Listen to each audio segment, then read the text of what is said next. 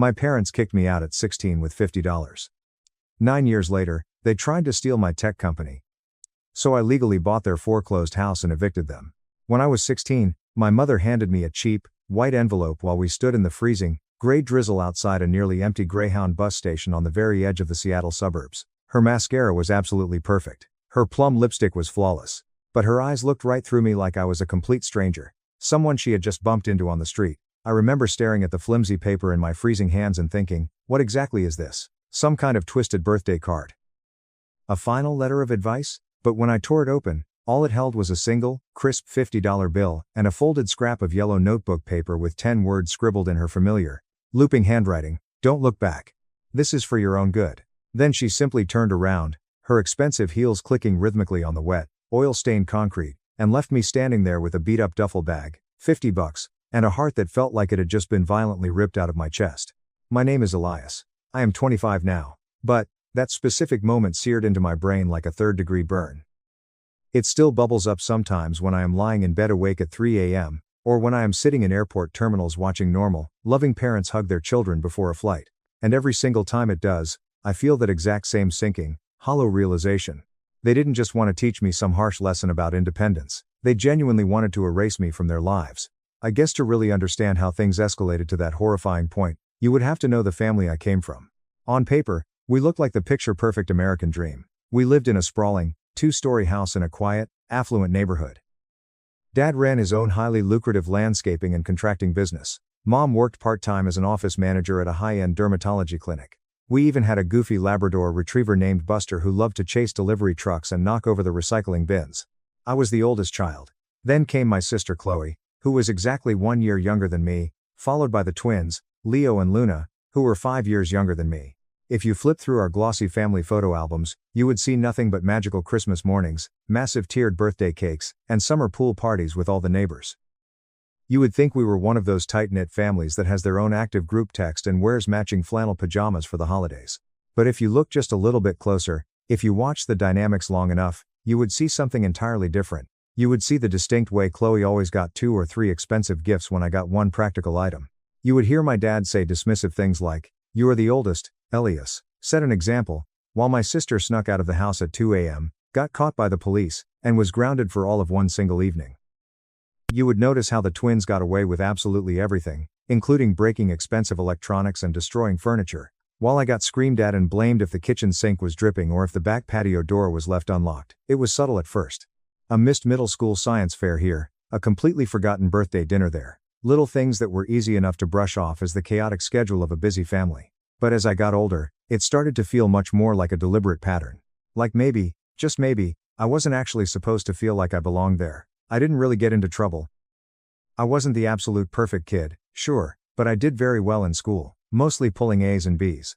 I worked a grueling part-time job at a greasy diner down the street, washing dishes until my hands were raw, and I stayed far away from the typical high school drama. I used to genuinely believe that if I just kept my head down, if I worked incredibly hard and never complained about the unfairness, they would finally see me, not just look at me, but truly see me and value me. They never did. Things started rapidly unraveling during the fall of my junior year. College applications were looming on the horizon, and I was working double shifts at the diner to save up for the exorbitant application fees, since my parents had made it crystal clear they weren't paying a single dime for my education. "If you want to go to a fancy university," Dad grunted one night while aggressively loading the dishwasher, "you better figure it out your damn self. Nobody paid my way in this world." Fair enough. I didn't expect a free ride. But then, just 2 nights later, I overheard Mom talking to Chloe in the living room. They were whispering excitedly about how she and Dad were setting aside a massive college fund for Chloe's future plans, discussing out-of-state tuition and sorority fees. I remember sitting on the dark, carpeted stairs, entirely frozen, listening to that hushed conversation like someone had just poured a bucket of ice water directly down my spine. I confronted them about it the very next day at the kitchen island. I didn't yell. I didn't even raise my voice a fraction. I just calmly asked, "So, are you guys helping Chloe pay for college?" Mom's eyes narrowed into tiny slits. Dad didn't even bother to look up from his plate of eggs. "Chloe has a real plan," he said gruffly. "She is going to do something incredibly smart with her life. Maybe a top-tier business school, maybe pre-law.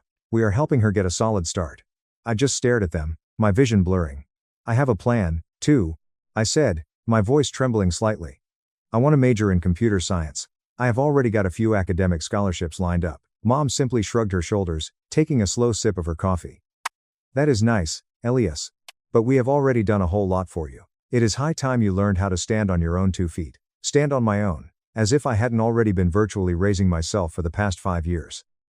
Still, I desperately tried not to let it completely break my spirit. I kept working my fingers to the bone. I applied to absolutely every single scholarship and grant I could find on the internet.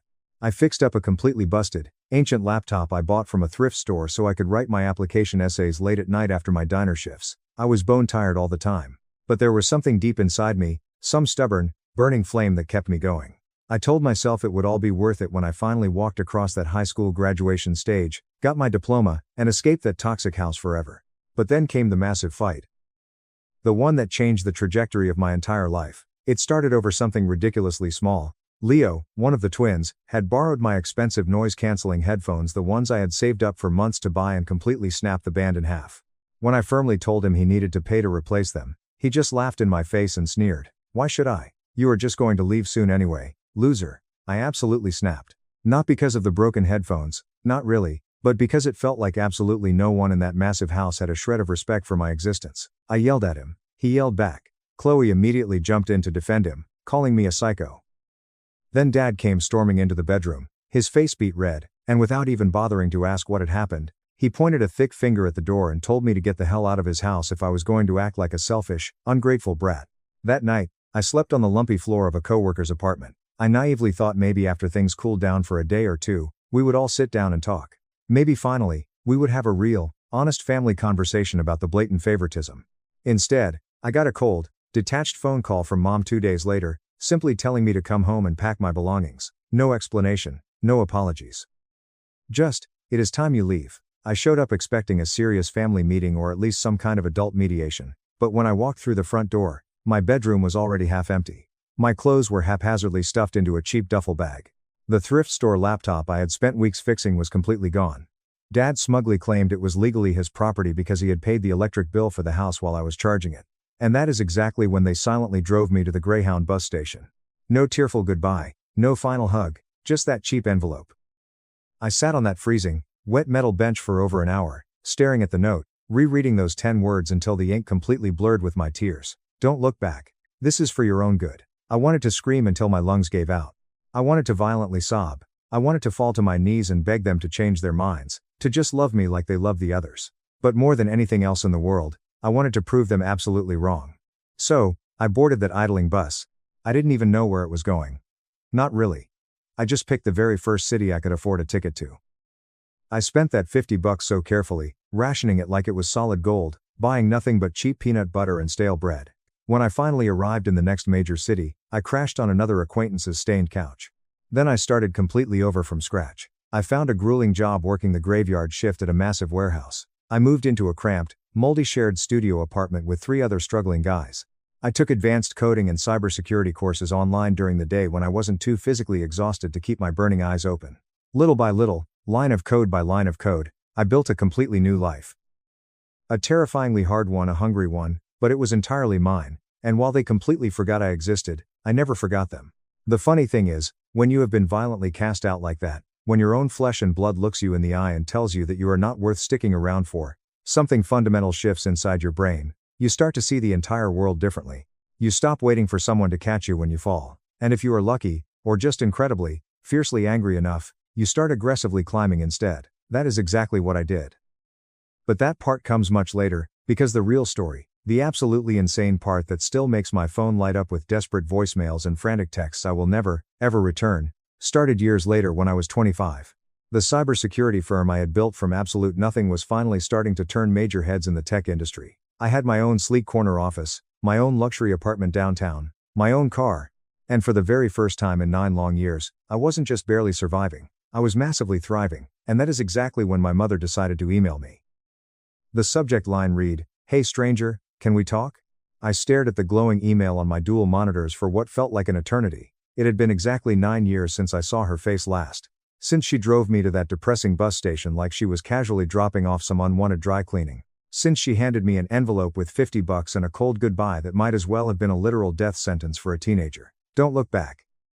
This is for your own good. That specific line had haunted me every single time I passed a homeless shelter or a payphone in those dark, early months when I still half hoped they would realize what a horrific mistake they had made and call me back to apologize. But they never did. Not even once. And now, hey stranger. I didn't open the email right away. I clicked out of my inbox, minimized the window and just stared blankly at my desktop wallpaper. My office was incredibly quiet, just the soft, rhythmic hum of the massive server rack in the corner and the distant, muffled thrum of downtown Seattle traffic 20 stories below. My company, a specialized cybersecurity and data protection firm I had built out of a grimy co-working space and endless caffeine overdoses, had just officially hit its first $1.5 million in pure profit. We had 12 full-time employees, a completely flawless balance sheet, and a massive backlog of high-paying corporate clients. Things were undeniably good. I had a breathtaking view of the skyline. I had premium health insurance. I finally had peace. But my hands still trembled violently over my mechanical keyboard like I was a terrified 16-year-old kid again, back on that freezing bench, reading her cruel note. I finally forced myself to open it later that night, sitting completely alone in my apartment. The email was nauseatingly short. Elias, I know it has been a very long time and I certainly do not expect you to forgive us overnight, but I was really hoping we could talk. I have been thinking a whole lot about the past and how things went so wrong. Chloe misses you terribly, and so do the twins. Your father, well, he is really trying his best. We would love to see you again, maybe rebuild what we had. Let me know. Love, Mom. Rebuild what we had. The sheer audacity made me physically sick to my stomach. I didn't respond. At first, I thought I could just permanently ignore it. Let it rot away in my digital inbox like so many other useless spam messages I never bothered to open. But the very next morning, there was another email, then a text message to my personal number. Then Chloe somehow found me on LinkedIn and sent me a direct message that casually said, "Heard you are doing massive things out there. So proud of you, big bro. Big bro." Like we were incredibly tight. Like she hadn't looked me dead in the eye the day I was violently evicted and smirked. Well, maybe this is for the best. I will be completely honest with you all. I seriously thought about deleting absolutely everything, blocking their numbers, and slamming the door shut for good. But something dark stopped me. Morbid curiosity, maybe. Or pure, unadulterated spite. Or maybe some deeply wounded part of me desperately wanted actual answers. Not closure, exactly. I had built my own incredible life. I didn't need their validation anymore, but I wanted to know exactly why. Why it had been so effortlessly easy for them to throw me away like actual garbage. So, I finally typed out a reply. Just one single line. You want to rebuild? Start by explicitly telling me why you buried me. No one answered me for 2 agonizing days. Then Chloe called. I let it ring until it went to voicemail. I still have that specific audio message saved on my phone. Hey Elias, it is me. I wanted to say I am so incredibly sorry for everything that happened. Mom has been pretty upset since you replied to her email. She really didn't expect you to be so cold and distant. But I told her, you have been through a lot. We all have. Maybe we could just meet up? Just get coffee and talk. I think you would be genuinely surprised at how much things have changed. Changed. That was the exact word she used. But what she really meant was rearranged. A week later, I got another email from Mom. This one contained a flashy digital invitation. They were throwing a massive, expensive party for Leo and Luna's college graduation. Both of the twins had attended a ridiculously expensive private university on the East Coast. I only knew that from the boastful news articles and public Facebook posts Mom used to put up, the ones I would occasionally come across when I made the toxic mistake of doom scrolling late at night. They were the golden twins, the brilliant prodigies. Luna had just finished a prestigious pre-med track. Leo was some kind of hotshot finance major. The invitation was filled with professional photos, custom balloon arches, matching designer outfits, and heavily filtered family portraits with fake candid smiles and golden sunlight streaming through the trees. I hadn't even been casually mentioned in a single caption for almost a decade. Now, suddenly, they desperately wanted me there in the front row. I almost burst out laughing, but I didn't delete the invite. Something deep inside me, something dark, quiet, and rapidly growing, told me to just wait. Then came the second email. This one was directly from my dad. We hadn't spoken a single syllable since the day he aggressively tossed my duffel bag into the trunk of his car and growled, "Don't come crawling back here when the real world chews you up and spits you out." I used to play that specific quote on a loop in my head like a terrible movie line whenever I felt like giving up. So, when his email pinged through, I half expected it to be more of the exact same toxic machismo. But it wasn't. "Elias, I hear through the grapevine you have made something real of yourself. That is good to hear. I always knew you had some potential in you. Maybe we didn't do things perfectly right when you were younger, but we had our reasons. Things were very different back then. Chloe tells me you are still holding on to a lot of anger. Maybe it is finally time to let that go and be a man. Come see us this weekend. We can talk about what went wrong. Dad. He always wrote like a middle management boss giving a condescending performance review on a mediocre quarterly report. He never once said the word sorry. Just we had our reasons. Just maybe it is time. I didn't reply to that one either. Update 1. You. Up. You. Things got exponentially stranger, and then they got criminal. One morning, I was sitting in my office when I got a phone call from a number I didn't recognize. It wasn't a client. It was a woman's voice. She sounded shaky, strictly professional, but hesitant. Hi, is this Elias? Elias Vance? Yes, speaking. Who is this? My name is Sarah. I am a senior account manager at Apex Financial Alliance. I am calling you today because there was a joint corporate account application submitted this morning with your exact name and your company's EIN on it, and there are some highly unusual details we urgently need to verify. My chest instantly went ice cold. The air in my office felt like it had been sucked out. A joint account? Yes. Sarah said. It lists your name as the primary, and Linda Vance as the secondary co-signer. She explicitly claimed to be your mother and a silent partner in your firm. And the floor completely dropped out from under me. She included some tax documents that don't quite match up with our internal verification systems. Sarah continued quietly. I just wanted to call and confirm. Did you authorize this application? No, I said immediately, my voice dropping an octave. Absolutely not. I have not spoken to that woman in 9 years. This is completely fraudulent. I suspected as much. She breathed a sigh of relief. We will immediately flag the account application as fraudulent and report the incident to our internal fraud department, but I thought you should know. She explicitly tried to use your personal name and your company's EIN to add herself as a co-signer with full withdrawal privileges on a massive line of corporate credit. They weren't just trying to reconnect. They were trying to access me to get their greedy hands on the massive wealth I had built. The company they had absolutely nothing to do with. The business they had literally forced me to create when they tossed me out into the cold and made it clear I was entirely on my own. That night, I opened a very expensive bottle of scotch I had been saving for a major company milestone. I poured a heavy glass and stared blankly at the glittering city lights through my floor-to-ceiling window. All I could hear in my head were their deceiving voices. Chloe's fake sympathy, Dad's management speak emails, Mom's soft, weaponized guilt. I picked up my phone and angrily typed out a message to Mom. You want to rebuild what we had? Fine. Let's start by going over the 9 years you claimed I didn't exist, right after my corporate lawyers finished drafting the criminal fraud charges and the permanent restraining order. I didn't hit send. Not yet. Because something fundamental had shifted in my brain. I wasn't just blindly angry anymore. I was completely done. But if they really wanted to force the door open again, then I was going to give them the grand, terrifying tour of absolutely everything they missed, everything they desperately tried to steal, and the ruthless monster I had become without them. But first, I had to dig a little deeper, because I had a sinking feeling that the Apex financial incident wasn't the very first legal line they had crossed, and it sure as hell wasn't going to be the last. It took me a few agonizing days to snap out of the weird emotional fog that rolled in after that horrifying bank call. I stopped sleeping. I stopped eating. I canceled 3 major client meetings. My team definitely noticed. I caught my lead developer whispering in the break room about how I seemed completely unhinged, and they were right. I was quietly unraveling. I had built this entire empire out of literal garbage, and suddenly it felt incredibly fragile, like my mother could just snap her fingers and take it all away. I started going to therapy. I know how cliché that sounds. Rich tech guy goes to therapy to find himself, but it was brutal, messy work. My therapist, Dr. Eris, didn't coddle me. She called me out. She asked me, who exactly are you trying to prove your worth to? Because right now, you are letting their ghost dictate your reality. A week later, Chloe unexpectedly showed up at my office building. It was a rainy Tuesday. I was mid-call with a massive client when my assistant buzzed the intercom. Elias? I am so sorry to interrupt, but there is a woman down in the lobby. She says she is your sister, Chloe. She refuses to leave. I froze completely. My hands started sweating profusely. I told the client I had an emergency and hung up. When I stepped out of the private elevator into the lobby, there she was, Chloe.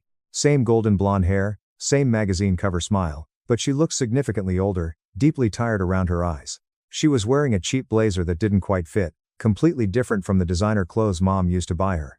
She looked incredibly small. Elias, she breathed, almost like a desperate sigh. I didn't speak. I just glared at her.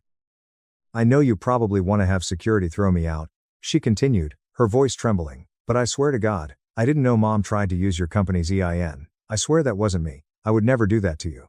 I still didn't say a single word. My jaw was locked. I just want to talk. Just 1 cup of coffee, please. I have something you need to see. I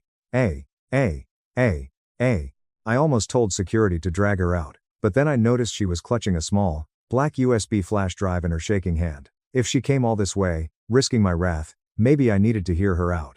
Not for her sake, but for my own intelligence gathering. I told her to meet me across the street at a quiet cafe. Not in my building, not in my sanctuary. What she told me in that dimly lit cafe completely unraveled everything I thought I knew about the night I was abandoned. We sat in a corner booth. She ordered a black coffee she never touched. "You want the absolute truth?" she whispered, looking around nervously. "I'll give it to you. That night at the bus station, Mom came home and told us it was your choice to leave. I didn't move a muscle. She sat us down in the living room," Chloe said, tears welling in her eyes. "She told us you decided you didn't want to live by their rules anymore. That you were stealing cash from Dad's wallet to buy drugs, and that you were running away to live with some dropouts. She even showed us a forged note. It looked exactly like your handwriting. It said you hated us and wanted to be independent." My jaw clenched so hard I thought my teeth would crack. "That note was hers," I snarled. "She wrote a note to me. It said, 'Don't look back. This is for your own good.'" "I know that now," Chloe sobbed quietly. "But back then, I was 15. I believed her. We all did. She told us you left because you were a criminal. She took your phone and smashed it, telling us you didn't want us contacting you." Dad completely backed her up. "And you?" I asked, my voice dripping with venom. "You just went along with it?" "I was a kid, Elias. I didn't know how to fight them. But 2 years ago, I started asking questions. I saw your name pop up in a Forbes online article about rising tech startups. You were supposed to be some drug-addicted dropout. But you were a CEO. When I confronted Mom about it, she went absolutely ballistic. She slapped me." Chloe wiped her eyes and slid the black flash drive across the table. "I moved out that exact same night, cut all contact with them. I work for a nonprofit now, helping foster kids. But before I left, I dug into Dad's home office computer." "Elias, you aren't the only one they tried to destroy." I stared at the drive. "What is this?" "Proof," she whispered. "When I was 18, they secretly took out a $15,000 personal loan in my name. They claimed it was to pay for my college tuition, but the money never hit my account. Dad used it to bail out his failing landscaping business. I didn't even find out until debt collectors started calling me and I realized my credit score was completely ruined. It took me years to fight it." I sat back, utterly stunned. My parents weren't just toxic narcissists. They were desperate, serial fraudsters. "They tried to hit your company 3 times, Chloe said, pointing at the drive. "Once at Apex, once at a local credit union, and once through an online lender. Each time, they changed just enough of your details to avoid triggering immediate police action. I have all the screenshots, the forged PDFs, the emails. I brought it all to you. I want to help you burn them to the ground." Update 2. We sat in silence for a long time. The rain battered against the cafe windows. I looked at the sister I thought I hated, realizing we were both just surviving the same monsters. I pocketed the flash drive. "Are you absolutely sure you are ready for the fallout?" I asked her. Chloe looked at me with a fiery defiance I had never seen in her before. "They already ruined my 20s. I have absolutely nothing left to lose. Let's destroy them." The next 3 weeks were an absolute blur of late-night phone calls, intense legal consultations, and forensic accounting. Step 1 was securing my entire life. I met with my elite corporate legal team and had every single possible banking credential, ownership document, and asset locked behind multi-factor authorization and ironclad legal trusts. I wasn't taking a single chance. Step 2 was information control. I hired an expensive private investigator, not just to dig up dirt, but to legally validate every single document on Chloe's flash drive. The PI found out that Dad's business was essentially bankrupt. He was drowning in massive credit card debt and unpaid vendor invoices. Mom had a severe shopping addiction she had been hiding for years. They were completely upside down on their mortgage. They were bleeding cash, which is exactly why they suddenly wanted to play happy family with their millionaire CEO son. Step 3 was going public, but doing it strategically. I had a close friend in financial journalism, someone I had met years ago at a massive tech conference in San Francisco. I asked her if she would be willing to run a massive investigative expose on familial financial abuse and identity fraud. No names at first, just a highly detailed narrative of the crime. She immediately said yes. Step 4 was the absolute masterpiece. While the PI was digging, he discovered that my parents were exactly 4 months behind on their mortgage payments for the massive childhood home. They had taken out a predatory second mortgage to pay for the twins' ridiculously expensive college tuition, and the bank was actively preparing to foreclose. I reached out to a third-party distressed debt investment firm that I occasionally collaborated with. I made them a massive, all-cash offer to buy the debt. I became the silent partner, no names attached. 3 weeks later, through a labyrinth of LLCs and holding companies, I legally owned the absolute lien on my parents' house. Chloe broke down in happy tears when I told her. For the very first time in our lives, the immense power was entirely in our hands. The trap was perfectly set, and it was about to violently snap shut. But I wasn't done, not until I had one final conversation with the man who threw me away. It was a gloomy Thursday afternoon when my private cell phone finally lit up with a call from Dad's number. I let it ring 3 times before calmly answering. Elias Vance speaking. A heavy pause, then the familiar, gravelly voice. Elias. It is your dad. I let the silence sit like a suffocating weight. I figured. He cleared his throat nervously. I heard from Luna that you have been talking to Chloe. She says you are digging into our private finances. That you have some crazy, fabricated story cooked up about us forging documents. Elias, you are trying to destroy your own family. I smiled a cold, terrifying smile to myself in my empty office. I am not trying to destroy you, Dad. I am just shining a massive spotlight on the truth. If the light burns you to ashes, that is not my fault. I could hear his breathing hitch. We made some mistakes, all right, but we are still your flesh and blood. You don't get to just erase that. You're right, I said, my voice dropping to a deadly whisper. I don't have to erase anything. You already did that 9 years ago at the Greyhound station. I hung up the phone and permanently blocked his number. The very next morning, the journalist's story went live. It was titled, Thrown Away, When Tough Love Becomes Corporate Identity Theft and Financial Abuse. She did an absolutely phenomenal job. She used Chloe's documents, the PI's findings, and my anonymous quotes to weave a damning, heartbreaking exposé. It detailed exactly how a couple abandoned their teenage son, only to try and fraudulently siphon millions from his successful startup a decade later. The article went incredibly viral on social media within hours. And within 48 hours, someone I genuinely don't know who, maybe a disgruntled former employee of Dad's, leaked their real names in the comments section. The brutal fallout was instantaneous. Mom was immediately fired from her cushy clinic job when the wealthy doctors read the article and realized she was a massive liability. Dad's contracting business got completely slammed with hundreds of one-star online reviews citing the fraud. His remaining clients instantly canceled their contracts. He tried to do pathetic damage control on Facebook, claiming it was a family misunderstanding, but the literal receipts were already public. And then came the absolute cherry on top, the foreclosure. I gave them exactly 30 days to catch up on the massive missed payments. A certified legal letter arrived on their front doorstep outlining the debt transfer and the upcoming public auction date. They arrogantly ignored it, assuming they could negotiate. So, the auction happened. They showed up to the county courthouse, red-faced, screaming, and sputtering to the officials, desperately trying to argue that it was a mistake, that they had lived in that house for 20 years. I sat parked in my luxury SUV across the street, tinted windows rolled completely up, the engine softly idling. They never even saw me. The house officially sold that afternoon. To me. The final, devastating nail in the coffin came a week later when the county sheriff arrived to physically evict them. I hired a courier to hand-deliver a sealed envelope to them as they stood on the curb surrounded by garbage bags full of their clothes. Inside was a copy of the original corporate restraining order I had filed after the Apex Bank incident. Below that, stapled neatly, was the final deed of the house, showing my holding company as the sole owner. And clipped to the very front was a single, crisp $50 bill, and a folded scrap of yellow notebook paper with my handwriting on it. Don't look back, this is closure. Chloe and I watched from a distance as Mom read the note and completely collapsed onto the wet grass, sobbing hysterically while Dad just stared blankly at the $50 bill in absolute shock. I didn't feel an ounce of pity. I just felt incredibly, wonderfully light. We eventually sold the house to a nice young family and split the profits. Chloe used her half to aggressively expand her foster care nonprofit. I went back to my thriving company, my amazing friends, and my absolute peace.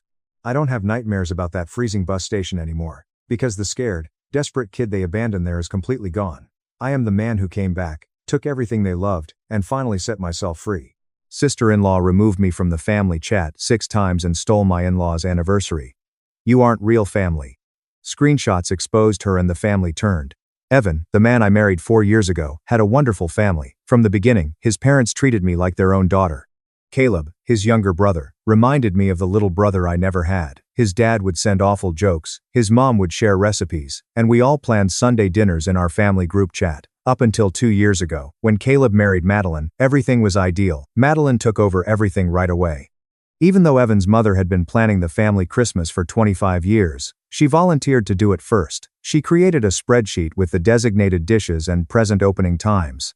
In fact, she suggested a salad to Evan's mother, telling her that her well-known green bean casserole wasn't nutritious enough. To maintain harmony, his mother simply accepted it. Then Madeline decided that there should be rules for the family group chat. She claimed that her phone was getting cluttered with too many random things that we were sharing. She created a comprehensive list of permitted items, only significant family updates, no amusing videos or memes. At Sunday dinner, Caleb just sat there like we were kindergartners while she explained this to everyone. Evan's father ceased sending jokes. His mother stopped giving out recipes. Madeline started sending us articles about healthy boundaries and toxic family dynamics through the chat. Madeline decided that since she was the most organized, she should be the group chat administrator. 3 months after their wedding, she was added by Caleb, who was already an administrator. She took me out the following day, only me. She claimed the conversation was only for immediate family when Evan questioned her about it at the following Sunday dinner. I had spent 4 years in that chat. She had spent 3 months there. She said I wasn't really helping the family grow because I didn't have children yet. Even though they were seated nearby, Evan's parents remained silent. Caleb muttered that Madeline was the most knowledgeable about communication because she had studied psychology in college. That evening, Evan added me back. The following morning, Madeline took me out once more.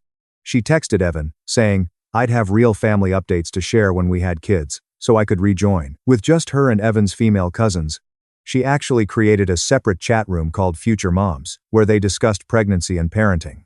Even though we were attempting to conceive, I was not invited to that one either. Madeline turned the family chat into her own newsletter. Every day, she provided updates on her exercise regimen, morning routine, and lunch preparation for Caleb. She frequently shared pictures of their apartment on social media, soliciting suggestions for decor, and becoming irate when they were made. Every month on the first Sunday, she set up mandatory video calls in which she required everyone to share their objectives. To get away from them, Evan's father began to act as though his phone was broken. When Madeline became pregnant, the situation worsened. The family chat turned into a blog about pregnancy. She shared pictures of her belly every day. She described all of her symptoms in detail. When people didn't vote for her favorite baby names, she became upset, declaring that discussing pregnancy with children was inappropriate. She removed Evan's teenage cousin from the conversation. However, the 18-year-old cousin merely inquired about the severity of morning sickness. Madeline took over right away when Evan's mother revealed that she was organizing a celebration for the 40th anniversary of her and Evan's father's marriage. She claimed that Evan's mother was too anxious about becoming a grandmother to make adequate plans. She said it should be a surprise and took Evan's mother out of the planning chat she set up. Naturally, she added everyone but me. I saw the messages from Evan. Madeline gave each person a specific pastel color to wear while organizing this elegant garden party with a tea service. Evan's parents loved barbecue and detested tea. Madeline accused Evan's mother of being ungrateful when she attempted to express her desire for something informal, and she took her out of the family chat for a while to consider how she would respond. I began my plan at that point. When we went wedding dress shopping together, I got to know Brooke, Madeline's older sister. I got in touch and said that since Madeline was doing so much for the family, I wanted to organize something special for her. Brooke gave me their mother's number because she thought it was a great idea. Their mother took over the planning right away, delighted that someone wanted to honor Madeline. In order to plan Madeline's surprise baby shower for the same day as the anniversary celebration, she set up a group chat with her family. She informed Madeline that she was required to attend a family reunion that day. When Madeline attempted to explain the anniversary celebration, her mother threatened to stop providing money for the baby's nursery, saying that family comes first. Madeline had already paid non-refundable deposits for the tea service, the decorations, and the garden location, but the anniversary celebration had to be rescheduled. Since it was their party, she attempted to persuade Evan's parents to cover the costs, but they claimed they never requested it. She called me in tears, pleading with me to help her persuade her mother to reschedule the reunion. I told her that I would be happy to assist, but I didn't know who to contact about anything because I was no longer in the family group chat. She fell silent. On the other end, I could hear her breathing. But for what seemed like an eternity, she remained silent. The line simply died after that. Without saying thank you, goodbye, or anything else, she hung up. After a minute of staring at my phone, I put it down on the kitchen counter. Around 6:30 that evening, Evan arrived home to find me preparing dinner. I told him about Madeline's call when he inquired about my day. In fact, he burst out laughing. Perhaps now, he said, she would know what it was like to be excluded from significant family events. Then, in the kitchen, he reached for his phone and personally added me back to the family chat. I observed the notification appear on my screen. I had returned. After giving me a forehead kiss, Evan left his work clothes to change. My phone buzzed about 40 minutes later. I noticed that I had been kicked out of the chat once more when I looked down. Evan rolled his eyes when I showed him, but then his phone began to ring. His mother texted him in the chat, inquiring as to why my name kept coming up and going away. Evan reached for his phone and snapped screenshots of all the removal notifications he had received in the previous few months. He simultaneously posted them all in the family chat. The conversation went crazy. This time, the pattern was visible to all. In front of Evan's entire family, Madeline was forced to type out an explanation for her immediate family-only rule. She wrote a lengthy essay about how the chat was becoming too crowded, and that she was merely attempting to keep it structured for those who were genuinely fostering family development. Evan's father instantly typed back. He claimed that I had been a member of the family since Evan and I were married 4 years prior, and he had been married to Evan's mother for 35 years. He threatened to leave the chat himself if Madeline pulled me out again, allowing her to govern her small kingdom without him. A gif of someone dropping a microphone was added by Evan's teenage cousin. I had to cover my mouth to contain my laughter. Madeline began typing. About 6 times, the 3 dots came and went. At last, she shared a powerful message about respect and boundaries, stating that her goal was to improve communication for everyone. Evan's mother interrupted her in the middle of her sentence. The anniversary celebration was cancelled, she said. Rather than a fancy tea party that they had never requested, she and Evan's father preferred a backyard cookout. Since they weren't paying for something they didn't want, she instructed Madeline to recover her deposits in any way possible. The conversation blew up. At last, Caleb raised his voice. Before organizing everything, he typed that perhaps they ought to have asked his parents what they truly wanted. Through my phone, I could almost hear Madeline yelling. For nearly 12 minutes in a row, the typing indicator appeared beneath Caleb's name. It was visible to everyone in the chat. At last, Madeline shared that she was taking a mental health break from the chat. The typing ceased. I sent Brooke a private message after waiting for roughly 90 minutes. I informed her that since the anniversary celebration had been postponed, perhaps the baby shower could be rescheduled for a later time. Brooke responded rather quickly. She claimed that her mother had already purchased numerous decorations and sent out invitations to about 45 people. Whether Madeline liked it or not, the shower was undoubtedly still taking place that day. After thanking her, I tucked my phone away. Madeline didn't say anything for 3 days.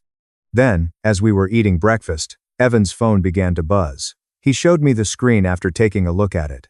Madeline had texted him directly, inquiring as to whether I had orchestrated this entire scheme to undermine her.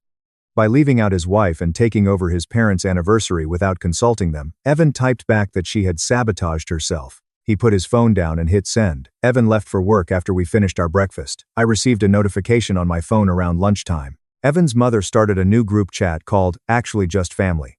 I, Evan's cousins, and even some extended family members who weren't in the initial conversation were all added by her. She limited the admins to Evan and his father. She then shared a message on social media inviting everyone to share anything at any time. No limitations, no rules. Instantly, the responses began to pour in. Memes, recipes, and rambling ideas that had been suppressed for months were being posted.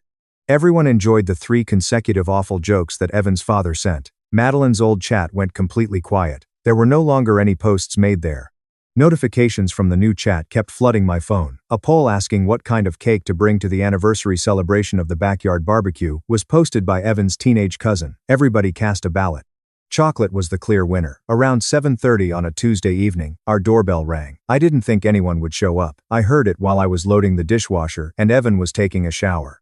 After cleaning my hands, I made my way to the door. I could see Madeline standing there with her hand on her stomach through the peephole. She had a horrible appearance. Her eyes were swollen and red. She wore her hair in an untidy bun. She had on one of Caleb's big hoodies and sweatpants. I went cold.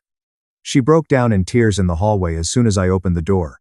Before the neighbors could see, I dragged her inside. She sobbed so much that she could hardly speak. Something about the nursery money, her mother, and deposits. I led her over to the couch and took a seat. Evan emerged from the restroom wearing a t-shirt and pajama pants, his hair still damp. When he noticed Madeline sobbing on our couch, he stopped.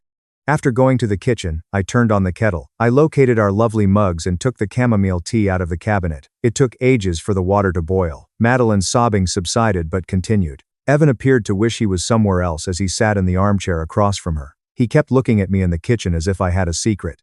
When the kettle finally whistled, I filled the tea bag with hot water. I took it over to Madeline and placed it in front of her on the coffee table. With trembling hands, she picked it up and took a tiny sip. I sat down beside her and bided my time. Evan remained in the armchair. A few minutes later, Madeline put down the mug and used her sleeve to wipe her face. She began discussing the garden location and the deposits she had already made. About 60% of the money had to be paid in advance, she said, for the tea service. Since they were custom ordered, the decorations cannot be returned. That same day, her mother continued to insist on the family reunion shower. Madeline's mother threatened to withhold the promised nursery funds if she didn't show up. She asked if I could persuade her mother to choose a different date after giving me this desperate look.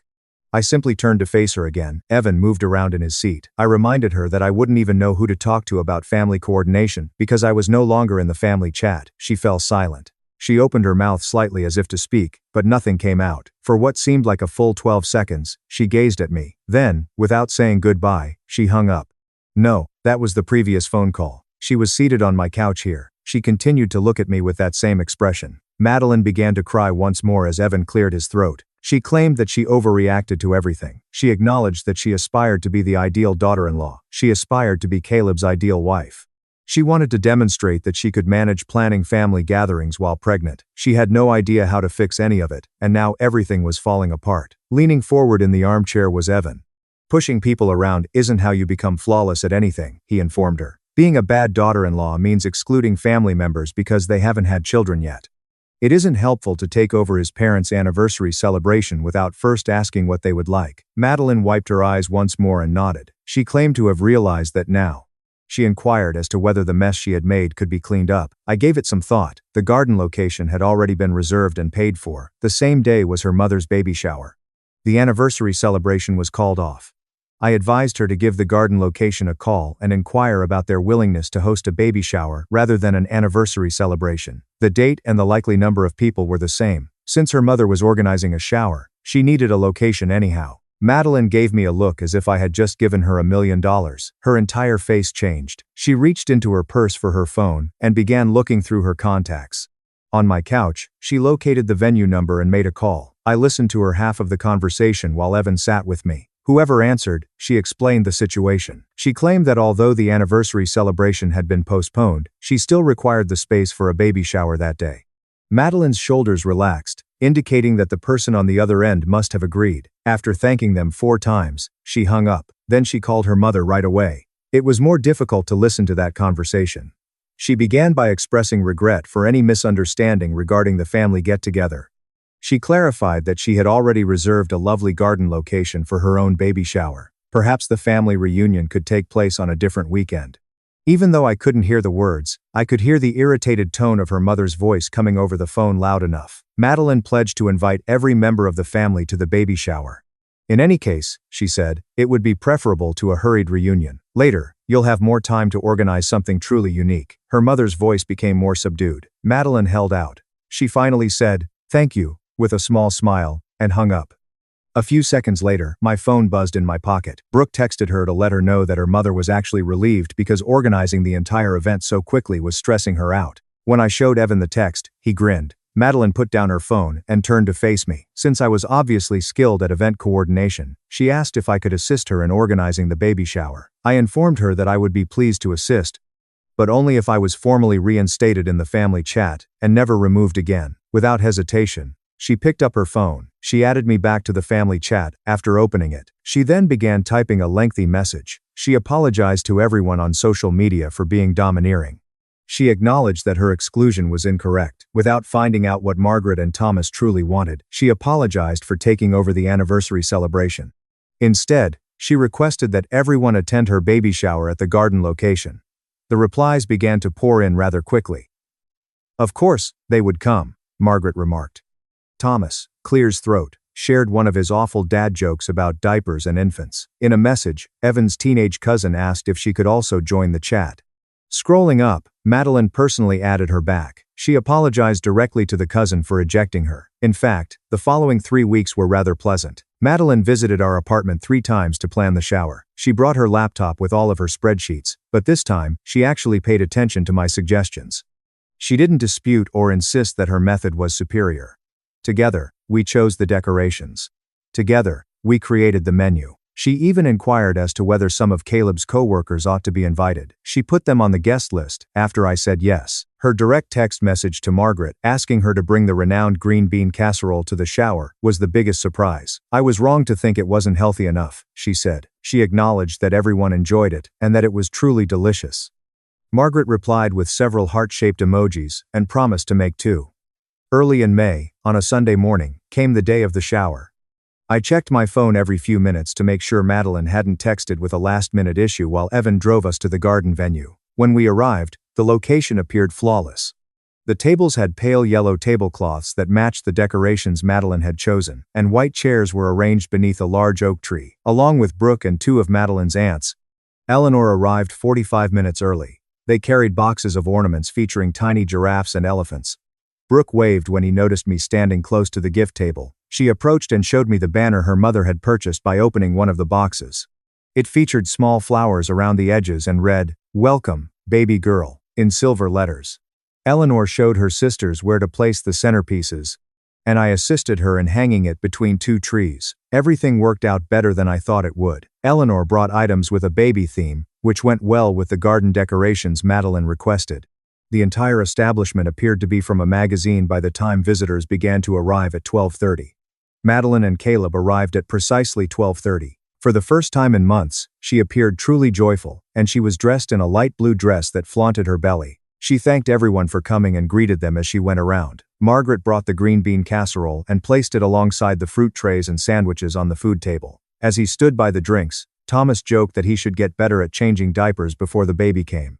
At one of the tables, Evan's teenage cousin and her boyfriend took pictures for social media. The shower proceeded precisely as it should. We played the dumb games where you have to measure Madeline's belly with toilet paper and guess the flavors of the baby food. Madeline gave Eleanor a candle as a reward for winning both games. While eating lunch beneath the oak tree, people shared their personal pregnancy stories and offered Madeline advice that she most likely wouldn't remember. Everyone gathered around to open presents, with Madeline occupying a special chair that Brooke had adorned with ribbons. She made a big show of thanking everyone as she opened gift after gift. She took out the baby blanket I had knitted myself over the previous month when she reached mine. She looked directly at me as her eyes began to well up with tears. She got to her feet and came to sit with me.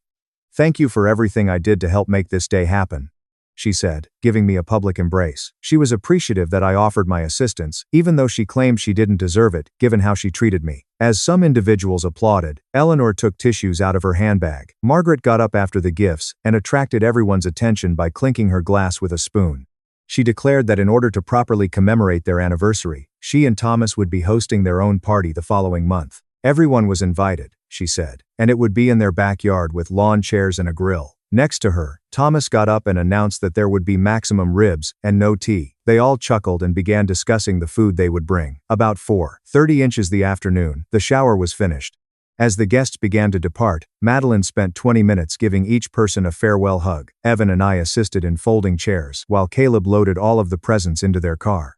Caleb pulled Evan and me aside close to the parking lot before they left. He expressed his gratitude to us for supporting Madeline despite her difficult behavior. He claimed that rather than simply complying with everything to maintain harmony, he ought to have confronted her earlier. Evan assured him that everyone makes mistakes when attempting to navigate marriage, and that it was acceptable. With a nod, Caleb said he was trying to be more forthright with Madeline about when she went too far. Almost a month passed more quickly than I had anticipated. At 7:10 on a Tuesday morning, Madeline gave birth. At 9:30 that morning, Caleb uploaded the first picture to the family chat. It featured a small, dark-haired baby girl, covered in a pink blanket. Everybody's answers came in right away. About 25 heart emojis were sent by Margaret. Thomas joked on social media that the infant already appeared to be smarter than him. Evan's adolescent cousin expressed her excitement about meeting her new relative. After congratulating them in the chat, I placed an online order for a gift basket to be delivered to the hospital. It contained baby clothes, diapers, and some high-end lotion for Madeline. Madeline texted me that night, and my phone buzzed. "Thank you for the basket and for being such a good aunt to her daughter," she said, expressing regret that it had taken her so long to recognize me as true family. I replied via text that I was thrilled for her and Caleb, and was looking forward to seeing the baby. Squeezing my hand, Evan read the text over my shoulder. My bride humiliated me at our wedding by choosing my brother for the first dance. She didn't know I'd already collected 340 pages of proof to destroy her. When Lily Monroe got up, the champagne glass felt chilly in my hand. My spouse of precisely 52 minutes lifted her glass, grinned at the 180 people occupying the Riverside Ballroom, and uttered the words that were meant to put an end to my life. "I've been secretly in love with this man for 9 years, and this dance is for him." Then she passed me by. As she moved, her $4,750 white dress, the one we'd spent 4 months selecting, brushed against my shoulder. She came to a stop in front of Ryan Walker, my brother. His arrogant smile spread across his face as he slowly got to his feet. It was the same smile I had seen all my life. Every time he took something, won something, or stole something that belonged to me. Lily Monroe grasped his hand. For precisely 3 seconds, the room held its breath. Then there was applause, most likely Aunt Eleanor. At weddings, she always applauded. Others joined in, hesitantly at first, then more forcefully. A few chuckled. People laugh nervously when they don't know what's going on, but don't want to appear perplexed. "How sweet," someone said. Another voice added, "What a lovely moment." They believed it was prearranged, a heartfelt ode to family, a sister-in-law performing a dance in remembrance of her new brother-in-law. They were clueless.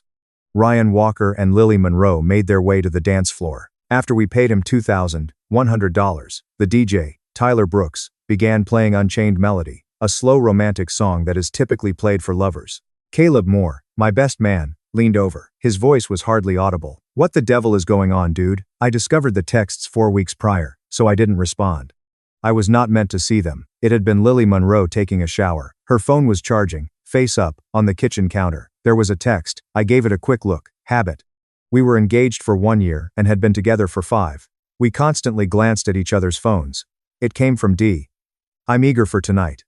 At 8:30. Meet me at the regular location." It felt wrong in some way. The typical location. Lily Monroe didn't typically hang out with people by the name of D. Not that I was aware of. Anyway. I answered the phone. My birthday was her passcode. 0614. Nothing had ever been kept from me by her. Or so I believed. I read the messages. Months of them. Hundreds of them. Years. Perhaps. "I wish I were getting married to you. We've kept this a secret for 9 years. I'm so over acting fake. We'll work it out after the wedding. For now, just comply. We can move forward once you are legally married to him." My hands became numb. I kept scrolling up and up. They were messages from 4 years ago. Lily Monroe had 5, 6 pictures, hotel receipts, inside jokes, and plans with someone she had saved on her phone as D. I selected the contact details. My brother, Ryan Walker. Ryan Walker was someone I had known my whole life. He was obviously 4 years older. Everyone liked him. He was the prom king, the quarterback, and popular in high school. I was the quieter, younger brother, who studied while Ryan Walker partied, who received good grades while Ryan Walker received offers and scholarships, and who had it all. Ryan Walker was unique, but both of us were adored by our parents. Golden. Ryan Walker was present when I brought Lily Monroe home for the first time, 7 years ago. Thanksgiving meal. The entire family was seated around the table. I had been dating Lily Monroe for 2 months. I felt anxious. I wanted her to enjoy my family. Desired their approval of her. Ryan Walker grinned and shook her hand. "Greetings from the circus." She chuckled.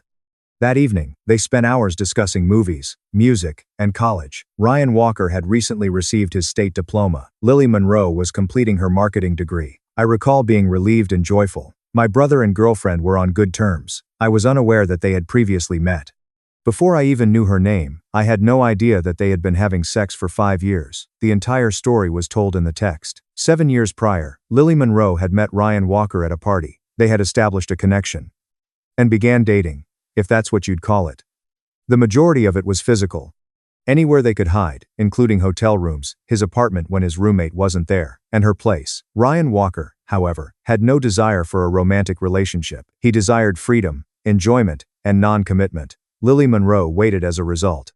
Ryan Walker brought her home as his younger brother's girlfriend over Thanksgiving. The texts claim that Ryan Walker came up with the concept. "This is ideal. You spend some time dating him. Take this seriously. He will wed you. He's the kind. We can figure out our thing on the side once you're secure and set up." She had consented.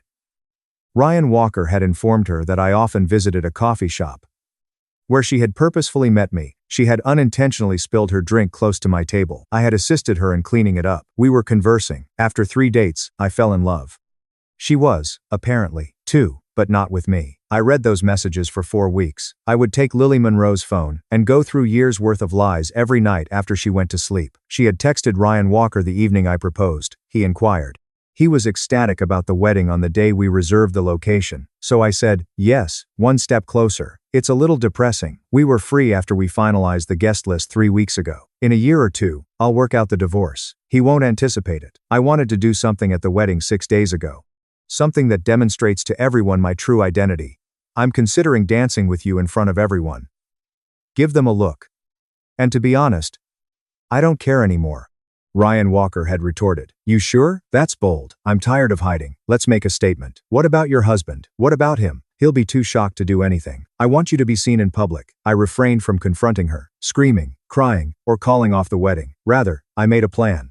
I started by hiring Angela Ruiz, a licensed private investigator with 14 years of experience.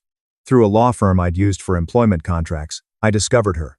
I required documentation. I told her everything. Timelines, pictures, and evidence. What sort of case? She inquired.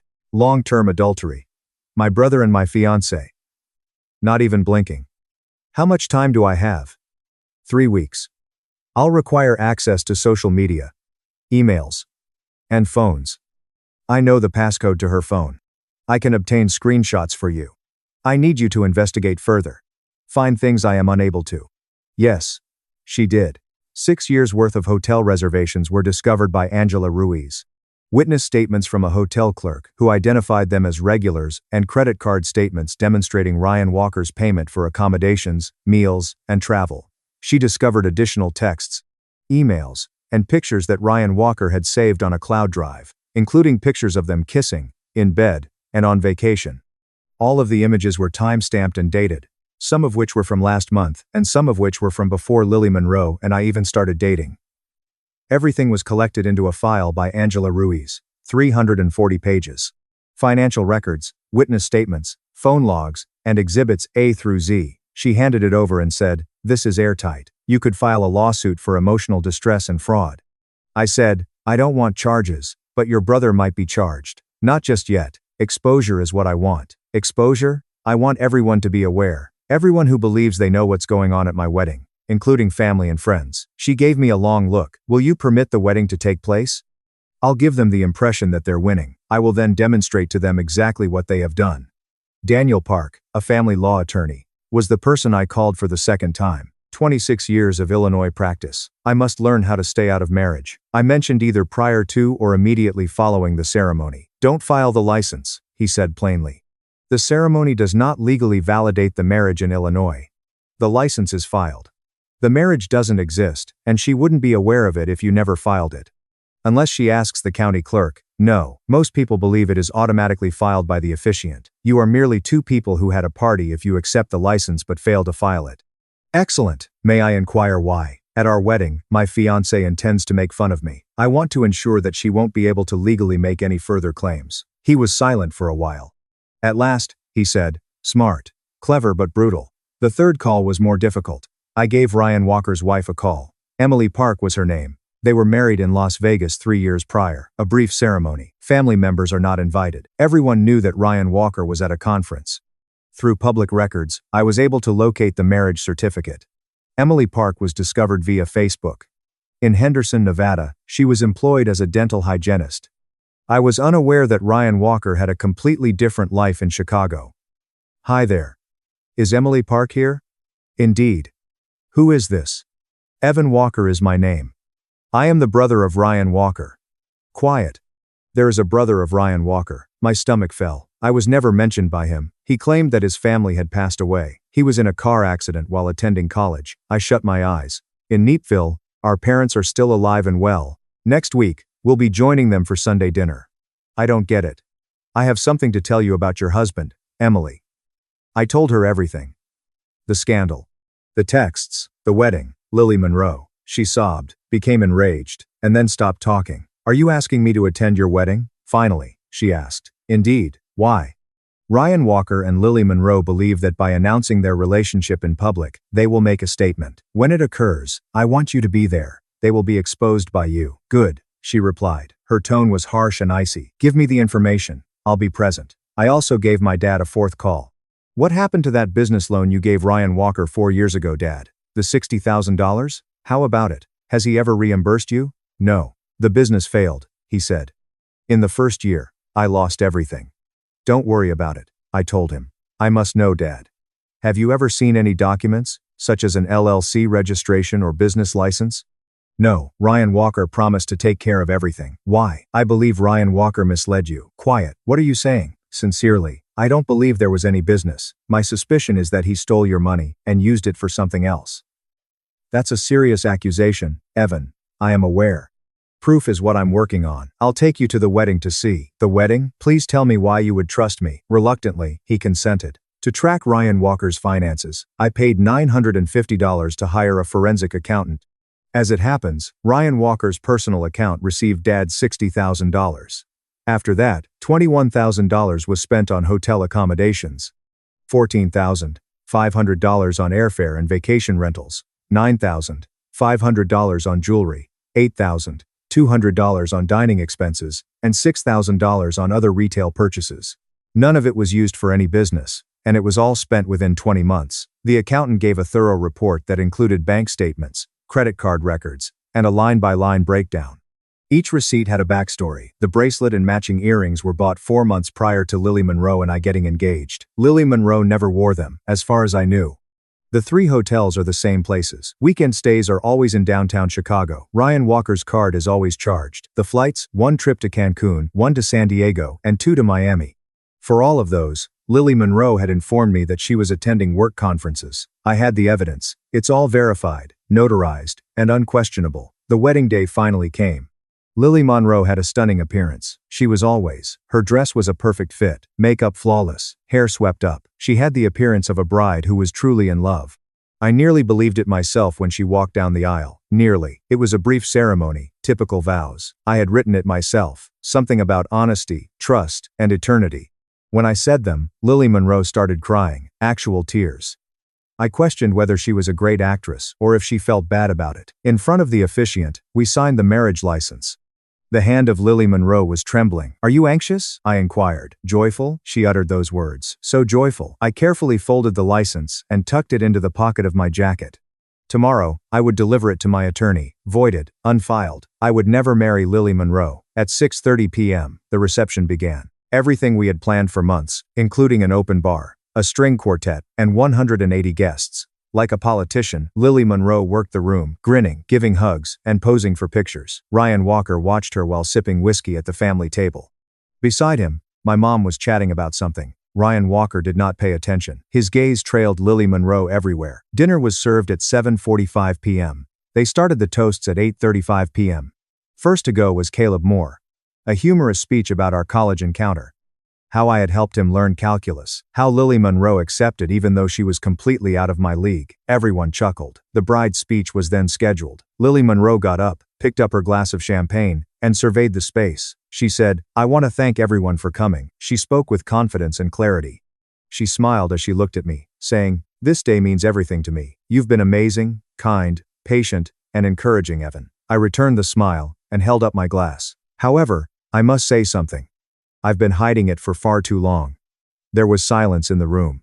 She pointed to the vacant dance floor and said, "This dance is for the man I've secretly loved for 9 years. She then passed me and came to a stop in front of Ryan Walker. I gave her his hand. "Allow them to stroll over to the dance floor. Start the music." As 180 people watched, initially perplexed and then enchanted, let them sway together. "How lovely," Aunt Eleanor remarked. My mom gave me a worried look. "Are you cool with this, Evan?" "Yes," I replied. "Give it a minute, please." Caleb Moore bent forward. "What the hell, dude? Believe me." The first chorus of the song was heard. Lily Monroe had Ryan Walker's hand on her waist. She had a smile on her face. I grabbed the microphone. "Beautiful dance," I said. My heartfelt voice reverberated throughout the ballroom. Lily Monroe's smile wavered a little. Ryan Walker glanced over, still cocky and grinning. "Well," I went on, "I have a secret, too. Since we're talking about secrets tonight." There was silence in the room. "Dad," I looked over at my dad's seat. "Do you recall Ryan Walker asking you for a business loan 4 years ago? The $60,000 one?" My dad appeared perplexed, naturally. "Why did he ever reimburse you?" Dad's expression grew glum. "No," he said. "The company didn't succeed. Everything was lost." Fascinating. "Since I have bank records proving the business never existed." I nodded slowly. The music ceased. The room became completely quiet. Ryan Walker's face lost its hue. "What are you doing?" His voice cracked as he spoke. I said with pleasure, I'm sharing like you and Lily Monroe have been sharing for 9 years. The crowd echoed with gasps. A hand shot to Lily Monroe's mouth. The $60,000 Dad gave you, I went on. While Lily Monroe was dating me, engaged to me, and preparing to marry me, you spent it on jewelry, hotel rooms, and travel. I took out my phone and plugged it into the projector that we had previously used for the wedding slideshow. Every text message, every receipt, and every lie are all in my possession. Behind me, the screen came to life. Text messages. There are hundreds of them.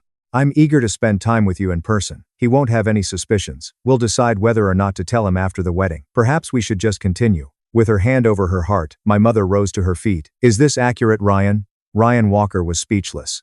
Staring at the screen, Lily Monroe was motionless. However, I added, that's not even the best part.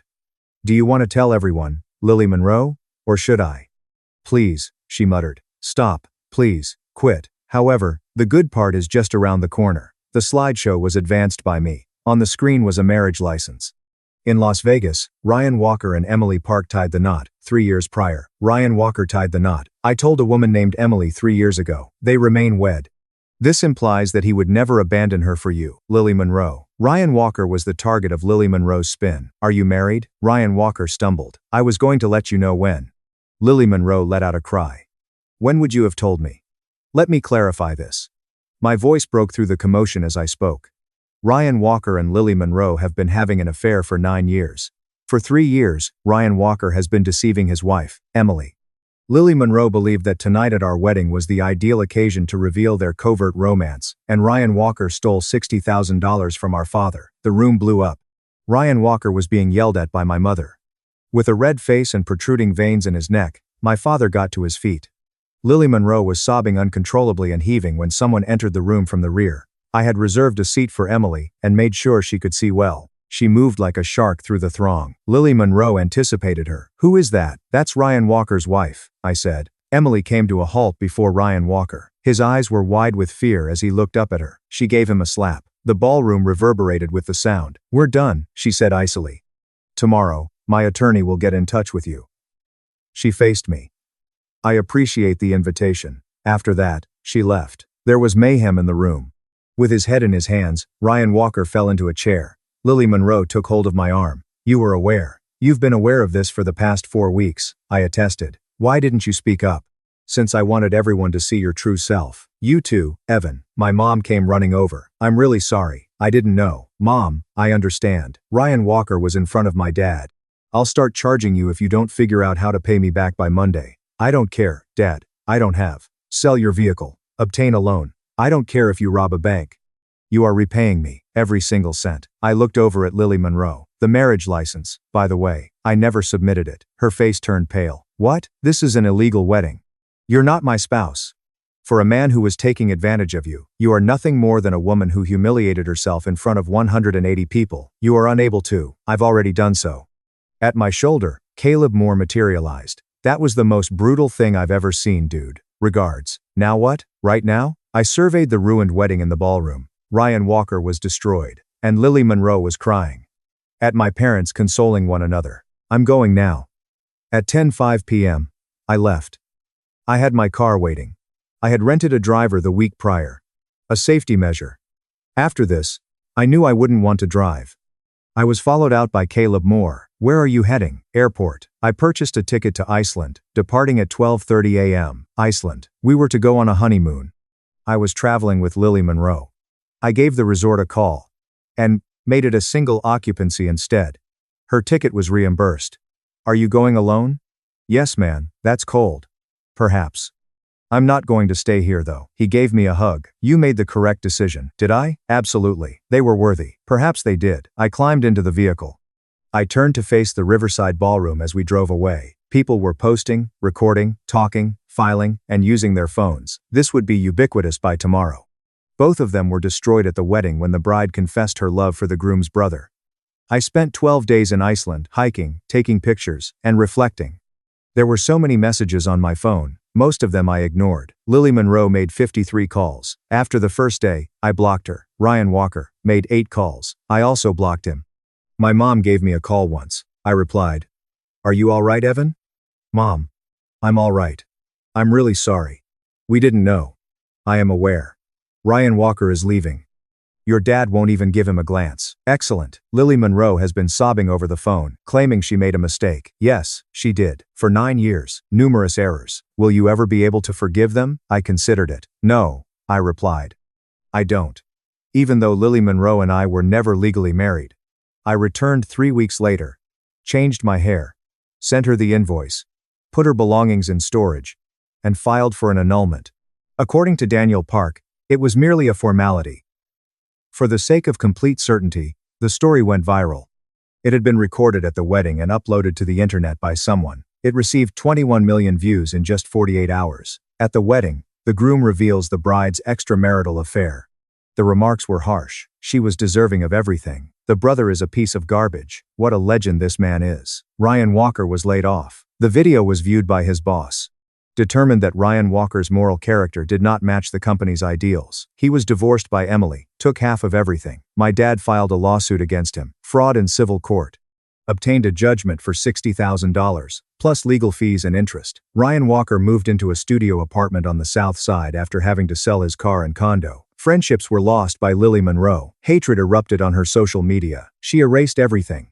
When I last heard from her, she had relocated to Seattle, where no one knew her. With the exception of the individuals who had attempted to ruin it, I remained in Chicago, kept my job, kept my apartment, and kept my life. My mother called me again 8 months later. Ryan would like to speak with you. He's your brother, Evan. He was my sibling. No longer. He apologizes. I made a mistake, he says. For 9 years, Mom, he made a decision. It's not an error. She remained silent for a considerable amount of time. At last, she said, I get it. I simply felt that you ought to be aware. Regards. However, no. I ended the call. That evening, I went out for a drink with Caleb Moore. Are you doing all right? He inquired. Yes. Really? Really? I don't know. It seems. Not the same. Not the same. How? Colder and harder. I considered it. Perhaps I am. Is that advantageous? It's honest, but I'm not sure. He lifted his glass. To be honest, we had a drink. I received an invitation in the mail, 14 months later. Ryan was getting married to a woman I had never heard of. I tossed it in the garbage. My mom gave me a call. Did you understand that I did? Are you leaving? No, Evan. I love you, Mom, but I will never be able to forgive him. I will never again be his brother, and I will never stand by and watch him act like a decent person. She let out a sigh. I get it. I will speak on behalf of the family, as will your father. Excellent. I sat in my apartment after hanging up. I thought about Ryan Walker, Lily Monroe, my wedding dance, and the moment everything went haywire. Occasionally, people would ask me if I regretted it, or if I wished I had handled it differently. Since they had planned it, carried it out, and believed they had won, the response was always no. In front of everyone I knew, Lily Monroe had walked past me to take my brother's hand. She had intended to make me look bad. Rather, when I asked my father a single question, all of their plans, lies, and secrets fell apart. He fell, she turned pale, and I was set free. I met someone new 3 years after the wedding.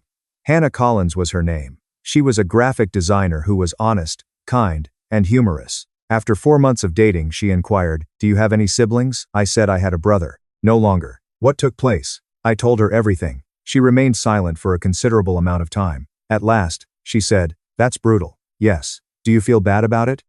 No. Not by any means. Not by any means. She gave me a kiss. Excellent. They were worthy. Hannah Collins and I were married 6 years later. Only close friends and family attended the small ceremony, which had 60 attendees. My folks arrived. Ryan Walker did not receive an invitation. It was flawless, real, private, and quiet. Hannah Collins got up to raise a toast during the reception. She said, "I want to thank everyone for coming, particularly Evan's parents, who have embraced me wholeheartedly." She gave me a look. "I've never met someone as honest as you, Evan. You're not dishonest. You don't conceal yourself. You don't act." She lifted her glass in celebration of genuine love and honesty. Everybody's glasses went up. I surveyed the space. No lies, no secrets, and no ulterior motives. Just individuals who genuinely cared about one another. "To be honest," I said. We had a drink, and I felt whole for the first time in years. At 11:34 p.m., my family planned to erase me at their New Year's party instead. A box exposed $31 million in Cayman transfers and my sister screamed. At the stroke of midnight on New Year's Eve, my sister's scream broke through the music and champagne pops. "Oh my God, we're finished." My mother hit the marble floor like a sack of bricks. With his face as white as the arid sand outside, my father stood still. He had been yelling into the phone 4 minutes prior. "Rowan, where the hell are you?" I calmly replied. Was my present appreciated by the family? "My name is Rowan Hale. I'm 29, and I manage a high-end ceramic workshop in Phoenix. I've always been the failure who works in the dirt for the Hales of North Scottsdale, Arizona's largest real estate dynasty. They spent years assuring me I'd never measure up to my brother, the CFO, or my perfect sister. What they didn't know was that for the last 3 years, I'd been quietly watching every dime they tried to hide from me. That one box delivered at exactly 11:34 p.m. Everything changed on December 30th, and it all began 12 days ago, when I returned home early to assist with the largest New Year's Eve celebration the desert had ever witnessed, believing that perhaps this year would be different. If you've ever had a family who disapproved of you for following your own path, please share your story in the comments. Where are you watching from? I read each and every one of them. Stay tuned to see what happens next. Even I couldn't have scripted. 12 days before New Year's Eve, my mom's text still sat unanswered on my phone. "Rowan, get home early. This party is going to be the biggest yet. I need you here." Everyone, from the coast to the canyons. She had not so humbly requested assistance in years. I stared at the screen in my studio, surrounded by half-glazed vases, waiting for the kiln. Perhaps she was implying that things might change. The trip from Phoenix to North Scottsdale took just under 2 hours, with the Superstition Mountains fading in the distance as the sprawl turned to gated estates and golf course greens. I packed a duffel with a few changes of clothes, wrapped the handmade pottery piece I'd been saving for Dad, a sleek obsidian bowl etched with saguaro silhouettes, and hit the gas on my old Jeep. By late afternoon, the sun had set and the desert horizon was a blaze of orange as I pulled down the long gravel path, flanked with ironwood trees. Even from the gate, I could see the preparations in full swing, with workers in khakis stringing LED lights along the edge of the infinity pool, a rented fireworks scaffold rising near the outdoor amphitheater, and enormous white tents being erected on the back lawn for the overflow crowd. The house loomed ahead like a fortress of glass and stone, its flat roof blending into the McDowell Peaks. This wasn't just a party, it was the Hales' annual assertion of power, gathering developers from LA, financiers from Dallas, and every branch of the family tree that mattered. I parked beside the 8-car garage, grabbed my purse and the covered bowl, and proceeded toward the front doors. They swung open before I knocked, and there stood Rosa Alvarez, our housekeeper, for 15 years, her apron powdered with flour from whatever she was prepping in the kitchen. "See you, Miss Rowan. It's been too long." Her silver cross necklace was chilly against my cheek as she quickly embraced me. Rosa had always been the one bright spot, slipping me extra tamales when Mom wasn't looking and asking real questions about my latest glazing attempts. "The event planner is out back with your mom. Come in, come in." I strolled into the chilly marble foyer, the air perfumed with fresh sage from the diffusers and something zesty baking somewhere deep in the home. The place had been updated again. There are new abstract paintings of deserts on the walls, a big copper chandelier over the stairs that probably cost more than my annual rent. It hit me like it usually did. This was wealth created on land transactions and luxury flips, every square foot shouting control. However, I suppressed the thought and concentrated on the bowl I was holding. In the end, perhaps Dad would grasp it and feel the weight of the clay I had flung myself. Rosa took me through the living room, past floor-to-ceiling windows overlooking the saguaros out back. Voices wafted from the kitchen, planners shouting orders about ice sculptures and caviar stations. Mom entered from the hallway, her clipboard in hand, her blonde bob immaculate as ever, dressed in white linen like she was already posing for the party photos. "Rowan, you made it." No hug, just a fast scan of my pants and linen shirt like she was pricing out an open house. "Guest suites ready on the east wing. Your old room's under makeover, turning it into a home gym. We must make room for the trainers to enter." Like gravel under tires, the words fell. That room had been mine for 18 years. Walls I'd painted terracotta myself. My first crooked mugs from high school pottery class were arranged on shelves. It was simply space now. I swallowed the lump in my throat. "Sounds practical, Mom." "For Dad, I brought something. He wanted to see it before the mayhem started." She scarcely glanced at the wrapped package. "He's in his study with Lucas, and the others reviewing numbers for the toast speech. Don't interrupt unless it's quick." Her tone was all business, the same one she used on contractors who underbid. With the bowl now heavy in my arms, I nodded and made my way down the corridor. A small amount of warm lamplight spilled out of the open study door, and faint voices could be heard over the opening. My father's comments stopped me dead as I lifted my hand to knock. Rowan must accept reality. That mud hobby of hers isn't taking in more than a few thousand a month, if that. We're doing this for her own good, I gasped. I felt like lead, and I froze, my fingers hovering over the bowl. Through the gap, I could see them. With his silver hair catching the desk lamp, my father, Thomas Hale, reclined in his leather chair. My 36-year-old brother Lucas, who is already the company's CFO, was typing numbers onto a tablet as my mother Evelyn Hale sat on the armrest, forgetting her clipboard. My sister Victoria, 33, the real estate attorney who concluded every deal with a smile and a signature, and across from them, a man in a clean suit I didn't recognize. The financial expert they'd brought in from Denver, his briefcase open to spreadsheets. "It's great timing," Lucas murmured, his voice smooth as the scotch he swirled in his glass. "New Year's Eve, full house, aunts, uncles, the complete network." Thomas delivers the family unity message. Then we pivot, present the projections to her. Her studio versus an actual entry-level unit at Hale Properties. Entry-level marketing. 82,000 base, plus perks. She signs the relinquishment right there in front of everyone. Dad steepled his fingers and nodded. "Exactly. The intervention scripted. Evelyn, you handle the emotional perspective. Express concern for her future. Make it sound like hard love." Mom's voice softened just enough to sell it as she leaned closer. "We're here to assist her get back on track, even though we've been worried for years about her squandering that business degree on crafts." The advisor cleared his throat and turned a page. "Given the size of her residence and the lack of any obvious assets, it's airtight financially. She's scraping by on $42,000 annually, tops. Contrast it with the stability of corporations. She'll see the logic." He looked at Lucas, who grinned, and said, "And the trust transferred $31 million into the Cayman vehicle by the quarter's end protects the core holdings from instability. The instability of Rowan. You mean we can't have her suing for a bigger chunk when she finally wakes up?" Victoria laughed, crisp and bright. "Oh, please don't forget Thanksgiving. She shows here in that thrift store caftan talking about her glaze firing schedule like it's a board meeting. If we don't step in now, she'll pull the whole name down. Our sister's finger painting pots for Etsy, and the Whitaker girl who recently became a partner at her firm." My knees gave way. The bowl held tight to my chest like a shield as I pressed against the wall. They weren't merely brushing off my job. They were erasing me. The relinquishment that meant signing away any claim to the family trust, the one Dad had promised would be equal portions when we all turned 30. And the Cayman transfer hiding assets offshore right under my nose. I'd suspected something off for years, the way Dad evaded queries about inheritance planning. However, this was thievery disguised as protection from the daughter who dared to make agreements rather than conclude them. Dad lowered his voice. "We act quickly after she signs. Rosa clears the old room that night. Tools and sketches can be donated or stored. No more half measures. Either she makes a commitment or she leaves clean." With glasses clinking in agreement, the room became silent. Victoria lifted hers to new beginnings for everyone. My face was filled with heat, and my ears began to roar. 31 million. My inheritance went away because I chose clay over contracts. The bowl thudded quietly against the rug as it dropped from my numb fingers. The loudness was sufficient, but I managed to catch it just in time. Inside, a chair scraped. Panic struck. I couldn't confront them in this way, with the truth piercing my heart. Unaware that Rosa Alvarez was humming over empanadas in the kitchen, I turned and crept down the hall, backing away as silently as a shadow. My backpack was still near the entrance door. I grasped it, eased the massive wood open, and stepped into the chilly desert night. As I eased down the drive, the Jeep's engine went over, and the soft headlights cut through the dusk. There were no explanations or farewells, just the sound of tires on blacktop as I made my way back toward Phoenix. I was unable to untangle the bowl that was still wrapped around the passenger seat like a deception. I pulled over at the first rest station off the I-10, hands shaking too much to keep driving.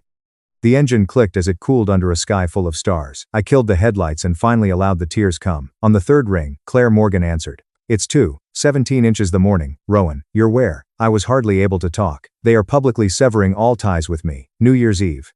Comfort was not something she wasted time on. "Tell me exactly what you heard." I repeated every word. "The disinheritance documents, the 31 million that came in trust to the gym conversion."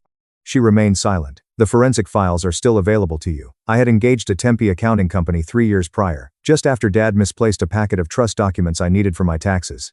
Since then, they had been sending me records of bank transfers, emails between Lucas and the advisor, and ledgers from shell companies. 75% of the puzzle was already in my safe. Claire's voice steadied me. "You're 50 minutes from the studio. Go home. We finished this." I started the car, cleaned my face, and merged back onto the deserted freeway. The warehouse district was eerily quiet when I rolled up the metal gate. I turned on the work lights, and rows of shelves glowed, with empty spaces where parts had been transported weeks before. A solitary kiln still radiated warmth from the day's fire. The area smelled of silica and prosperity, not failure. After kicking off my shoes, I headed directly to the office corner. Behind a pile of blank slabs was the safe. Combination turned, and the door opened. 3 huge expandable files, 3 encrypted drives, 1 printed timeline I'd scribbled with red pen. I placed everything across the wide table where I typically trim bowls. Bank statements showed transfers commencing 18 months ago. Lucas's emails to the advisor are round numbers that are always sent through the Caymans on Fridays. Make sure Rowan never sees these. A draft of the new trust amendment with my name crossed out in black ink. My family had never requested the studio's actual numbers, so I opened my laptop and looked them up. Gross last fiscal year, $940,000. This year on course for $1.6 million. Private commissions from collectors in Dubai, London, and half the tech wives in San Francisco. All cash flow I'd kept silent because I didn't need their approval. The time displayed on the wall was 3:26 a.m., 9 days until the celebration. Everything will take 9 days to complete the final 25% of the gaps, tie up all the loose ends, and package everything so they won't forget it. I started making quiet calls after brewing coffee strong enough to peel glazing. On the second ring, the forensic accountant picked up. He had been anticipating. A tax attorney I'd met at a gallery opening owed me a favor. I had scheduled appointments and a delivery service on the 30th by daybreak. I stood in the middle of the studio as light seeped through the high windows. The shelves might look empty to them, but every missing vase, every sold-out collection had paid for the evidence now scattered across the table. They intended to show that I was completely bankrupt, but I was going to show the reverse and bring down the entire house of cards. Like a perfectly centered lump of clay, the choice landed in my chest.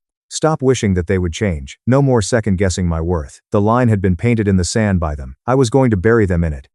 The following morning, I was already seated in the downtown office of my tax lawyer. When we first met at an opening in Scottsdale, Michael Grant was dressed in the same navy suit. He moved a new legal pad across the table made of glass. Show me what you've got. I dropped 3 files, and all 3 drives in front of him. He gave a low whistle.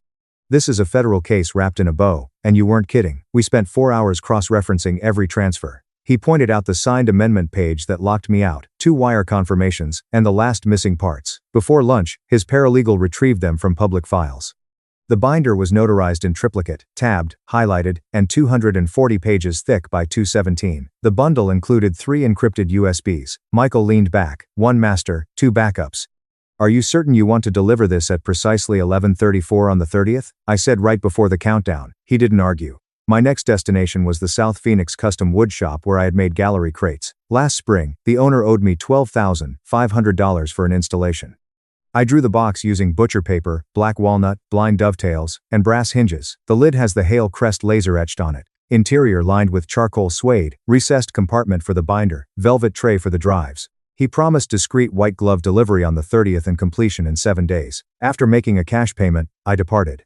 Back in the studio, I opened the group chat I'd kept alive since college. Claire Morgan, Evan Brooks, Isabel Reed, Noah Bennett, the 4 people who never once considered my work a hobby. Claire responded in a matter of seconds when I typed, "Need the Red Rock House in Sedona for New Year's Eve, 12 of us max. Money, no object. When you mentioned that you could abandon your family last month, I had already booked it. You're welcome." A champagne emoji was sent by Evan. Isabel dropped the VRBO link. Noah just wrote, "We've got your back, always." I booked private chefs, a mixologist, and a local band that played desert rock under the stars. The villa had a heated infinity pool overlooking the canyons, and enough bedrooms that no one had to share. I paid the full amount up front, no cancellation. Night fell. The warehouse lights buzzed overhead while I sat at the glazing table with a single sheet of heavy cream stock and my favorite fountain pen.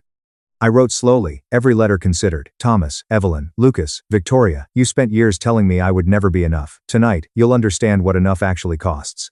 The originals are already with the IRS and the family trust attorney. You have copies in your possession. There won't be another one from me, so Happy New Year, Rowan. I put the page into a matching cream envelope after blotting the ink and folding it once. Sealed it with red wax and the same crest that would be burned into the box lid. I took a final stroll around the floor, tracing my fingers over the chilly shelves. The kiln clicked as it cooled after the final test firing. Every tool was in its place, every surface wiped clean. The studio had never looked more ready. I locked the prototype box the woodworker had delivered that afternoon, placed the envelope on top of the binder, and shut the suede flap. It was weighty enough to feel condemned, weighing precisely 13 pounds. My hands weren't shaking for the first time in years, and every step had fallen precisely where it should have. The clay was centered, the walls drawn high, the rim completed clean. All that remained was the flames. I went outside into the hot desert night after turning off the light and setting the alarm. 9 days felt like plenty. It was New Year's Eve. Back at the house on Cactus Road, the desert mansion shone like a mirage under a sky already black and starry. A procession of black SUVs and white Rolls-Royces crawled up the half-mile driveway.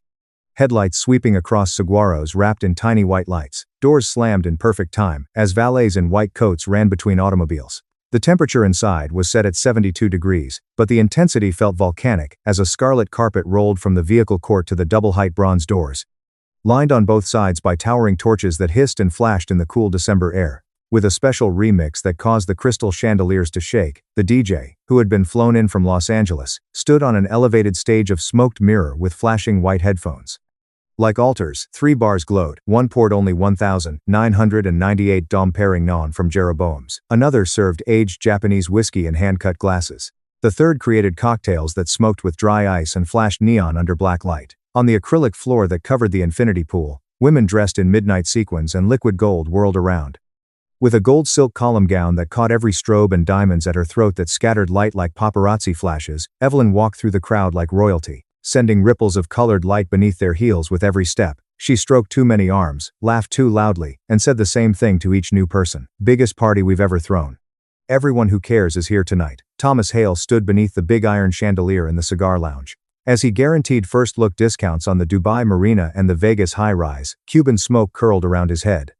Lucas worked the investors in his midnight blue peak lapel tuxedo, voice slick, eyes already looking for the next handshake. Victoria posed on the great staircase with her influencer pack, phone held high. Diamond necklace flashing each time the ring light popped. An 82-inch screen dominated the far wall above the double-sided fireplace, cycling slow-motion drone footage of the mansion at sunset. Below it, the countdown clock showed 11:29 p.m. The main doors opened for the final time. A courier wearing a white glove and a fitted black suit entered with a single item, a black walnut box with shining brass hinges and the Hale crest laser etched in the middle of the lid. Security recognized the pre-approved vendor code and waved him through. He laid the box on the white marble console beneath a 9FT display of white orchids, then Julian Cross bowed once and disappeared. Evelyn spotted it straight away, her smile sharpened. Whoa, everyone, take a look. Our tiny Potter finally recalled us. She clapped manicured hands like she just won something. Rowan waved a phone rose as a present. She brought the box to the center of the living room herself, heels clicking, placed it on the ottoman as if unveiling a trophy. Victoria grabbed the thick ribbon of cream. It's likely that the guest bath will conceal another uneven bowl. She pulled. With a gentle magnetic sigh, the lid came up. 3 matte black USB devices nested in velvet, a 240-page black binder, a sealed cream envelope with red wax, and a charcoal suede lining. Lucas rolled his eyes, already half drunk on victory. $12 says it's a sobtail video, pleading to return home.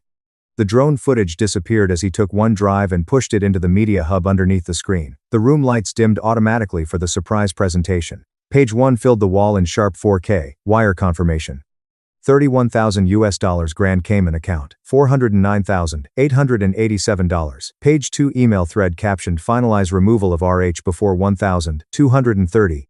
Page 3 trust modification signed by Lucas and Thomas Hale in strong blue, and page 4 IRS form 211 whistleblower acknowledgement stamped received. Before someone killed it, the music continued to pound for 4 full seconds. Like a guillotine, silence fell, and then Victoria's scream tore through the silence. Oh my God, we're screwed. Her champagne flute erupted into 1,000 crystal pieces across the travertine after slipping from her manicured fingertips. As though it may bite her, she gazed at the screen. With her gold gown now uncomfortably tight, Evelyn retreated one step, her knees buckled. 2 hedge fund women lunged too late. Her head smacked the ottoman corner with a dull thump before hands seized her shoulders. There was a call for ice. With his face the color of printer paper and his eyes fixed on his own 9-foot-wide signature, Thomas stood still. His temple vein throbbed so violently that it appeared to be about to rupture. He opened his mouth. Nothing came out. The screen auto-cycled on a 45-second loop Michael Grant had built just for this moment. Account numbers, transfer dates, the advisor's notes, the line that read, submitted to Internal Revenue Service, Criminal Investigation Division. A tech billionaire in the back whispered, that's felony stuff. His wife already had her phone out recording. Lucas reached for the remote, stumbled over Victoria's abandoned heels, and sent it flying across the floor. As the loop continued, he scurried after it on all fours. The guests retreated, creating a perfect circle of condemnation. A wall of sequins and tuxedos barred Victoria's path as she whirled toward the closest exit. Every phone was aimed like a weapon at her. Her mascara started its descent in flawless black rivers. With a cry, Evelyn collapsed on the ground and gripped Thomas's ankle. Turn it off. At last, he found his voice, raspy and rough.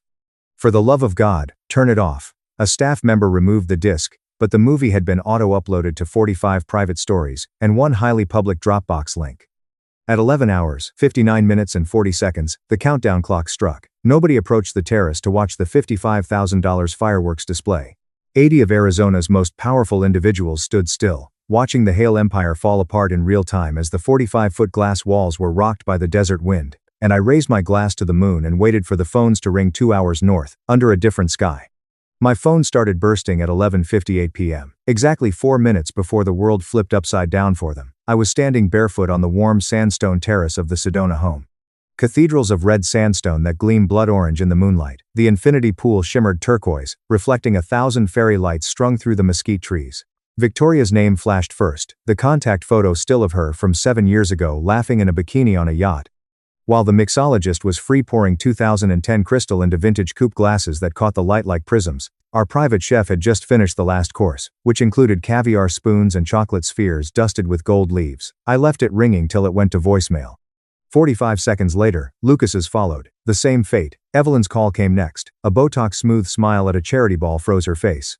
I watched the screen pulse on the teak table and did nothing. Thomas's name appeared last. I lifted the phone high so everyone on the patio could hear it, tapped the speaker, and swiped no picture, just the word "Dad" in all caps.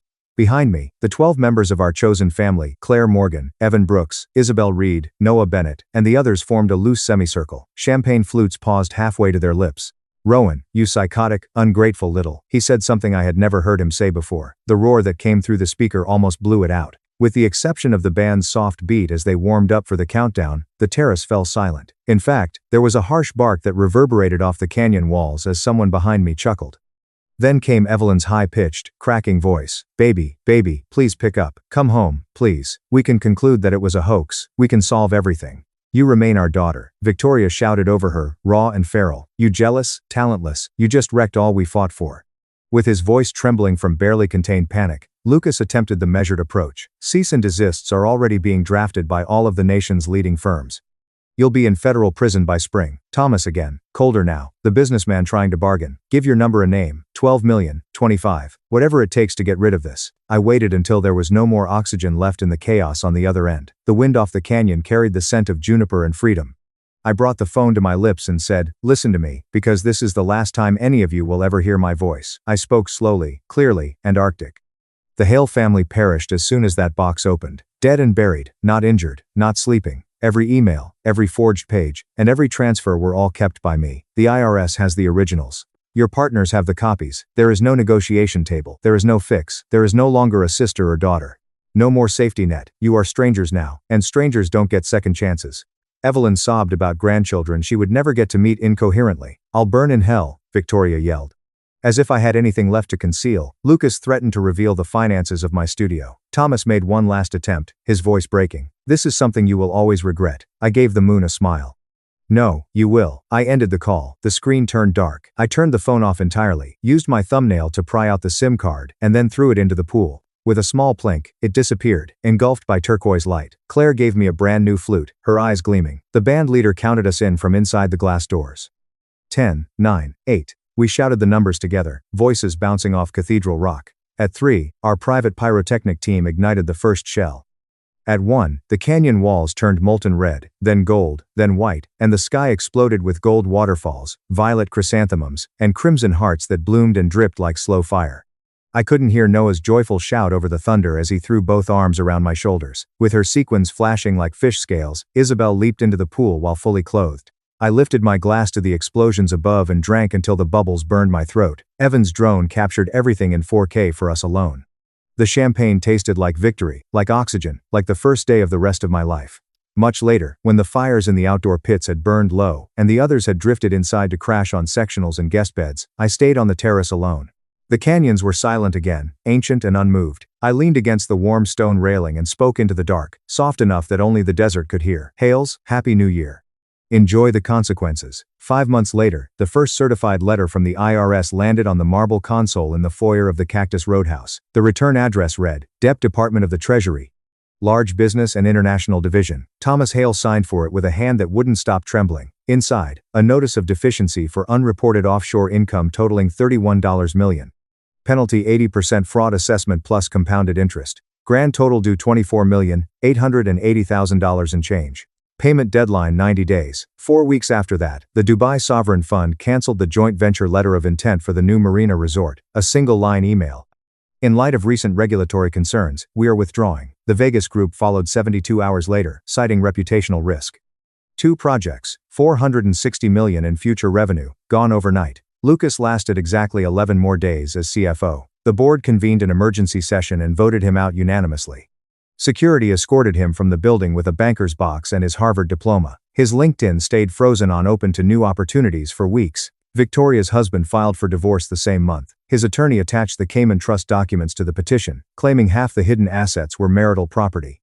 The judge froze every account with her name on it, pending forensic tracing. Country club memberships lapsed. The Range Rover got repossessed in the club parking lot while she lunched with women who now pretended not to see her. Evelyn's social calendar turned into a graveyard. The charity gala co-chairs removed her name from the invitation. The Phoenix Art Museum board quietly accepted her resignation. Text chains went silent. The only notifications she received were, "So-and-so has left the group." Her daily tennis foursome dissolved without a single phone call.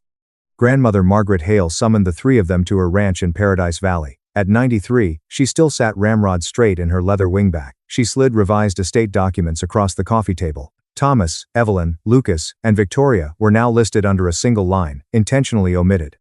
Everything, the ranch, the commercial holdings, the foundation, rerouted to distant cousins and 3 animal rescue charities. Margaret's parting words were simple. "You tried to steal from your own blood. Blood remembers." The house itself went on the market 6 weeks later. The listing photos showed the same marble console, the same infinity pool, the same red rock views, only now priced 22% below comps. Buyers circled like vultures, lowballing because everyone in town knew the story. Thomas aged 10 years and 5 months. The silver at his temples turned white. Evelyn started taking Valium at lunch. Lucas moved into a 2-bedroom condo near Camelback and stopped answering the door. Victoria flew to a wellness retreat in Costa Rica and never came back. The Hale name disappeared from new building cranes. Old signs came down. New letterhead got printed without the family crest. The empire didn't collapse in a single night. It bled out slowly, publicly, painfully, and every step of the way, the desert stayed quiet. By the end of summer, I was on a one-way flight to New York with 6 crates of greenware in the cargo hold. The scandal had done what years of quiet grinding never could.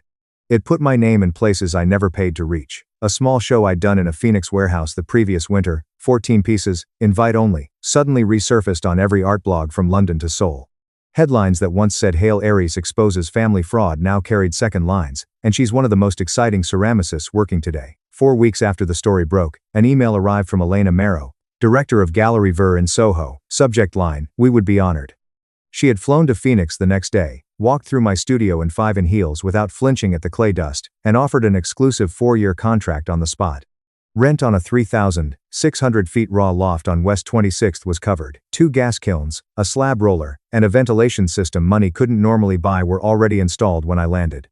I moved in September. The Hudson glittered outside floor-to-ceiling windows every morning while I threw the first new forms of my life without a last name I hated. Collectors who once ghosted me now begged for waiting list spots. Museums requested loans. My prices tripled, then tripled again. None of it felt like revenge. It simply felt like gravity finally working in my favor. One gray November afternoon, a certified envelope arrived at the gallery desk. Return address of a law firm in Scottsdale. Sender Thomas Hale. The receptionist signed for it and brought it upstairs. I recognized the handwriting on the front. Still perfect, still arrogant. I didn't open it. I walked to the post office on 28th, wrote refused, returned to sender in black marker across the seal, and dropped it back into the system. That was the last time any of them would ever reach me. Winter came early. On the first real snow day, I loaded the new 52-foot kiln for its inaugural firing. 48 pieces, tall bottles with cracked desert glazes, massive platters in iron red and ash white, bowls so thin they rang like bells. I set the program for cone 10, closed the heavy door, and pressed start. The elements glowed orange through the peephole. Outside, snow muffled the city to a hush. Inside, the kiln roared like a quiet dragon. I poured a single mug of coffee, walked to the window, and watched flakes drift over the Hudson. My phone sat on the sill, screen black for weeks. I picked it up, held the power button until the apple appeared one last time, then let it die completely. No ceremony, no speech, just the soft click of a chapter closing forever. The kiln climbed past 2,300 tolerant degrees. I thought about every person who ever told me I was wasting my life in the mud. I thought about the little girl who used to hide in the pottery shed behind the mansion because it was the only place no one followed. I thought about the woman standing here now. Studio paid for, shows sold out through 2028, name on waiting lists instead of inheritance clauses. And I understood the only truth that matters. You don't need their table when you've learned to build your own. You don't need their approval when your work speaks louder than their money ever did. You don't need their love when you finally give it to yourself. The kiln beeped. Hours later, I opened the door to flawless shelves of fire-kissed clay that were stronger, harder, and more exquisite than anything they had ever come into contact with. I whispered to everyone, and no one, grinning at the glow. This is what happens when you stop asking to be let in, and start burning the door down. That was the day Rowan Hale disappeared for good. Rowan was only getting started. My parents stole my $312,000 college fund for my brother. I walked out with $250. 12 years later, I returned as the billionaire buying their company. I was seated at our mahogany dining table, surrounded by letters of acceptance to colleges, the day I learned what it was like to be betrayed. The esteemed letterheads of Harvard, Stanford, and MIT were strewn about like fallen leaves in front of me. As I held the most recent one from Princeton, my hands shook, their congratulations fading through my tears. Mom, Dad, I got into Princeton. Our expansive Victorian mansion, which had seen 3 generations of Whitman family prosperity, reverberated with my voice. I couldn't quite read the expression on my mother's face as she walked up, her heels clicking against the wooden flooring. My father's heavy shoes trailed after her, his normally assured gait a little uncertain. "That's wonderful, Eleanor," my mother exclaimed, but her tone contained none of the joy I'd expected. My father looked at her, then loosened his silk tie and cleared his throat. "Ellie, take a seat." With the acceptance letter still in my hands, I sunk back into my chair and said, "We need to talk." Something in their demeanor made my stomach twist into knots. "Lucas, your brother," my father said. "His tech startup is showing incredible promise. The device he's invented could revolutionize renewable energy storage." He paused, adjusting his glasses, "but he needs significant funding to take it to the next level." My mother stepped forward, our manicured fingers trailing along the table's edge. "We have made the decision to invest in his business. It's a wonderful chance, one that might safeguard the family's future for centuries." "That's great," I answered, though hesitation crept into my voice. "But what about the cost of my college education? The fund you've been saving since I was born?" The silence that followed felt like a physical weight pressing against my chest. My father firmly called me by my full name, Eleanor, never a good indication. "We've decided to assist Lucas's business endeavor with your college fund. It's what's best for the family." The world seemed to tilt on its axis. "What? But that was my money. You made a vow." "Don't be self-centered, Eleanor," my mother scolded. "Lucas's project could be worth millions. You can take out student loans like other people do, or maybe explore a local community college for a few years." I stared at them. These individuals, who had reared me, had consistently emphasized the value of education, and had spent years supporting my aspirations to enroll in an Ivy League university, now stood in front of me, coolly shattering my aspirations in order to give my brother the advantage once more. Lucas, who was 5 years older than me, had always been their favorite child. In order to follow his entrepreneurial aspirations, he left college early. Lucas jumped from one failed venture to another during my high school years, persuading our parents to spend a bit more, each time. While I maintained a perfect GPA, served as class president, and won national science competitions. "How much?" I asked, my voice barely a whisper. "What?" My dad scowled. "How much did you give him from my college fund?" My mother shifted uncomfortably. "Everything. The full $312,000. The number hit me like a physical blow, nearly $315,000 gone. Every birthday check from grandparents. Without hesitation, I gave Lucas every cash I saved for my future and every summer job I earned." I got up so quickly that my chair fell back. "Did you even consider asking me?" In the dining room, my father's voice bellowed. "It's my money, Eleanor Grace Whitman. That is enough. This choice is final. Lucas's idea needs this funding, and as part of this family, you need to support what's best for everyone." Best for everyone. It sounded more like a sob than a chuckle, or ideal for Lucas. "Your brother has vision," my mother remarked defensively. "He sees opportunities that others do not. Taking chances is necessary sometimes." "Risks with my future," I said, startling myself with the volume. "What about my vision, my opportunities?" My father's face hardened. "Maybe you're not as mature as we thought if you can't see how important it is to support your family's interests. Go to your room until you can talk about this rationally." At the age of 19, I was banished to my room like a child for daring to oppose to having my future stolen. Something within of me changed at that very instant, a fundamental transformation in how I saw my family, my place in it, and what I needed to do next. I turned and went upstairs to my room without saying another thing. Instead, as they undoubtedly anticipated, I took out my biggest rucksack and started packing, which included my laptop, my birth certificate, social security card, and passport, as well as essential clothes and an emergency credit card that I had never used. Despite the turmoil of emotions roiling inside me, my hands operated methodically, and my mind was surprisingly clear. I took out the $250 I had saved from my most recent tutoring sessions from my sock drawer.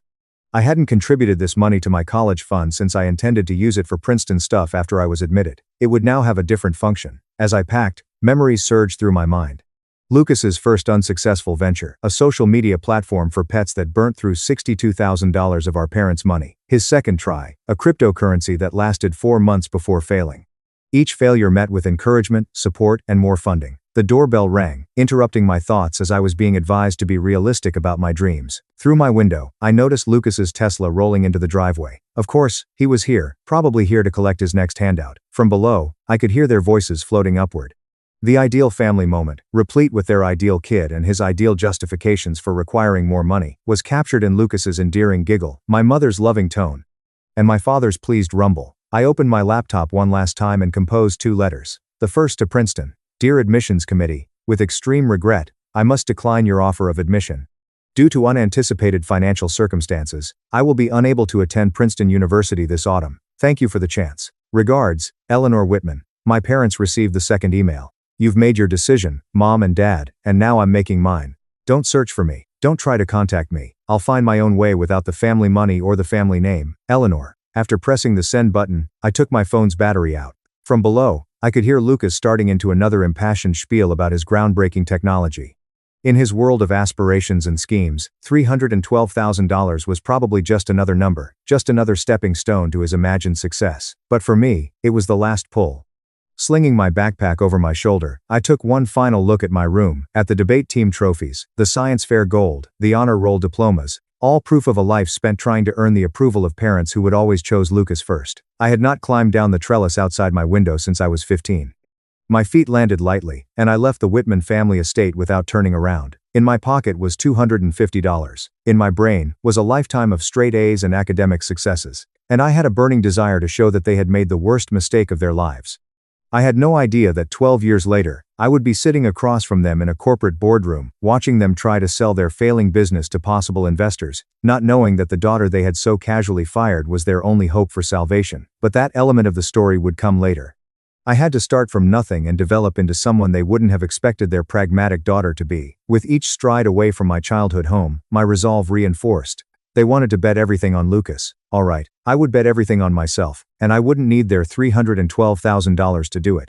The first night of freedom tasted like cheap coffee and desperation. I sat in an all-night cafe on the outskirts of Boston. With my rucksack safely tucked under my feet, I watched as the battery on my phone gradually ran out.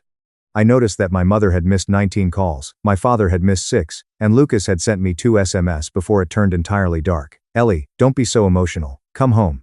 I ordered another coffee, placing my remaining cash on the laminated table. $162.75. The bus fare from Connecticut had taken a bigger bite than planned. Hun, more coffee? Rosa Alvarez, the waitress, had 5 gold stars on her name tag and gentle eyes. Thanks, I murmured, then hesitated. Are you hiring? She looked me over.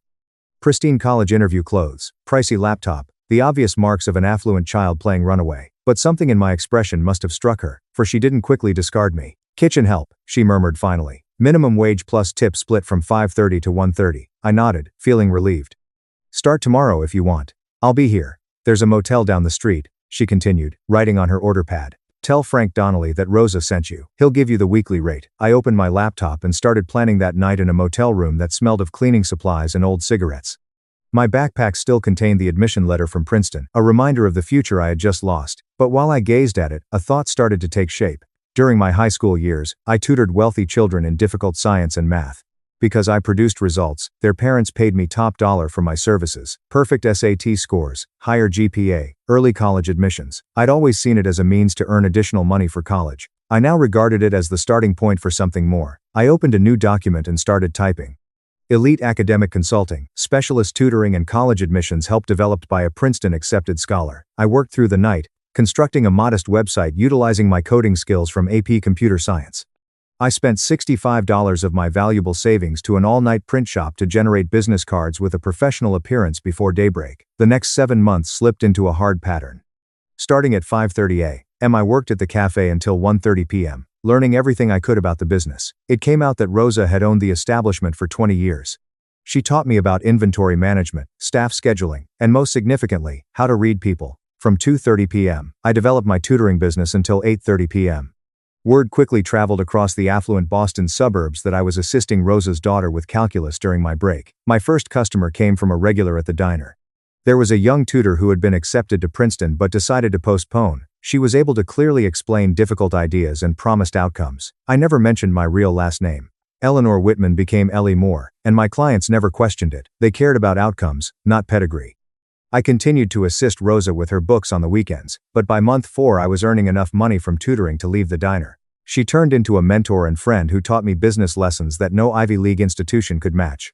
As she saw me refine her inventory system one Sunday, she said, "You're good with numbers, but you're better with people. That's where real money is made." She was right. My tutoring clients weren't only paying for academic support, they were paying for confidence, for hope, for a chance at the future their children dreamed of. It was something I understood personally. One day, as I was examining a student's college essay, his mother made an offhand comment that would change everything. "If only you could clone yourself. Every parent in Boston would employ you." That night, I couldn't sleep. Clone myself? I could scale, though. I sought out to other high-achieving students who had gotten into prestigious institutions, but chose to take gap years. Like me, many were intelligent but in need of money. I made a proposal to them. Work under my brand, use my tactics, and make 68% of the fees while I handled marketing and client acquisition. Within 2 months, Elite Academic Consulting had 12 tutors. We had offices in Boston, New York, and Greenwich, Connecticut, within 8 months, but I took care to stay away from any places that were too near to my family's social circle. Through a mix of judicious investments in tech companies and my tutoring business, I made my first $1 million faster than I had anticipated. I lived simply, and invested every dollar I had left over in growth. I was doing something long-lasting, whereas Lucas was probably still using up all of my college funds on his most recent endeavor. But I knew tutoring was just the beginning. Through my rich customers, I began to hear rumors about investment opportunities, startups seeking capital, established organizations looking for fresh perspectives. I listened, learnt, and most importantly, I planned. During a tutoring session with Lily Chen, the daughter of computer tycoon Daniel Chen, the breakthrough was made. As I helped her with advanced economics, I spotted the investment prospectus for his company, Chincheek Solutions, sitting open on his home office desk. During our study break, Lily revealed, "Dad is worried. The new energy storage project is failing, but he's invested too much to back out now." Energy storage is similar to Lucas's purportedly groundbreaking invention. That evening, I did some research, fundamentally faulty, and second, I knew how to solve it. Using every connection I had made through my tutoring network, it took 4 weeks to get a meeting with Daniel Chen. He appeared amused when I eventually sat across from him in his corner office. "Miss Moore," he began, "my daughter speaks highly of you. However, what gives you the impression that you are knowledgeable with energy storage technology?" I launched my presentation after opening my laptop. 3.5 hours later, he wasn't smiling anymore. Instead, he was offering me a partnership, 28% stake, he stated. I responded, "If you can deliver what you're promising." I had complete control over the technological development and 38%, he concurred. 7 months later, Chincheek's revolutionary energy storage device was transforming the industry. I had actually developed the technology Lucas had envisioned, albeit under a new name and with a different business. My net worth suddenly shot up to the low 9 figures. I wasn't finished, though. Using Chincheek's success as a springboard, I began acquiring struggling digital firms, notably in the energy sector. Holding corporations and shell businesses were used for each acquisition. I hired the best accountants and lawyers to build a maze of companies that all led back to Moore Enterprises, my private holding company, while maintaining the name Eleanor Moore separate from the expanding business empire. To the outside world, Moore Enterprises was run by a solitary CEO who never appeared in public or gave interviews. Years went by, my empire expanded. I moved from Boston to New York to Silicon Valley, always staying ahead of any chance encounters with my family. Through discreet sources, I kept tabs on them. Lucas's string of failures persisted. My parents' decreasing resources paid for each one. The Whitman family's generational wealth was being depleted by their unquestioning faith in their son. Then one morning, in my San Francisco penthouse office, my secretary gave me exciting news. "Whitman Technologies is looking for investors," she stated, setting the report on my desk. "They're on the verge of bankruptcy."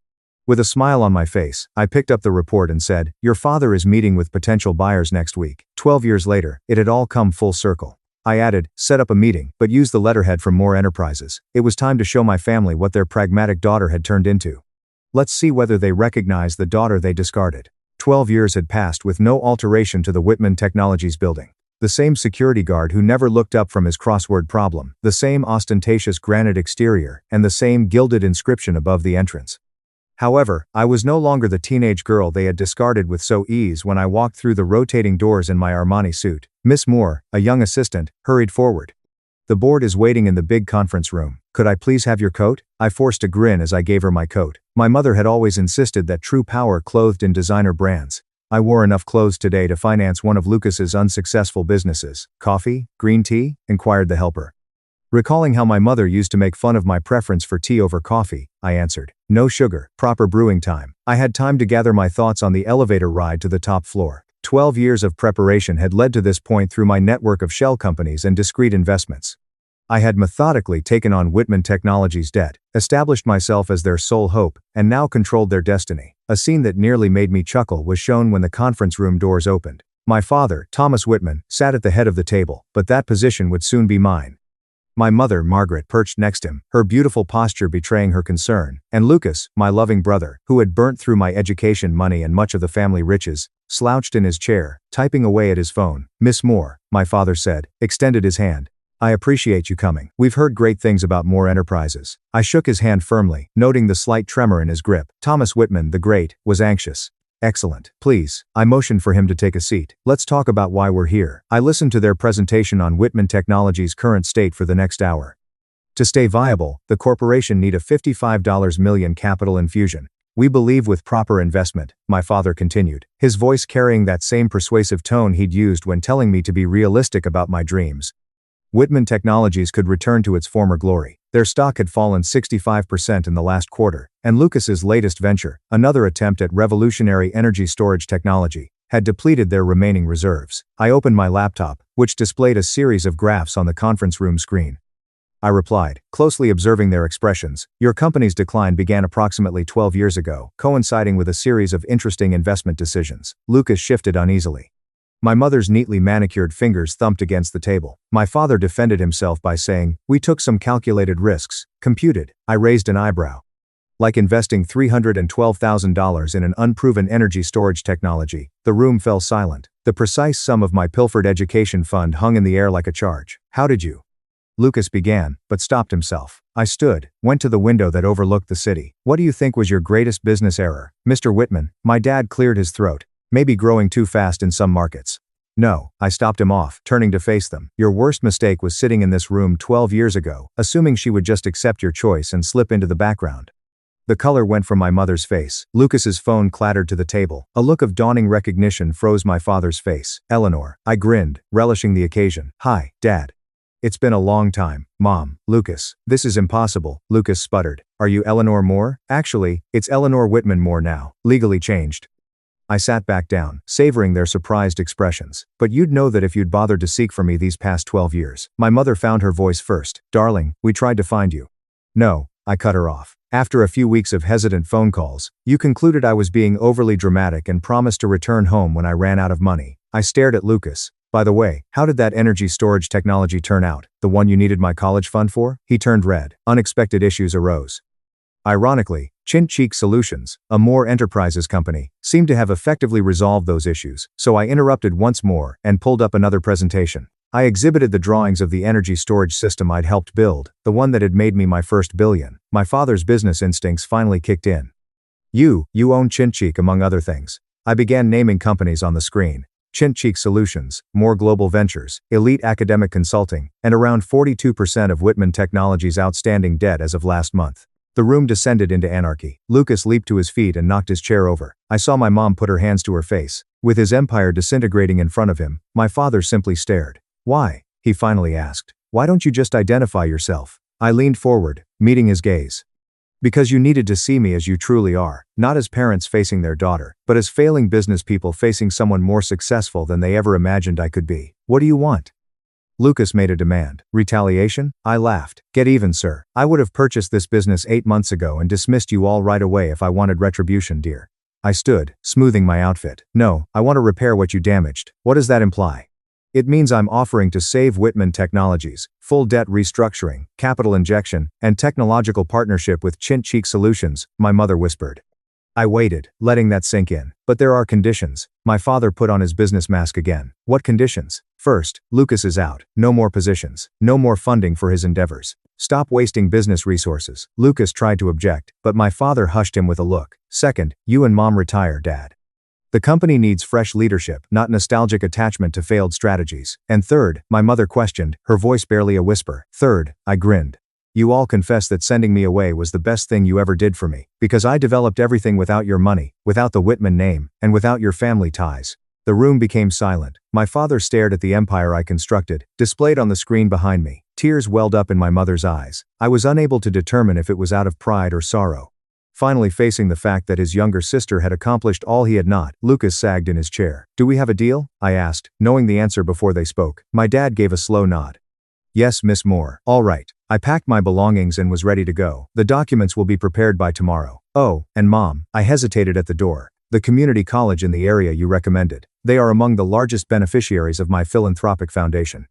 Turns out, sensible decisions sometimes lead to exceptional results. I stepped out of the conference room, out of the building that had once represented everything I couldn't have, and into the waiting car where Rosa Alvarez, my first boss, now my company's chief operating officer, waited. "How did it go?" She handed me a perfectly prepared green tea and inquired, "Exactly as planned," to which I answered and took a sip. "However, I believe I will not include the dining anecdote in the official history of the company." She chuckled. "Are you sure about this?" I turned to face the Whitman Technologies building and thought about the terrified 19-year-old girl who had left home with just $250 and a resolve to prove herself. "You know what I learned in that diner, Rosa? Saving their company after everything they did. Sometimes the best retribution isn't trashing what others constructed. They're compelled to own up to their mistakes since it's creating something so much bigger." "Did they?" I grinned, recalling Lucas's ultimate loss, my mother's sobs, and my father's expression when he understood who I was. "They will. Every time they see the new firm letterhead, Whitman Moore Technologies. The Whitman name is being retained."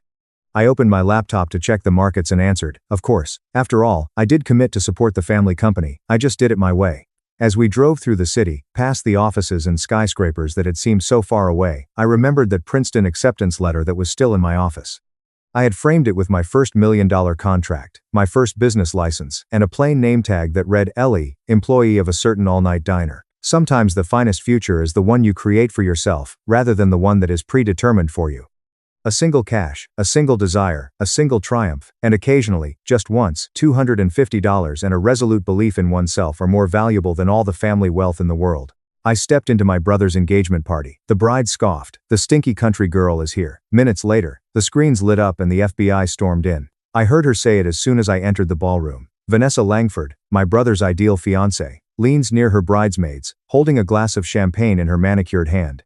Her whisper was audible across the room, and I knew she meant it that way. "Oh wonderful, the stinking rural girl has arrived." Her buddies giggled like a pack of hyenas wearing designer outfits.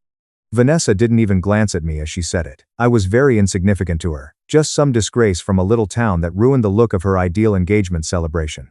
Vanessa had no idea, nor did anybody else in the room, that I had signed the deed to this hotel, the Monarch Hotel, 4 years ago.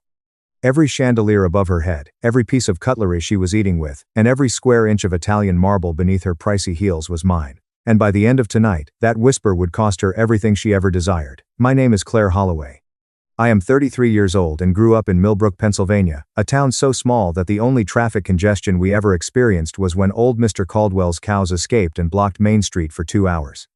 I left home when I was 19, and I've never looked back. Not because I despised where I came from, but because my family made it quite apparent that there was no room for me. See, I have an older brother, Ryan, who is the golden child, the son who cannot do wrong. Growing up, everything I did was compared to him, and I always came up short. If I got an A, Ryan got an A+.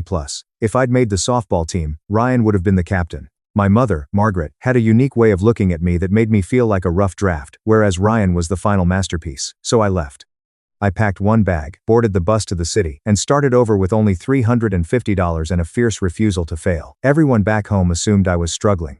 They imagined me in a small apartment eating instant noodles, which was accurate for the first 3 years. But they were unaware that I had taken a job as a cleaning lady at a boutique hotel.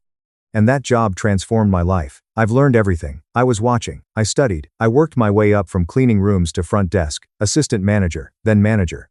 I saved every penny, invested wisely, made sound decisions, and took risks when it was appropriate. By the age of 30, I had purchased my first property. At 32, I had 3. Now 33, I run Birch Hospitality, which owns 8 boutique hotels on the East Coast. The Monarch is my flagship, my pride and pleasure. However, here's the problem about starting from scratch. You learn to be quiet. You realize that people underestimate you, and it can be your most effective weapon. So I never informed my relatives. They never asked, anyway. To them, I was still the struggling little sister who couldn't compare to Ryan and his middle management position at an insurance business. The irony was so thick, it could be spread on toast. Tonight I got an invitation to Ryan's engagement celebration. Of course, it was probably my mother's idea to send out a last-minute guilt invitation so she could tell her friends the entire family was present. I almost didn't come, but something dragged me in. Perhaps curiosity, perhaps a little stubborn optimism that things had changed. They hadn't. I stood in the lobby of my own hotel, dressed in jeans and my favorite boots, my hair still smelling faintly of the countryside from driving through Millbrook on my way here. Just to remind myself where I came from. My outfit certainly cost more than everything Vanessa was wearing combined, but you wouldn't know it from the outside. That's the thing with genuine money. It does not need to yell. To be honest, you can take the girl out of the farm, but you can't take the farm out of her. However, you can take the farm girl's money directly to the bank. I saw my mother across the room, holding court with some of her friends, most likely gushing about Ryan's great engagement and their wonderful future together. Ryan stood next to Vanessa, looking like a lottery winner. He had no notion that he was holding a losing ticket. Vanessa eventually glanced at me, her smile as keen as a paper cut. She didn't see me as anything more than an annoyance, a blemish on her ideal evening. It was fine. Allow her to believe I was unimportant. Allow them all to believe this. I'd heard long ago that the best revenge is quiet. It is patient. It is quiet. It's watching people dig their own graves while looking down at you, without noticing the shovel in their hands. So, I smiled at Vanessa, strolled to the bar, and got a drink. My employees knew not to acknowledge me. My general manager, Michael Reeves, caught my eye from across the room and gave me a slight nod. Everything was running smoothly. Vanessa Langford was set to learn a very important lesson in around 2.5 hours, so everything was ideal for the moment. Never underestimate the rural girl, especially when she owns the ground you're standing on.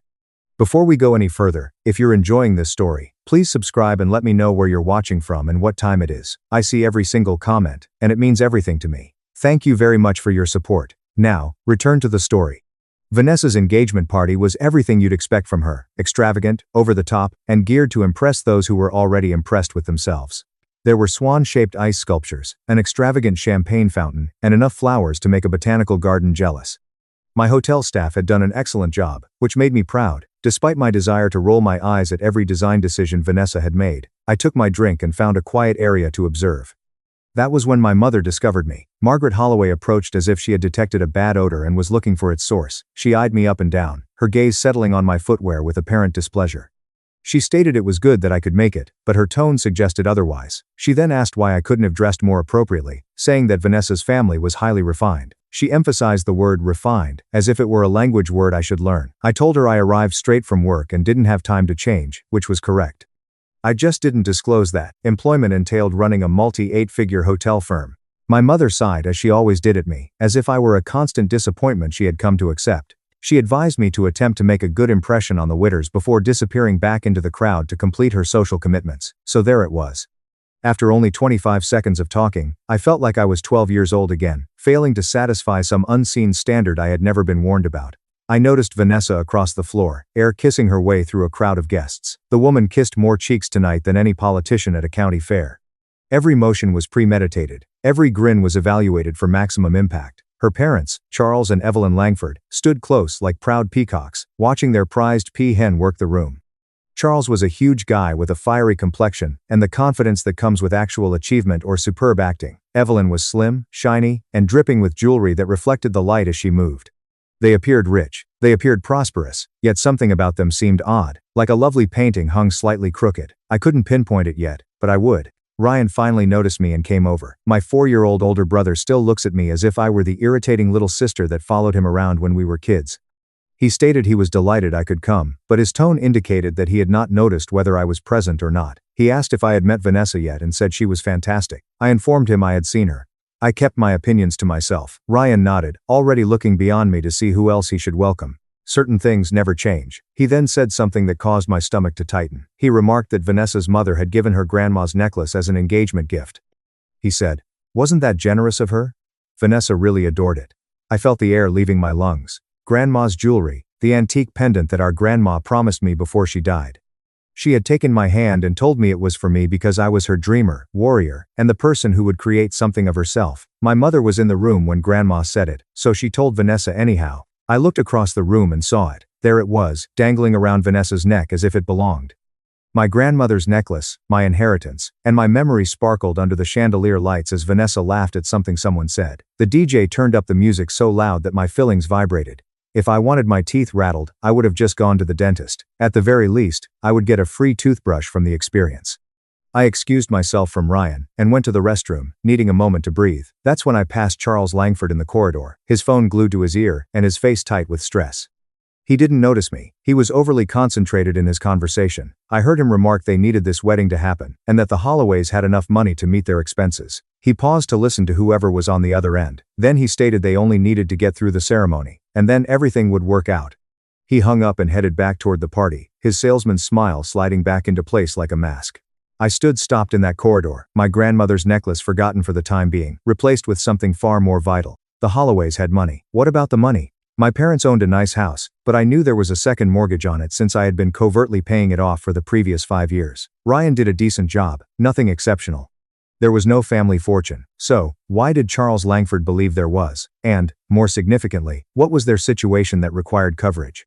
I spent the next hour observing the Langfords like a hawk would a field mouse, every smile, handshake, and perfectly timed laugh. Now that I knew something was amiss, I could identify flaws in their performance. Charles kept checking his phone, his jaw tightening as he read each message. Evelyn's jewelry was stunning, but I observed she kept caressing it nervously, as if she was worried it would go. And Vanessa, lovely, exquisite Vanessa, had a desire in her eyes that had nothing to do with love but everything to do with desperation. I began to piece things together. The Langfords believed my family had money, but why? Then it struck me. For the past 5 years, I've been transferring money to my parents surreptitiously via my firm, Birch Hospitality. Every month, a payment arrived to cover the mortgage, energy bills, and medical expenditures. When my father had knee surgery, I never placed my name on the bill. I did not desire their gratitude or queries. I merely wanted to help from a distance. But my parents had no idea it was me. My mother had evidently determined that it had to be Ryan. Of course she did. In her mind, her golden child was secretly caring for them, being the responsible, successful son she had always known he was. I could almost hear her bragging to her friends about how generous Ryan was, how he always looked after his family, the money I sent, the sacrifices I made, and Ryan got the credit. The irony was so thick that it might have stepped into the party and requested its own beverage. So the Langfords conducted their study. They discovered a wonderful house with no evident mortgage payments. They overheard Margaret talk about her son's investments. They noticed a family who appeared to have hidden wealth. They attacked Ryan like sharks, sniffing blood in the water. But there's a snag with their idea. The money did not belong to Ryan. There was no family riches. The Langfords were chasing a fantasy. And if they discovered the truth, my family would be left with nothing but the aftermath, unless someone intervened.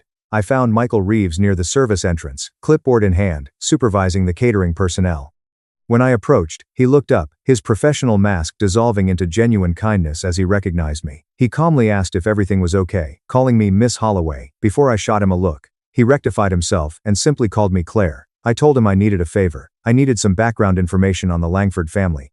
He searched for anything he could discover, including corporate documents and news stories. Michael didn't ask why, which is something I liked about him. He simply nodded and said he would see what he could find. He vanished, his phone already in hand. I returned to the party, attempting to appear normal, which became increasingly difficult by the minute. That's when Vanessa discovered me. She stood next to me like a designer-dressed ghost, her smile so sweet it could give you cavities. She recommended we talk alone to get to know each other. She placed her hand on my arm as if we were longtime friends. I let her bring me to a secluded place near the restrooms. Her smile evaporated as soon as we were out of earshot of the rest of the guests. She admitted to knowing about me. She stated that she was aware that I sent money home every month while acting as the good daughter from a distance. But here's what perplexed her. Why would someone who could barely afford their own apartment send money to family that didn't even like them? I felt my jaw tighten but kept my expression neutral. She proceeded. Unless, she added, I was attempting to purchase their love and establish my worth. Pathetic, she told me. She leaned in closer and said I should know Ryan told her everything.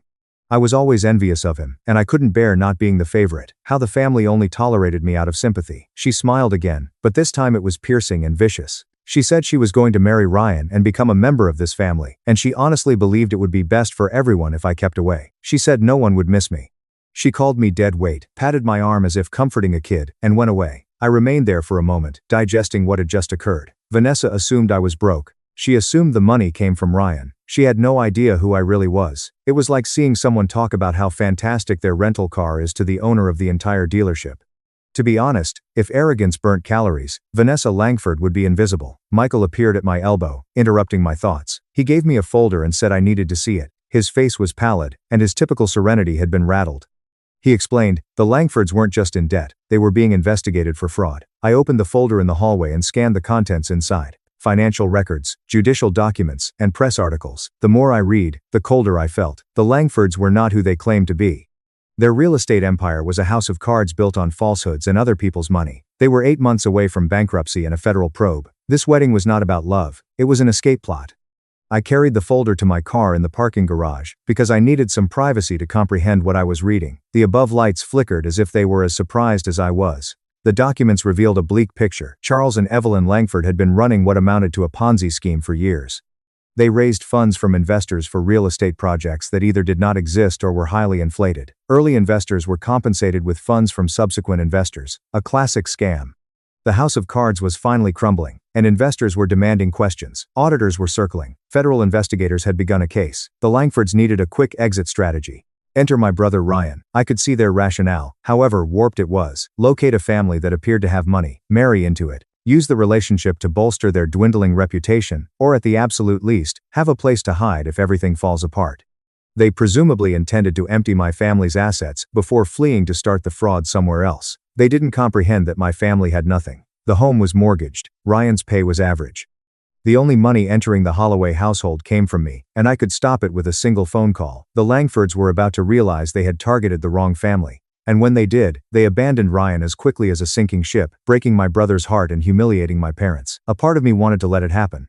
Allow them all to suffer the repercussions of their decisions. My mother, who gave away my inheritance without hesitation. My brother, who never stood up for me. Allow them to experience what it is like to be ignored, disregarded, or cast away. But I couldn't manage it. Even though they had injured me, they were still my family.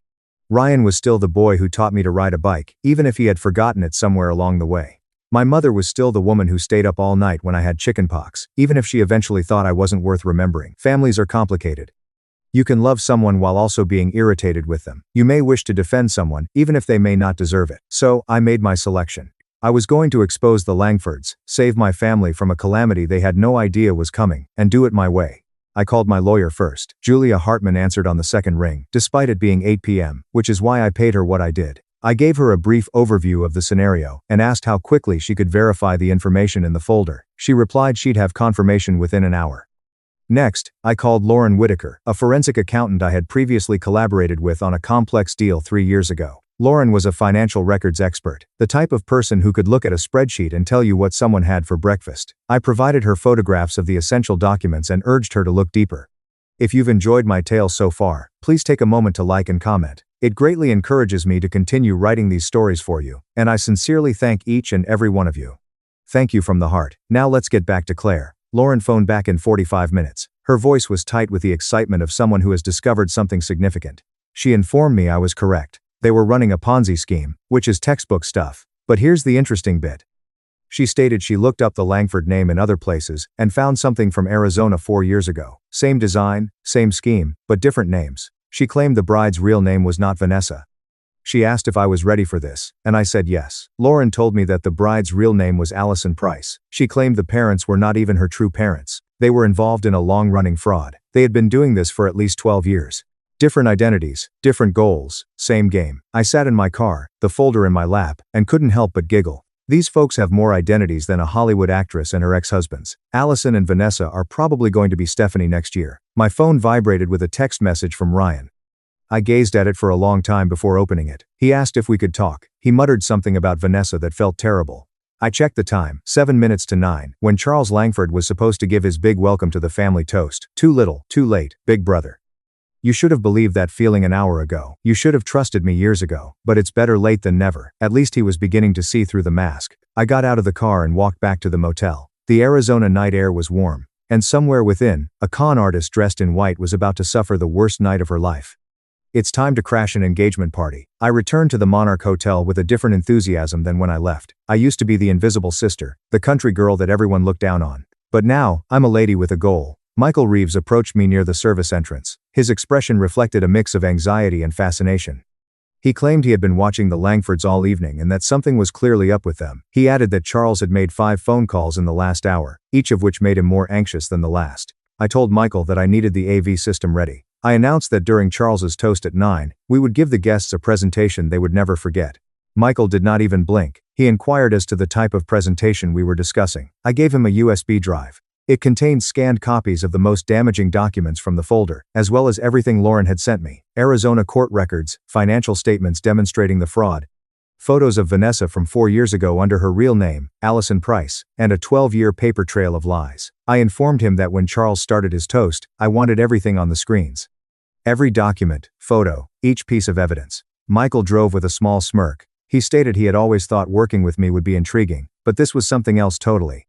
Then he vanished towards the control room. My phone vibrated. Julia, my lawyer, confirmed everything Lauren had discovered. The Langfords were indeed under federal investigation. More crucially, she had called the primary investigator, a woman named Agent Monica Hayes, who had been looking for the Langfords for months. They continued moving, changing names, and keeping one step ahead until tonight. Julia informed me that Agent Hayes was already on her way with the squad. They would be outside the hotel by 9:20, ready to move in once the evidence was public. Everything was fitting into place. The trap was laid. Now I only had to wait. I chose a location in the back of the ballroom, where I could observe everything without being observed. Vanessa was working the room again, her phony smile as if it had been painted there. Ryan stood behind her, playing the lovely fiancé, fully oblivious that his entire future was about to unravel. My mother was at the front, conversing with Evelyn Langford as if they were old friends, two ladies who had nothing in common but the capacity to make me feel worthless.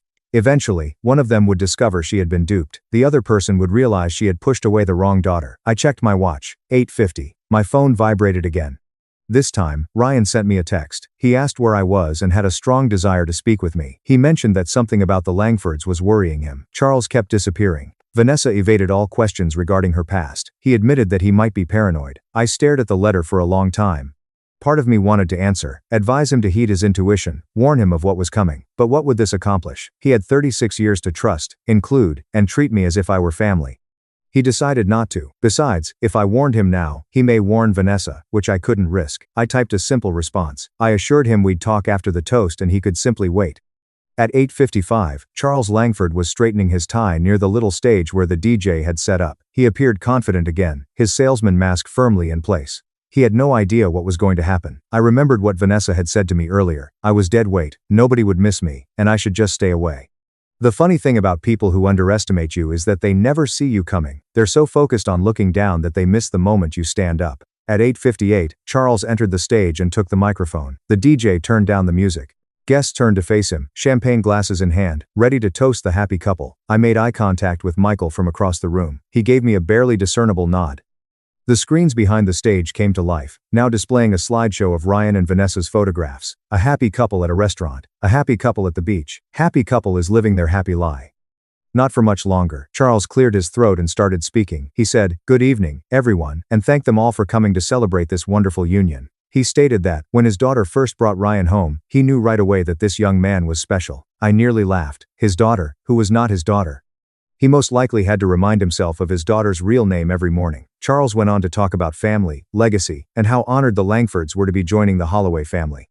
He discussed bright futures, grandchildren, and creating something lasting together. Every word was a lie, and they were about to be exposed. Charles raised his glass. He told the happy couple, to love, to family, to forever. I took out my phone and texted Michael a single word. Now. The screens flickered. For a brief moment, everyone assumed it was a technical glitch. Ryan and Vanessa's happy photos disappeared, to be replaced by something entirely different, an official-looking document stamped with court seals and legal terminology. Charles's smile had frozen on his face. The document was a court filing from Arizona from 4 years ago, regarding a fraud investigation. And there, listed as a person of interest, was a name that no one in the room had heard before. Allison Price. A murmur echoed throughout the crowd. People squinted at the screens, trying to figure out what they were seeing. Charles fumbled with the microphone, his face changing from red to pale in seconds.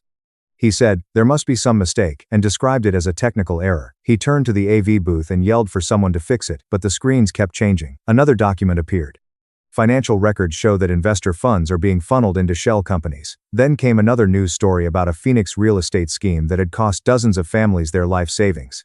Then there were photos of a younger Allison Price, with different hair color and cold eyes, standing next to Charles and Evelyn at a charity event under completely different names. Vanessa stood frozen in the middle of the dance floor, her champagne glass trembling in her hands. For the first time all night, her mask had completely slipped. She appeared terrified. Ryan looked at the screens, then at Vanessa, and back at the screens. I could see his mind working, pieces clicking together, and the doubt he had felt all evening suddenly making terrible sense. Charles attempted to push through the crowd toward the exit, but two of my security personnel stepped in his way. Evelyn grabbed his arm and whispered desperately, but there was nowhere to go. That's when I stepped forward. I walked through the crowd and toward the stage, my boots clicking on the marble floor. Every eye in the room turned to me. The country girl, nobody, and dead weight. Michael's voice rang through the speakers, calm and professional. He said, "Ladies and gentlemen, he would like to introduce the owner of the Monarch Hotel and CEO of Birch Hospitality." He said, "Please welcome Miss Claire Holloway." The silence was deafening, and my mother's face turned white. Ryan's jaw literally dropped open. Even Vanessa, in the midst of her panic, appeared shocked. I removed the microphone from Charles' limp hand. I said, "Good evening, everyone." I apologized for interrupting, but I figured they might want to know who they were really celebrating tonight. I pointed to the screens behind me. Charles and Evelyn Langford were not who they claimed to be. Their real estate empire was a fraud. Their wealth was stolen from innocent investors. And their daughter Vanessa was actually named Allison Price, a con artist who had been running the same scheme for over 12 years. Vanessa finally found her voice. She screamed that I was lying and called me a jealous, pathetic nobody. She claimed I made this up because I couldn't stand seeing Ryan happy. I smiled at her. I said, "That's interesting," and I asked if I also made up the federal investigation that had been following them for 3 years. I mentioned the arrest warrants issued last month in Arizona and asked how I could have faked the fact that Agent Monica Hayes and her team were currently waiting outside this hotel. As if on cue, the ballroom doors opened. 4 people in suits walked in, badges visible, expressions all business. Vanessa's face fell. Charles attempted a run. He made it about 12 feet before Agent Hayes stopped him with a calm but firm hand on his shoulder. She informed him that Charles Langford, or whatever his real name was arrested for wire fraud, investment fraud, and conspiracy. Evelyn began crying, mascara running down her carefully made-up face. She insisted that there was a mistake, that they could explain everything, and that it wasn't what it appeared to be.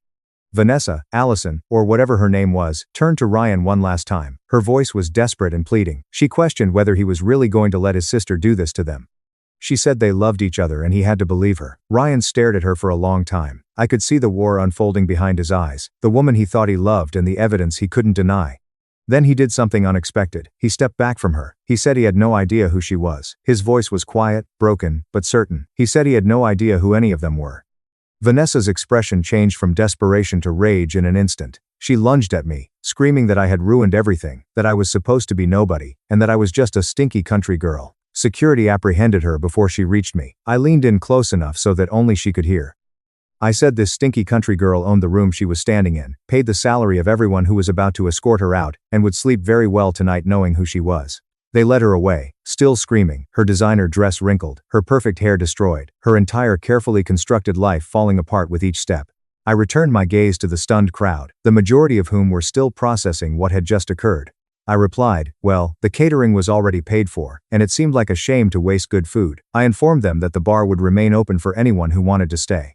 Nervous laughter echoed throughout the room. The DJ, bless his heart, began playing something upbeat. The engagement party had ended, but the night had just begun. The following hour felt like something out of a fever dream. The Langfords, all 3 of them, were led out in handcuffs while the remaining guests watched in stunned silence.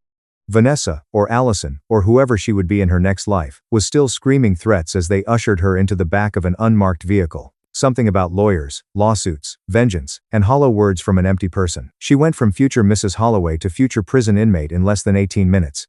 That had to be a record, even for a professional con artist. Inside the ballroom, the atmosphere had shifted from shock to something else. Curiosity, perhaps interest. Several attendees were immediately on their phones, most likely sharing what had just transpired with everyone they knew. By daybreak, this narrative would have spread throughout the town. Ryan found me near the bar. He resembled a man who had just awoken from a nightmare, only to discover he was still dreaming. His eyes were red, his hands trembling, and his entire worldview was visibly shattered. He inquired how I knew. His voice cracked with the words. He inquired as to how I had arrived at my conclusion. I told him I listened. I stated I was watching. I paid attentive. Everything I'd done my whole life while everyone else disregarded me. He was quiet for a time before saying he was sorry. He admitted that didn't cover it, that it did not address years of treating me as an afterthought, but he apologized. I scrutinized my brother's face, seeking for the catch or the angle, but all I saw was genuine regret. I apologized to him for the first time, which was a start. We stood there in quiet, 2 siblings who had spent decades as strangers now seeing each other plainly. Then my mother appeared. Margaret Holloway appeared smaller, as if the events of the evening had physically reduced her. She approached hesitantly and uncertainly, with none of her normal confidence on display. She began to explain she didn't know, but I interrupted her. I pulled out my phone and showed her the screen. Bank records, transfer receipts, 5 years of payments to her mortgage company, utility suppliers, and medical bills, all from Birch Hospitality, all from me. I informed her that she believed Ryan supported them. I claimed she brags to everyone about her generous, wealthy son. I paused for a moment before revealing who I was. It was always me. My mother looked at the phone, then at me, and then back at it. Her lips opened and closed repeatedly, but no words came out. I stated that I did not do it to be thanked. I said I did it because they were my family, even though they made me feel like I wasn't, but I believed she should know who was truly there for her. Margaret's eyes welled up with tears. Not the showy, performative tears I had seen her shed at family gatherings, but genuine ones that came from somewhere deep. She whispered my name, Claire, as if it were the first time. Before I could react, there was a commotion near the dance floor. I turned to see Vanessa's grandmother's necklace, which was also my grandmother's, lying on the ground where Vanessa had flung it during her meltdown. Ryan stepped over and cautiously lifted it up, as if it could break. He took a long look at it before walking back to me. He added, "This was always supposed to be mine." His voice was full with passion. He stated he didn't realize Mom had given it away and he apologized. He placed the jewelry in my hands. The weight felt appropriate, as if something lost for years had now returned to its rightful place. My mother cried as she observed the discussion. She said she'd been so wrong about everything. I didn't disagree with her, but I also didn't hammer on. There would be time for unpleasant discussions later. Right now, I was just tired. A person approached and inquired if the celebration was still going on, looking bewildered yet hopeful. I gazed around the room. Ice sculptures were melting. The champagne fountain was still flowing. Half of the visitors had left, but the other half were determined to get their money's worth from the open bar. I shrugged and directed the DJ to continue playing. Might as well. The night had already been strange enough. Was a little dancing going to hurt? 4 weeks later, I sat in my office at the Monarch Hotel, gazing out at the metropolitan skyline. The morning sun was shining through the windows, and for the first time in years, I felt calm. The Langfords were completed. Federal prosecutors found sufficient evidence to charge them with various charges of fraud, money laundering, and conspiracy. Allison Price, the woman who had called me a stinking country girl, was in jail awaiting trial. Her bail had been set so expensive that even her fictitious affluent parents couldn't afford it. It turns out that if you spend decades taking from others, you don't have many friends who are eager to help when things go wrong. The story dominated local news for nearly a week. Hotel entrepreneur exposes con artists at a family engagement party. One article even referred to me as the stinking rural girl who controlled the room. I have that one framed. It currently hangs in my office, where I view it every morning. Ryan came to see me at the hotel yesterday. It was the first time he had seen my workplace, personnel, and the life I had made on my own. He strolled about touching things as if he couldn't believe they were real. He claimed he'd spent years believing he knew who I was. He claimed he was mistaken about everything. I informed him that we both had a lot of years to make up. I answered, "Maybe we should start now." We went to lunch, a real meal, not a family gathering where we made light conversation and skirted anything significant. We talked about our childhood, our parents, and everything we had never said to each other. It wasn't flawless or easy, but it was honest. It was more than we had ever had. My mother began treatment last week. She called to tell me, her voice little and uncertain, so unlike the lady who used to make me feel like a perpetual disappointment. She stated that she wanted to know why she had treated me the way she did. She stated that she wanted to be better. I told her I appreciated it. I said we could take it slowly, and we would. Building trust takes time, but at least we were building something rather than watching everything crumble. This morning, I hosted a business breakfast in the hotel restaurant for investors, partners, and others interested in discussing expansion potential. Normal stuff for a regular day. A young woman walked in, appearing frightened. She was dressed simply, her hair pulled back into a utilitarian ponytail, her eyes wide as she took in the fine surroundings, definitely out of place. One of my investors, a man named Thomas Whitman, who had too much money and not enough manners, made a comment loud enough for everyone to hear. He asked who let her in and stated it was a private gathering. I got up from the table. I stepped up to the young woman and extended my hand. I greeted her warmly, Emily, and expressed my delight that she could make it. I said everyone. I wanted them to meet Emily Carter, this year's Birch Hospitality Scholarship recipient. I told them she grew up in a tiny town in Ohio, worked 2 jobs to pay her way through community college, and was ready to begin Cornell's hotel management program this fall. The room became quiet. Thomas suddenly became interested in his coffee. I escorted Emily to a seat at my table, the same table as the investors, the same table as the individuals who thought they were better than her because of their money and connections. She thanked me quietly, appearing overwhelmed. I advised her not to thank me yet. I said the real job was just beginning, but I told her that if she ever felt like she didn't fit in, she should remember that the individuals who constructed the most beautiful things frequently began with nothing but determination and dreams. She grinned at that. After breakfast, I stood in my hotel's lobby, watching visitors arrive and leave. Business people, tourists, and families were all walking on floors I owned, sleeping in beds I paid for, utterly oblivious of the woman who made it all possible. And that was okay. I did not need them to know. People will always try to make you feel tiny because of where you came from. Allow them. While they are looking down on you, they will not notice you climbing up. I learned that lesson a long time ago in a little town where I was never good enough, pretty enough, or had enough of anything. I took it with me through years of difficulty, doubt, and people telling me I would never amount to anything. And now here I was, standing in my hotel, surrounded by all I had made. The smelly country girl. She scented success from a mile away. My sister got 2 graduation parties and 3 trips to Greece. I got a misspelled card and cold leftovers, so I took away the one thing they never thought I could. When people ask me what finally caused me to cut ties with my family, I usually give them a watered-down explanation like, "Oh, we just grew apart," or, "It was time to focus on myself." But the truth is far more complicated. It begins with a graduation, 3 distinct celebrations, and a Facebook post that made my stomach drop. My name is Ryan. I'm 23, but this happened just under 2 years ago. My college graduation weekend was meant to be one of the most memorable of my life. Instead, it became the moment everything snapped. Favoritism is not a secret in my family. It is practically flaunted. Haley, my younger sister, has always been the golden kid. Don't get me wrong, she's brilliant, extroverted, and a terrific people pleaser, but so am I. I simply didn't fit into the same picture-perfect mold that my parents admired. I wasn't the star of the cheerleading squad, the homecoming queen, or the one with a flawless Instagram feed. I was more silent and independent. I worked 3 part-time jobs while in school, took night classes, and graduated with honors, but I was always a background figure in my own family. Growing up, it was small things. Haley had a new phone every other Christmas, whereas mine were typically hand-me-downs with shattered screens. She'd get a ride to the parties at 11:30 p.m. and I'd be grounded for missing curfew by 15 minutes. She took piano lessons, voice lessons, and art classes. I was told to be grateful that the lights are still on. I stopped debating after a while. I stopped expecting things to be fair. That was only the dynamic. Haley shined, and I remained out of the way. Still, I hoped that when they saw me, it would be after I graduated from college. You really saw me. I was the first in my family to complete a 5-year degree. I'd been working tirelessly for 5 years, pulling all-nighters, saving every dime, and missing breaks to remain ahead.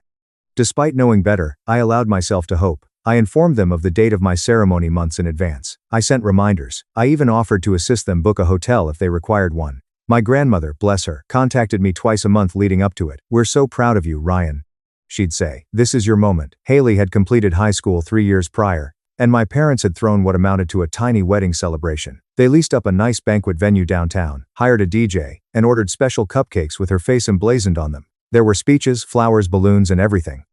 At the end of the night, they handed her an envelope and declared, with great dramatic flair, that they were sending her on a 10-day journey to Greece. "You've earned this, sweetheart," Mom remarked, stroking her hair back as if she were royalty. I applauded and grinned.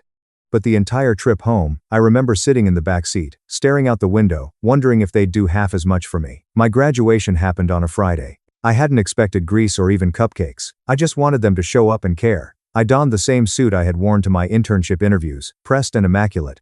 My best friend Owen traveled all the way from another state. My roommate's parents brought flowers for me, not for their child, because they believed no one should graduate without flowers. It meant a lot, but as I scanned the crowd throughout the ceremony, I noticed one familiar face, my grandma. She waved as if she were attempting to land an airplane. My parents and Haley, nowhere. I attempted to push down my disappointment. Perhaps something came up.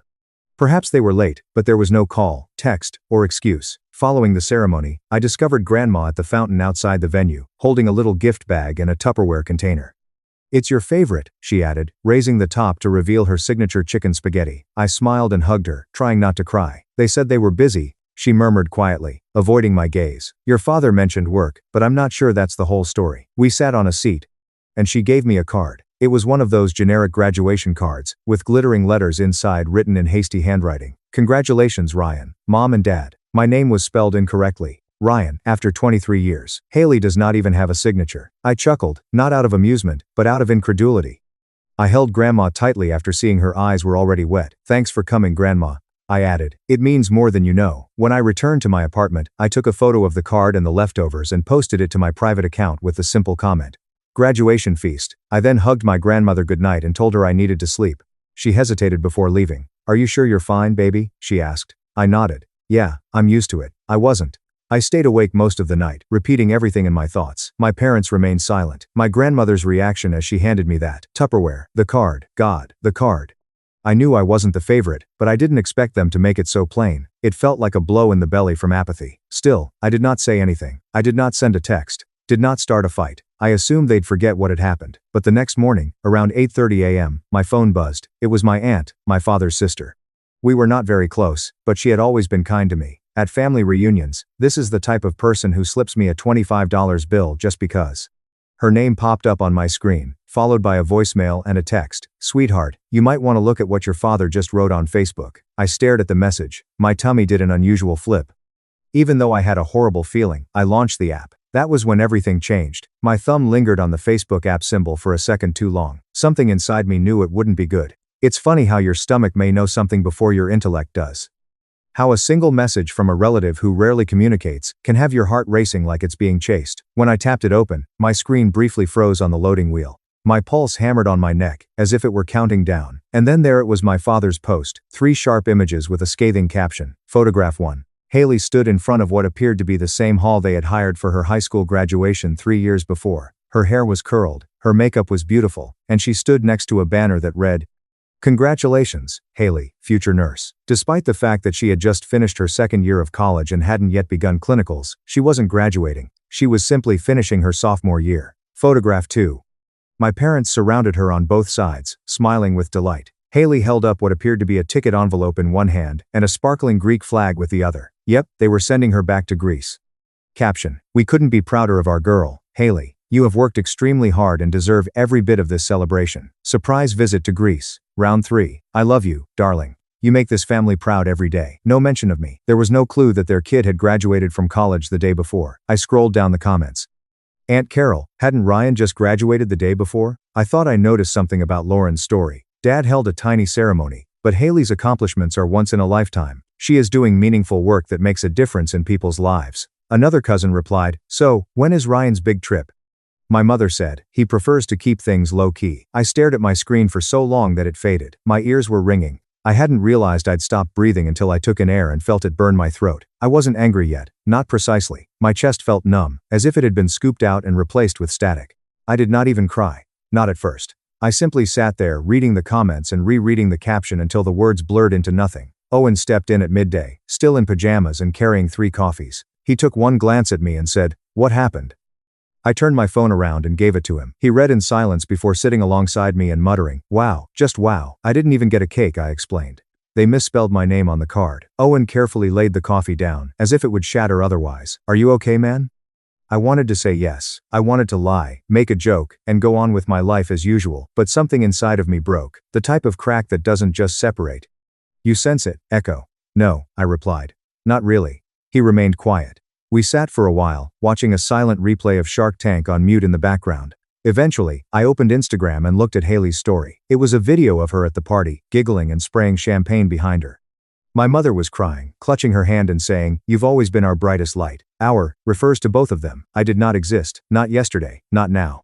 The remainder of the day flew by. I did not text them. They did not message me that night. I stared at the ceiling for several hours. I started thinking about all the times I had made excuses for them. Every time I'd say, "They're just stressed, Haley needs more support," or "It's not that deep," but it was.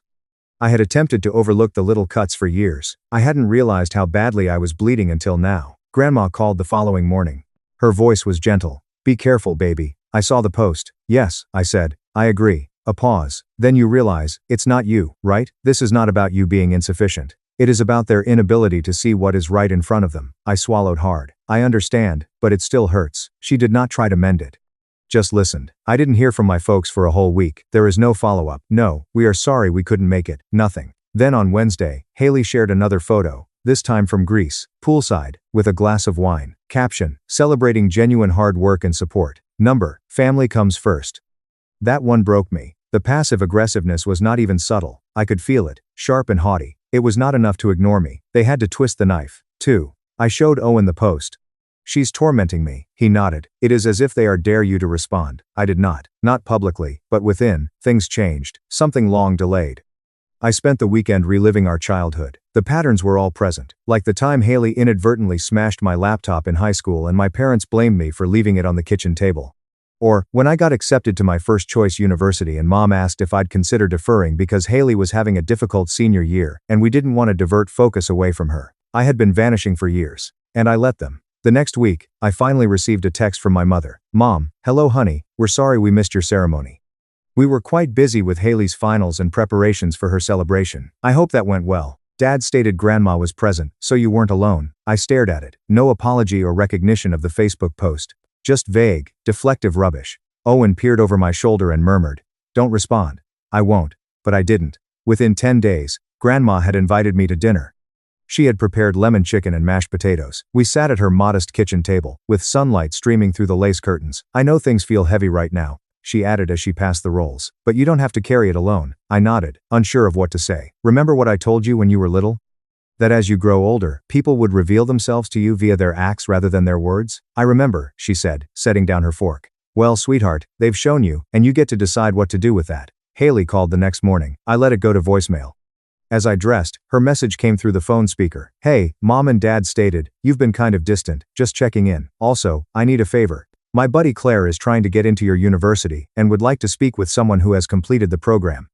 Can I give her your phone number? No, congratulations. No, we're sorry, we missed your graduation. Just go straight to the question. I deleted the message. That night, I received another SMS from Dad. Dad, you have been quite silent recently. We understand you're upset, but pouting isn't helping. Haley's party was not intended as a slight on you. She's just had a more demanding workload, and we wanted to offer her some more motivation. A bit more motivation. I felt my jaw tightening. I typed up a dozen responses, then deleted them all. I considered calling Grandma, but instead, I opened my laptop and began writing. Not a rant or a post, but everything. Every recollection, every slight, every time. I swallowed my voice in order to maintain the calm. The fact was that I didn't want to be the silent one anymore. And then, 3 days later, the true betrayal occurred. Owen and I were having lunch when my phone vibrated with a Venmo notice. Haley had sent me $15 with the remark, "For the card, we forgot to get you, LOL. Owen read it over my shoulder, whispering, "Are you friggin' kidding me?" No, they weren't. That night, I sat alone in my apartment, staring at the illumination from my computer screen. I opened Facebook again and examined the post, the comments, the likes, and the overall fakeness. I wasn't just forgotten, I was briefly erased. Because at that point, I understood exactly what I needed to do. I didn't seek vengeance, not in a petty sense. I wanted the truth. I wanted to reclaim the story, not to injure anyone, but to finally be heard and recognized. And I knew just how to make that happen. There's something unsettling about silence following treachery. You'd anticipate fury, shouting, or an explosion, but all I felt was a heavy, quiet emptiness. As if everything that had ever connected me to my family had finally rotted away. And suddenly I was floating, distant, and alone, but not in the lonely, weepy sense. No, this was the kind of alone that felt clean, cold, and clear, like if I had stepped out of a house that had been filled with smoke for years and had just recently discovered how deadly the air had become. After Haley sent me $15 for the card we forgot to get you, LOL, I did not respond. I did not even launch the app again. What do you say to someone who sees your pain and finds it funny? I simply locked my phone and glanced out the window, my breath misting the glass as rain gently stitched lines down the pane. That was the moment I struck rock bottom. It was not about the money, the party, or the Facebook post. It was what it all meant. I could give everything.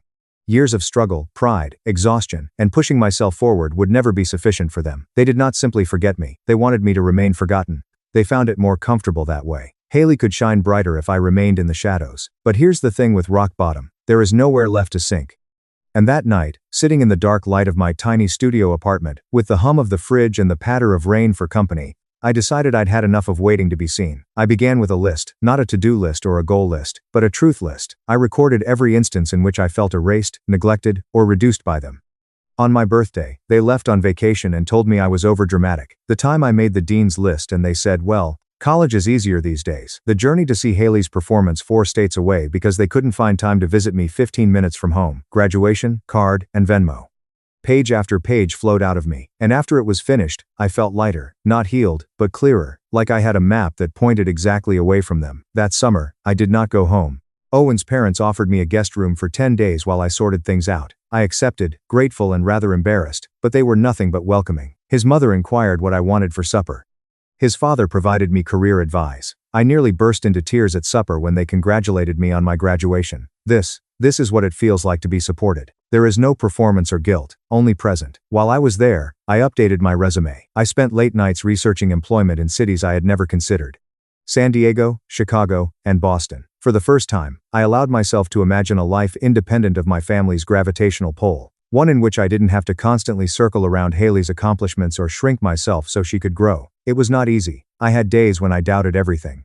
I spent nights staring at my phone, tempted to send one final text. Do you really care? Why did you treat me that way? But I did not. I realized their quiet was not due to ignorance. It was purposeful. I had a job interview in Austin. It was a long shot, junior-level data analyst for a mid-size corporation, but I prepared as if my life depended on it. Because, in a way, it did. Owen drove me to the airport. Are you nervous? I was terrified, I admitted, but it seems like the good sort. He smiled. Go prove them incorrect. The interview went nicely. The city was warm, strange, and vibrant. I didn't know anyone there, but for the first time, it wasn't frightening. It was exciting. Within 10 days, I received the call.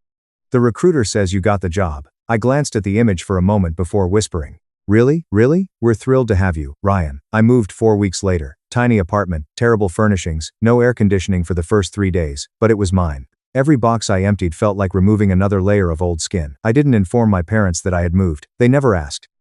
Meanwhile, Haley wrote about her trip, pictures of a yacht posing in front of ancient ruins and beach sunsets with captions like, manifesting good vibes, dizzy. Mom commented on each photo. I'm so proud of you, baby, our shining star. Look at that smile. Their silence was so loud that it seemed intentional. I wasn't just forgotten, I was removed. At work, I started slowly. Junior-level work entailed long hours, grunt tasks, and a lot of spreadsheets, but I loved it. It was concrete and measurable. Effort in, results out. No favoritism, just data. I stayed late, asked questions, took notes. My manager, Marcus Lee, noticed. You've got a good head for patterns, he told me. You ever consider analytic strategy? I blinked. I mean, I've thought about it, but start thinking harder. You've got a future here. It was the first time someone outside of school had looked at me and seen potential, not just obligation. I felt it like a jolt to the chest. I kept going, took online courses in Python, learned SQL in my off hours, said yes to every project, even the ones that scared me, and slowly, things started to shift. I got invited to meetings, given more autonomy. 8 months in, I was running the monthly performance report presentations. Marcus Lee pulled me aside after one and said, "You're storyboarding, best I've seen from someone your level. I want you to mentor 2 of our new hires." I nodded, stunned. Yeah, I'd love to. Meanwhile, I never heard a word from my family. Not one. Christmas came and went. I spent it with Owen's family again. When Grandma called to say she missed me, I nearly cried. Wish I could see you, she said. I know, Grandma. I agree. Your mom said you're busy with work, she added carefully. But she never mentioned where you're living now. She never asked. Silence. Ryan, she said softly. Don't let them make you feel small. You're not small. You're the biggest-hearted person I know. After the call, I went for a walk and watched the city lights stretch across the skyline. I didn't feel angry anymore, just determined. I didn't need their approval. I had built something better. Something real. And then came the message that made everything crack open again. Haley. Out of nowhere, one night in March, she sent a long DM on Instagram. At first glance, it looked sweet, apologetic even. Hey Ryan, I know things have been weird between us. I want to say I'm sorry if you felt left out at graduation. I truly didn't mean to hurt you. I know mom and dad can be a little much sometimes, and I should have spoken up.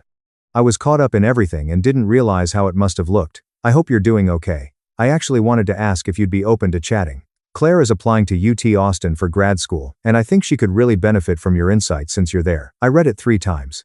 Not I'm sorry for what we did, but I'm sorry if you felt hurt, not ownership, just gentle deflection. And then the ask. There it was again. The pattern. Apologize just enough to look good, then pivot straight into what she needed from me. I didn't reply. Instead, I kept building. I started journaling, running, cooking for myself. I made friends in the city, people who liked me, not the version of me my family tolerated. I dated a little. I smiled more. And for the first time in my life, I felt like I wasn't holding my breath, waiting for approval that would never come. But part of me, some deep unhealed part, still wanted closure. Not revenge, not a Facebook clapback, just the truth out in the open, a record, something that couldn't be twisted or ignored. And when I finally figured out how to do that, I knew it would change everything. It started with an idea, a way to share my story, not just with them, but with everyone who had ever felt like the invisible kid. I spent weeks sketching it out, planning, writing, and when it was done, I clicked post. I didn't tag anyone, I didn't name names, but I told the story. My story of 2 graduations. Of a misspelled card and microwave leftovers. Of a $15 Venmo and years of silence. Of finding myself after being forgotten. I didn't expect what happened next. The post went live on a quiet Saturday afternoon. No hashtags, no photos, no passive-aggressive emojis, just a raw, honest account. I titled it something like, "The Graduation That Never Happened." And it opened with the sentence. For my sister's graduation, they rented a hall, hired a photographer, and surprised her with a trip to Greece. For mine, I got leftovers in a microwave and a card with my name spelled wrong. It wasn't a rant. I didn't rage. I didn't accuse anyone by name. I just told the truth, the full truth, layer by layer, the way they'd always celebrated her. The way I'd stayed silent, the comments, the card, the $15 Venmo, and the moment I realized I didn't need their recognition to matter, I ended it with a few words that had echoed in my chest for months. Sometimes you don't need an apology. You just need to walk away without looking back. I posted it and turned off my phone. Owen and I went for tacos. I didn't bring it up. I didn't even check my notifications until the next morning. And when I did, I had to sit down. It had exploded. I didn't expect it to go viral. Not really. I posted it to a mid-size Reddit thread about family dynamics and favoritism, and then cross-posted a shortened version to my private Instagram with maybe 450 followers. But apparently, someone screenshotted it, shared it to Twitter, and from there it caught fire. Thousands of comments, thousands of likes, scores of DMs from strangers saying, "Thank you, this is my story too." Some of the messages hit harder than I expected. "You put into words something I've carried for years. I didn't know other people felt this. My brother was always the favorite. I thought I was just being sensitive. Reading this made me cry in my car." There was something about the quiet solidarity of it all that stunned me. I hadn't written it for attention. I'd written it because it was finally too heavy to carry in silence. But now I wasn't alone. Not everyone was supportive. A few trolls popped up. "Cry harder. You're just jealous. Get over it." But the overwhelming response was compassion. And beneath that compassion, something else started to stir. Validation. Power. Not power like revenge fantasy power, but a kind of clarity. Like I had finally turned the lights on in a room I'd been stumbling through my whole life. Then a week later, I got the message I didn't expect. Grandma, she'd seen the post. "I read your story, Ryan," she wrote in an email. She always preferred email, and I want you to know, every word rang true. "I'm sorry I didn't do more when you were younger. I always thought love would balance it all out, but sometimes silence just becomes complicity. I'm so proud of you for telling your truth." That email broke me. And then it rebuilt me because for the first time I had a witness, not a stranger, not a distant friend, someone inside the family who saw it too. And suddenly, the idea I'd been nursing in the background began to sharpen. I realized something. I didn't need revenge to hurt them. I needed justice. I needed truth in the open. Consequences that weren't about cruelty, but about accountability. And Haley, well, she gave me the opening I didn't even have to ask for. It started with another message, this time more formal, more calculated. "Hey Ryan, just saw your post. Wow, you really made us sound like monsters. Lol, mom's freaking out." She says, "Aunt Carol and Uncle Steven saw it, and now everyone's gossiping. Anyway, I'm assuming this is about you still being mad about graduation. If it makes you feel better, I talked to Mom and she says she's open to making it up to you if you want to come home this summer.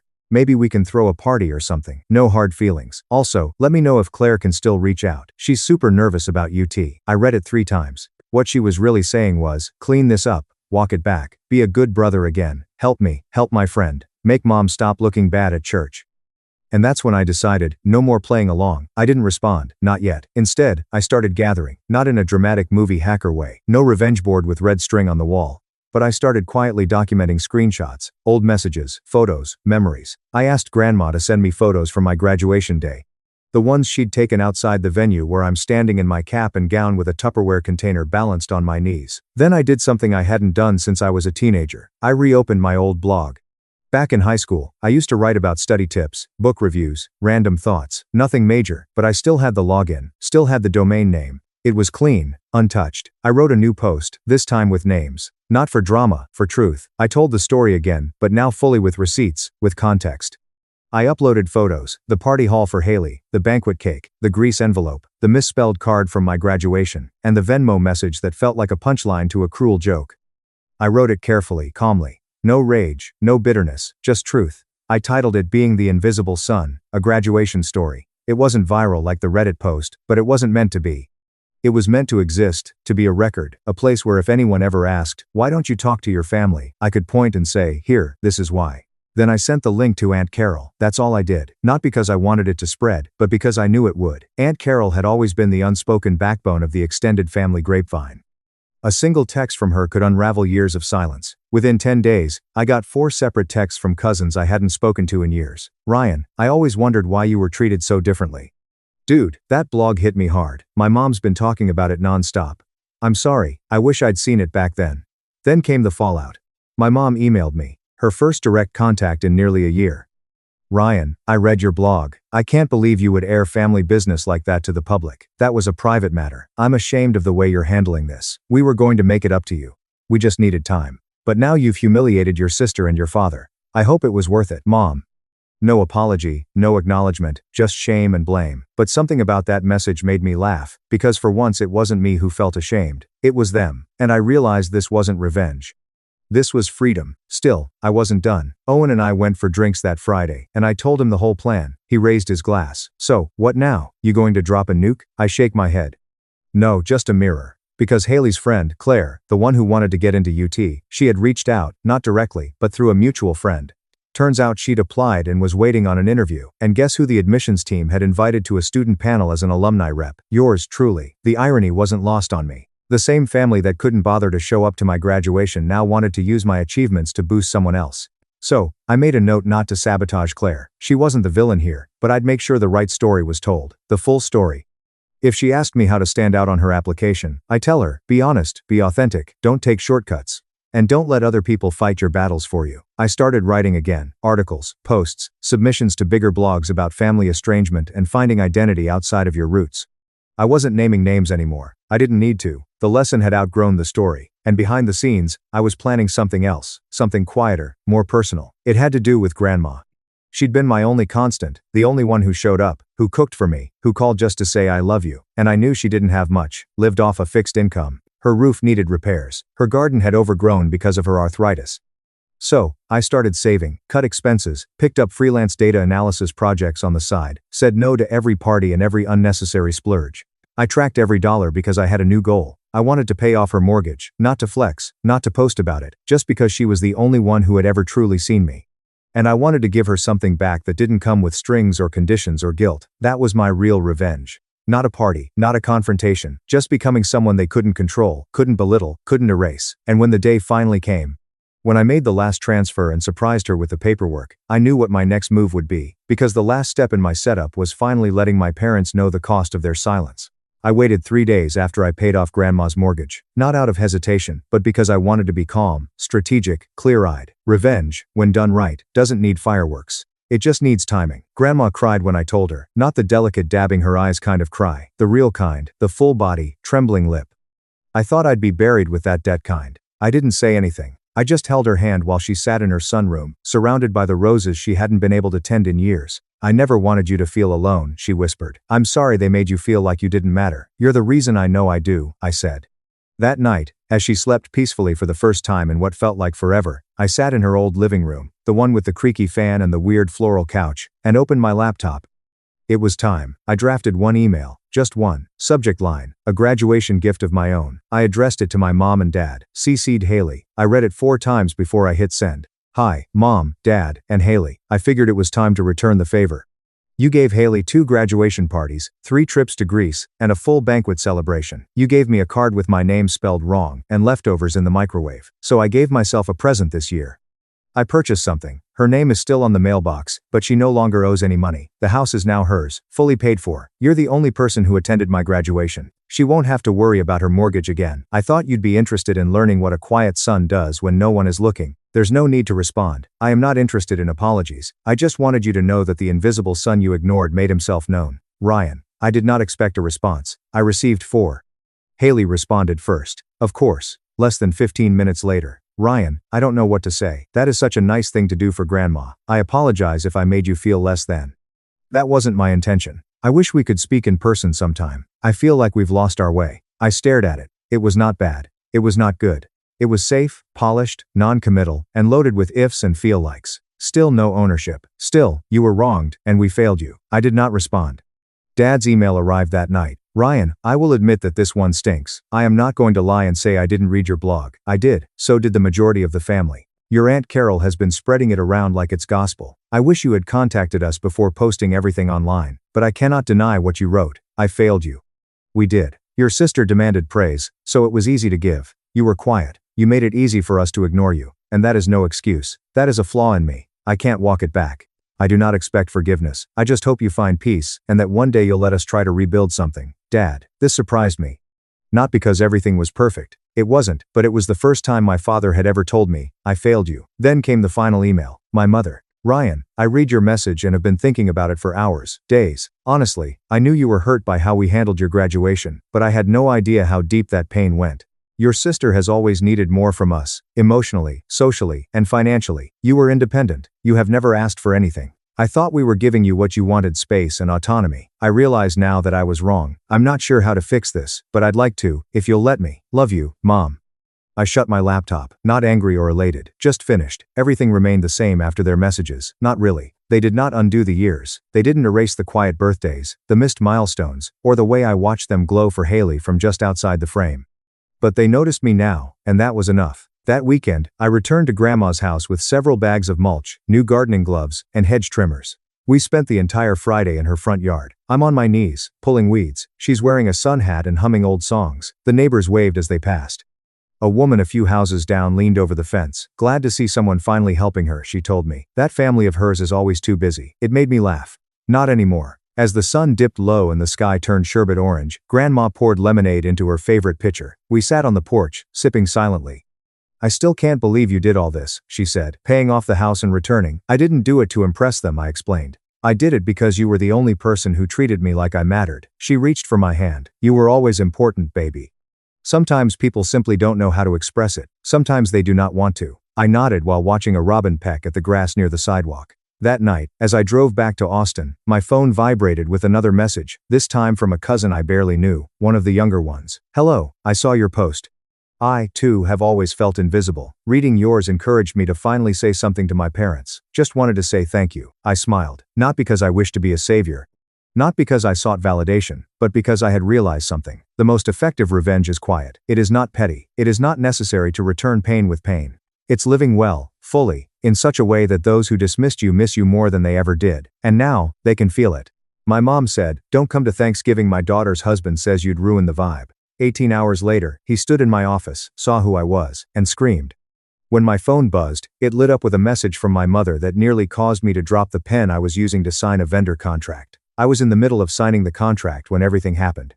It is not appropriate for you to attend Thanksgiving this year, Claire. According to Evan, you are a source of tension. It would be best if you did not participate in this one. At first, I was under the impression that it was a joke. Perhaps it had been a month since my sister's new husband had met me, but he had already made the decision that I was the source of the problem.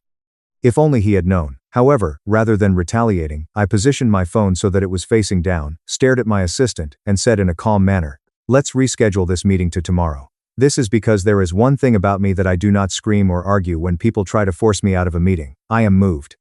My name is Claire Whitmore, and I am the director of Falcon Ridge Real Estate Group. I am the youngest woman in the history of the company to ever manage a division with a value of just under $700 million. However, no one in my family is aware of what I actually do. As if I were selling small houses on the weekends, they believe that I am working in the real estate industry.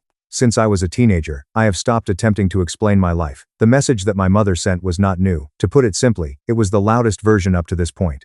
I was the quiet one who worked nonstop but was still described as trying her best. At the same time, my sister Lila had always been the shining star, the favorite, and the one whose choices were treated like gold. Evan, however, was not like the other men she had married. This was the kind of man who wanted everyone to be looking at him. The type of person who boasted about his significant promotion, which consisted of nothing more than a promotion from staff member to team leader, and now it appears that I was too tense to sit at the same table with him. He was the kind of person who evaluated people as if he needed to feel taller. I was not upset at all. No harm was done to me. The end was near. My life was too big, was too full, and was too heavy for me to waste time trying to convince people who didn't care to understand what I was going through. I was so excited about the work that I stayed late at the office that night, finalizing project numbers, signing approvals, and running simulations for the new executive tower development that we were about to unveil. In that one location, I had the distinct impression that I was in authority. As I made my way through the empty lobby at 1:30 inches the morning, my heels reverberated against the marble floors, and I didn't experience any negative emotions. If Evan did not want me to attend Thanksgiving, then that is fine. He had no idea that I had a world apart from my family. He had no idea that my world was so much larger than his ever imagined it to be. The next morning began in the same manner as any other, promptly, abruptly, and with a great deal of noise.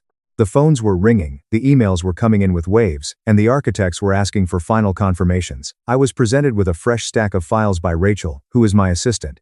It appears that Claire, the contractor working on the Skyline project, is running behind schedule. Those keys. On the other hand, she halted, and her eyes widened. After turning, I was completely still for a fraction of a second. I was on the verge of laughing then. Evan was standing in the doorway, completely stunned, with a horrified expression on his face, and he was sweating. Although his eyes darted between me and the enormous company logo that was behind my desk, he walked in as if someone had shoved him forward. "What exactly is this, dude?"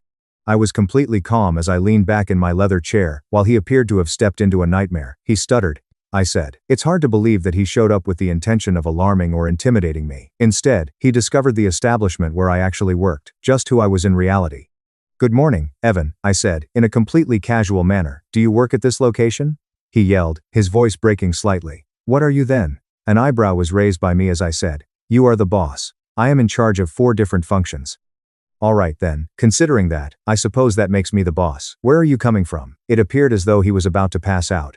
In order to discuss an investment meeting with someone, I came to talk to them. It was then that the judgment struck him like a blow to the face. Lila had mentioned that her sister might be able to assist us, but I had the impression that you worked in the rental industry. I did not move at all. Relaxed. To be gathered. He was the one who was shaking. You are the one who told my mother that I shouldn't come to Thanksgiving, I said. The tone of my voice was even but firm, and I said, because I ruined the vibe, right? There was no longer any color in his cheeks. Claire, I didn't mean to sound like I didn't know, she said, not knowing what I had asked her. I was employed at the time. The fact that I had a life, while he was still staring at the glass wall behind me, which displayed the entire floor full of employees working under my leadership, he took a deep breath and stated, that I was not some failure you could push around. It was almost as if I could see his ego crumbling away one brick at a time without even trying. He made a trembling gesture with his finger and pointed at me. Wherefore? I don't understand why you didn't tell anyone that you were this. I smiled at him in the most insignificant way possible. He blinked, unable to find the words to express himself. After opening and closing his mouth, he opened it once more, but there was no sound coming out of it. Should I call security? Rachel whispered to me as she walked in behind Michael. On the other hand, I dismissed her. Evan was not a danger to anyone. I didn't come here for this, he muttered, rubbing his forehead. It was just a man who realized he had underestimated the wrong person. The reason I came is because we are in need of a loan and an investor. I interrupted him with a raised hand and continued. Lila said that you might be able to convince someone to give us. Allow me to make something 100% clear, Evan. Family and work are not 2 things that I mix together. He looked at me as if I had just turned the world upside down. You can't do this, he yelled out in a sudden and abrupt manner. And I don't help people who belittle me. Are you familiar with my identity? Oh, the timeless piece of advice. Taking my time, I slowly and deliberately stood up. I am not angry, rich in power. My response was yes. The muscles in his jaw tightened as he said, you're the man who tried to keep me from staying at Thanksgiving. As I continued, I said, but I guess you didn't expect that the person you tried to cut out would be sitting in the office you're now begging inside. He went completely silent and appeared to be completely freezing. And then, all of a sudden, he yelled. Simply a scream of exasperation. There were no words. This is the kind of voice that you let out when the reality that you constructed falls apart in front of you. Every person who was sitting on the floor turned to look. He pointed at me and yelled, you embarrass me. I didn't even flinch as he pointed at me. No, I said in a soft voice. His face turned bright red. The door was slammed shut with such force that the glass shook as he stormed out of the room, yelling, you embarrassed yourself. After a brief pause, Rachel eventually returned to the room. With her eyes wide open, she said, well, I finally let out a sigh and said, you would have no idea that that was such a dramatic moment. Considering that he believed the humiliation would end here, he was surprised to learn that this was just the beginning. He was completely unaware of what was around the corner. It is not revenge out of anger, but rather revenge out of the truth. And the truth hurts more than anything else. There was a change in the atmosphere on the floor the moment Evan stormed out of my office. It appeared as though people were continuing to work, but everyone was aware of what had transpired. In the middle of a corporate building, it is literally impossible to conceal a grown man who is screaming like a child. I did not pursue him. I didn't have to do that. I decided to walk to the glass wall that overlooked the downtown area and let my heartbeat settle before continuing my journey. This had nothing to do with ego. There was a need for clarity here. Evan was finally able to see the aspect of me that he had dismissed as non-existent. Power, stability, and independence were all things that he detested. After 25 minutes, I heard a buzzing sound on my phone. Lila. I entertained the idea of ignoring it, but I agreed to respond anyway. The sharpness of her voice was audible. Claire, what exactly did you try to do to Evan? Even though he had just returned home in a rage, I did not raise my voice. I did not engage in any activity. There was complete silence as he yelled in front of my employees and demanded money. He showed up at my place of employment without having an appointment. Having received such a calm response, Lila was taken aback. When she finally snapped, she said, you could have been nicer. I almost laughed out loud. This is because he believes that you are judgmental of other people, as he told my mother that I shouldn't come to Thanksgiving. As I closed my eyes, I thought to myself, you have this intimidating vibe. The irony was excruciating to hear. Lila, I repeated in a low voice. She did not respond to the statement that she made, which was, perhaps he is intimidated because someone around him underestimates him. I was standing there for a moment when I suddenly became aware of something. She ended the call instead. The reason that my family did not accept me was not because I was a problem. The reason they did not accept me was because I had grown beyond the version of myself that they were comfortable with. That's cool. Due to the fact that life had more ambitious plans, they were able to keep their miniature version of me. Rachel walked in that evening while holding a thick envelope. She explained that this had been delivered by a private courier. I had just finished reviewing the final renderings for the Skyline project. Legal is the source of it. I cracked it open.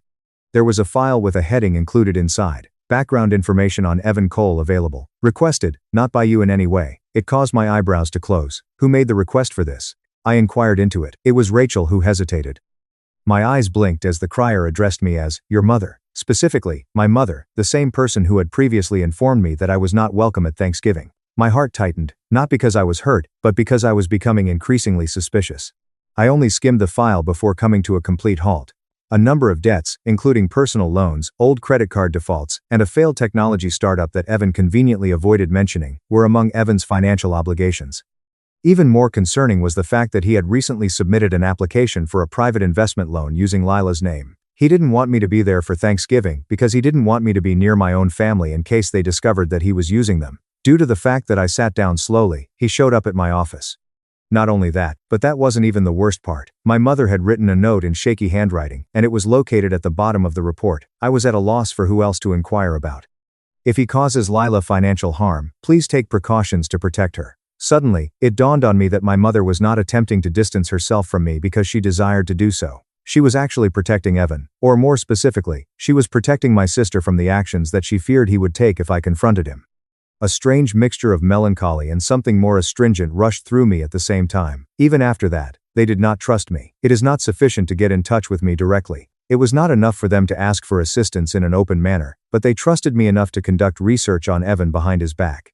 Furthermore, they trusted me enough to hope that I would take action regarding the situation. It took me some time to close the file. That's cool. We would give them exactly what they wanted if they wanted me to be absent from Thanksgiving. I quickly ran out of the office, grabbed my code, and made my way straight to Evan and Lila's residence, which was the only place where this situation could possibly come to an end.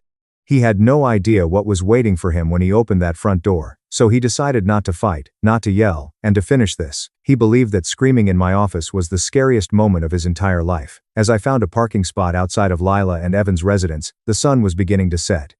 The windows were illuminated by a glow of the warm light. When viewed from the outside, it appeared to be quiet, not a fault. The kind of life that my mother has always wished Lila would have during her lifetime. The house was nice, the husband was nice, and the future was nice. However, none of it was real. As I made my way up the driveway, I approached it with a file tucked under my arm. When I was about to knock, the door suddenly opened for me. You can't be here," Evan yelled as he stood there, blocking the doorway with his entire body. He was breathing heavily and his eyes were widening the moment he saw me walking in. Calmly, I smiled at you. The envelope was slightly raised by me because he did not move when I said, "Move." His expression became completely devoid of color as he said, "Unless you want Lila to open this instead of me." "So, what? Who or what is that?" he inquired, his voice breaking slightly. I responded by saying, "Your past. Or would you prefer that I say your present?" He took a few steps back, and his eyes flashed with a look of panic. I did not wait for permission before entering the building because he was aware of everything that was contained in that folder. Lila could be found in the kitchen, stirring something that was cooking on the stove. When she saw me, she became unresponsive. "If you are Claire, what are you?" Evan bolted past me in a hurry. "Please, Lila, do not pay attention to her. She is attempting to cause problems for herself." Nevertheless, she was not a fool. Once she had finished looking at his face, she hushed him and asked, "What did you do?" I positioned the folder on the dining table. "This was sent to me by my mother." Lila's head suddenly turned in my direction. "Ma'am, I concur. In order to investigate him, she is the one who hired someone to do so." A crack appeared in Evan's voice. "My wife despises me." "No, the error was mine. Because of what you were concealing, she did not trust you." Hands shaking, Lila reached for the folder that she had been holding. Suddenly, Evan lunged forward. "You shouldn't open that. Touch her again, and I walk out of this house and deliver this file to her employer, her bank, and every investor you've approached." I placed myself in the middle of them, and my voice sliced through the room. Evan came to a complete and utter halt. It was Lila who opened the folder. The subsequent silence was so complete that it was suffocating. "Evan, tell me this isn't true," she whispered to him as he lifted his hand in desperation.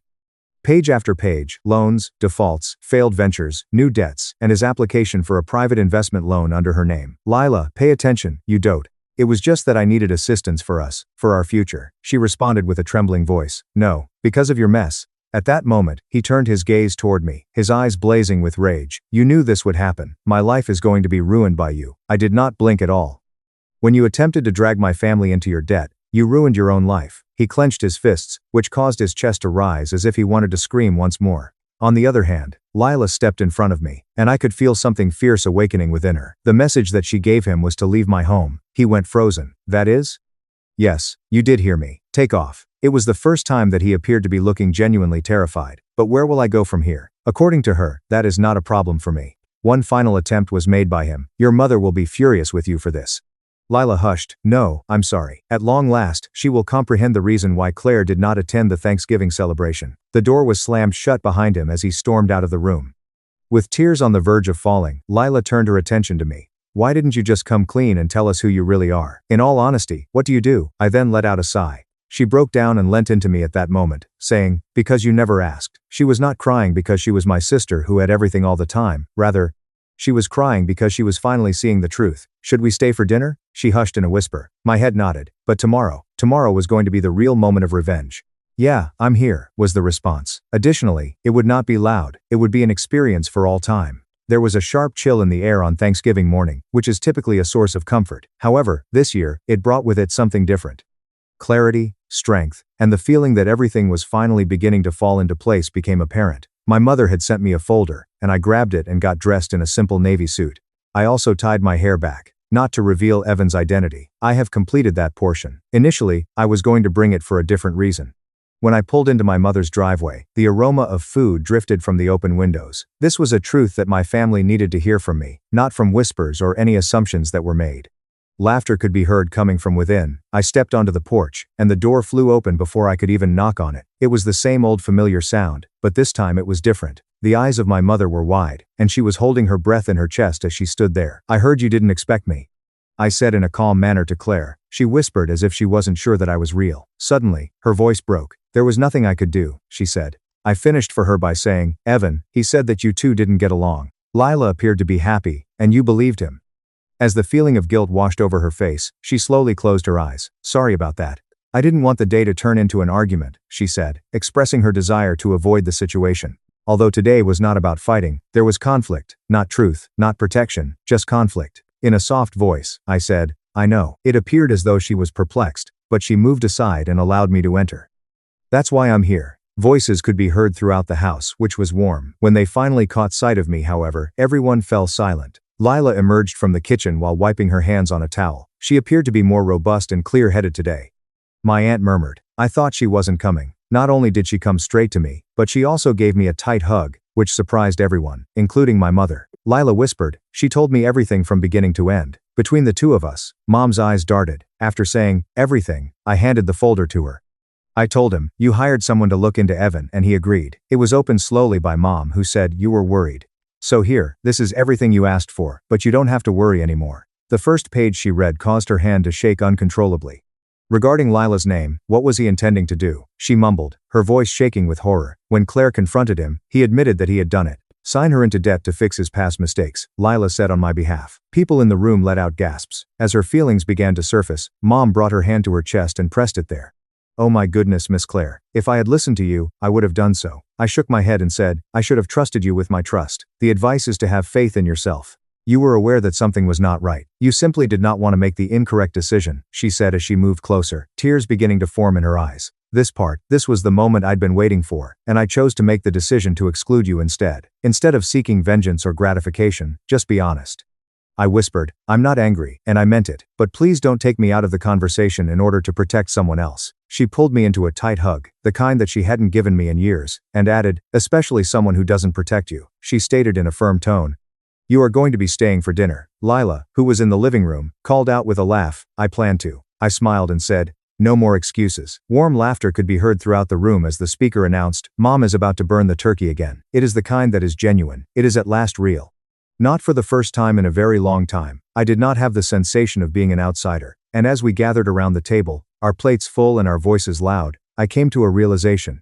I felt like the daughter, the sister, the protector, and the one who showed up when it mattered. However, the confrontation was not the act of vengeance. Evan was not being exposed in any way. I wasn't able to demonstrate my worth. The true form of retribution was to experience joy, right in the place where they had previously believed I did not belong. My parents called me strong, and gave my brother the house. When I canceled one payment, Mom panicked, "Send the money now." My 3-word reply destroyed them. 28 days. My phone had been silent for precisely that long since I left that attorney's office. No apologies, no check-ins, just a void where a family once existed. Then, at 11:43 p.m., the screen lit up in the dark. There was no olive branch. It was a bill. A text from my mother, Evelyn. "Mortgage is due. Transfer the funds." She was unaware that I had quit. She just noticed the automatic deposit didn't hit. I stared at the glowing text. My pulse didn't even spike.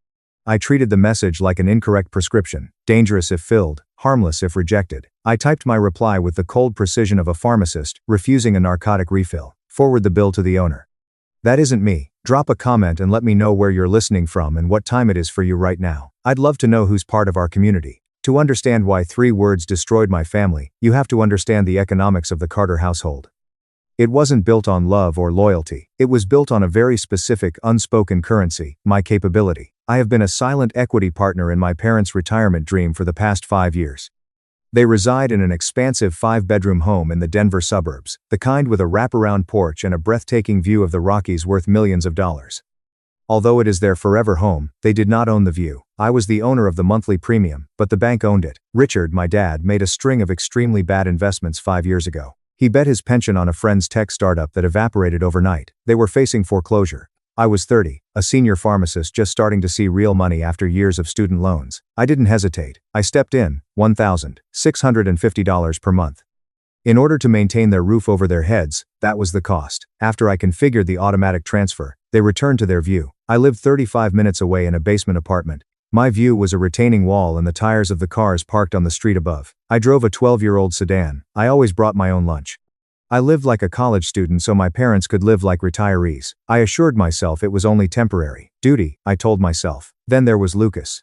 My younger brother is 33 years old, but in our family's ledger, he is perpetually 13. Lucas is a dreamer. That is the family euphemism for unemployable. He has an entrepreneurial spirit, but in reality, that just means he has a number of unprofitable LLCs and an addiction to gambling. While I was clocking 55-hour weeks at the pharmacy, double-checking interactions and managing inventory, Lucas was pitching disruptive apps to investors who politely showed him the door. And yet, whenever Lucas fell, my parents were there with a safety net woven from my money. When he totaled his car, Dad found the cash for a new one. When his landlord threatened eviction, Mom scraped together the rent. I watched this dynamic for years, baffled by the math of it. Why did the child who contributed nothing get everything while the child who kept the lights on got ignored? My diagnosis of the pathology took a long time, and it was more than just partiality. It was the curse of capability. My parents didn't neglect me because they didn't love me. They disregarded me because I was capable. They assumed that my stability was inevitable. I was the structural integrity of the family, boring, load-bearing, and invisible.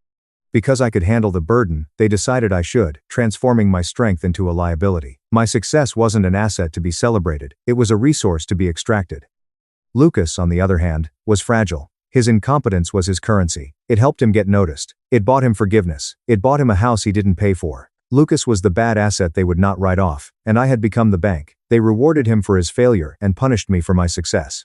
The day we entered that lawyer's office was the first time I realized they were going to liquidate me entirely. The lawyer's office air conditioning was set to a temperature that I could only characterize as confrontational. I sat in a high-backed leather chair and smoothed the skirt of my work dress.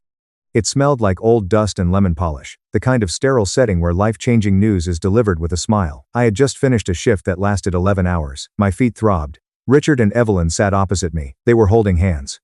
It was a performance of unity I recognized from every parent-teacher conference where they had to explain why Lucas hadn't turned in his homework. Lucas was sprawled in the chair next to them, scrolling on his phone, looking bored. He felt no anxiety. That ought to have served as my initial warning. The attorney, Mr. Parker, cleared his throat. He was a small man who seemed to shrink under the weight of the document on his desk. As you know, he began, your parents wanted to update their living trust given Lucas's recent engagement. I nodded. It all made sense. Lucas had met the woman he was marrying in Vegas 3 months prior. She was pregnant. He had to become an adult. Upon the death of Richard and Evelyn, the primary residence at 58 Evergreen Terrace, the investment portfolio, and the collection of vintage watches will be transferred to the sole ownership of Lucas Carter. I assumed this meeting was about formalizing some of the loans they had given him, or perhaps creating a trust fund for the baby. Silence fell over the room. The air conditioner's hum and the rush of blood in my ears were the only sounds. I apologized, my voice sounding thin and raspy. Do you mind repeating that? The house and the primary assets are left to Lucas, Mr. Parker said faster this time. I looked at my parents. My mom was looking at her cuticles. My father was looking out the window. And Emma, I asked, what is left to Emma? Mr. Parker flipped a page. They leave Emma a legacy of love and the pearl necklace that belonged to the grandmother. A legacy of love and a string of pearls worth maybe $350 on eBay. I got off. My legs felt shaky but my voice was steady. I pay that house's mortgage, I stated. I have paid every single dime of the mortgage for 5 years. I was the one who made the down payment on the refinance. Last summer, I paid for a new roof. At long last, my father turned to face me. His expression was hard, that of a man who had persuaded himself that what he was doing was right. Lucas has a family now. Emma, he said. He requires consistency. I don't need a head start, do I? I asked, and he responded, you're strong, Em. Using a nickname I hadn't heard since I was 13. You excel in your field. You have a career. You are strong enough to purchase a home of your own. Lucas isn't. There it was. The sentence that broke the blood vessel. You've got enough strength. They used my competence as a weapon to deny me inheritance. I stared at Lucas. He finally looked up from his phone. He didn't look surprised. He didn't look guilty. He looked smug. He'd known. He had known the whole time. His inheritance had been paid for by me. I looked down at my hands. They were trembling. The shock functioned similarly to a localized anesthetic. I felt the pressure of the betrayal, the immense weight of it, but the pain hadn't registered yet. They had looked at me, calculated my worth, and decided it was zero. In fact, it's less than zero. I was a resource to be used until I was empty, and then discarded so the real child could thrive. I see, I said. I picked up my purse. We're probably done here, Emma. It's just paper, my mother said sharply, reminding me not to be dramatic. We continue to be a family. I walked to the door and said, no, we don't. The afternoon sun was blazing when I left that office. I got into my 12-year-old sedan, the one with the check engine light that had been on for 6 months because I couldn't afford to fix it. I then drove home, feeling a cold, heavy sense of betrayal. It was more than just the money, it was about the lie. They had made me think I was a savior, a partner, but I was only the assistance. I drove home in silence. Just the sound of tires on pavement, and the steady, rhythmic throb of my own heart slowing down. No podcasts, no radio. I didn't turn on the lights when I opened the door to my basement apartment because the air was stale and smelled of loneliness and trapped heat. I sat at my small kitchen table, the one I'd bought secondhand for $60, and opened my laptop. The harsh blue square on the screen came to life in the dark room. I logged into my banking portal. 5 years ago, on the day I signed my life away to save theirs, I memorized the password, and my fingers automatically typed it. The dashboard loaded, and there it was, the pending transaction that was due on the 3rd of the month, 3 days away. Move, $1,650. Evelyn Carter and Richard Carter, the recipient, checked together. I drew my finger over the pad. I had convinced myself for 5 years that this money served as a safety net. I told myself I was the good daughter, the one who stepped up when the world knocked her parents down. But looking at that number on the screen, the illusion shattered. I didn't have a safety net in place. I had been forging a chain. My mind opened an invisible ledger at that precise moment. It wasn't just about the $62,400 I'd transferred over the years. My daily payment of emotional compound interest was the reason. I could clearly see the entries, which were written in red ink. Item: when Lucas was too inebriated to drive Dad to a physical therapy appointment, I had to skip my own friend's wedding. Price: my social life. Item: the Christmas I ate peanut butter toast for dinner so I could afford the premium heating oil they insisted on. Expense: my honor. Cost: my self-worth. Item: the innumerable times I swallowed my pride when Mom complimented Lucas's big ideas while ignoring my reliable income. I had spent my entire adult life trying to buy my way into my own family. I reasoned that the balance would eventually change if I paid enough, if I was strong enough, and if I was useful enough. They would eventually find value in me. But the will reading had proved that the return on investment was zero. Actually, it was negative. I wasn't buying their love. I was financing my own enslavement. For a monthly subscription fee, I was being treated as though I didn't exist. The realization came to me suddenly, cold and enlightening. I wasn't angry anymore. I was over it. This wasn't a family dynamic. It was a bad contract. And any good business person knows when to cut their losses. I moved the cursor. I clicked on the transaction. A menu popped up with options. Edit amount, change date, cancel series. I didn't hesitate. I decided on cancel series. A confirmation box came up. Would you be certain that you wish to stop Richard and Evelyn Carter from receiving any more recurring payments? Yes. I clicked confirm, whispering to the empty room. The screen refreshed. The transfer that was pending disappeared. The line item was gone. Just like that, 5 years of obligation evaporated into digital mist. The laptop was shut down. The space was dim. However, I didn't fear the dark for the first time in a long time. After getting up, I went to the refrigerator and poured myself a glass of water, which tasted liberating. The leaves outside my basement window turned from green to gold, but my phone remained a black mirror. I didn't stop using their numbers. I didn't change my email address. I wanted to conduct one final experiment. Day 1 went by. I wanted to find out if Richard and Evelyn Carter could call their daughter to inquire about her well-being without a transaction involved. Day 6, day 17. My apartment's quiet wasn't empty. Data was used. It was the last evidence I needed to prove my own guilt. They would have known I was gone if I had been their daughter. I was not, however, a daughter. I was a utility. I was either the internet service provider or the electricity company. You don't question the power company about their day over the phone. They are only contacted when the lights go out. I went to work. I made prescriptions. I came home. I watched the calendar pages turn, counting down to the 3rd of the month. I experienced an odd sense of calmness, the clarity that comes when a fever finally goes down. I was no longer waiting for an apology. I awaited the bounce. The night of October 29th followed, 11:43 p.m. My phone glowed on the bedside table. No call came in. Evelyn had texted me. Mortgage is due. Transfer the money. No welcome. No. Are you okay? She was unaware that I had resigned. It was just a demand for payment, as if I were a tenant who was behind on rent. She only realized there had been a disruption to the service. I took the phone. I spent 28 days mentally practicing the words before typing them out. Forward the bill to the owner. That isn't me. I hit send. I set the phone down and waited.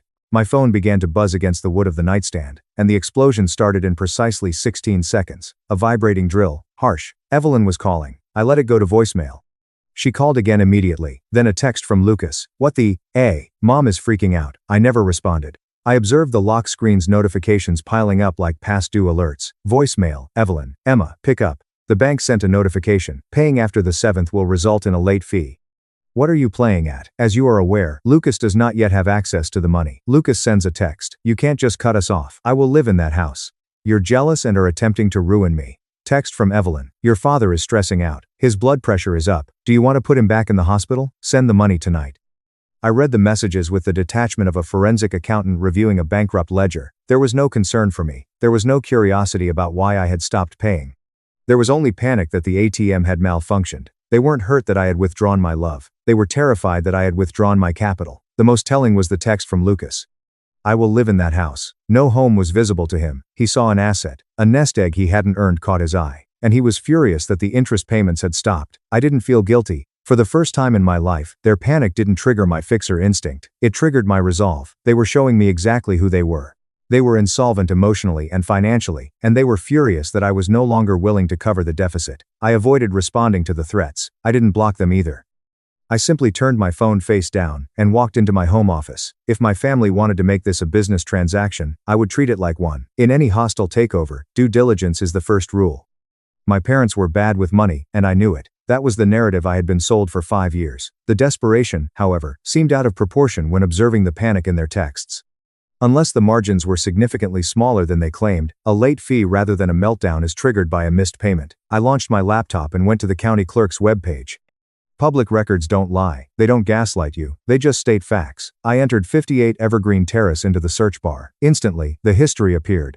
I skipped over the original deed from 2 decades ago. I ignored the refinance from 2018, which I was aware of and had been practically repaying, and then my cursor stopped.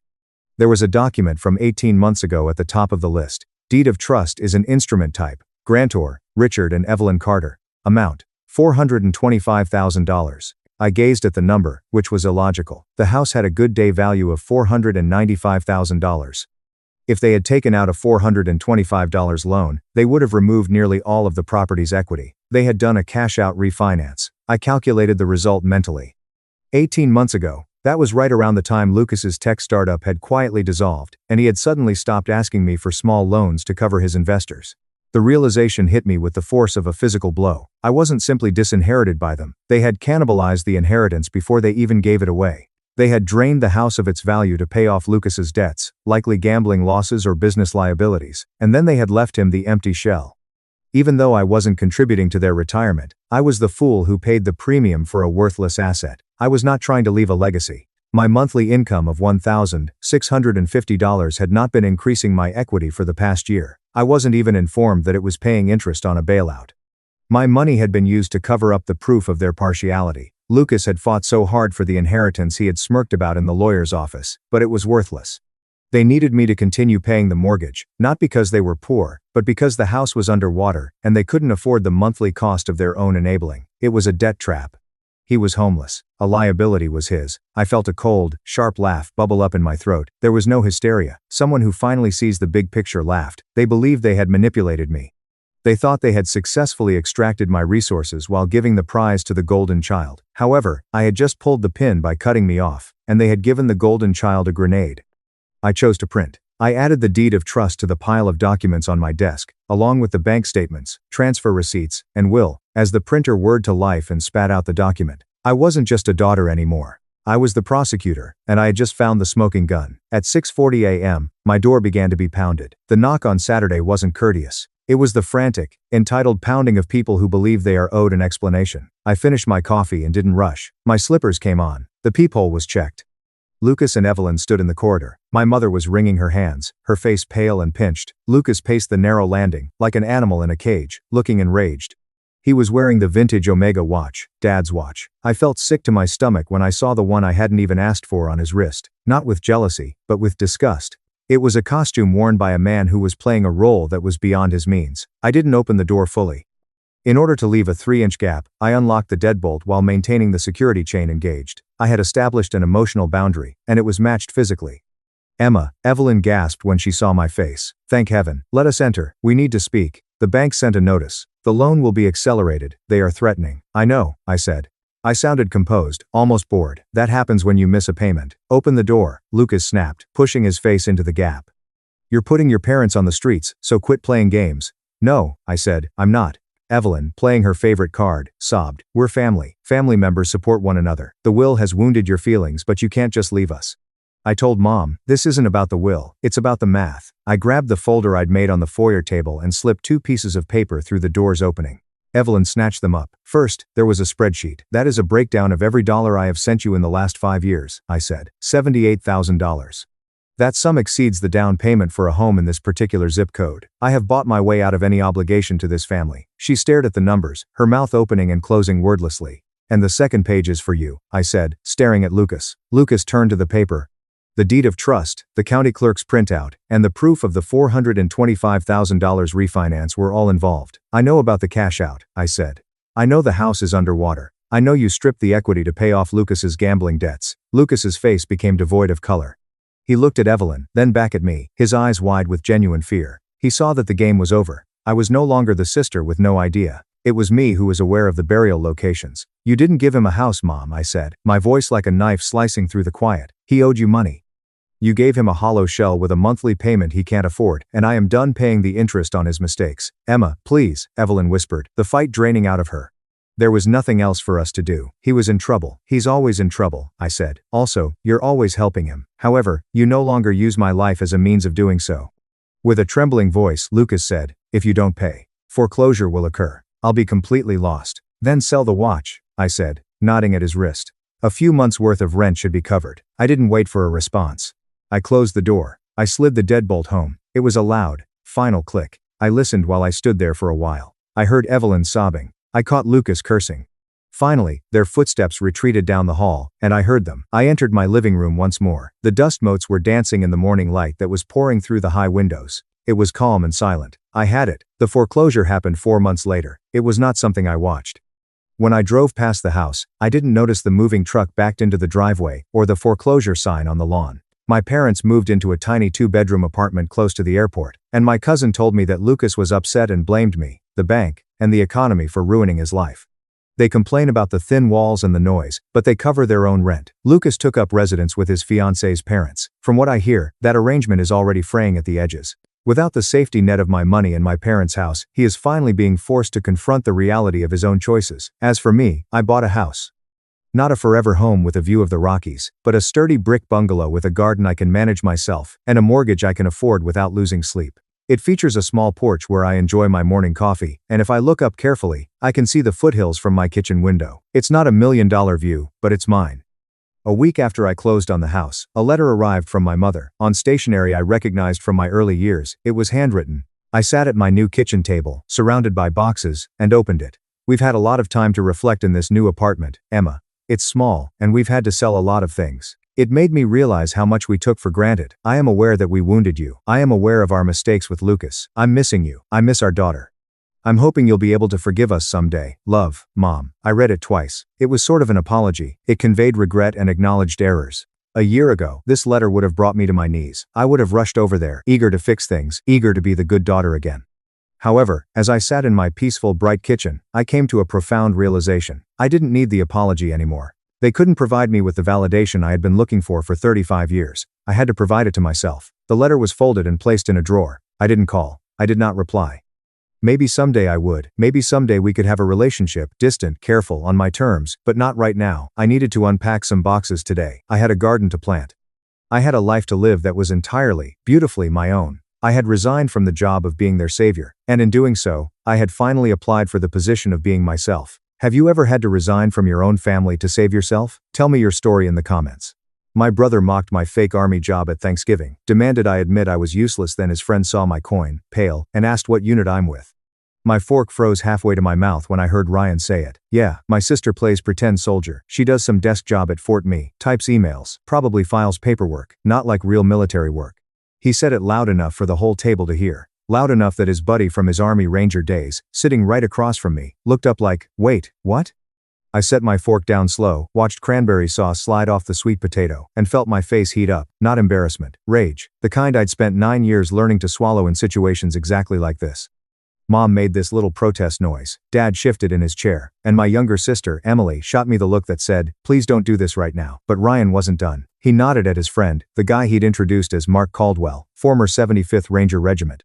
3 deployments to Afghanistan, works private security now, and she won't even tell us what she actually does, says it's classified. He literally did air quotes around classified like it was a punchline.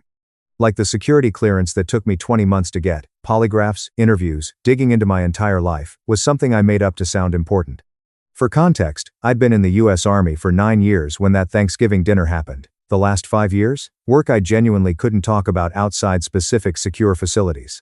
My name is Alexandra Hale, I'm 33. I'm a captain, and I'm in a unit that doesn't show up on org charts and doesn't have recruiting posters. On paper, my assignment is with the Intelligence and Security Command.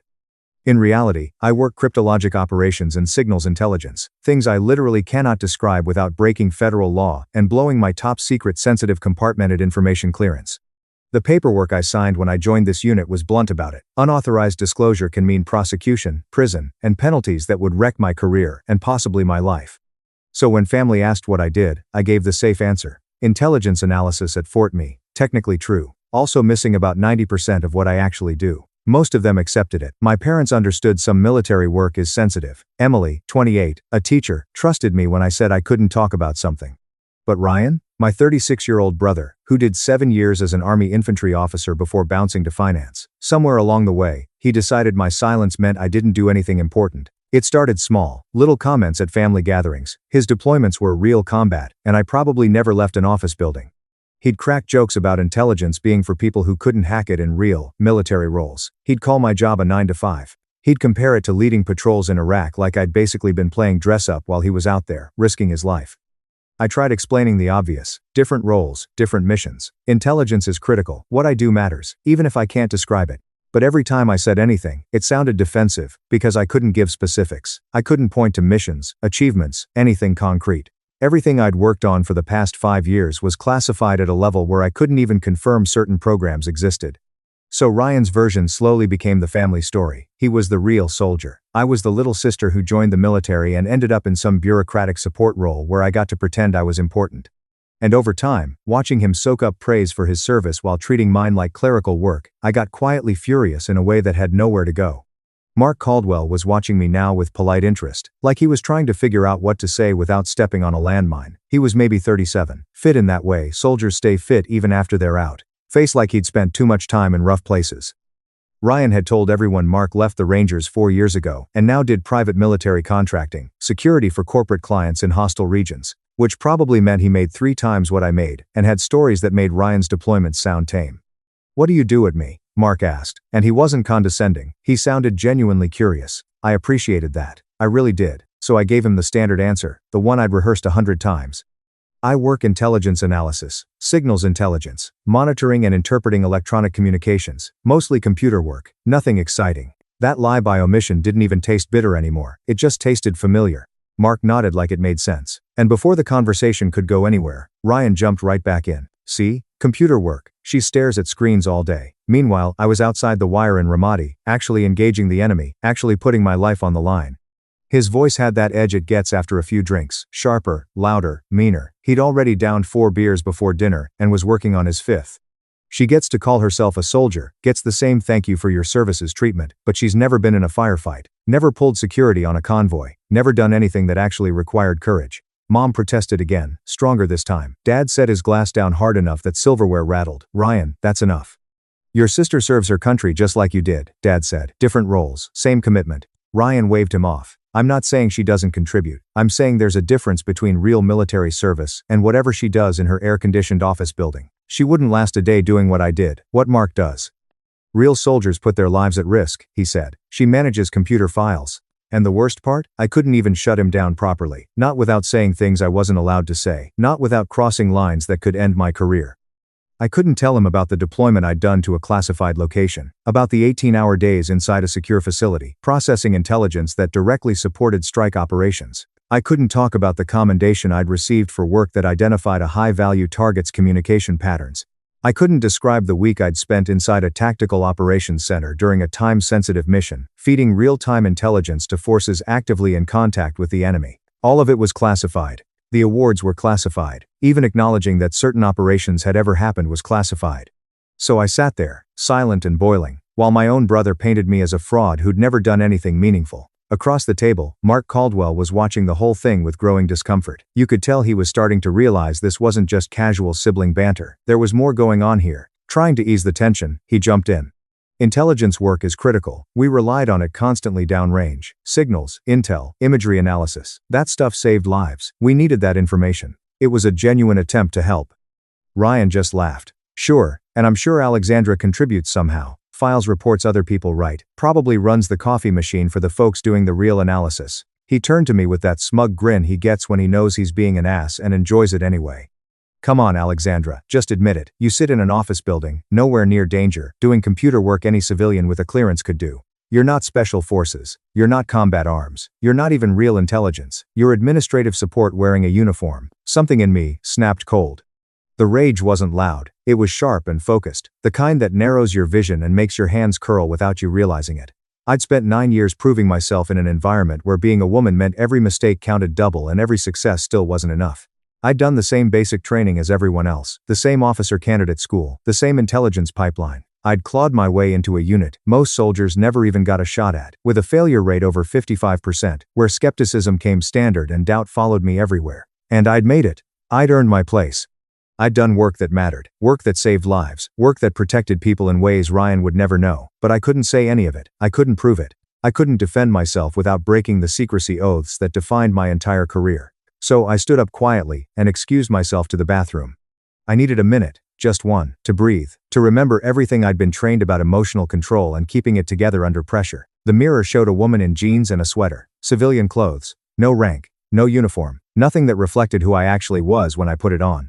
I splashed cold water on my face and told myself the same things I always did. Ryan's opinion doesn't matter. The people who know what you do understand its value. Proving anything to your family isn't worth blowing your career. I repeated it like a mantra. It didn't help.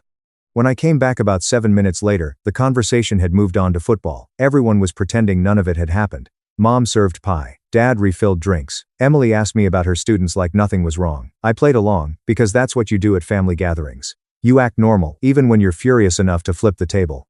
Mark, though, kept glancing at me. Not obvious, just enough to tell something wasn't adding up for him.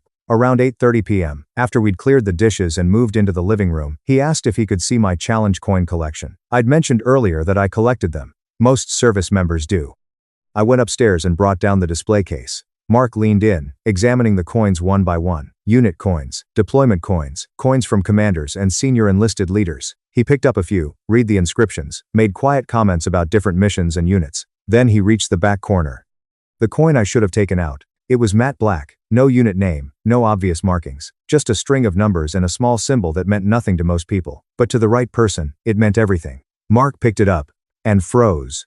His entire posture changed. He went still in that way soldiers do when something suddenly doesn't line up with what they thought they knew. He looked at the coin, then at me, then back at the coin. "Where did you get this?" he asked. His voice wasn't casual anymore. It was clipped, professional. My stomach dropped. I knew exactly what coin he was holding. I knew what it meant, and I knew I'd screwed up by leaving it in the case. "It was given to me by my commander," I said carefully, keeping my voice neutral. Mark stood up slowly, still holding the coin. The look on his face had shifted from curiosity to something close to shock. "Alexandra," he said quietly, "do you know what unit this is from?" I nodded. I didn't trust myself to say anything. He turned to Ryan, who was sprawled on the couch scrolling on his phone, completely unaware of the tension that had just sucked the air out of the room. "Ryan," Mark said. That tone alone made my brother look up. "Do you know what unit your sister is with?" Ryan shrugged. "Some intelligence thing at me." "Why?" Mark held the coin up between them. "This is from the intelligence support activity. Do you have any idea what that is?" Ryan just stared at him. Mark's expression shifted again, like he was suddenly re-evaluating the kind of person he was sitting next to. "The activity is one of the most classified units in the entire military," he said. "Direct action support, technical intelligence, electronic warfare. These are the people who find high-value targets before JSOC ever sends teams in. If your sister has this coin, if she's actually assigned to that unit, she's done things that make my Ranger deployments look like summer camp." The room went completely silent. Mom and Dad just stared. Emily's mouth literally fell open. Ryan sat up straighter, his phone forgotten in his hand. She works at a desk," Ryan stammered, and for the first time all night, he didn't sound confident. Mark laughed, not kindly. "Yeah, she probably does work at a desk," he said. "You know what they do at desks in that unit? They track terrorist communications, they break enemy encryption, they coordinate intelligence for kill-capture missions." He didn't raise his voice. He didn't need to. "The activity doesn't have desk jobs the way you're thinking. Everyone there is doing work that directly enables special operations." Then Mark turned toward me. I saw the exact moment it clicked for him, that I wasn't just his buddy's sister. That, I outranked him. His posture shifted, not quite to attention, but close, respectful. "Ma'am," he said, "I apologize for anything I said earlier that suggested your work wasn't significant. I should have recognized the indicators." I shook my head. "You didn't say anything inappropriate, and I can't confirm or deny anything about my assignment." It was the stock response, the one drilled into me in case anyone ever connected dots I wasn't allowed to acknowledge. Mark gave a small smile. "Of course not, ma'am." Then he added, "But for the record, if someone hypothetically worked for the organization represented by that coin, they'd have my full respect, and I'd recognize they've accomplished things I probably never will." He placed the coin back in the case carefully, almost reverently. Then he turned to Ryan, and the temperature in the room dropped. "You spent the entire night acting like your sister was basically a clerk," he said. "You mocked her service. You implied she'd never done anything dangerous or meaningful." He didn't soften it. "You have no idea what she does, man. No idea at all." Ryan's face went red. I couldn't tell if it was embarrassment, anger, or both. "She never told me she was in some special unit," he said. "She said she did intelligence analysis." Mark's laugh was sharp, bitter. "Because she's not allowed to tell you, you idiot," he snapped. "She's doing work that requires security clearances higher than what most generals have access to." He shook his head. "The fact that you thought her secrecy meant she wasn't important, rather than realizing it meant she was doing something actually classified, just shows how little you understand how the military really works." "I'm Saul." That was the end of it. The Thanksgiving gathering unraveled fast after that. Ryan muttered something about needing to leave early. He grabbed his coat without looking at me once. Mark apologized again before following him out, but before he left, he shook my hand and said he hoped we could talk again sometime, if I was ever allowed to discuss my work. After the door closed, my parents and Emily just sat there in stunned silence. Finally, Dad spoke. "Why didn't you tell us you were in some kind of elite unit?" That question hurt more than anything Ryan had said. "I did tell you," I said quietly. "I told you it was classified. I told you I couldn't talk about details. What else was I supposed to say?" Mom looked stricken. "We thought you were just being modest. We didn't realize you were literally prohibited from talking about it." The exhaustion hit all at once. Years of being dismissed, underestimated, not believed. "It doesn't matter now," I said, even though it clearly did. "I'm going to bed. Thank you for dinner." I went upstairs to my old bedroom and lay there in the dark, replaying everything. Part of me felt vindicated, finally, after years of Ryan's comments. Another part of me felt exposed, vulnerable. Mark recognizing that coin meant I'd been careless. I'd revealed more than I should have, all because I didn't think to remove one stupid item from a display case. The fallout started almost immediately. Ryan texted me around midnight. He was clearly drunk. "Why didn't you just tell me you were actually doing something important instead of letting me think you were a nobody?" I didn't respond. Any response would have meant acknowledging things I still couldn't acknowledge, and his wording made it clear he still didn't get it. I hadn't let him think anything. I'd told him over and over that I couldn't talk about my work. He'd chosen to hear that as, "It doesn't matter." He'd built an entire story about my career based on his own assumptions and his need to feel superior, and finding out he was wrong didn't erase the years he'd spent tearing me down. Mom called the next morning. She wanted to talk about what happened. Apparently, she'd spent hours Googling the intelligence support activity and found almost nothing, which only convinced her it must be incredibly secret. "I had no idea you were involved in such dangerous work," she said. I bit back the urge to remind her how many times I'd said my work was classified. Instead, I told her the same thing I always did. I still couldn't discuss my assignment. Nothing had changed just because Mark recognized a coin. She asked if I'd been in danger, if I'd deployed, if I'd done things she should be worried about. Questions I couldn't answer. So I told her I was safe, that I was good at my job, and that she needed to trust me when I said I couldn't give details. She said she would, but I could hear how much the secrecy still hurt her. Emily reacted differently. She called a few days later and said, "I'm sorry we didn't take you seriously. You kept saying your work was classified, and we thought you were just being dramatic." She paused. "I didn't realize you meant it literally." That apology mattered, because it acknowledged the real issue. Not that they didn't know what I did, but that they hadn't believed me when I said I couldn't explain. We talked for an hour, about her students, about my life outside work, nothing heavy. And for the first time in years, it didn't feel like she was humoring me or pretending I was playing dress up in a uniform. Things with Ryan didn't get better. They got worse. He called me 4 days after Thanksgiving, sober this time, and instead of apologizing, he went straight into a rant about how I'd embarrassed him in front of his friend, how I'd made him look stupid. I told him he'd managed that all on his own by spending years mocking my service based on assumptions instead of facts. He fired back that I could have corrected those assumptions at any point, so I asked him how, exactly, I was supposed to do that when the actual facts were classified and I was legally barred from talking about them. He didn't have an answer. What he also didn't have was an apology, not for the jokes, not for the comments, not for years of dismissing my career. Instead, he said he thought this was just normal sibling rivalry, that it was brotherly teasing, that I was being oversensitive for holding on to it. That's when it finally clicked for me. He genuinely didn't understand the difference between teasing and what he'd been doing. Normal teasing has limits, it's affectionate, it stops when someone's clearly hurt. What Ryan had done was different. He'd spent years publicly diminishing my career at family gatherings, undermining my credibility, turning my service into a punchline. He'd built a family narrative where his military experience was legitimate and mine was basically cosplay. And he did it knowing I couldn't really fight back. I told him that. I told him his jokes had crossed lines again and again, that they'd been hurtful and disrespectful, and that intent didn't erase impact. He got defensive, said I was overreacting, claimed he'd always been proud of my service, even if he joked about it.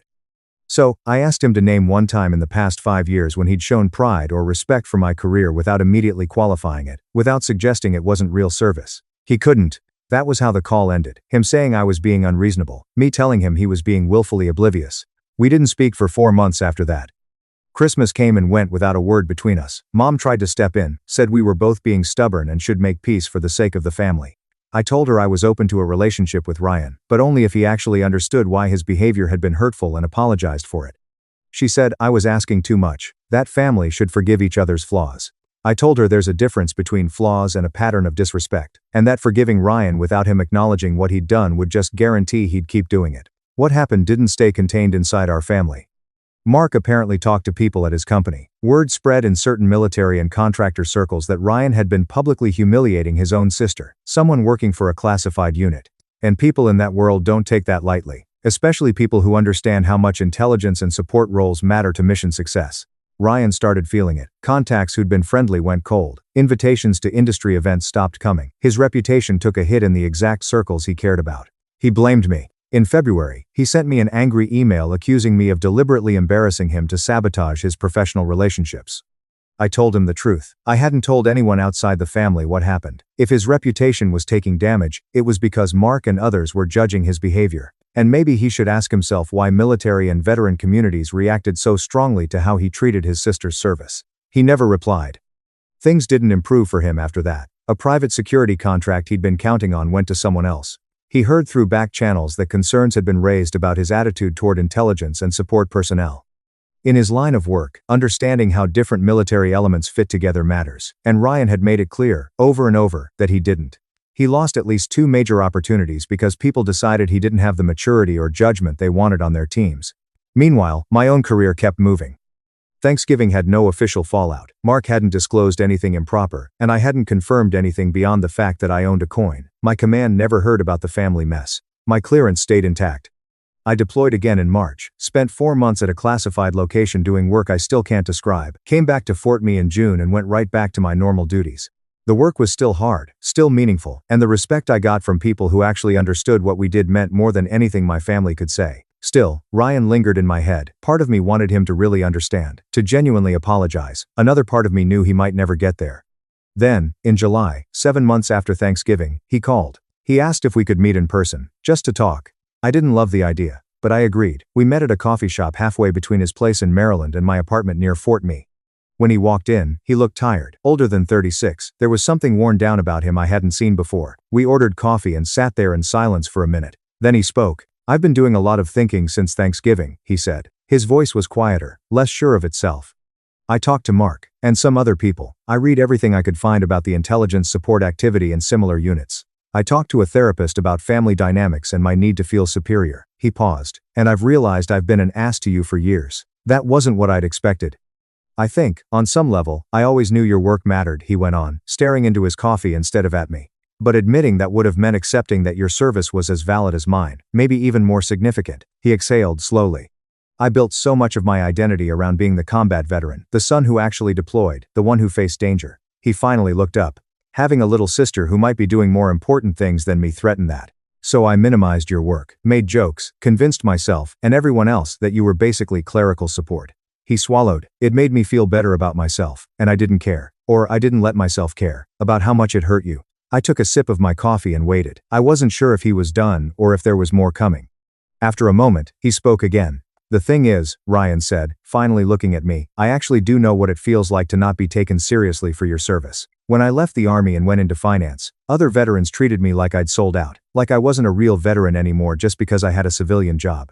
He shook his head. "It made me angry, defensive." He exhaled slowly. "And somehow, I never connected that to what I was doing to you. I treated you the exact same way. I dismissed your service because it didn't fit my narrow idea of what real military work looked like." He reached into his jacket and pulled out an envelope, sliding it across the table. "I wrote you a letter." He hesitated before continuing. "It's an apology, a real one. I take responsibility for being disrespectful and hurtful. I don't expect you to forgive me right away, or ever, but I needed to say it. I needed to try to make it right, even if it's too late." I took the envelope but didn't open it yet. "Why now?" I asked. "Why did it take 7 months, and professional consequences, for you to realize how badly you treated me?" He winced, but he didn't look away. "Honestly? Because I'm selfish and stubborn," he said. "I didn't want to admit I was wrong. I told myself you were overreacting, that it was just sibling teasing, that you should have told me directly to stop if it really bothered you." He swallowed. "I made excuses. Then I lost that contract. The people evaluating me decided I didn't respect intelligence personnel enough to work effectively with them." He paused again. "And Mark, the guy I actually respected, told me he was disappointed in me. He said I treated my own sister worse than we treated enemy combatants when it came to basic respect. That finally got through to me." His voice dropped. "I had to admit that I'd been cruel to you for years, and that I justified it by pretending you weren't really a soldier." We sat there in silence for a moment, the background noise of the coffee shop filling the space between us. "I spent 9 years proving myself," I said finally. My voice was steady, even though everything else wasn't. "Proving I belonged, proving I could handle the training, proving I deserved my assignment." I looked straight at him. And the whole time, my own brother was telling anyone who'd listen that I was a fake, that I wasn't really serving, that my work didn't matter. I took a breath. "Do you have any idea how demoralizing that was? Coming home for holidays, sitting there through your jokes and condescension, knowing I couldn't defend myself, knowing I couldn't explain what I actually did." Ryan nodded slowly. His eyes were wet. "I know," he said, "and I know sorry isn't enough. I know it doesn't undo years of damage, but I am genuinely sorry." He didn't rush it. "You deserved support and respect from me," he said. "Instead, I gave you mockery and dismissal. I was a shitty brother. I'm trying to be better now, even if it's too late to fix what I broke." I finally opened the envelope. The letter was 3 pages long, handwritten, detailed, specific. He named incidents I'd mentioned before, things I assumed he'd forgotten or brushed off. He talked about learning from Mark and others how significant my work likely was, and how ashamed he felt that strangers had respected my service more than he ever had. He promised to do better, to actually listen when I said something hurt, to respect boundaries around classified information, instead of treating secrecy like something suspicious. The letter ended with a simple request, a chance to rebuild trust, a chance to prove he'd changed. I folded it back up and slipped it into the envelope. "I appreciate this," I said. "I really do." Then I looked at him. "But you need to understand something. This isn't fixed just because you apologized. You spent years shaping how our family sees my service, and how I see myself. I didn't sugarcoat it. Mom and Dad still don't fully understand what I do because for years they heard your version and believed it. Emily treated my career like it mattered less because you set that tone, and I internalized some of that. I paused. I started questioning whether my work mattered at all, because my own brother didn't think it did. That kind of damage doesn't disappear overnight. Ryan nodded. I know, he said quietly, and I'm willing to put in the work if you'll let me. He leaned forward. I'll correct the record with Mom and Dad. With Emily, I'll acknowledge publicly when it's appropriate that I was wrong about your service. I'll respect your boundaries and your security requirements, whatever it takes. We talked for another hour. About specific moments, patterns, boundaries, what would and wouldn't be acceptable going forward. It wasn't easy, it wasn't comfortable, but it felt productive in a way our conversations never had before. For the first time, Ryan was actually listening, not defending himself, not minimizing, just listening. When we left the coffee shop, we didn't hug, we didn't pretend everything was fine. But we had something we hadn't had in a long time. A foundation. Over the next few months, Ryan followed through. He called our parents and had a long conversation with them. He admitted he'd been wrong about my military service, that his ego and insecurity had driven him to diminish my accomplishments. He told them that even though he still didn't know details, he understood enough now to know my work was significant, and that they should be proud of me. Mom called me afterward, crying. She said she wished she'd understood sooner, that she was sorry she hadn't seen how Ryan's behavior affected me.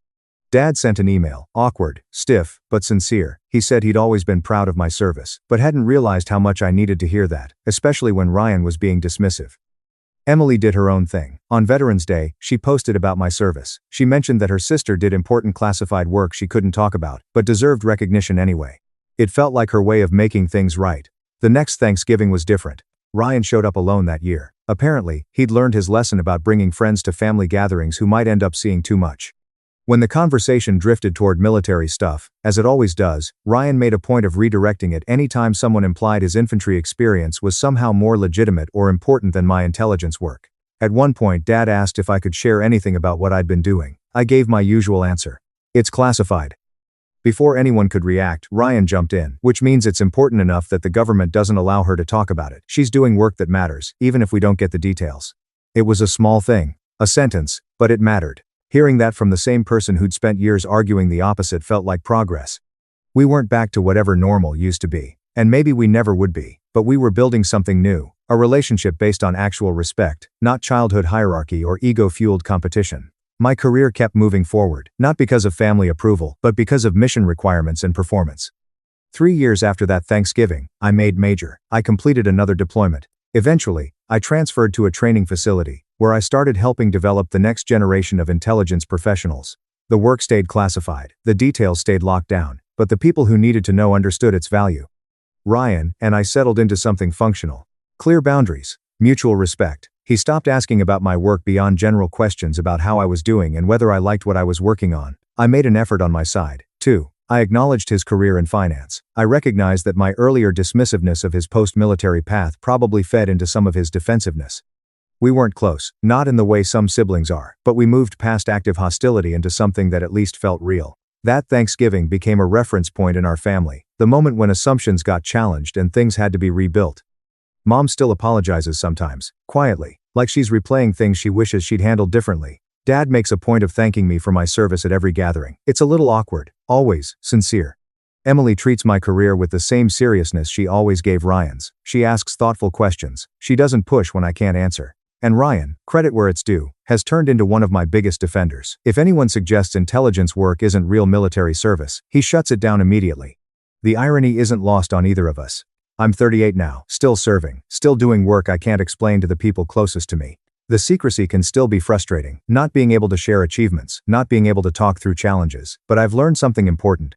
The right people don't need details to understand, and the wrong people won't be convinced no matter how much proof you give them. My value, as a soldier and as a person, has nothing to do with whether my family understands the specifics of my job. It comes from the work itself, from mission success, from the respect of people who know what we do and why it matters. Everything else is just noise. About 18 months after that Thanksgiving, Mark reached out. He apologized again for not realizing sooner what unit I was with, and asked if I'd be willing to talk to some junior people at his company about why intelligence support matters. I turned him down. That kind of talk would have required discussing things I still can't acknowledge, but I appreciated the ask, and that he understood why I couldn't accept. He told me his friendship with Ryan had survived, but it had changed. He'd been blunt with him about the disrespect he'd shown, and Ryan had taken it seriously. Small validations from places I didn't expect. The military taught me a lot over the years: technical skills, leadership, discipline. But one of the most important lessons came out of that Thanksgiving mess. Sometimes vindication doesn't come from defending yourself. It comes when someone else finally sees the truth. Credibility isn't always something you can argue for. Sometimes it has to be discovered. And the people who matter will understand, even when you can't explain. Ryan learned his own lessons about humility, about respect, about the danger of assuming you understand things you actually know nothing about. Whether those lessons stick forever, I don't know. But he's trying. And sometimes, that has to be enough. At Mom's anniversary, she called me a freeloader. Before 62 guests, Stepdad kicked me out. Then I opened the box, a $520,000 Manhattan condo key inside. My name is Madison Hale, I'm 29, and to understand why I was standing there with that box, you have to go back 13 years, to when everything in my life cracked in half. I was 17 when I got the call. My dad, Andrew Hale, was a construction engineer. We weren't rich, but he was the kind of dad who'd grab overtime just so we could do a weekend beach trip and pretend life was easy for a minute. He showed up. Every school play, every parent-teacher conference. Every little thing most parents forget because they're too busy. That Tuesday morning he kissed my forehead before heading out for a business trip upstate. He told me, "Start thinking about your future, sweetheart. When I get back, we'll go visit that college campus you've been eyeing." He never came back. A truck driver fell asleep at the wheel. They told us it was instant. They told us he didn't suffer, like that was supposed to make it hurt less. At the funeral, my mom, Caroline, stood there taking condolences like she'd practiced it in the mirror. I thought we were going to fall apart together. I was wrong. Within 2 weeks, she packed up everything of Dad's into cardboard boxes. His books, his tools, even the watch his father gave him. She didn't ask if I wanted anything, not one thing. And then, I overheard her on the phone one night, voice low but excited, and suddenly it all made sense. "The insurance money came through," she said. "I can finally start over." Start over. Like the last 17 years were just some messy draft she could crumple up and toss. It took me a long time to put the rest together, but the truth was my mom already had someone lined up, Jonathan Thornton, and yeah, based on what I later learned, they'd been seeing each other at least 7 months before my dad's accident. My dad wasn't even cold in the ground, and she was already planning her exit. 20 months after his funeral, I was dragging a bag into a house in suburban New Jersey I didn't recognize, into the smallest room in the whole place, not even a real bedroom. A converted storage closet with one tiny window. I wasn't invited to my mom's courthouse wedding to Jonathan. Later she shrugged and said, it was just a formality, nothing worth making a fuss over. Jonathan's house was a 5-bedroom colonial with a manicured lawn and a 3-car garage. His son, Tyler 21 at the time, got a guest room with an ensuite bathroom. I got the closet. Tyler drove a brand new BMW his dad bought him after graduation. He was headed to a top school in California, fully funded. Meanwhile, I was the one transferring schools in my junior year, leaving my friends behind, trying to keep my head down and not make waves in a house that didn't feel like mine. Then college applications hit, and I finally got the nerve to ask my mom for help. I said, "Mom, I got a partial scholarship, but I still need $9,500 a year. Could you?" She cut me off. "Madison, your father's insurance money is for rebuilding this family. Tyler needs support for his studies. Besides, you're almost 19. You should be learning to stand on your own feet." It isn't right. Jonathan was sitting nearby pretending to read the newspaper. He looked up with this thin little smile like he'd been waiting for his moment. "This house doesn't support freeloaders," he said. "Want a degree? Earn a scholarship. That's how the real world works." I stared at my mom nodding along like he was preaching wisdom, and something in me just snapped into place. I wasn't family to them anymore. I was an inconvenience. Leftovers from a life my mom wanted to erase. They didn't know what they were setting into motion. The night before graduation, I lay in that tiny room and did the math. No savings, no support. A scholarship that still left me short $9,500 every year. And a deadline. Jonathan had made it clear I was out of the house on my 19th birthday. That was 4 weeks away. I tried everything. Part-time jobs at the mall, tutoring younger students, asking my mom for one real conversation, one. Every time it was either silence or the same speech in a different wrapper. "We have responsibilities to this family. Tyler's education is expensive. Learn independence." Independence, like they were doing me a favor by abandoning me. That night, staring at the water-stained ceiling, I could feel the weight of it all pressing down. If I gave up, I'd become exactly what they already decided I was. A failure, a burden. Someone who couldn't make it on her own. And then my phone buzzed on the nightstand. Unknown number. Boston area code. I almost ignored it. I thought it was spam, wrong number, anything. But something made me pick up. "Madison?" A woman's voice. Careful, warm, like she didn't know if I was going to slam the door in her face. "This is Catherine, your Aunt Kate, Andrew's sister." My heart stopped. I hadn't heard from Aunt Catherine since the funeral. My mom cut off my dad's entire side of the family almost immediately after she remarried. Catherine didn't waste time. I know your mother doesn't want us talking, she said, but I need to tell you something. Your father left you something. That weekend, I told my mom I was staying at a classmate's house for a study session. Instead, I got on a bus and rode 7 hours to Boston. Aunt Catherine met me at the station, and the second I saw her, it hit me hard she had my dad's eyes, the same gentle way of tilting her head when she listened. It was like seeing him again for a second, and I almost cried right there on the platform. She hugged me and said, "Thank you for coming. I know this wasn't easy." Her apartment was small but warm. One wall was covered with photos of my dad when he was younger, photos I'd never seen, memories my mom had basically erased from our home. We sat at her kitchen table, and she placed her hands over mine like she was grounding me. "Your mother and I never got along," she said. "But that's not why I'm telling you this. I'm telling you because Andrew made me promise." She told me my dad had been worried for a while. Not about love, he loved my mom despite everything, but about what would happen to me if something went wrong. "Your dad didn't trust Caroline with money," Catherine said gently. "He saw how she spent, what she prioritized. He was afraid you'd be left with nothing, so he planned ahead." I just blinked. Planned ahead? How? Catherine stood up, went to a hallway closet, and came back with a small wooden box with brass hinges. "Your father gave me this 6 years ago," she said. "He made me promise I'd keep it safe and only give it to you when you truly needed it." She set it on the table between us. "Sweetheart, I think now is that time." My hands were shaking when I opened it. Inside, on faded velvet, was a savings account passbook. My name was printed on the front, Madison Marie Hale. Catherine said, "Your father opened this when you were 4. Every month, no matter how tight things were, he put something in. $25, $60, sometimes more if he got overtime." I flipped to the last entry, $53,000. The room blurred. I couldn't breathe. Catherine added that my dad never told my mom about any of it. He put the money in my name, kept it separate from their joint accounts, and gave her all the paperwork because he was afraid my mom would spend it. Under the passbook, there was an old yellowed envelope. The second I saw it, I knew the handwriting. It was the same handwriting that signed my birthday cards, my report cards, every permission slip I ever brought home. My hands were shaking when I opened it. "My darling Madison," the letter began. "If you're reading this, I'm no longer there to protect you, but I need you to know I never stopped trying." I read through tears. "I know your mother has her flaws. I know she doesn't always put you first. That's not your fault, sweetheart. It was never your fault. This money is yours. Use it to build the life you deserve. Don't let anyone tell you you're not good enough. I've known since the day you were born that you would do extraordinary things. En est." The letter ended with 3 words. "I believe in you." I broke down. For the first time since the funeral, I really cried. Catherine kept the original letter. She said, "If you ever need proof, I'll be here." I didn't fully understand what she meant yet, but I would. I went back to New Jersey with that secret burning in my chest. When I walked through the door, my mom was waiting, arms crossed, cold expression. "Where were you really? You said study group." "Don't lie to me, Madison," Mrs. Langley called. "There was no study session this weekend." I set my bag down and looked at her. I went to see Aunt Catherine. Her face drained of color. For a split second, I saw something flicker. Fear, guilt. Then it hardened into anger. "I told you we don't talk to that side of the family anymore." "You told me," I said. "You didn't ask. This is my house. My rules." "Actually," I said quietly, "it's Jonathan's house." The silence between us felt like it might snap. Jonathan appeared in the doorway, drawn by the noise. "What's going on?" "She went to Boston," my mom said. "To see Andrew's sister." Jonathan's mouth twisted. The one who couldn't keep her opinions to herself at the wedding she wasn't invited to. He stepped closer. "Listen carefully. You live under my roof. You follow my rules. And my rule is we don't associate with people who disrespect this family." "They are my family," I said. "My father's family." "Your father's dead." The words hit hard. My mom said nothing, did nothing. Jonathan smiled. "After graduation, you're out. No negotiations. No second chances. Start figuring out where you're going." Got in. I held his gaze. Didn't flinch. "Don't worry," I said. "I already have." I walked past them, shut myself into my tiny room, and closed the door. 4 weeks, that was all I had left to endure.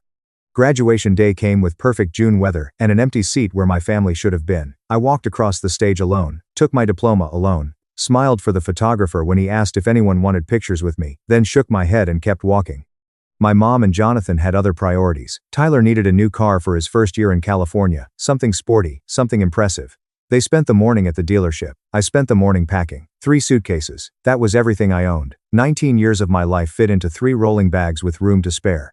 Before I left, I looked around that storage room one last time. The water-stained ceiling, the tiny window that never let in enough light, the bare walls I was never allowed to decorate. I left a note on the kitchen counter. "Thank you for teaching me who I can depend on." Then I called a cab, went to the bus station, and bought a one-way ticket to New York City. Aunt Catherine had already arranged a small studio apartment near campus for the fall. The rent was affordable. The neighborhood was safe. And for the first time in 3 years, I had a door I could lock without asking permission. That first night, sitting on a bare mattress and watching the city lights flicker through the window, I felt something I almost didn't recognize: freedom, terrifying, exhilarating. I didn't know then that I wouldn't speak to my mom for nearly 11 years. I didn't know that the next time I saw her, I'd be holding something worth more than anything she'd ever given me. All I knew was that I had survived, and now I was going to build. Freshman year, I waitressed about 32 hours a week at a coffee shop near campus. Some nights, I lived on free day-old pastries and black coffee. If I slept 4.5 hours, I was lucky. I never missed an assignment. Sophomore year, I landed an internship at a small interior design firm downtown. The pay barely covered subway fare, but I learned more in 8 months than most people learn in 6 years. My boss noticed my eye for detail and started trusting me with real work. By junior year, word spread. Clients started asking for me by name. I freelanced on the side, turning tiny apartments into places people actually wanted to live. My portfolio grew, so did my savings. Senior year, I graduated from summa cum laude. I got offers from 4 firms. I chose the one with the most room to grow. At 26, I was promoted to lead designer at a respected Manhattan firm. My projects started showing up in industry magazines. Clients with 7-figure budgets asked for me specifically. At 28, I opened my own studio, Madison Hale Interiors. Small team, growing reputation, some of the most influential addresses in the city on my client list. I kept all of it quiet. No social media, no interviews, no updates. Aunt Catherine was the only one who knew everything. She was my family in every way that mattered. And then there was Noah. I met him at an architecture networking event when I was 27. He was kind, patient. He never pushed me to confront my past before I was ready. My mother didn't call me once in 11 years, until the invitation arrived. It came on a Thursday in late September. I almost tossed it, assuming it was junk mail. One of those glossy charity gala invites that show up if you live in Manhattan long enough. But the return address stopped me. Thornton Residence, Cedar Grove, New Jersey. Inside was a thick cream-colored card with silver lettering. You are cordially invited to celebrate the 16th wedding anniversary of Caroline and Jonathan Thornton. 16 years, and this was the first time my mother had reached out. That night, I called Aunt Catherine. When I told her, she went quiet for a moment. Then she said, "I've heard things. Jonathan's business isn't doing well. Something about a failed expansion. They've had to make cuts." She paused. "Your mom's been quieter lately. Fewer charity appearances. Even the country club membership might be in trouble." I stared at the invitation on my counter. "So you think that's why they want me there?" "I think your mother has never done anything without a reason." She was right. Caroline Hale. Caroline Thornton now was always calculating. If she was extending an olive branch after more than a decade of silence, it wasn't because she missed me. It was because she wanted something. "What are you going to do?" Catherine asked. I picked the invitation up again and ran my thumb over the embossed letters. "I'm going." She hesitated. "Are you sure?" "Not for her," I said. "For me. I need to close this chapter." Catherine paused. "If you need backup, I still have your father's letter." This fading makes is. I hadn't forgotten. I never would. In the weeks leading up to the party, I did something I didn't expect. I bought a gift. Noah watched me wrap it at our dining table. I wrapped the gift in an elegant navy blue silk box with a silver ribbon. Noah watched me the whole time, his face shifting between confusion and concern. "You're really giving them something?" he said. "I know how this looks, but help me understand. These people treated you like trash. They threw you out. 11 years of nothing, and now you're buying them a gift?" I smoothed the ribbon, lining up the bow carefully. "It's not about them," I said. Inside the box was a single key resting on a velvet cushion. Under it, a property deed. A 3-bedroom condo in Manhattan. Quiet neighborhood, not flashy, but solid, safe. The kind of place someone could start over. Worth $520,000. Money I earned myself. Dollar by dollar. Late night after late night. I wanted to give my mom a chance. A real one. If she'd changed, if there was even a small part of her that regretted what she'd done, this could be a new beginning. Noah took my hand. "And if she hasn't changed," he said, "at least you'll know you tried." That's one of the reasons I love him. The night before the party, I slipped something else into my clutch, a copy of my dad's letter, the savings account records, proof that everything I had was built on what my father gave me, not stolen, not borrowed, mine. I hoped I wouldn't need them. But I'd learned a long time ago that hope and preparation are not the same thing. If you're wondering what you'd do in my place, ask yourself this: would you have gone to that party, faced them head on, or stayed far away? The country club looked exactly like the photos my mom used to post before she stopped posting anything at all. Crystal chandeliers. Vaulted ceilings, tables draped in white linen, a string quartet playing softly in the corner. 62 guests laughing, champagne glasses in hand, their voices echoing across the marble floors. I walked in alone, heads turned, whispers followed. Is that Caroline's daughter, the one who disappeared? I heard she's barely getting by in the city. I kept my face neutral. My black cocktail dress was simple but expensive, the kind of quiet elegance people with real money recognize. My hair was pulled back into a low chignon. I held the navy box in both hands. I saw my mother before she saw me. Caroline Thornton stood at the center of a group of women, laughing, gesturing, her silver anniversary jewelry catching the light. She'd aged well, or expensively. Her smile was polished, practiced, the smile of someone who'd spent years perfecting her performance. Then she saw me. Her smile froze for half a second. Surprise, calculation, annoyance. Then the mask slid back into place. She didn't come over, didn't wave, just gave me a small nod, the kind you give a caterer. Madison. I turned. Tyler stood behind me, champagne in hand, smirking like we were old friends. Well, look at that, he said. The prodigal daughter returns. What's this? Back to beg for scraps? I was invited, I said. Sure you were. He stepped closer. Word of advice. Don't embarrass yourself. Nobody here cares about you. I smiled slightly. Then nobody should mind if I stay. Tyler hadn't changed, 33 years old and still living off his dad's money. I'd done my research. That California degree went nowhere. A string of vague consulting jobs. Then back home, working for Jonathan in some made-up management role. Let me guess, he said, swirling his drink. You're here for a handout. I'm here because I got an invitation. He laughed. Right. My stepmom felt sorry for you. Said you'd probably show up in something from Goodwill, but we should be gracious. I felt the anger flare, but I'd had 11 years to learn how to keep it buried. Is that what she's been telling people? I asked. That I couldn't keep a job? That I blamed everyone else for my problems? That I'm basically homeless? So that was the story. The version of me my mother had been selling for over a decade. The ungrateful daughter who couldn't survive on her own. Interesting. I said. What's interesting? That she talks about me at all, considering she hasn't called me in 11 years. Tyler's smirk slipped. Whatever, just don't cause a scene. He nodded at the box. And don't expect anyone to be impressed by whatever that is. We all know you can't afford anything decent.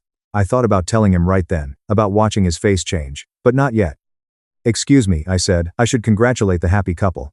The box felt heavier with every step. The table went quiet as I approached. Jonathan sat to my mother's right, nursing a whiskey. His face was harder now, deeper lines. The same look he'd given me the day he told me to get out. I set the box down in front of them. Happy anniversary, Mom. She glanced at it like it might bite her. Then she laughed and turned to the women beside her. Oh look, my daughter finally decided to show up. Polite smiles, tight eyes. That's a lovely box, one woman said. My mother didn't touch it. I'm sure it's very thoughtful, she said, stretching the word. Madison was never very good with gifts, or money, or planning ahead. Jonathan snorted. Remember those homemade picture frames she gave us one Christmas? Laughter rippled around the table. What's in it? Someone asked. My mother shrugged and pushed the box aside. Probably something from a clearance rack. That's about all she can manage these days. Her voice got louder, performative. This is my daughter, everyone, the one I told you about, hasn't called in years, couldn't even finish college properly, and now she shows up here with. She waved at the box. Mom, don't, I said. Her eyes hardened. I know why you're here. You heard we're doing well and came looking for a handout, same as always. The room went silent. Dozens of eyes locked on me. You're a freeloader, Madison, she said. You always have been. Jonathan stood up so fast his chair scraped across the floor. He grabbed the box and shoved it into my chest. We don't need your cheap gift, he said, loud enough for everyone to hear. Take it and get out. My mother nodded. He's right. You're embarrassing yourself. Even the string quartet stopped playing. 62 pairs of eyes burned into me. Pity, curiosity, entertainment. I could feel my heartbeat in my ears. Every lie my mother had ever told about me pressing down all at once. Someone whispered, poor thing. For a second, I was 17 again, standing in that hallway, being told there was no money for my education. 19, dragging 3 suitcases out the door. Every version of myself who'd been told she wasn't enough. And then something shifted. Calm. I looked at my mother, at Jonathan, at the crowd of strangers who thought they knew my story. And I laughed, not bitter, not mocking, just free. What's so funny? My mother snapped. Nothing, I said. I'm just thinking about how you have no idea what you just refused. Excuse me. I untied the ribbon. You wanted to know what's inside? Fine, let me show everyone. The room leaned in. Even Jonathan hesitated. I opened the box and set it on the table. Inside was a single silver key, resting on navy velvet. Beneath it, neatly folded documents. I lifted the key and held it up. This, I said evenly, is the key to a 3-bedroom apartment in Manhattan. Upper West Side, I said. Doorman building. Good schools nearby. A ripple went through the room. I unfolded the papers and held them up. This is the deed. Fully paid. No mortgage. I paused. Valued at about $520,000. My mother's mouth opened, closed, opened again. I was going to give it to you, I said, looking straight at her. A place you could go if you ever needed a fresh start. A gift, from your daughter. The woman next to her actually gasped. You? She blurted. Where did you get that kind of money? My mom's voice lost its polish. No performance now, just raw panic. You earned that doing what? Running my own business, I said. Madison Hale Interiors. We do high-end residential design. I let it sit. You might have seen our work in Architectural Digest last spring. The whispers got louder. Someone near the bar pulled out their phone. Tyler's voice cut through from behind me. That's impossible. You're lying. Google it. Jonathan's face went red. Like, scary red. My mother looked like she'd been slapped. Mom, I said, you told everyone I was struggling, that I couldn't hold down a job, that I was basically homeless. I tapped the box. Does this look like struggling? No one answered. And I wasn't done. The silence stretched until an older woman stepped forward. Silver hair, sharp eyes, elegant in a way you don't fake. I recognized her instantly from the photos I'd kept. Lorraine Caldwell, she said calmly, looking at my mother, one of Andrew's oldest friends. Then she turned to her. You told me your daughter was unemployed, living off the generosity of strangers, that she refused to take your calls. My mom opened her mouth. Nothing came out. Mrs. Caldwell, I said, nodding. It's good to see you again. Her expression softened just a little. I'm glad to see you're doing well, Madison, despite what I was led to believe. Phones came out everywhere, people searching, reading, showing screens to each other. She's really a designer, someone whispered. There's a whole website. I turned back to my mom. You never called me, not once in 11 years. So where exactly did you get all this information about my life? Silence. You didn't, I said. You made it up. You told people whatever story made you look like the victim. Lorraine crossed her arms. You were protecting your reputation by lying about your own child. She looked straight at her. Caroline, is this true? Jonathan grabbed my mom's arm. Don't answer that. Why not? I said evenly. What else is she hiding? The room felt like a courtroom now, everyone watching, waiting. I could feel the shift, doubt spreading, quiet but fast. Since we're being honest, I said, let's talk about what really happened after my dad died, about the insurance money, and where it actually went. My mom went pale. Madison, don't what? I said. Tell the truth? I reached into my clutch and pulled out a folded piece of paper, old, yellowed, creased from years of being handled carefully. This is a letter, I said, written by my father, Andrew Hale, before he died. Lorraine's hand flew to her chest. Andrew wrote you a letter? He did. I unfolded it slowly, and I think everyone here should hear part of it.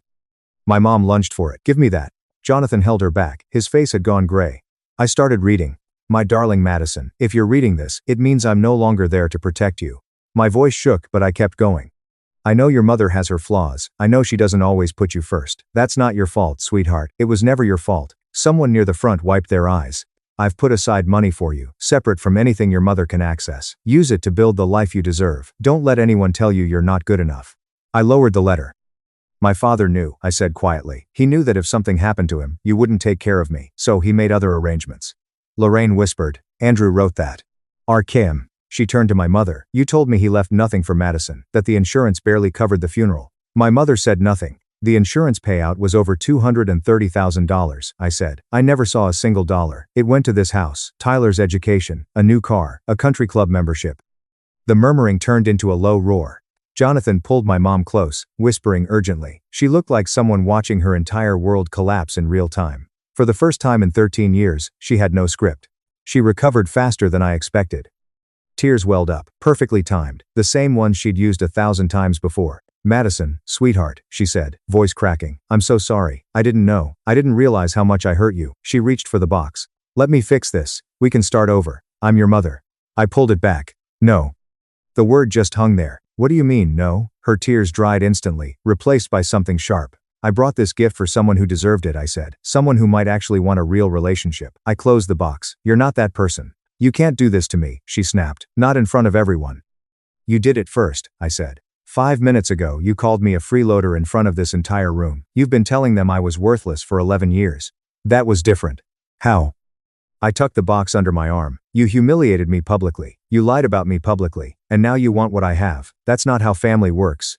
Lorraine stepped closer, watching with something like respect. If I'm being honest, I said, I came here hoping you'd changed, hoping there was some version of you who actually wanted a daughter, not a target. My mother's mask shattered, pure anger underneath. You ungrateful little. I'm grateful, I cut her off. Grateful, I learned exactly who you are. I turned toward the door. This apartment is going to someone who actually loves me. Jonathan stepped in front of me. His tone shifted. Smooth. Salesman smooth. Now hold on. Let's not be hasty. We're family. Families argue. We're not family, I said. You made that clear 17 years ago. Things were said in the heat of the moment. You told me your house doesn't support freeloaders, I said, meeting his eyes. So I left and built my own. Why are you upset now? Tyler stepped up beside him. Look, I know we haven't always, Tyler started, then trailed off, clearly searching for words he'd never needed before. But this is insane. You can't just walk out with a $500,000 apartment. I can do whatever I want with my money. It's just, he laughed nervously. Come on, we're practically siblings.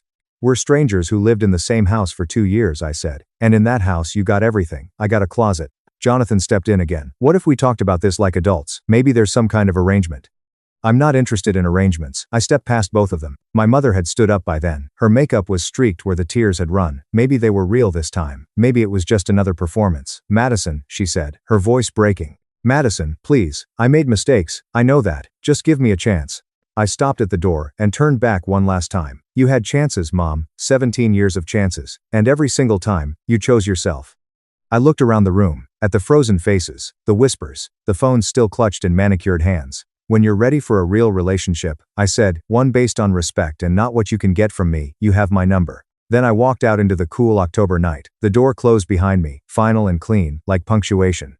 Noah was waiting when I got home. He didn't ask questions right away. He just pulled me into his arms and held me while the adrenaline drained out of my body. How do you feel? He asked after a while. I thought about it, really thought about it. Free. He smiled. Good answer. My phone started buzzing before I even took off my coat. Then it didn't stop. 52 missed calls from my mom, 15 from Jonathan, 10 from Tyler, and a bunch of numbers I didn't recognize. Probably guests who'd gotten my contact info somehow. The texts came in back to back. Madison, please call me. We need to talk. I'm so sorry. I didn't mean any of it. You can't do this to your own mother. Noah watched the screen light up over and over. You gonna answer any of those? Not tonight. I silenced the phone and set it face down on the counter. Maybe not ever. We ordered takeout and ate on the couch while the city glittered outside our windows. My phone kept lighting up in the corner of my vision, a steady pulse of desperation I didn't feel responsible for anymore. What happens now? Noah asked. I don't know. I leaned into him, finally letting myself feel how exhausted I was. I told them the truth. What they do with it is on them. And the apartment, I smiled. I already know who it's for. For the first time in 13 years, the weight I'd been carrying felt lighter. The constant awareness of being unwanted by the people who were supposed to love me most loosened its grip. Maybe it would never fully disappear, but that night, it was quiet. And that was enough. The fallout came in pieces over the next week. Aunt Catherine called first, barely able to hide her satisfaction. You will not believe what I heard. Lorraine Caldwell, apparently, knew everyone. By Monday morning, the story of the anniversary party had spread through women's groups, charity committees, and country club dining rooms within 60 miles. My mom tried damage control. She told people there'd been a misunderstanding, that the letter wasn't real, that I'd always been difficult. Did it work? Not after 3 different guests admitted they'd Googled my company during the party. Catherine laughed when she told me, your website got 1,900 visitors that night alone. Then came the business fallout. Jonathan, it turned out, had been negotiating a major contract with a regional supplier. The supplier's CEO was friends with Lorraine Caldwell. After hearing what happened, they asked for more time to review the deal. More time turned into weeks. The contract eventually went through, but on much worse terms.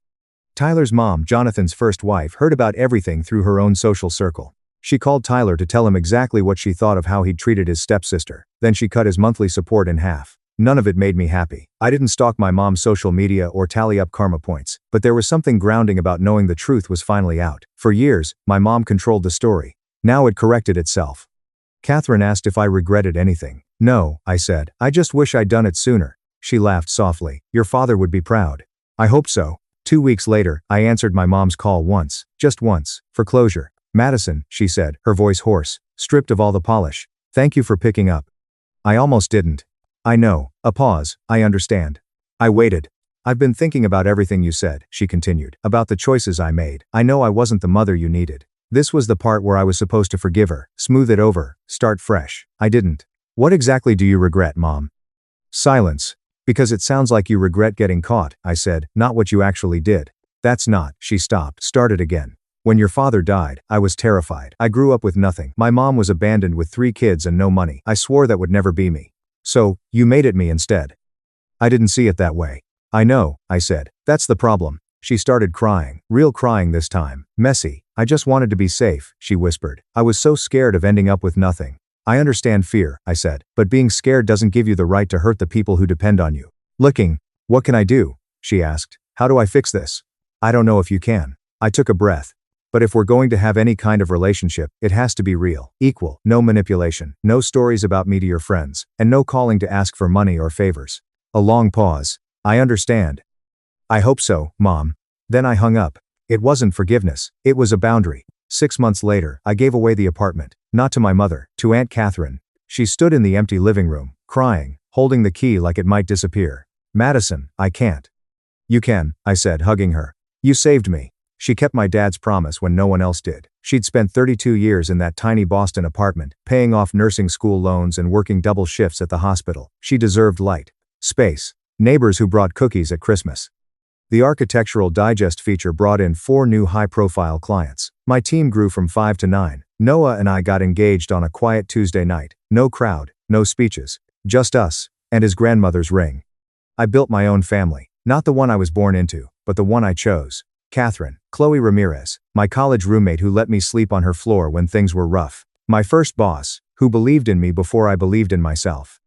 My mom still calls once a month. Short conversations. Surface level. She never mentions the apartment. Jonathan's business eventually stabilized. Tyler, according to the grapevine, got a job in sales. Whether any of them actually changed or just learned to hide better, I don't know. It doesn't matter anymore. For years, I waited for my mom to choose me, to love me the way I needed, to prove I was worth something. What I finally realized was that I'd been asking the wrong question. It wasn't whether I was worthy of love, it was whether she was capable of giving it. Sometimes, late at night, I write letters I'll never send. This one's for a 17-year-old girl standing in a hallway, being told she's not worth $9,500. Madison, I know you're scared. I know you're staring at that stained ceiling, wondering if everyone's right about you. They're not. The people who were supposed to protect you chose themselves. That's their failure, not yours. Their inability to love doesn't make you unlovable. You're going to survive this. And more than that, you're going to build something beautiful from it. It won't be easy. There will be nights you cry yourself to sleep and mornings you're not sure you can keep going. Keep going anyway. One day, you'll stand in a room full of people who believe the worst about you, and you'll tell the truth without flinching. You'll walk away with your head high and your heart intact. And you'll finally understand this. Their approval was never what you needed. You just needed permission to believe in yourself. Dad already gave you that. The rest is up to you. I close the journal and look out at the city as the sun comes up over Manhattan. Pink, gold, quiet. My dad was right. I flew high, not because of the money he left me, but because he showed me what real love looks like. Patient, selfless, unconditional. That's the inheritance that mattered. And I carry it with me every single day.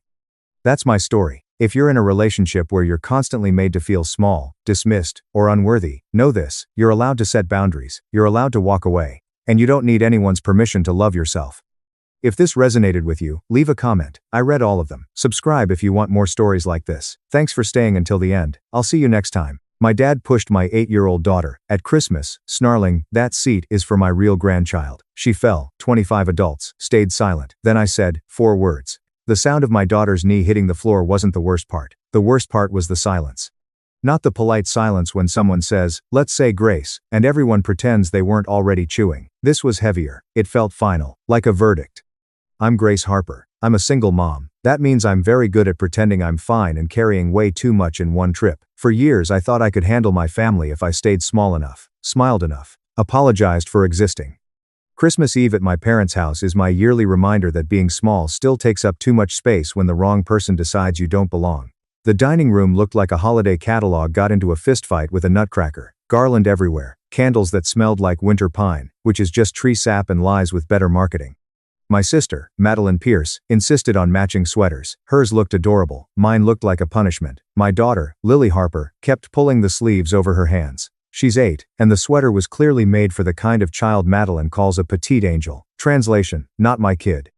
My dad sat at the head of the table, holding court like always, fork in hand like a scepter. His laugh was loud, booming, and way too pleased with itself. Madeline's daughter, Emma Pierce, was in the seat closest to him. The sacred seat, the one with the best plate. The first refill, the unspoken rule. The seat that somehow counted as family more than the rest of us. Emma is 6, blonde curls, big eyes, knows how to get what she wants with one sigh. Everyone calls her grandpa's girl, like that's a title you earn. Lily watched all of it quietly, the kind of quiet you see in kids who learn to read rooms before they learn to read books. It makes you proud and breaks your heart at the same time. Dad was in a good mood. That's the kindest way to say it. When I walked in, he made one of his little comments. "Well, look who made it," like I'd crashed a party I wasn't invited to. I smiled anyway. Because that's what you do when you're trained. Smile. Be easy. Don't give him a reason. At dinner he started joking. "Blood's thicker than eggnog," he said, lifting his glass toward Madeline like they were sharing something clever. Madeline laughed too hard. Mom laughed too softly. Aunt Marjorie laughed like she was paid per chuckle. Lily didn't laugh at all. She kept her hands folded in her lap, like she'd already learned that laughter could be used against you. I noticed. I swallowed it. I kept watching my kid. Then we got to the part my family calls tradition, the part where everyone pretends everything is normal. Lily stood up with her paper place card. Madeline had made them with glitter. Lily walked toward the table with this small, hopeful smile. She wasn't trying to take anything from anyone. She just wanted to sit. She wanted to belong, the way kids want to belong before they learn that belonging comes with conditions. She stopped near the special seat, not because she wanted it, but because Madeline had put her card there. Dark timing, bad joke from the universe. Dad saw the card, saw Lily's hand, saw her reaching for the chair. Something in his face snapped. "That seat is for my real grandchild," he shouted. Lily froze. Her smile disappeared instantly. "Get out," he added, like my 8-year-old had committed a crime. Then he shoved her. Not a nudge, not a warning, a shove. A grown man's hand on a child's shoulder, pushing her back like she was an inconvenience. She tripped on the rug, her knee slammed into the hardwood. The sound made my stomach drop. Silence, forks hanging midair, a napkin slipping to the floor. Aunt Marjorie made a small "oh," like Lily had spilled a drink instead of being knocked down. Madeline didn't move. She just watched, like this was uncomfortable television she might still enjoy. My mom's face went blank, practiced, like she'd trained for this moment her whole life. Lily looked up at me. She wasn't crying yet, just confused, like her brain couldn't make sense of what just happened. I was already moving before I realized it. I helped her up. Her body was stiff, shaking. Her knee was already red. Her breathing came in short bursts. Her fingers grabbed my sleeve like she needed something solid. I looked around the table. About 25 people, adults, family, witnesses. Not one person stood up. Not one person said, "What the hell is wrong with you?" Not one person reached for my child. Not even my mother. My ears rang, my vision tunneled, and in the middle of that noise, one thought landed, cold and clear. This ends. I bent down and whispered to Lily, "I've got you." Because she needed to hear at least one adult tell the truth. I grabbed my bag. I didn't give a speech. I didn't ask permission. I didn't wait for anyone to grow a spine. I pulled out a folder and set it on the table between the cranberry sauce and the lie they'd fed me my entire life. I looked at my dad, then my mom, and I said 4 words. "You have been served." Nobody moved, not even my father. Then he reached for the folder like it already belonged to him. He opened it, scanned the first page. My mom was frozen, wine glass halfway to her mouth, like time would stop if she didn't blink. My dad's face drained of color. My mom's glass slipped from her hand and clinked against the table before tipping over. He wasn't angry pale. He was recognition pale. Fear pale. I took Lily and walked out. Behind me, the silence finally broke. Not with comfort, with panic. To understand why I had that folder in my bag, you need to know what growing up in that house was like. Because people love to ask, why didn't you just cut them off? Like family is a switch you can flip without consequences. Growing up, Madeline was sunlight. I was weather. She got praised. I got corrected. She was a star. I was too sensitive. She was invited closer. I was told to move. Dad's favorite move was saying something cruel like it was a joke, like smiling made it harmless.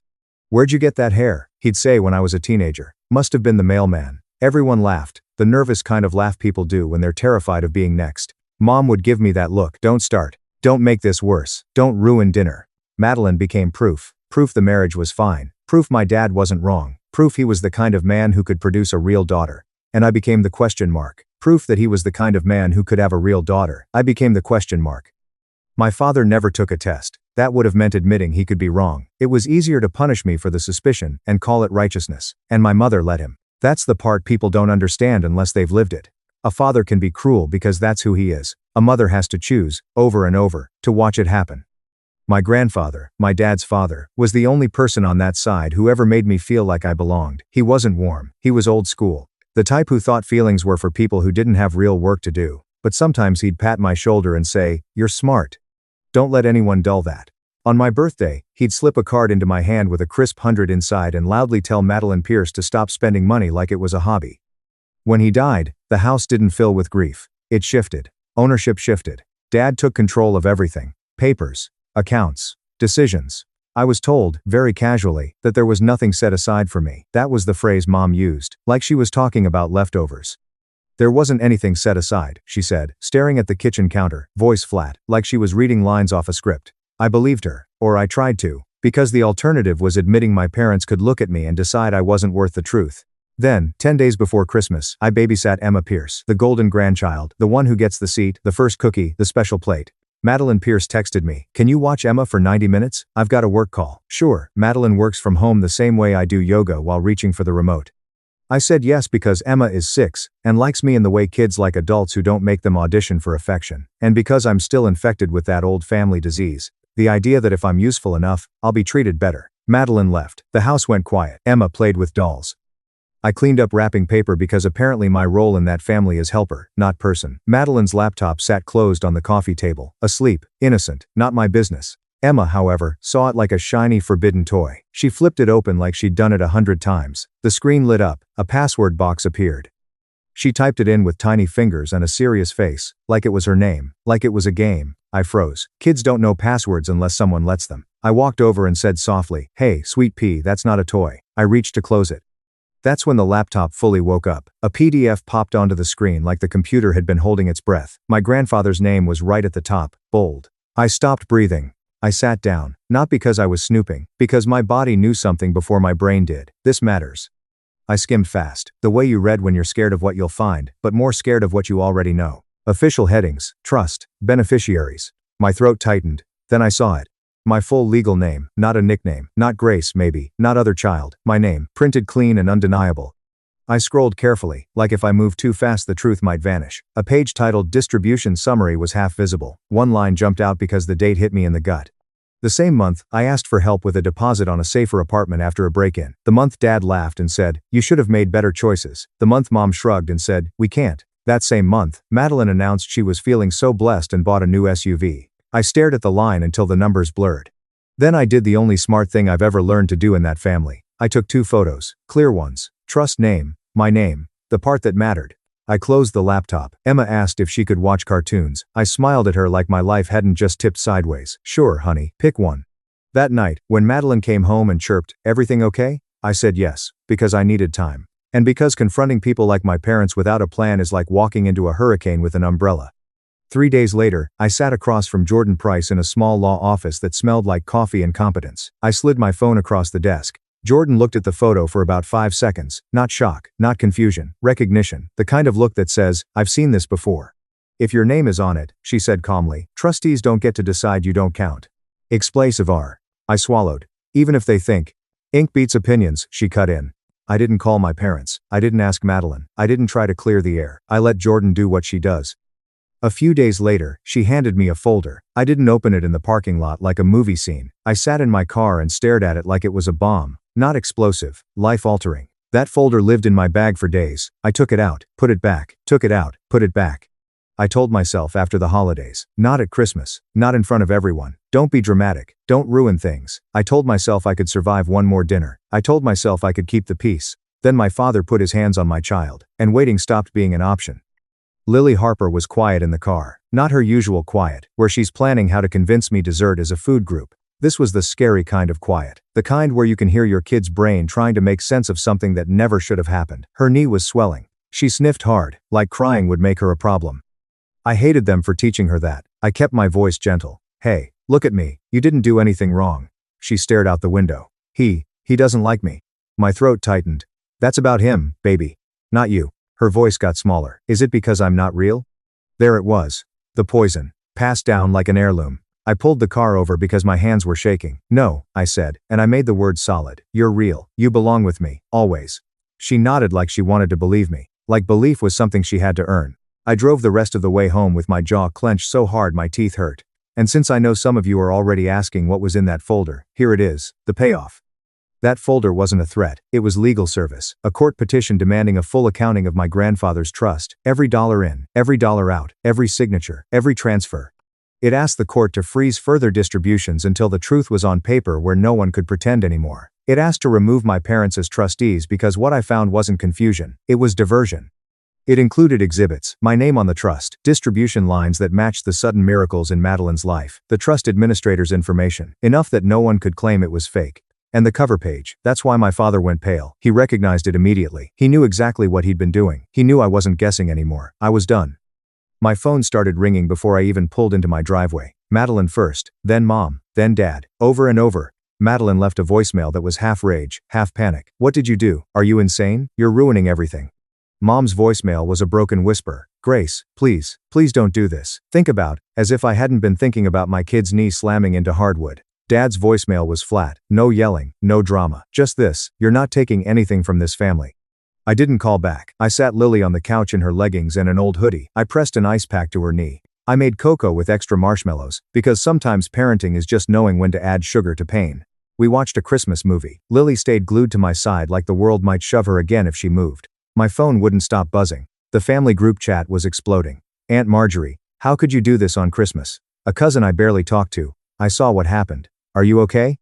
Madeline posted photos of Emma in the special seat, framed like it was cute, like it was normal. Then the smear started. Madeline posted on Facebook, some people will destroy a family for money. No names, just enough for everyone to connect the dots. People reacted with heart emojis, like betrayal was inspirational content. My aunt messaged me, you've always been dramatic, Grace. My uncle wrote, call your father and apologize. No one asked if Lily was okay. That told me everything I needed to know about the family I'd been trying to hold together. Then my dad sent the text he'd been saving my whole life, the one meant to scare me into silence. You want court? Fine. Tell the judge why you deserve my father's inheritance if you're not even mine. My stomach flipped, not because I believed him, because I knew exactly what he was doing. This wasn't about money. It was about control, about punishment, and he was willing to drag my daughter into it to get it. I stared at the screen until my hands stopped shaking. Then I looked at Lily asleep on the couch and whispered, to her and to myself, he doesn't get to write our story anymore. 4 days after Christmas, Jordan Price emailed me a PDF titled Response Plus Motion. Nothing like opening your inbox to something that sounds like a bad sci-fi sequel. I was standing in my kitchen in yesterday's sweatshirt, watching Lily eat cereal like nothing had happened. Because that's how kids survive. She was 8. She wasn't crying anymore. She'd gone quiet in that way kids do when they learn emotions aren't safe. My phone buzzed. Jordan texted, open it. Call me when you're on page 3. Page 3 was where they went for my throat. They weren't just pushing the real grandchild nonsense. They were asking the court to dismiss my petition and sanction me for bad faith and harassment. Sanction, like I was a misbehaving dog. I could practically hear my father saying, see, even the judge thinks you're dramatic. My stomach dropped so hard I had to grab the counter. Jordan called before I could. Calm, steady. The voice of someone who's already seen the ending. They're going to make this about whether you're real family, she said. Don't take the bait. My throat tightened. They're really doing this. They're desperate. Desperate people throw sand, she said. I swallowed. If he says I'm not his, should we do a test? There was a pause, just long enough for shame to creep up my spine. Not for court, not for them, Jordan said. Your name is on the trust. Trustees don't get to rewrite it based on suspicion. I looked at Lily lining up her spoon and bowl like she could control the day if she controlled the objects. I don't know if I want to know the truth, I said. Jordan had me come in that afternoon. She slid a printout across the desk. Initial snapshot from the trust administrator. The first line burned. Trust principal at death, $510,000. The next line made my head snap up. Intended split, 55% Grace Harper, 45% Madeline Pierce. My share. My voice cracked. I cleared my throat. So, $280,500. Jordan nodded once and tapped the bottom line. Current balance, $42,000. My brain rejected it, like it was waiting for a punchline. That can't be right, I whispered. It is, she said. Now we show the court how it happened. She slid another page over. Distributions trustee approved. Not everything, just the highlights, enough to make me sick. We didn't go through every transaction. Nobody needs a 2-hour documentary about my parents' creativity with other people's money. Jordan pointed out the big ones. Madeline's down payment, a car, medical, education. All labeled things like family support. Like stealing sounds better with the right font. They told me they couldn't help me, I said, hearing my voice sound distant. Too calm, like if I cracked open, I'd drown. Jordan didn't soften it. She didn't apologize. She just said, they took money meant for you and spent it like a slush fund. I stared at my name on the page, clean, printed, like it had always belonged there. My phone buzzed. Aunt Marjorie again. Why are you doing this to your father? I laughed. One sharp sound. Because sure, Marjorie, I did this. Not the people who drained hundreds of thousands like loose change.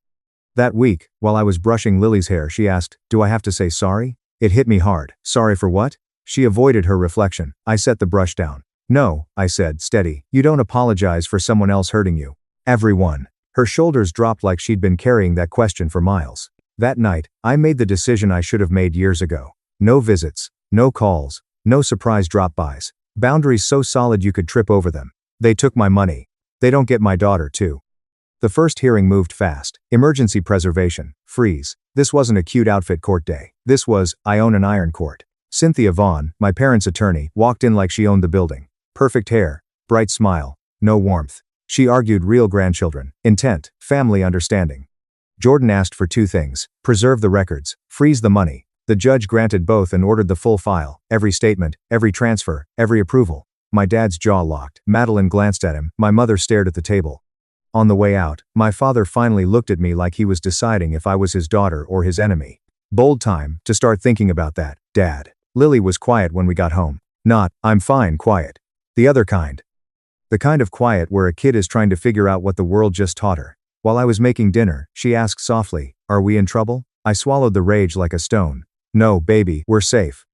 Between hearings, the real proof started showing up, not all at once. Paperwork comes the way consequences do, slowly, relentlessly. A week later, Jordan texted me, "Come in now." I sat across from her again, and she slid a single page onto the desk like it was a loaded gun. "Look at the approvals column," she said. I scanned down.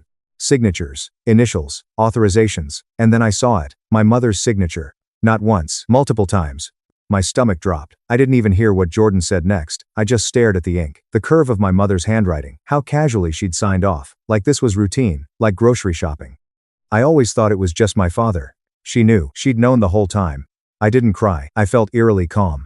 The next hearing felt like walking into a room where everyone already knows the truth, and you're the last one pretending it isn't there. Miss Vaughn tried one last time to pivot to biology. Jordan didn't blink.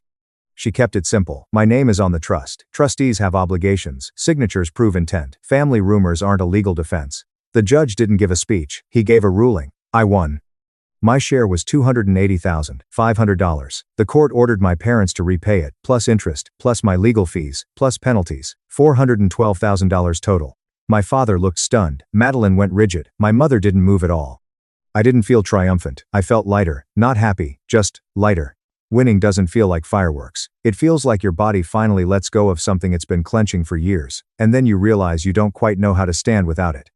When I got home, Lily was at the table doing homework, tongue sticking out in concentration, like it was just another Tuesday, like a judge hadn't just assigned a dollar amount to my parents' betrayal. I tried to cook, I tried not to shake, I tried to believe closure was a real thing. Then I went into my bedroom and saw the box. Small. Plain. Ugly. The paternity kit, Miss Vaughn's little trap, mailed weeks ago like a dare in cardboard. Jordan had been very clear. Don't touch it, not for court, not for them. Don't let them drag you into the mud and call it truth. And I hadn't. I let paper beat rumor. I let ink beat cruelty. But the case was over. And the question was still sitting there, buzzing like a live wire. I stared at the box long enough to hear my father's voice in my head. Real grandkid. Real family. Real. Real. Real. Then I thought about Lily's knee hitting the hardwood. I grabbed the box, not because I owed anyone proof, because I was tired of carrying doubt like it was my inheritance. Inside, everything was neatly arranged. Of course it was. My father didn't just want to be right, he wanted everything to look right. His sample was already there. That almost made me laugh. Not the funny kind, the kind you do when someone's audacity crosses into performance art. I didn't read the instructions. I didn't make a moment of it. I swabbed, sealed, and mailed it back like I was returning something that never should have been sent. Then I waited. You'd think waiting would feel calm after court. It didn't. I checked for updates every day. I told myself it didn't matter. It mattered every time. Lily processed it in her own way. For the first few nights, she stayed close to me, like the universe might shove her again if she wandered too far. Then one night while I was tucking her in, she said casually, "I don't want to go there again." No hesitation, no fear, a decision. Something in my chest cracked open. Pride, grief, relief, all at once. The email came on a Tuesday, because life loves dropping bombs into normal days. I opened it alone at the kitchen counter. Read it once, twice, 3 times. Biological match. He's my father. I didn't feel relief. I felt cold fury. Because it meant the doubt was wrong and the cruelty was deliberate. They could have ended this years ago with one test and a shred of decency. They didn't want clarity, they wanted permission. So I sent the results to both of them. No explanation, no message. Just, you built my life around a lie. Here's the truth. Then I blocked them. I thought that was the end. It wasn't. A week later, my doorbell rang. I checked the peephole. My mother stood there alone, hands clasped like she was asking for forgiveness the way you ask for a favor. Lily was at school, thank God. I opened the door just enough to listen, not enough to welcome. My mother looked exhausted, not dramatic, just worn down. She didn't start with, "I'm sorry." She started with tactics. "Your father's been different," she said. He asked about Lily. I said nothing. "He wants to see her," she rushed. "He wants to be a family now that we know." Now that we know, like love unlocks after lab results. Then she broke, and the truth spilled out the only way it ever does after years of silence. Messy, too late. Before I was born, she slept with someone else. Once, my father found out, or suspected. She didn't even remember which came first. But from that moment, he decided I might not be his. And she let him treat me like a question mark, because she felt guilty. And you paid for it, she said. But now we can fix it. I let her finish. Then I said, quietly, no. She looked confused, so I made it clear. It never should have mattered. You were my mother whether I was his or not, and you chose him anyway. She tried to speak. I stopped her. My father doesn't get Lily now just because a test says real, and you don't get to come back because the story is convenient again. I told her the only thing she was leaving with was the knowledge that she was wrong. Then I closed the door. That night, Lily asked me, steady and calm, we're not going back, right? I sat beside her, close enough that she didn't have to be brave alone. No, I said, we're not. This time, it wasn't reassurance, it was a boundary. 5 months later, the money hit my account. All of it. They sold the house, the one they owned outright, the one my father called his legacy. Turns out legacy doesn't survive court orders. The sale covered everything, every dollar they took, every dollar the court added. When it cleared, I didn't cry, I didn't celebrate. I paid what I needed to secure Lily's future, and shut the door on the rest. They're broke now. Not budgeting broke, quiet broke, the kind where relatives stop calling and excuses stop working. We're no contact, not the dramatic kind, the peaceful kind. Lily laughs more. She sleeps through the night. She doesn't ask about real anymore. She knows exactly where she belongs. I don't flinch when my phone buzzes. I don't brace myself for holidays. Our life is smaller, and somehow, it's everything. They lost their money, their narrative, their control, and I got my life back. So tell me, did I go too far, or not far enough? My wife banned my family from our newborn while her family visited daily. Then her sister showed me texts proving it was planned revenge against me. Our daughter was born 4 weeks ago. Since then, my wife, Madeline, has refused to let anyone from my side meet her. Not my parents, who live about 25 minutes away. Not my sister, who flew in from across the country just for this. Not even my grandmother, who's 89 and realistically doesn't have many chances left. Meanwhile, Madeline's family basically moved in. Her mom lives in the nursery. Her dad has taken over 420 photos. Her siblings drop by whenever they want, like it's their house. Every time my mom calls to ask when she can meet her first grandchild, Madeline starts crying about boundaries, safety, and needing space. The reasons change constantly. First it was germs and the baby's immune system, except her family was coming straight from a daycare, a hospital, and a gym. Then it was about overstimulating the baby, but they hosted an 18-person party in our living room when our daughter was 6 days old. Then it was about routines, even though her mother rearranges our entire schedule every time she shows up. My mom even offered to wear a mask, wash her hands, stay outside, and just look through the window. Anything, just once. Madeline called that creepy and obsessive. When my mom sent a gift, Madeline sent it back, saying we didn't have room, while her own mother had filled the nursery with stuff we didn't ask for or want.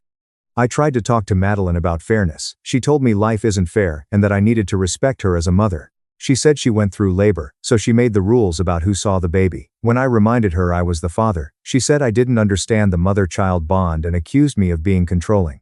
Her mother backed her up immediately, saying new mothers need support, not arguments. She looked at me like I was some kind of abuser just for wanting my family to meet my daughter. My sister had planned her entire visit around the baby. She took time off work, bought a plane ticket, and booked a hotel so she wouldn't impose. Madeline had known about this for weeks. When my sister arrived, Madeline suddenly developed anxiety about visitors and said she couldn't handle anyone outside her immediate support system, which somehow only meant her blood relatives. My sister spent 5 days alone in her hotel room, waiting for permission to meet her niece, then flew home without ever seeing her. Madeline posted on social media about how hard motherhood was. Her friends flooded the comments telling her she was amazing. Her dad posted photos holding the baby, bragging about being the world's proudest grandfather. When my dad commented asking when he could meet her, Madeline deleted the comment and blocked him. She told me he was being aggressive and crossing boundaries. The breaking point was when my grandmother called from the hospital. She'd fallen, and was being admitted for surgery. She just asked if she could see a photo of the baby before going in, just in case. Madeline overheard the call and exploded, screaming that I was emotionally manipulating her by using my grandmother's health. She grabbed my phone, told my grandmother she was toxic for guilt-tripping a new mother, and hung up. My grandmother was completely confused. She thought she'd done something awful. That's when Madeline's sister, Savannah, pulled me aside. She'd been watching everything and couldn't stay quiet anymore. She told me the real reason. Before we got married, Madeline had been engaged to a guy named Grant. His mother was heavily involved in wedding planning, and Madeline hated it. When they broke up, she swore she'd never let another mother-in-law near her future kids. Savannah said Madeline had been planning this since she got pregnant. She'd told her family she was going to establish dominance early, and make sure my mother knew her place, which was nowhere near the baby. Savannah showed me texts where Madeline talked about making my family beg and grovel, then still saying no, just to break them. She bragged about making my sister waste money on a trip for nothing, saying it would teach her not to assume she had any rights to the baby. Then, Savannah showed me Madeline's group chat with her friends. Madeline was laughing about my grandmother being in the hospital, calling her dramatic and saying old people use health scares for attention. She even wrote that she hoped my grandmother would die before the baby was old enough to remember her so she wouldn't have to deal with visits. When I confronted Madeline, she tried to grab Savannah's phone to delete the messages. Too late. Savannah had already sent them to me. Madeline screamed that Savannah was jealous and a traitor. She accused me of choosing my family over her and the baby. I told her I was choosing to stop her from abusing my family. That same day, I took the baby to meet my parents. Madeline called the police and said I kidnapped our daughter. The officers asked if I was the father. I said yes. They told her I had equal rights and left. Then Madeline's mother showed up at my parents' house, screaming on the porch, demanding I hand over her granddaughter. My dad recorded everything while my mom stayed inside holding the baby. I stood behind the screen door, calmly explaining that I was the father and had every right to be there. Madeline's mother turned red, yelling that I was a kidnapper and that Madeline was having a panic attack because of me. She threatened to call her lawyer and said she'd make sure I never saw my daughter again, that Madeline would get full custody, that I'd be lucky to get supervised visits once a month. My dad caught every word on video. After about 30 minutes, she stormed off, nearly hitting the mailbox. We just stood there in silence. My mom asked if I was okay. I honestly didn't know how to answer. I drove home about 2.5 hours later, knowing we needed a real conversation about our marriage. When I pulled into the driveway, every light was on, shadows were moving inside. I opened the door and found Madeline's entire family in our living room.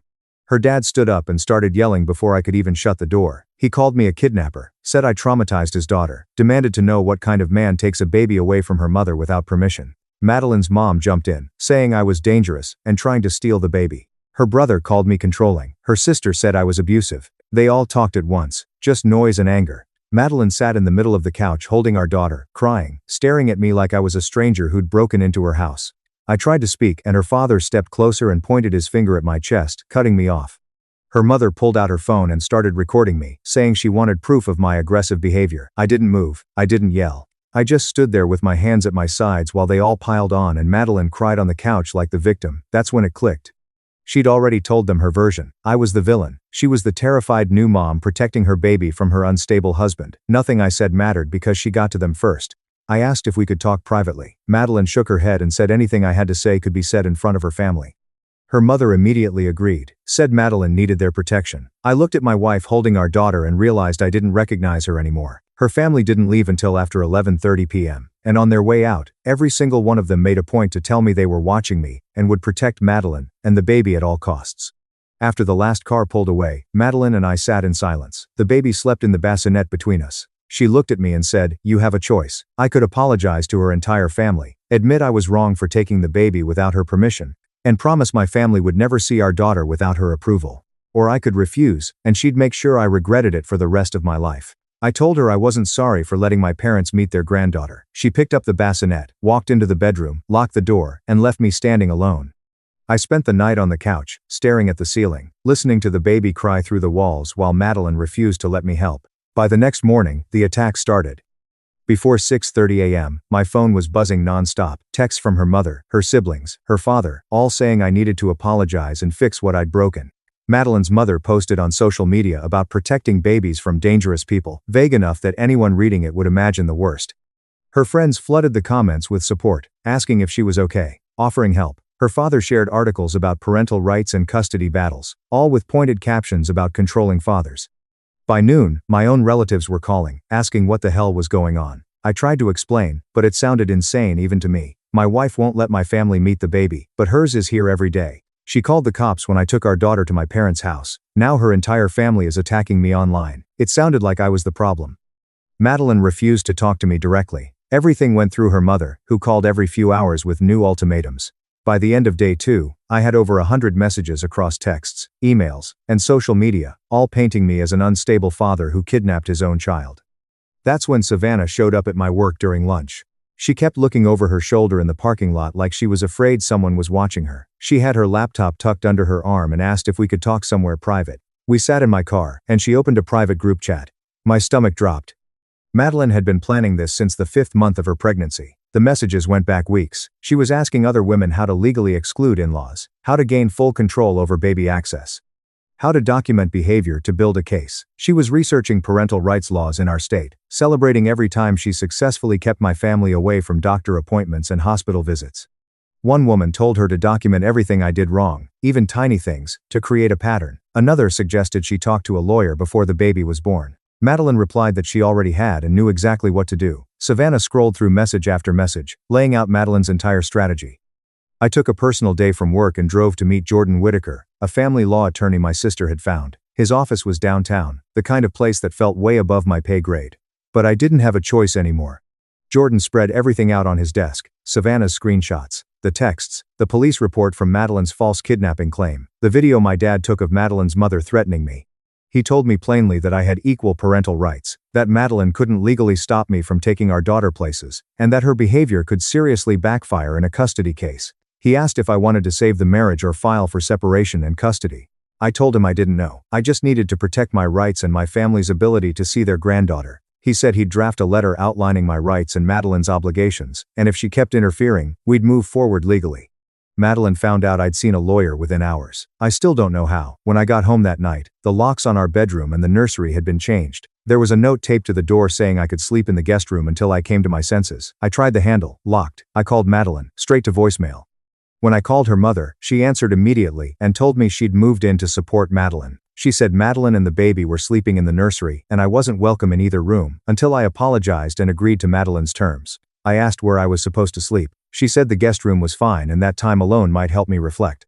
That night, I checked our bank accounts and realized Madeline had changed all the passwords and moved most of our money into accounts under her name. My mom reached out to a professional mediator through our church, hoping to stop this before it turned into a full-blown legal war. Madeline agreed, but only if her mother could be there.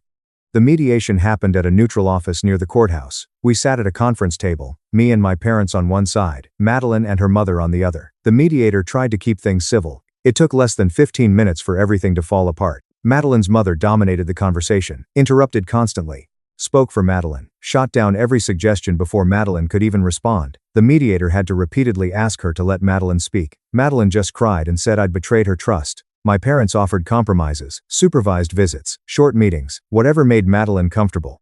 Her mother rejected all of it, saying my family couldn't be trusted and had already proven they didn't respect boundaries by encouraging me to take my own child without permission. Madeline just nodded along while her mother talked. She didn't push back. She didn't add anything. She just let her mother speak for her. Eventually, the mediator suggested a break. When we came back, Madeline and her mother said they were leaving because the whole thing was a waste of time. 3 days later, someone walked into my office at work with a manila envelope and asked for me by name. I got served right there, in front of my coworkers. Madeline had filed for an emergency custody order. She claimed I kidnapped our daughter, that I was unstable, that I was threatening, that she feared for the baby's safety when she was with me. Her mother and 2 of her friends submitted statements calling me controlling and aggressive. None of it was true, but on paper, it looked awful. I sent everything to Jordan immediately. He called me back within minutes. His voice was tight. He said we had to move fast. The hearing was in 6 days. We needed every piece of evidence we had. The emergency hearing was in a small courtroom with harsh fluorescent lights and chairs that made everything feel colder. Madeline's lawyer painted her as a terrified new mother protecting her baby from an unstable father. They leaned hard on her statements and her mother's testimony to frame me as dangerous. Then Jordan stood up. He presented the text messages Savannah had given us. He showed that this wasn't panic or fear. It was planned. The judge put on her reading glasses and started reading Madeline's own words. Messages about breaking my family's spirit, about making them beg and grovel, about control. The judge looked up at Madeline and asked her lawyer if he was aware his client had documented her intent to manipulate custody access. Madeline went pale.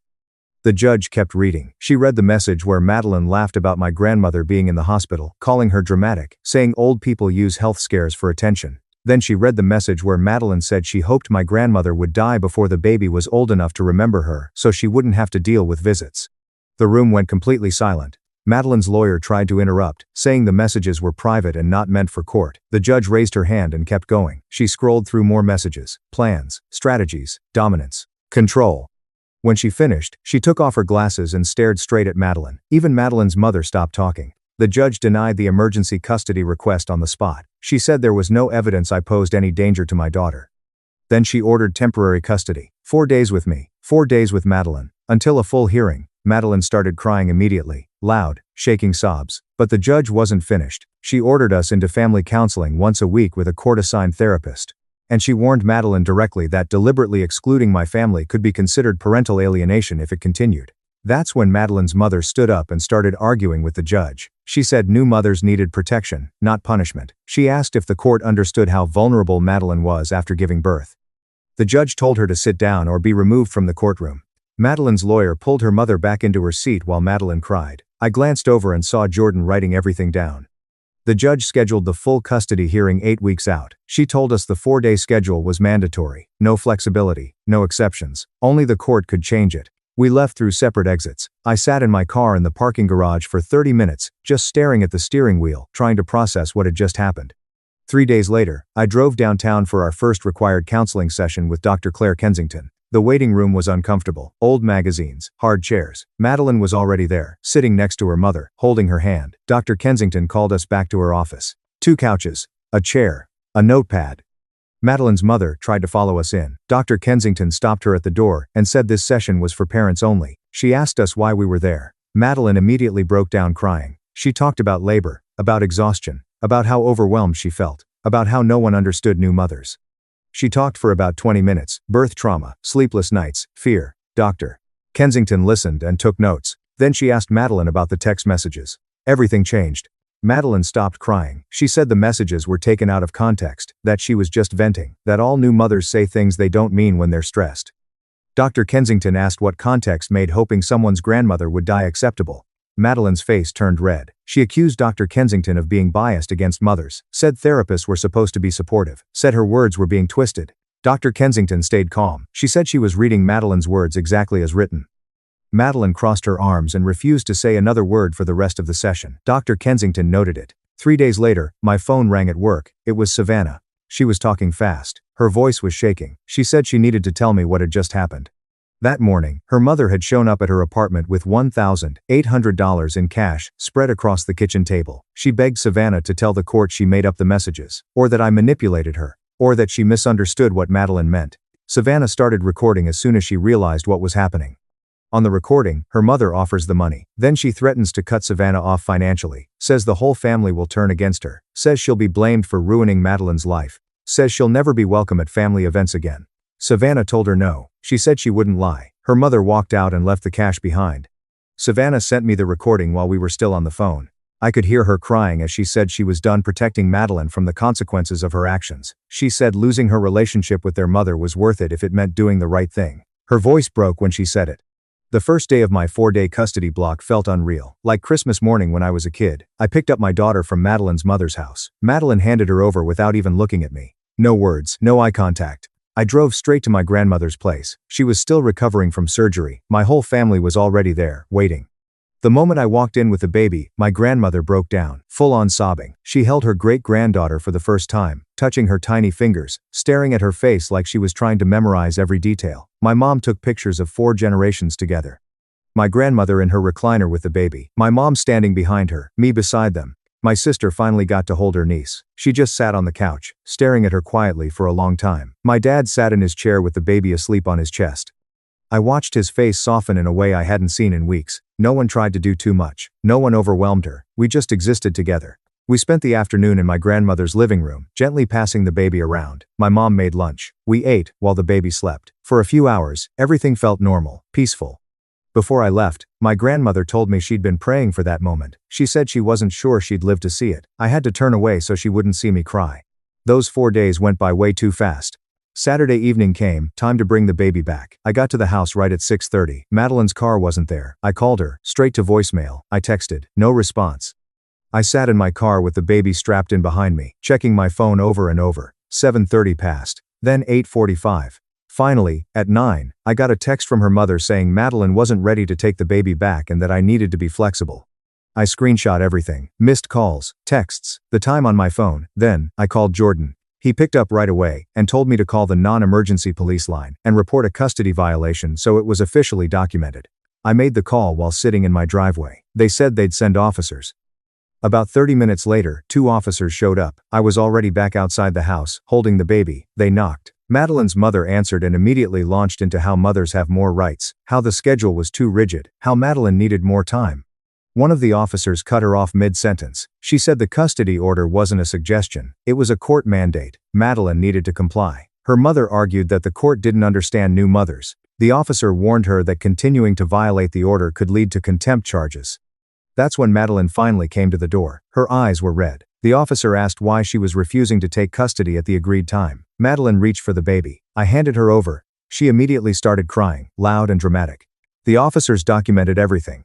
The delay. The time. Her mother's statements. Before they left, they told us both that the next exchange had to happen on time, or there would be consequences.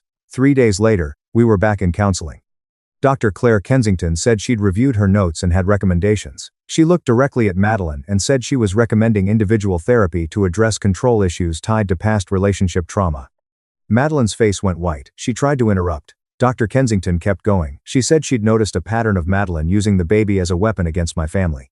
That while her feelings about her ex's mother were valid, she was now punishing people who had nothing to do with that situation. She said Madeline was settling old emotional scores using our daughter. Madeline stood up and snapped that Dr. Kensington didn't understand anything, that she was supposed to help, not make things worse. Dr.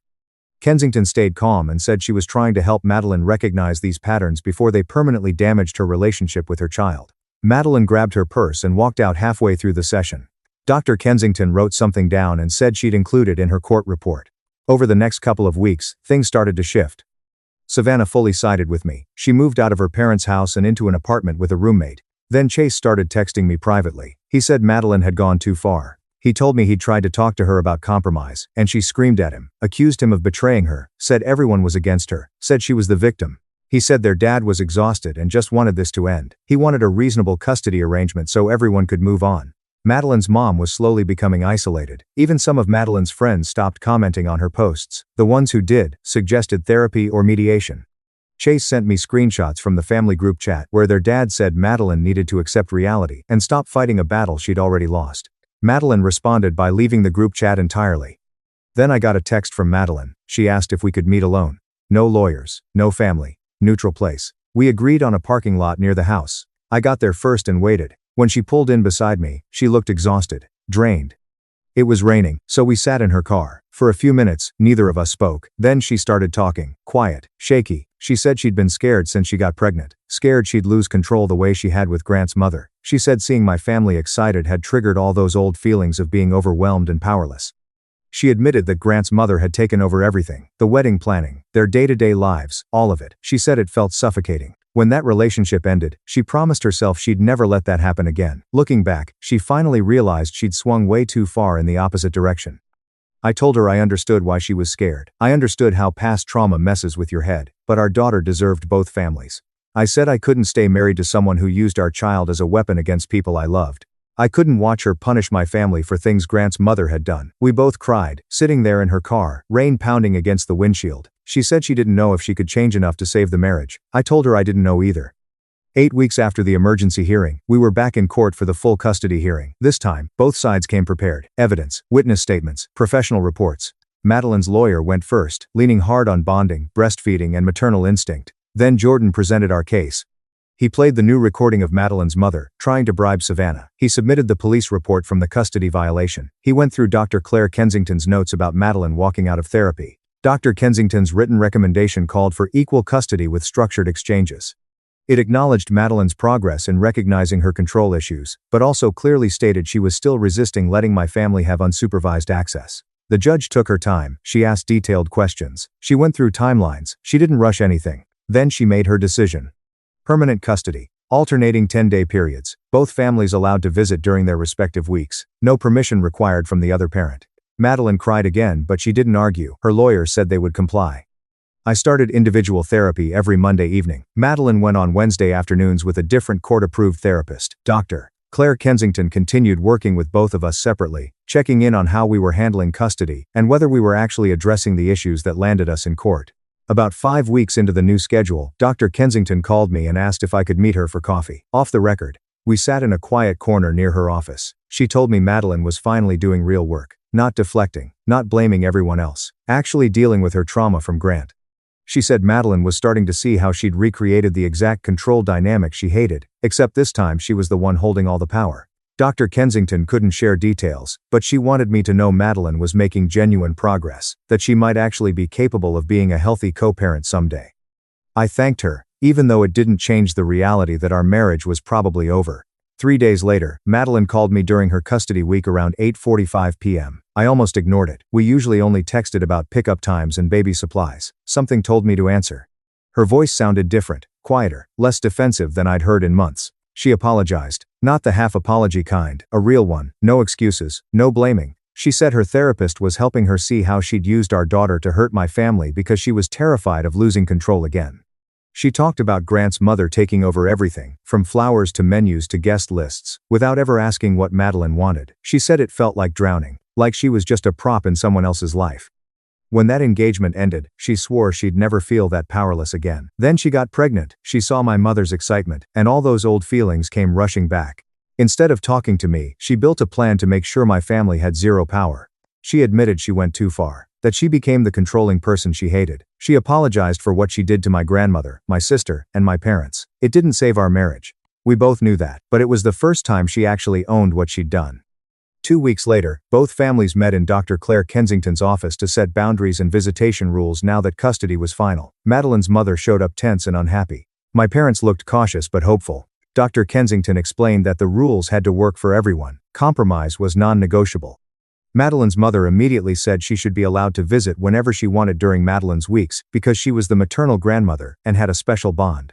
Dr. Kensington shut that down calmly. She said that exact mindset was what caused the problems in the first place. Both sets of grandparents mattered equally.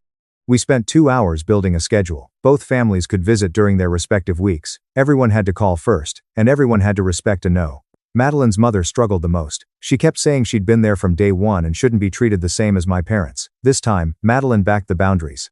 She told her mother she could visit during Madeline's weeks, but she had to call ahead and couldn't just show up. My parents agreed without argument. We set up a shared calendar so there'd be no confusion. During my weeks, things settled into a routine. My parents came over for dinner once a week, usually Tuesday nights. My sister video called every Sunday morning. My grandmother came by every Sunday afternoon, sat in my living room, held her great-granddaughter, and told stories about my dad as a kid.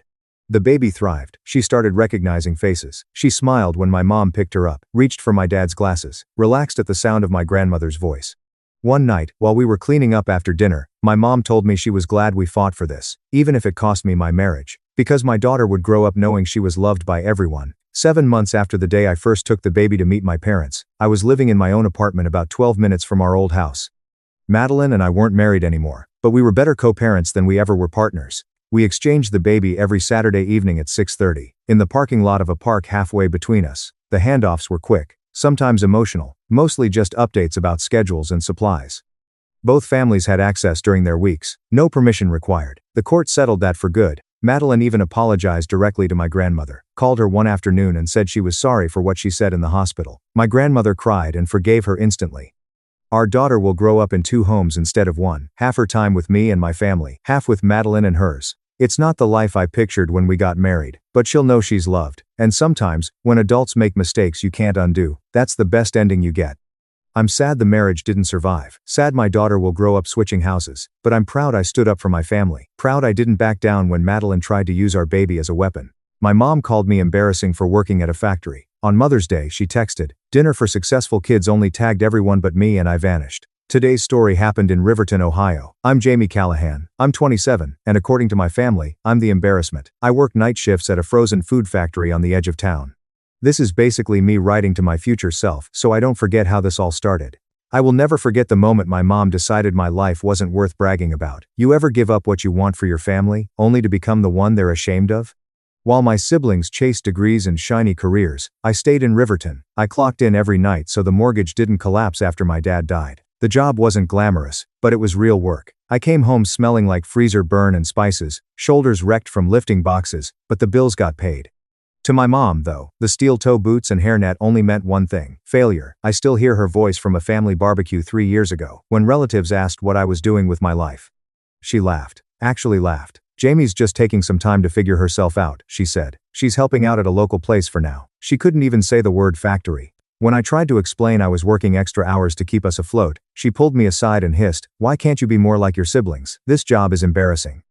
I swallowed it. The humiliation, the anger, the way everyone's eyes slid past me like I was background noise. I told myself it was temporary. That, if I kept my head down and worked hard enough, she'd see me differently someday. I had no idea Mother's Day was coming, or that one text was about to break something in me for good. Before I tell you what my mom actually sent, and what I did after that made me disappear from their lives, tell me where you're watching from, and what time it is for you. I honestly want to know how far this story travels. Mother's Day in Riverton always smells like cut grass and cheap grocery store flowers. The factory smelled like garlic powder and cold metal. I was on break, sitting on an overturned crate behind the loading dock, scrolling through my phone with numb fingers. I told myself I didn't care if my family reached out that day. That was a lie. My phone buzzed. Family Callahan group chat. My chest tightened for half a second. I pictured my mom sending something like, "Love you all, even you, Jamie." Instead, I opened the chat and saw a long, carefully written message. Mother's Day dinner. Successful kids only. Ethan Mercer, Dr. Callahan, saving lives. Avery Collins, creative director, making the world beautiful. Grace Callahan, future attorney. I'm so proud of my accomplished children. Dinner at 7. Can't wait to celebrate you. She tagged Ethan, Avery, and Grace. My name wasn't there. Not in the message. Not in a follow-up. Not even a pity emoji. Just 4 names. 4 golden children. Then the reactions started. Ethan sent the flexed bicep emoji. Avery added sparkles and hearts. Grace replied with a crying happy face and, "Can't wait, Mom." I kept refreshing the screen. Waiting for my mom to add, "Oh, and Jamie too." Waiting for one of my siblings to say, "What about Jamie?" Nothing. No typing bubble. The only thing I saw was my own reflection in the dark screen. Hair under a factory cap, hands stained from freezer burn, eyes burning, heart pounding in my ears. This wasn't an accident. This was an announcement. Successful kids only. I read it again and again, each time feeling like I'd been punched in the ribs. My throat tightened with that same hot, humiliating sting from the barbecue when she avoided saying factory. Except this time, she didn't avoid anything. She erased me. A moment later, my phone buzzed again. A video call from Mom. Her smiling contact photo hovered on my screen like a mask. I knew exactly what was coming. She was going to tell me I was overreacting if I dared to be hurt. I let it ring until it timed out. She texted right after. "I hope you understand. Tonight is just about celebrating achievements. You know you're always part of the family. Always part of the family. Just not proud enough to show." Have you ever watched your own mother type a sentence that makes it painfully clear you're just a footnote in her life? I didn't respond. Not to the text. Not to the call. I stared at the chat until my break ended, then slid my phone into my pocket like I was burying something. I went back to the line. My hands moved automatically. Somewhere in my head, something shattered. Something colder clicked into place. They'd made my position very clear. 2 days after Mother's Day, my alarm went off at 4:30 a.m., like always. But for the first time, I didn't wake up thinking about how to make my mom proud. I woke up wondering why I'd ever given her that power. That night, after my shift, I sat at the tiny kitchen table in my studio apartment with a notebook and a pen. I drew 2 columns, stay connected on the left, cut ties on the right. It felt dramatic, but I needed to see it. Under stay connected, I wrote things like holidays with family. Maybe someday she'll accept me. Not being the bad daughter. Under cut ties, I wrote no more humiliation. No more waiting for invitations that never come. Space to build a life on my terms. Peace. The right side filled up fast. My pen hovered anyway. Who cuts off their own mom over a text? That voice in my head sounded exactly like hers. Right on cue, my phone buzzed again.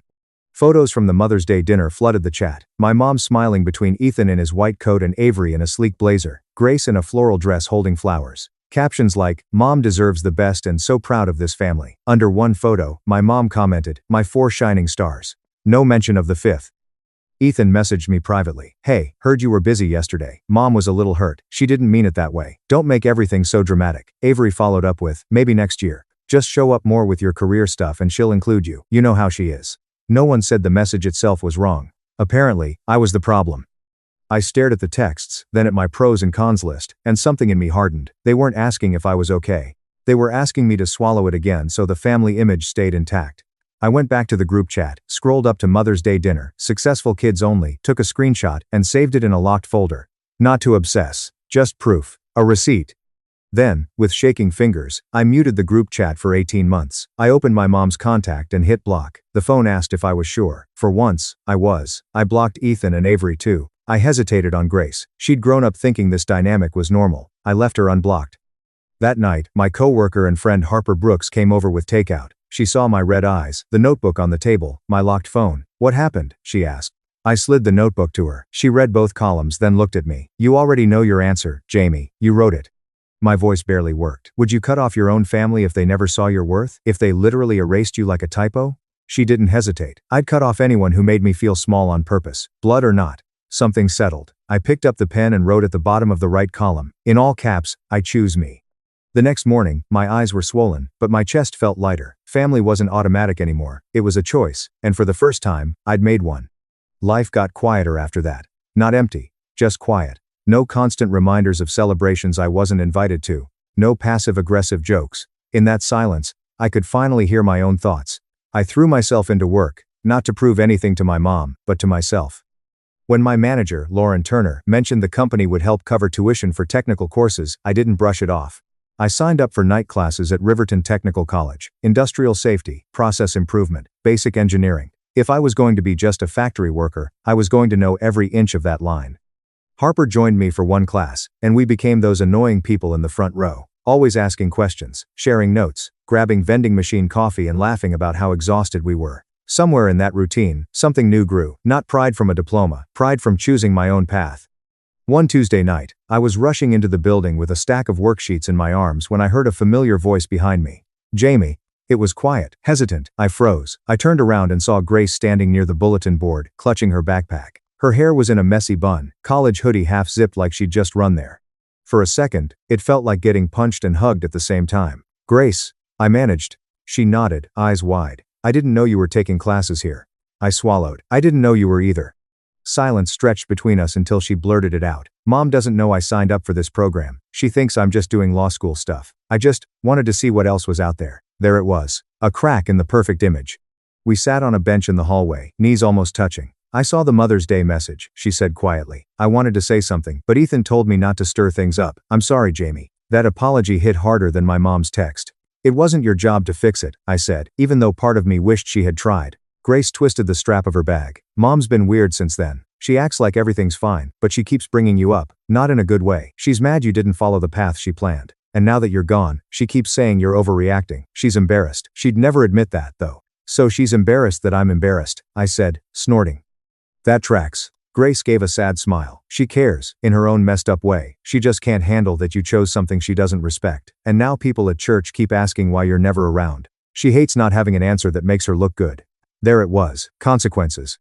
My quiet disappearance was messing with the story she'd spent years curating. Grace took a breath. I miss you, but I get why you did it. My chest tightened. You know you don't have to repeat her cycle, right? You can choose whatever you want, even if it's not shiny enough for the group chat. She nodded slowly. Are you ever coming back to family stuff? That question just hung there, heavy. When success finally started finding me, I said carefully, the first thing I felt wasn't I can't wait to show Mom. It was relief. I didn't owe her anything anymore. So, I don't know, Grace. Right now, distance matters more than a seat at that table. We both went quiet. A professor walked past, keys jingling. The hallway smelled like dry erase markers and old carpet. Before we split, Grace squeezed my hand. For what it's worth, I think what you're doing is brave. I wish Mom could see it. I walked into class with my head spinning.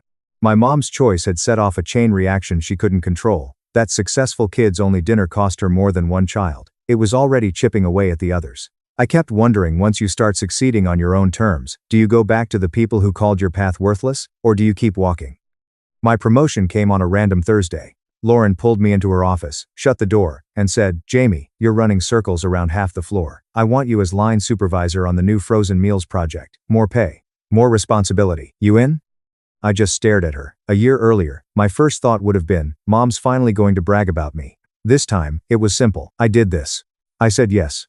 The role was intense, scheduling shifts, managing breakdowns, mediating conflicts, but it gave me something I'd never had before, authority. People trusted me. Not because of a degree, but because I'd been in the trenches with them. Still, late at night, the doubts crept in. I'd unlock my phone and hover over my mom's blocked contact, or scroll past posts from mutuals bragging about my siblings. So proud of my kids, 5 smiling faces, 1 invisible. Every time my stomach twisted. One weekend, after a particularly bad spiral of doom scrolling and hating myself for caring, I opened the Notes app and started typing. At first, it was just a rant about blue-collar work and how people like my mom treat it like failure, but it kept growing. By the end, it was raw, about dignity, about class, about families weaponizing success. On impulse, I copied it into an anonymous blog Harper had mentioned once. I hit publish before I could talk myself out of it. Title, Successful Kids Only, When Your Family Invites Everyone But You. No names, no cities, just the group chat. The exact line, Mother's Day dinner, successful kids only. I wrote about watching your name disappear from your own mother's sentence. I asked, right in the middle of it, does your self-worth depend on people who refuse to see it, or can you build it anyway? I figured maybe 5 people would read it. Within a week, it had tens of thousands of views. The comments poured in, people saying, I thought I was the only one. My mom did this when I became a mechanic. Cutting contact saved my life.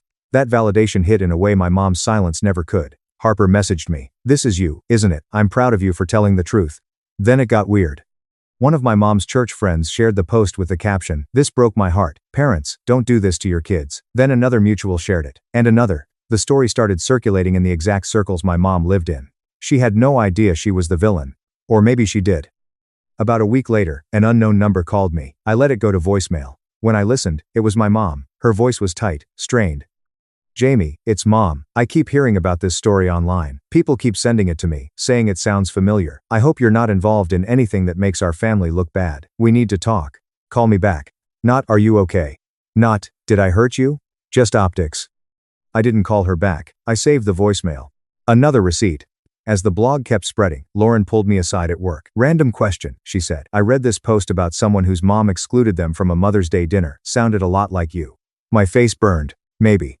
She smiled. "If it was you, it was powerful. And anyone who can lead on the floor and write like that, you're going places, Callahan. Don't let anyone tell you otherwise." That night, I printed the blog post and my pros and cons list from months earlier. I put them in a folder labeled "Proof I'm Not Crazy." Whenever doubt crept in, I opened it. My mom could lose sleep over her image. I was done losing sleep over her approval. A few days later, Harper waved a flyer in my face at lunch. "There's a storytelling night downtown. Theme is, when family crosses the line, you have to do this." "Absolutely not," I said through a mouthful of sandwich. "Writing anonymously is one thing. Standing on a stage and telling everyone my mom's worst moment is another." Harper grinned. "Or your strongest moment. Think about the people in those comments. What if they're in that room?" The idea lodged in my brain and refused to leave. A week later, my name was on the lineup. The night of the event, my hand shook so badly I almost dropped the mic. The room was full of strangers, hoodies, business casual, tear-streaked faces like they'd already been hit by something close to home. I cleared my throat and started with a line I knew would land. "My mom called me embarrassing because I chose factory work." A murmur rolled through the room. I told them about the barbecue. The dodged explanations. The Mother's Day text. I repeated the exact words. I watched faces flinch at successful kids only. I talked about the list, the blocks, the blog. The voicemail where my mom cared more about her reputation than my heart. Then I stopped and asked the question that once gutted me. Have you ever looked at your own family and realized you're only loved on their terms? That the love disappears the second you stop making them look good? When I asked that, I saw it on people's faces. Heads nodding, a few people wiping their eyes. It felt like I'd been holding my breath underwater my whole life and finally broke the surface.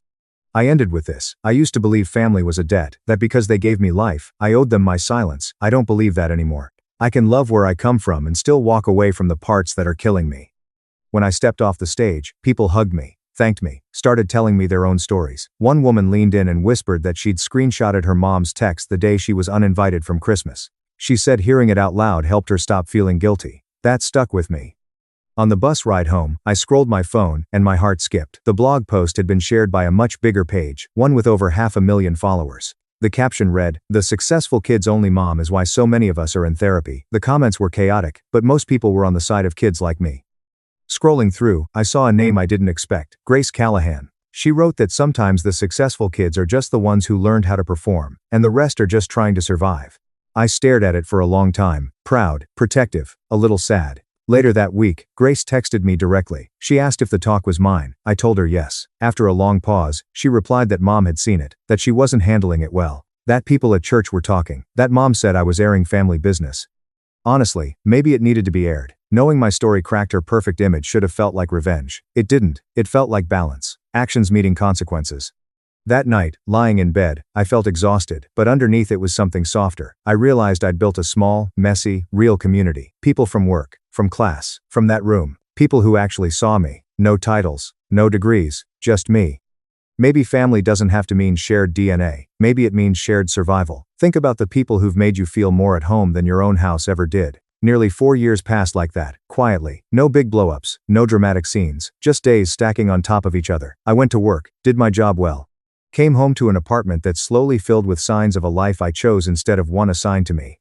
I moved up again at the factory, this time into a role that had me traveling between plants, helping other supervisors fix their lines and train teams. I had a beat-up company laptop, a suitcase that stayed half-packed, and a calendar that didn't revolve around family holidays anymore. My contacts list got shorter, my world got bigger. I kept writing. The blog stopped being a late-night rant and turned into a place people checked regularly. I wrote about boundaries, about the guilt that comes with saying no to your own parents, about blue-collar pride. Sometimes I wrote about tiny moments at work that would have meant nothing to my mom but meant everything to me. Like the day a new hire told me I was the first boss who didn't talk down to them. That one sentence meant more than any forced congratulations ever did. Every now and then, I heard things about my family through other people. A coworker who still went to my mom's church mentioned my last name popping up in prayer requests. Online, I saw my siblings tagged in photos without me. Grace and I texted occasionally. Light stuff. Unless one of us had a rough day and needed to hear, "You're not crazy, this actually happened." From Grace, I learned my mom hadn't let it go. The post, the talk, the phrase successful kids only. It all got under her skin. She hated that there was a corner of the internet where she was a character instead of the narrator. She switched churches for a while, then went back. She complained that people were judging her, that they didn't understand how hard it is to raise kids. As far as I know, she never once said, "I hurt my daughter, and I'm trying to fix it." Then life piled on. Health issues, the kind people whisper about in grocery stores. Blood pressure, stress, time off work, bills stacking up. The house needed repairs. At first, Grace told me in pieces, almost apologetically, like she didn't want me to think she was being used as a messenger. Then one night, she called with that tone that means something big happened. She said Mom wanted my number, that she needed to talk. I could hear immediately that this wasn't about feelings. I asked why anyway. Grace sighed. She said Mom was behind on payments. The roof was leaking. Hospital bills were heavy. She'd heard I was doing well now, traveling, speaking. She kept saying that if Jamie really cared about family, she'd step up.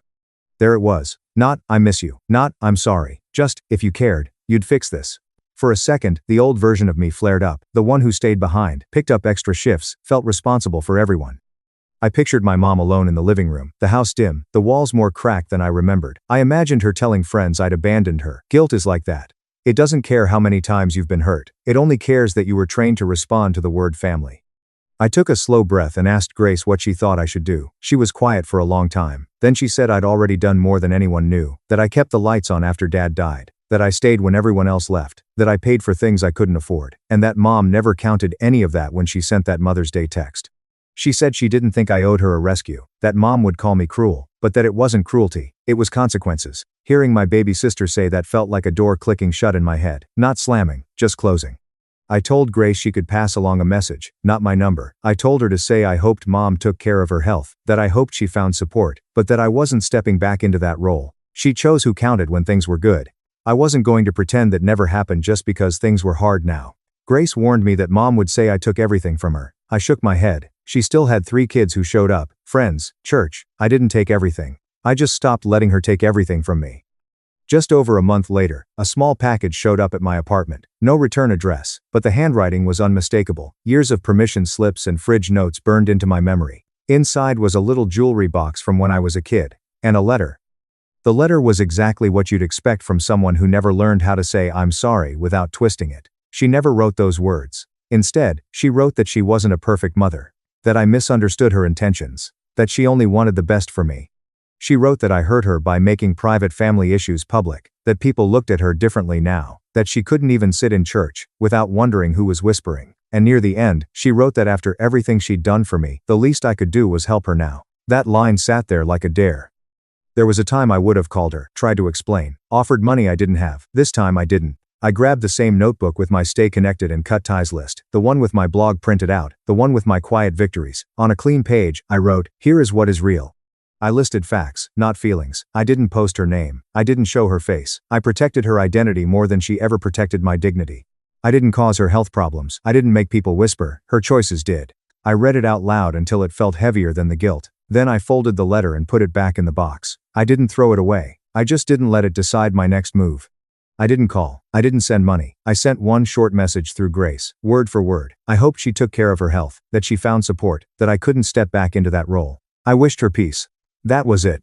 No explanations, no reopening wounds, just a boundary, calm as weather.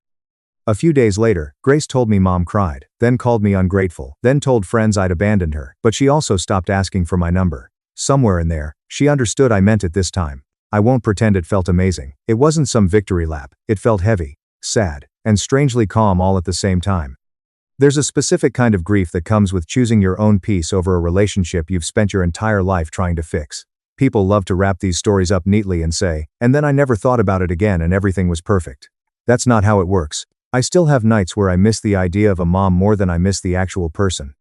I still get hit with random memories, like that old video of 13-year-old me holding a lopsided birthday cake, smiling way too hard. Those moments still make my chest ache. But missing something doesn't erase what actually happened. It doesn't cancel out the damage. It just means I'm human. A while after the letter, I wrote one last post for the blog. At least one last chapter about this story. I wrote about the package, about reading her words and choosing not to let them pull me back into the same role. I wrote about how you can hope someone gets better without volunteering to be their medicine. I ended it with the truest thing I've learned. Sometimes the kindest thing you can do for yourself, and weirdly for them too, is to step out of a role that's destroying you. Love doesn't always mean access. Forgiveness doesn't always mean reunion. Family shouldn't be built on fear and humiliation. It should be built on respect and choice. You're allowed to build your own version of family with people who don't need you to bleed to prove your loyalty. When I hit publish, I didn't feel triumphant. I felt finished, like I'd finally told the whole story. Not just the parts that made me look strong or made her look bad, but the parts that showed how complicated and painful it really was. That night, I stepped out onto my tiny balcony and looked at the factory lights glowing in the distance. The same place where I once read Successful Kids Only and realized I wasn't invited had become the place where I finally proved something to myself. My success never needed her stamp of approval. I still wear steel-toe boots. I still clock in. I still get grease under my nails some days. But I don't hear her voice in my head every time I swipe my badge anymore. I hear my own. And sometimes the voices of friends, coworkers, and complete strangers who say, "Thank you for telling the truth."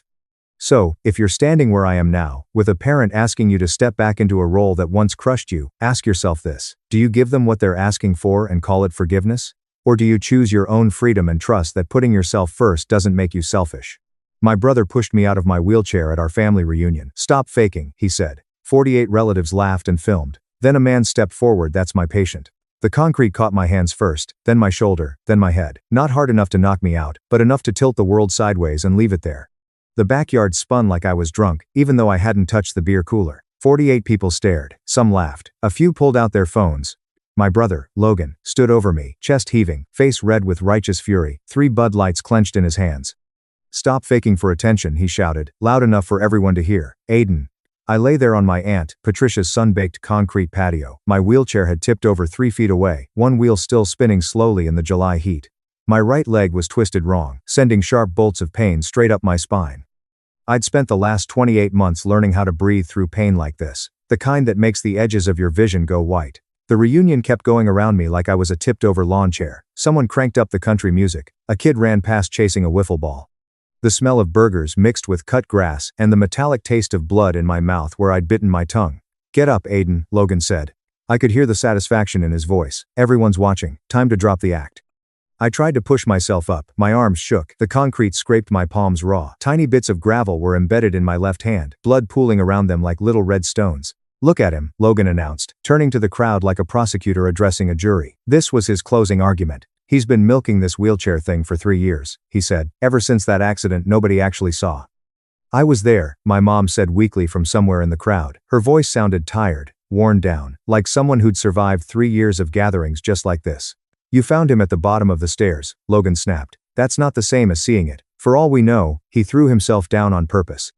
People murmured, nods, shrugs. "Yeah, that makes sense."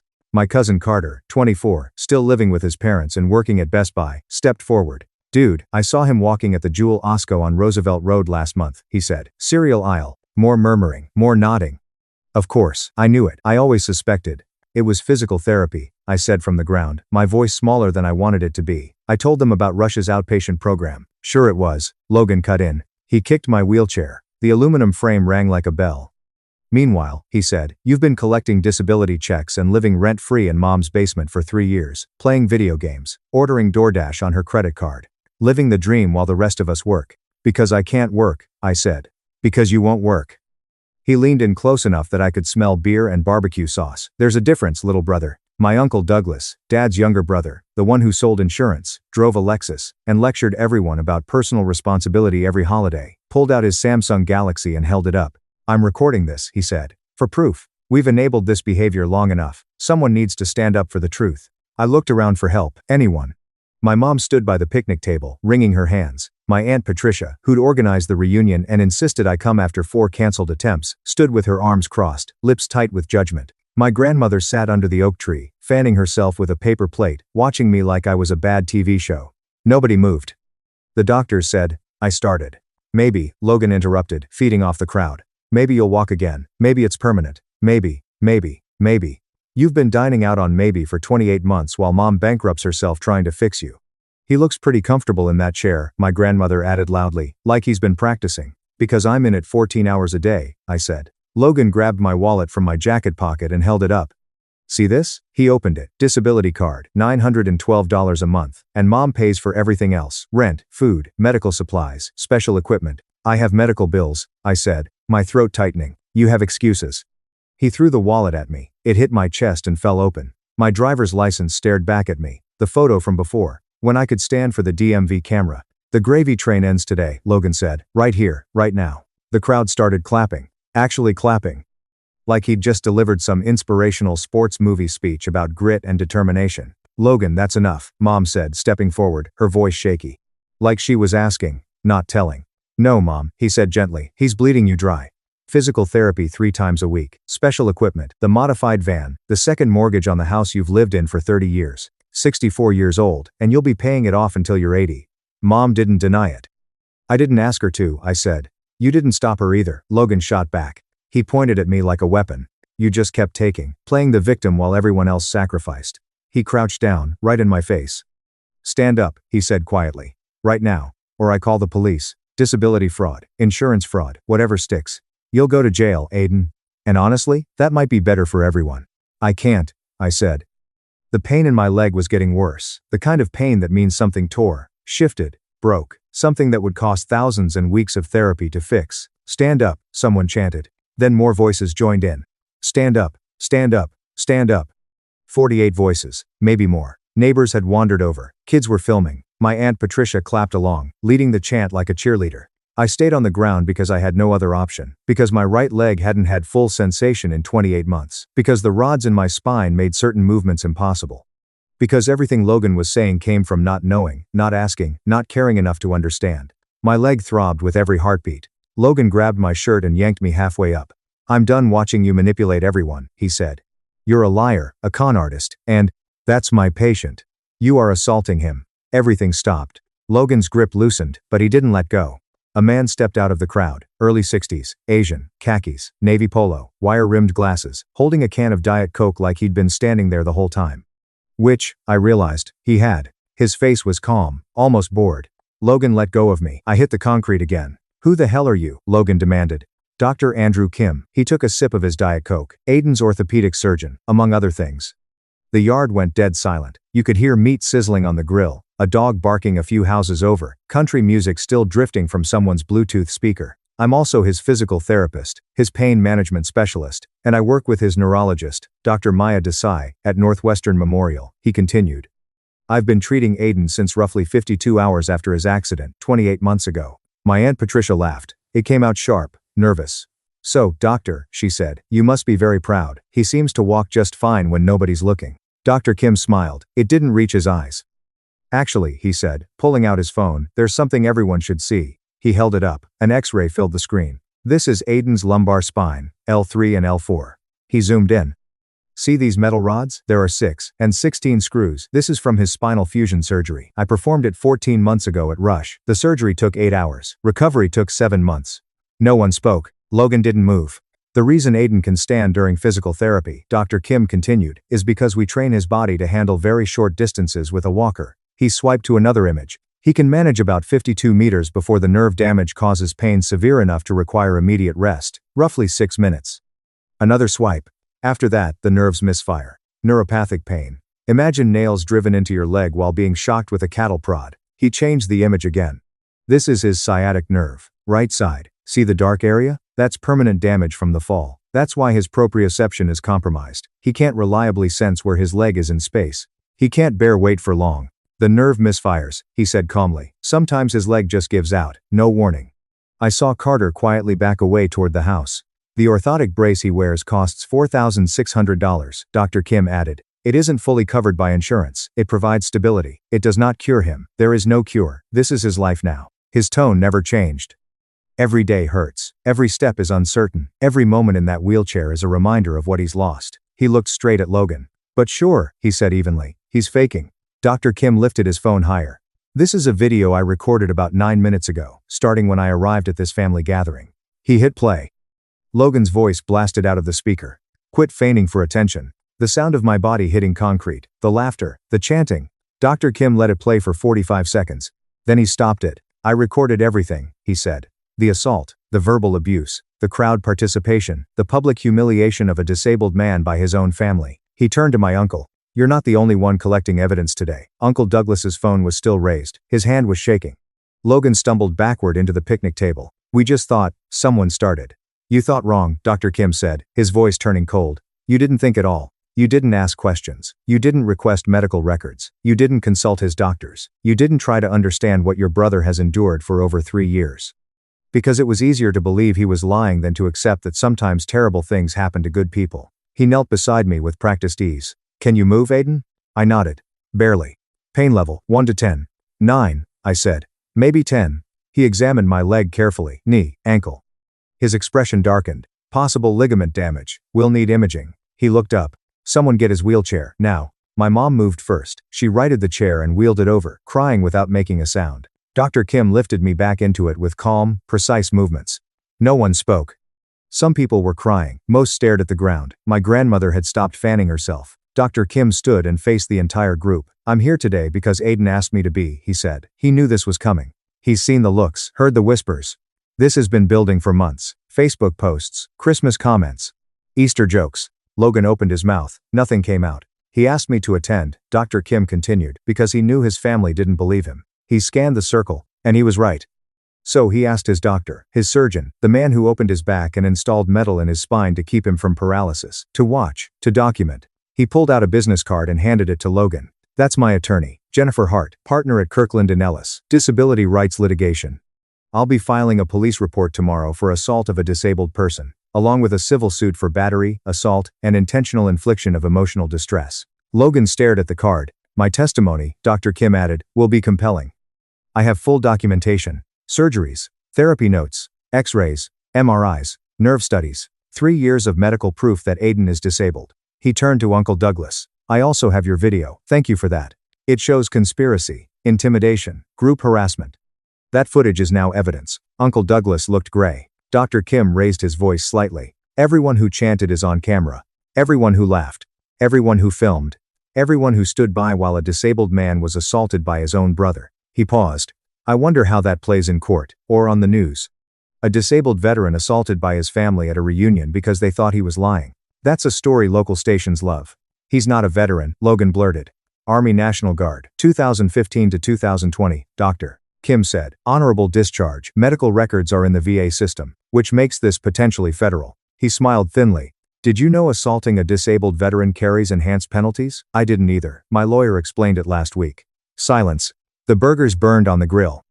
Dr. Kim handed me my wallet. Then he moved behind my chair and grabbed the handles. We're leaving, he said. Aiden has an ER appointment. Assault-related injuries. The medical bills go into the civil suit. Orthotic brace damage, $4,600. Wheelchair frame, $3,400. We'll add it up. He pushed me toward the driveway. Behind us, 48 family members stood frozen in the same circle. The same people who had chanted, who had laughed, who had applauded, just realizing that the disabled nephew they humiliated had recorded every single one of them committing crimes. Wait. Logan's voice cracked. Wait, Aiden, I'm sorry, I didn't know. We didn't know. I didn't turn around. Dr. Kim kept pushing. Aiden, please.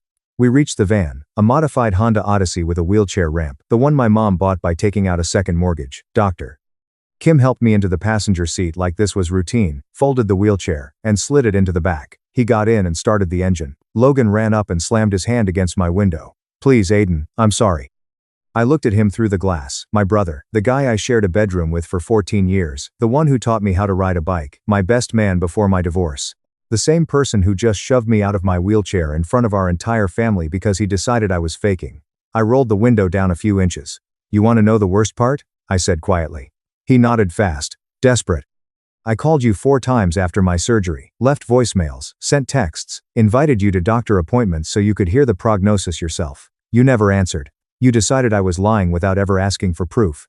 You chose to believe I was a con artist instead of believing I was hurt. He started to say something. No, I said. You didn't think. That's the problem. I rolled the window back up. Dr. Kim pulled out of the driveway. The ER at Northwestern Memorial was busy for a Sunday night. Dr. Borch Chen walked me through triage, spoke with the attending physician, Dr. Elena Ramirez, and got me into an exam room within 25 minutes. The x-rays showed a torn lateral collateral ligament in my right knee. Another surgery, scheduled for Wednesday. Another 8 weeks of recovery. Another setback in a long, exhausting attempt to get even a piece of my mobility back. Dr. Kim stayed with me while we waited for the orthopedic specialist. "Why did you really come today?" I asked him. He was quiet for a moment. "I've treated spinal injury patients for 29 years, he said, and I've watched families destroy themselves over it. Caregivers burn out, patients get abandoned, because it's easier to believe someone is lying than to accept that life is random and cruel. I came to document the truth." He adjusted his glasses. "What they do with that truth is up to them. But they can't say they didn't know." The police report was filed Monday morning. Detective Marco Alvarez from Northbrook PD called me Tuesday afternoon. "Mr. Bennett, I've reviewed the video, Dr. Kim's statement, and the medical records," he said. "This is clear-cut. Your brother pushed you from your wheelchair, causing additional injury. That's aggravated battery against a disabled person, Class 1 felony. What happens now? We issue a warrant. He'll be arrested and likely arraigned within 72 hours. He added, "The state will probably press charges even if you don't want to." "I don't," I said, then stopped. "I don't know what I want." "You don't have to decide now," he said, "but families like yours don't change without consequences, legal ones." He was right. I knew he was right. But Logan was still my brother. Logan was arrested Wednesday morning. He posted bail by Wednesday afternoon. His lawyer called me Thursday. Some guy from his gym who handled personal injury cases. "My client wants to apologize. Make this right. If you'd be willing to drop the charges." "I'm not pressing charges," I said. "The state is. Talk to the state's attorney." "Well, if you testified it was a misunderstanding." "It wasn't," I said. "It was assault, on camera, witnessed by 48 people. He pushed me out of my wheelchair because he thought I was faking. That's not brother behavior. That's criminal behavior." I hung up. The civil suit was filed Friday. Jennifer Hart met me in her downtown office, overlooking the Chicago River. 56 years old, Harvard Law, 22 years specializing in disability rights. "We're suing Logan for battery and intentional infliction of emotional distress," she said. "But there's more." She listed them: my Uncle Douglas, my Aunt Patricia, everyone who chanted. They created a hostile environment, coordinated harassment, intimidation.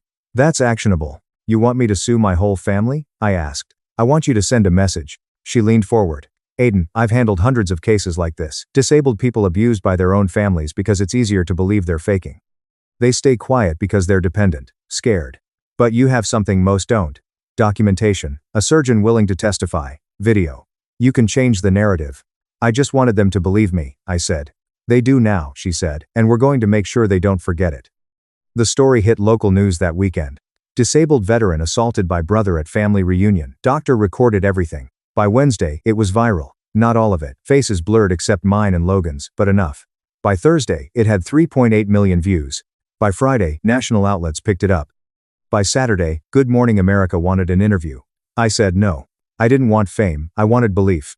Logan's trial was set for 7 months later. His life fell apart before that. His job fired him within a week. Liability concerns. His girlfriend left. Friends stopped calling. The video followed him everywhere. Every job interview, every dating profile. Logan Bennett. The guy who shoved his disabled brother out of a wheelchair. My mom called 4 weeks after the reunion. "He's living in his car," she said. "Lost his apartment, can't find work." "He's your brother. Can't you do something?" "Like what?" I asked. "Ask the prosecutor to drop it. Say it was a misunderstanding." "It wasn't," I said. "He assaulted me in front of 48 people while I was already disabled. That's not a mistake. That's a choice. So you're just going to ruin his life?" I thought about it for a long time. "No," I said. "I'm going to let him face consequences." "There's a difference." She hung up.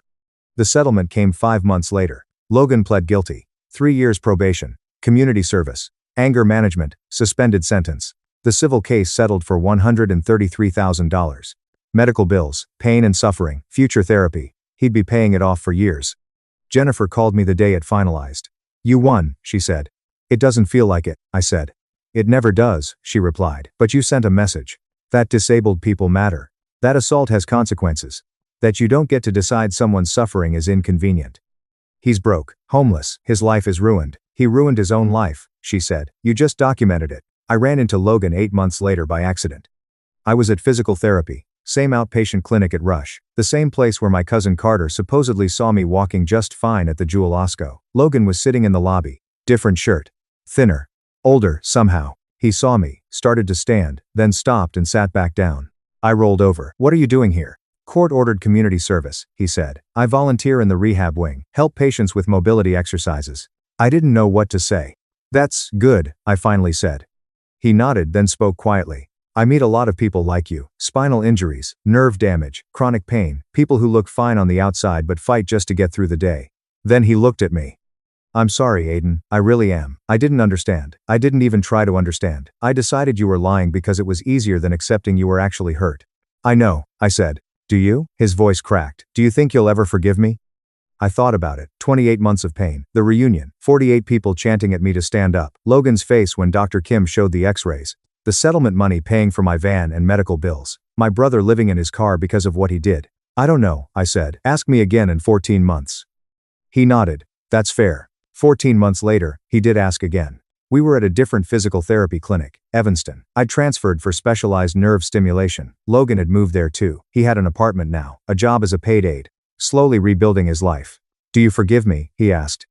This time I knew the answer. "I forgive you for not understanding, for not asking questions, for believing I was lying without proof," I said. I looked right at him. "I don't forgive you for pushing me out of that wheelchair, for humiliating me in front of our family, for choosing cruelty when you could have chosen compassion. I don't know if I'll ever forgive you for that." He nodded slowly. "That's fair. I can see you trying," I said. "I see you working with patients. I see you learning. I see you becoming someone who actually understands what I live with. That matters." "Does it change everything?" he asked.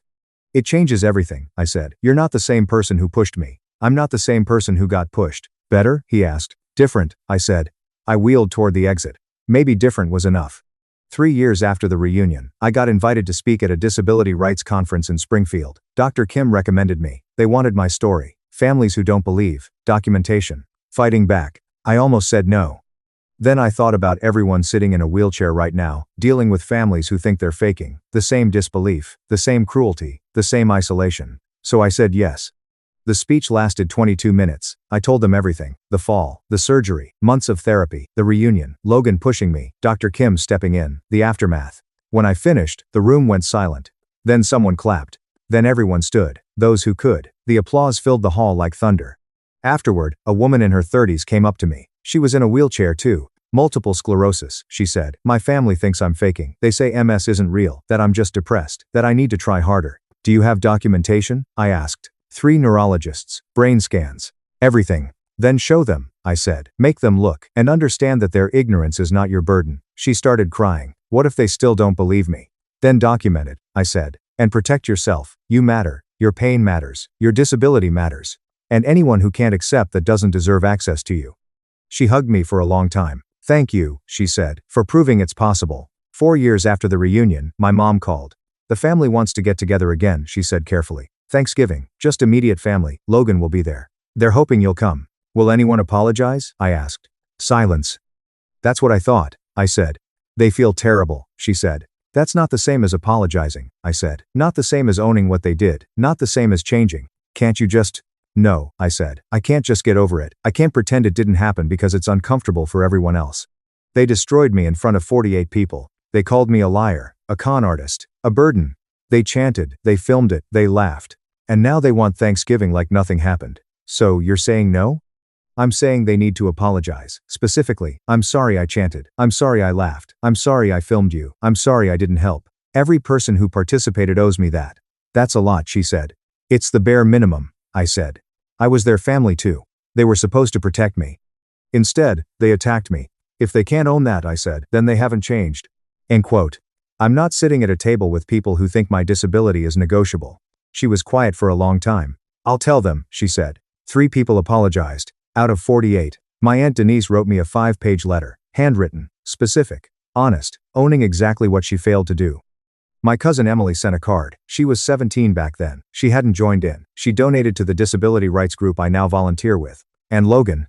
Logan showed up at my apartment one Tuesday afternoon, no warning. He stood there holding a folder. "I've been working with Dr. Kim," he said, "learning about spinal injuries, nerve damage, chronic pain. I've been volunteering at Rush for 3 years, working with patients." He held the folder out. 14 letters. "From people I've helped. They wanted you to see them. I wanted you to see that I've changed." I didn't open it yet. "I'm sorry I pushed you," he said, his voice breaking. "I'm sorry I called you a liar. I'm sorry I led that chant. I'm sorry I chose cruelty over compassion. I'm sorry I didn't believe you. I'm sorry I let resentment turn into hate. You didn't deserve that. You were suffering. I made it worse. I looked at my brother, the man who broke me, the man who spent 3 years trying to rebuild himself. Come in, I said. We talked for 4 hours. About everything. The reunion, being homeless, learning to help disabled patients, understanding what I lost. When he left, he stopped at the door. I don't expect forgiveness, he said. I know what I did. I can't undo it. I just want you to know I'm different now. Better because of you. You're different because you chose to change, I said. But don't make me your redemption story, I added. Don't make my disability the thing that taught you empathy. That's not fair to me. He nodded. You're right, I'm sorry. After he left, I opened the folder. 14 letters, patience, kindness, understanding, proof that people can change. Not always, but sometimes. I don't know if I'll ever fully forgive Logan.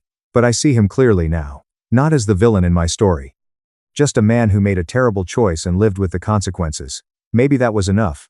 Maybe it had to be. My sister toasted at a luxury dinner. Cheers to our real family except her. She's adopted. Everyone laughed. Then the manager asked who pays the $6,800 bill. The story took place in San Francisco. My name is Claire, and by the time I was 25, I'd gotten really good at acting like cruel jokes didn't bother me. Being adopted into a family that cared more about appearances than honesty taught me that early. That night, sitting under chandeliers and white tablecloths with the bay right there in the background, I wasn't plotting revenge. I was just trying to survive another happy family dinner. I slid into my seat in a simple red dress I'd bought on sale after 4 night shifts. I kept telling myself I could blend in, keep my head down, and make it through the night. I already knew my sister would be the star. Victoria always was. Loud, charming, beautiful in that way that makes waiters lean in, and teachers look the other way when she has an attitude. I'd lived in her shadow for so long it almost felt normal. Almost. Then she stood up and clinked her glass, and my stomach tightened before she even spoke. Cheers to our real family, she said, cutting through the restaurant noise like she owned the room. People at nearby tables actually turned to watch, and then she looked right at me, eyes glittering, like she'd been waiting for this part. Except the girl in the red dress, she added, smirking. She's just adopted. Everyone laughed, like it was the funniest thing they'd heard all night, and it wasn't just my parents and relatives laughing either.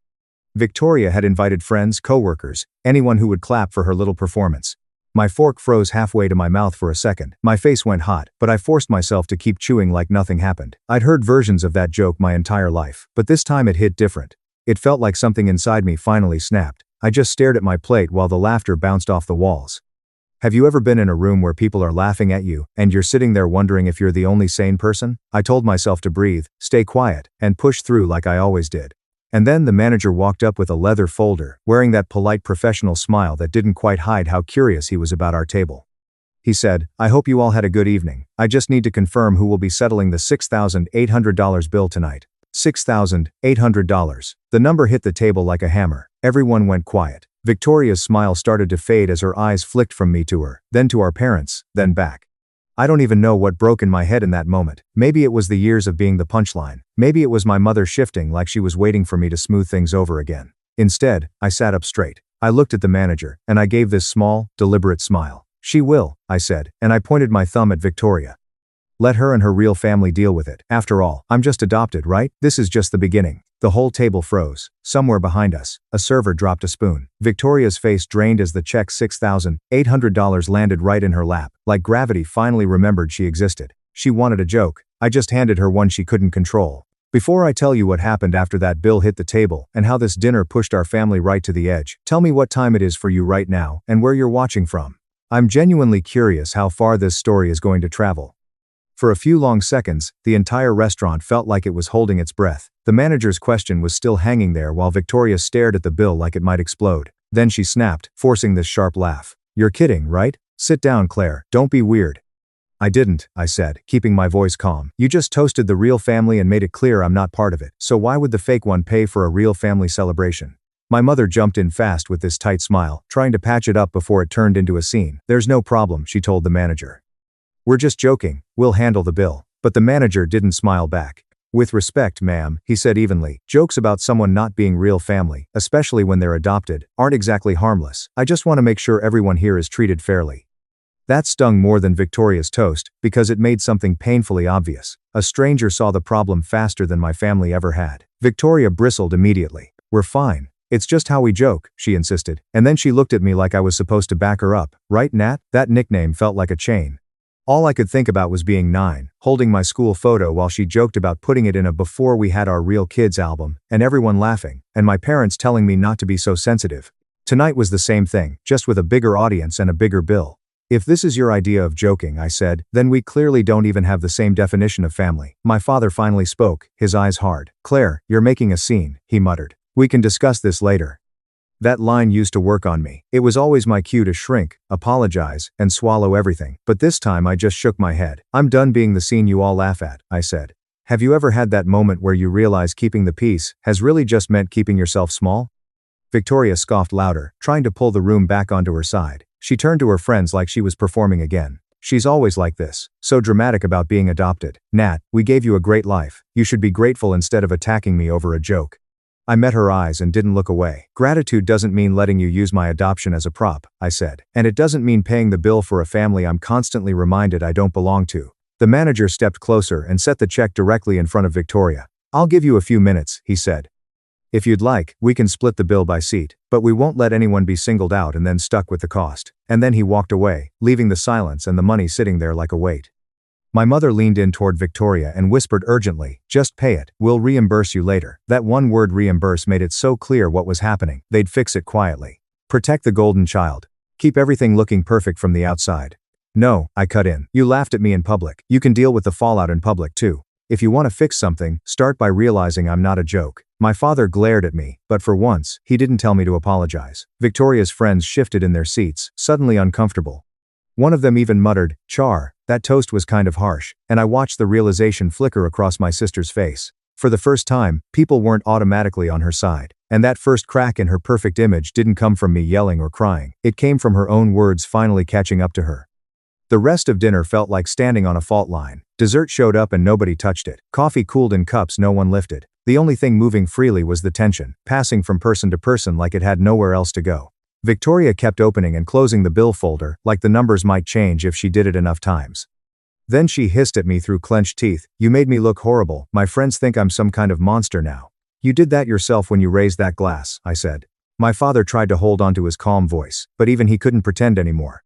"Victoria," he said, "we can't act like what you said was okay. You crossed a line. It might have been a joke to you, but it clearly wasn't to your sister." Victoria stared at him like she didn't even recognize him anymore. "So, you're on her side now?" she snapped. "After all these years, I'm the one who made you proud, and suddenly I'm the villain because she can't take a joke." That word, years, hit something in my head. The credit card incident, when she blew money on a designer bag and let me take the blame. The family photos where she nudged me out so it could be a just us picture.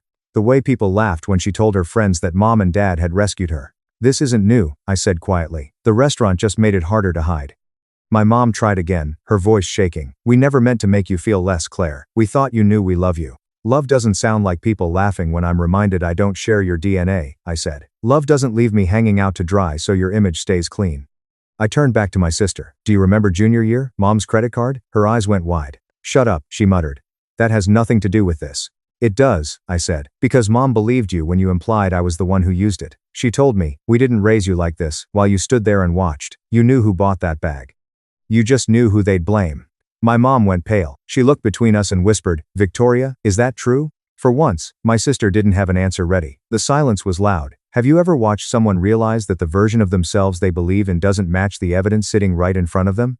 My dad's voice hardened. "We'll talk about that later," he said, not taking his eyes off her. "Right now, this bill needs to be paid, and respect needs to be restored." He signaled the manager, who reappeared like he'd been waiting nearby. "Split the check, half on our card, half on Victoria's. Claire's meal goes on ours." I shook my head. "No, put mine separate," I said. "I'll pay for myself." My mom frowned. "You don't have to prove anything. We can cover it." "I'm not proving anything," I said. "I'm making something clear. I'm not here out of obligation or charity. I'm here because I chose this family. If that choice isn't mutual, I need to know." The manager nodded, wrote something down, and walked away again. Victoria just stared at me, fury and something like fear crossing her face. For the first time, she couldn't spin this into me being the dramatic adopted kid. Everyone had seen it. My parents had heard it. The bill was being split. There were consequences. When we stood up to leave, chairs scraping loudly against the floor, it hit me that this wasn't just the end of a bad dinner. The old script was burning. Me staying quiet. Her shining. My parents looking the other way. The drive home was quiet in the loudest possible way. I sat in the back seat, watching city lights smear across the windows, catching reflections of my parents up front, and Victoria sitting stiff beside me.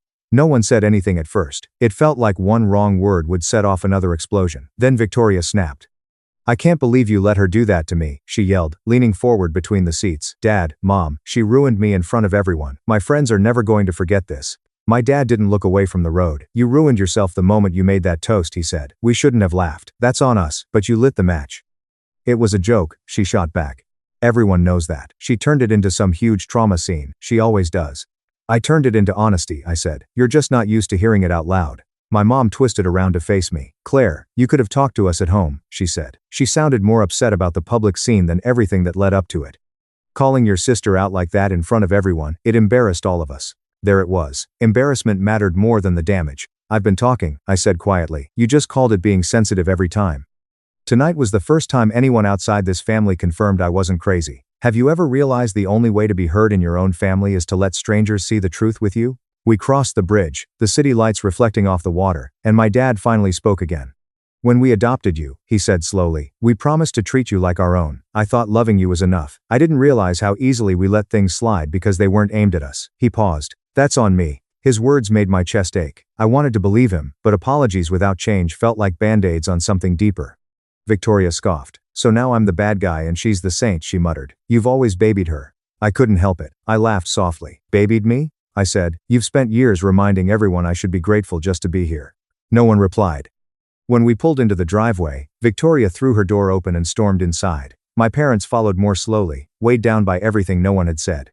I stayed in the car for a minute, staring at the house that held every version of me, the little kid clutching adoption papers, the quiet one, and the woman who had finally refused to be the punchline. I checked my phone, a text from Miles. "Still alive? Need a recap later?" I typed back, "Yes, and yes, tomorrow." He replied right away, "Coffee's on me, we'll unpack it." As I stepped out and walked up the path, the porch light washing over me, something settled in my chest. If things stayed the same after tonight, it would be because I chose to stay. And for the first time, I wasn't sure I would. The days after that dinner felt like living in a house made of eggshells. On the surface, nothing changed. Work, dishes, my mom's TV shows at night. But the air felt tight. Victoria barely spoke to me, except for the occasional muttered comment. My parents bounced between awkward kindness and careful distance. Instead of letting the tension choke me, I decided to see it as a sign. I could slide back into my old role, or I could use this crack to build something new. I told Miles that the next day over coffee. He listened while I unloaded everything. The toast, the manager, the split bill, the drive home. "I knew your family was weird about your adoption," he said slowly. "But that wasn't just weird, that was a pattern. They got used to you being the joke." "Exactly," I said. And the second I pushed back, they acted like I blew everything up. "Maybe you did," he said. "And maybe it needed to blow up." He grabbed a pen and started scribbling on a napkin. "Okay, strategy, boundaries first. Then financial and physical independence. Then you decide what kind of relationship you want once you're not trapped." I stared at him. "You make it sound like a checklist." "Because it is," he said. "If you go into this raw, you'll either explode or cave. Neither helps." He asked about my savings, my job, whether I could actually afford a small place. To my surprise, the answer was yes. "Tight, but possible. Then start planning like you're leaving," he said. "Even if you don't move for months, just knowing you can changes how you exist in that house. The moment you know there's an exit, the cage loses power." That night, I texted Victoria, "Meet me at the park tomorrow at 7, no audience, just us." She replied, "I don't owe you anything, but fine." The next day, under a gray sky and the sound of kids playing nearby, she showed up in sunglasses and attitude. "Say what you need to say," she snapped. "I've got plans." "So do I said. "And they don't include letting you use my adoption as your favorite joke anymore." I told her I was looking for an apartment, that I was serious about moving out, that I was done being the grateful outsider. She stared at me like I'd announced I was moving to another planet. "You'd really leave over a joke?" she said. "Over a lifetime of them," I said. "Over being reminded again and again that I'm not real. Over you using my adoption to make yourself feel bigger." Her shoulders sagged a little. "I don't know how to stop," she said quietly. "It's just how it's always been." "Then learn," I said. "Start here. No more real family comments. No more charity case jokes. If you mess up, own it instead of telling me I'm too sensitive. Whether I live here or not, that's the minimum if you want me in your life." It wasn't a screaming match. It was sharper than that. Cleaner. A line in the dirt. What she did next was on her. After that, the days blurred together, but they felt different, like I'd flipped a switch. Once I said out loud that I was leaving, the house stopped feeling like home and started feeling like a museum of a life I'd outgrown. I began packing quietly. Old notebooks, photos I actually liked, Little things that reminded me I existed outside of being the adopted one. Every box felt like taking something back. The tension with Victoria didn't disappear, it just changed shape. Instead of jabs, there was silence, or comments she thought I couldn't hear. One afternoon I overheard her telling my mom in the kitchen, "She thinks she's too good for us now. Just wait, she'll crawl back when real life hits." I walked in, grabbed a bottle of water, and didn't pretend. "Real life already hit," I said, twisting the cap. "It hit every time you called me a guest in my own family." She spun around. "There you go again," she snapped, turning everything into trauma. "Not everything is about your adoption, Claire. You're the one who keeps bringing it up." "I didn't bring it up," I said. "You did. In every fight, every joke, every toast. If you're tired of hearing it, imagine how tired I am of living it." She rolled her eyes. "You're unbelievable." My mom stepped in, towel in hand, trying to smooth it over like always. "Girls, please, can we have one day without arguing? Your father wants us all to sit down this weekend and talk calmly. He thinks a family meeting will help." "A family meeting?" My stomach tightened. It sounded official, like an intervention, just never one I imagined would be about me. "Fine," I said. "But I'm not going to sit there and be told I'm too sensitive. If we're doing this, we're being honest." "Honestly," Victoria muttered, "you just want another stage." I turned to her. "You want honesty?" I said. "Then let's do it backwards. Let's start at the end and work our way back." She frowned. "What are you talking about?" "I'm talking about how none of your jokes were accidental," I said. "They were choices." I took a breath. "The last time you called me a charity case was 4 months ago at Aunt Rebecca's barbecue. You said, 'We literally saved you, Nat. You could at least bring the drinks.' Everyone laughed. When I went inside, you followed and told me not to make a big deal out of it. That wasn't random. You've been testing how far you can go for years." Images flashed through my head, not in order, just in weight. Then I kept going. "In high school, you told your friends that if I misbehaved, Mom threatened to return me. They laughed. I pretended it was funny. Later, I heard you telling Mom I was moody, maybe because of my real parents." My mom looked down at the floor. "Claire, I'm not saying this to hurt you," I said. "I'm saying it because if we pretend that dinner came out of nowhere, we're lying to ourselves. Have you ever looked back and realized the harmless jokes were actually scenes in a long, cruel movie you never agreed to be in?" Victoria's confidence cracked. "I was a kid," she muttered. "We both were," I said. "We're not kids now. And the fact that you still toast a real family tells me you never grew out of it." My mom rubbed her forehead. "This is exactly why your father wants a meeting," she said quietly. "We can't keep fighting like this in hallways." She looked at both of us, exhausted. Saturday. Living room. All of us. No yelling. No walking away. I thought about walking out right then, just leaving the house and not coming back until after Saturday, just to prove I didn't need permission to exist, but something heavier kept me there. Maybe laying everything out, finally, would take away Victoria's control. Maybe it would force my parents to see what their silence had actually cost. That night, I texted Miles, "Family meeting on Saturday. It might get ugly." He replied right away. "Ugly is usually where the truth shows up. Remember the plan, boundaries, independence, then decide. Don't let them rewrite this." As Saturday got closer, I kept packing. Little things. A notebook here. A photo there. I didn't know if I'd move out next week, next month, or 9 months from now. But every box felt like a promise. I wasn't stuck anymore, and if that meeting turned into another round of "don't rock the boat," I was ready to step off it completely. Saturday showed up gray and heavy, like the house knew what was coming. I woke up before my alarm and sat on the edge of my bed, staring at the half-packed boxes along the wall. This meeting would either change everything or prove nothing ever would. Either way, I knew I wasn't leaving that living room the same person I walked into it as. My parents had set the room up like neutral ground. Coffee table cleared, TV off, no background noise to hide behind. Victoria was already on the couch when I came in, arms crossed, leg bouncing. My dad stood by the window. My mom fussed with mugs of tea like they were peace offerings. I sat across from Victoria. I didn't shrink. "Thank you for coming," my dad said. He sounded more like a mediator than a father. "I know things have been tense since the dinner." "That's one word for it," I said. "It was humiliating." Victoria jumped in. "My friends still ask what happened. They think we're insane." My dad looked straight at her. "They probably think that because they watched you toast to real family while excluding your sister. That's what they'll remember, not the bill." She blinked. My mom cleared her throat. "We're not here to point fingers," she said. "We're here to listen. Really listen. Claire, you've been hurt the most. Do you want to start?" The question hit me like pressure and relief at the same time. I took a breath. "This isn't about one dinner," I said. "It's about a pattern. For years, I've been the extra one, the saved one, the one who's supposed to be grateful, the one whose place here always felt conditional." I looked at Victoria. "You were allowed to joke about my adoption, about me being returned, about me not being real. And every time, the response was the same, laughter. Then I was told not to be so sensitive. That taught me something, that my pain was acceptable as long as everyone else stayed comfortable." My mom's eyes filled, my dad's jaw tightened. Victoria shifted but stayed quiet. "At the restaurant," I went on, "you didn't just joke. You raised a glass and told a room full of strangers I wasn't part of the real family. And when everyone laughed, I realized I had two choices. Keep swallowing it forever, or finally stand up. My voice shook. I paused anyway. I chose to stand up. Have you ever felt your entire life narrow down to one moment like that? My dad sat down, elbows on his knees. You're right, he said quietly. We let this go on too long. I let it go on too long. When we adopted you, I thought loving you was enough. I didn't realize how much work it took to protect you, even inside our own home. He glanced at Victoria. I failed at that. Her eyes went wide. So now I'm a monster? She snapped. I'm the villain, she's the saint, and you two are just clueless bystanders?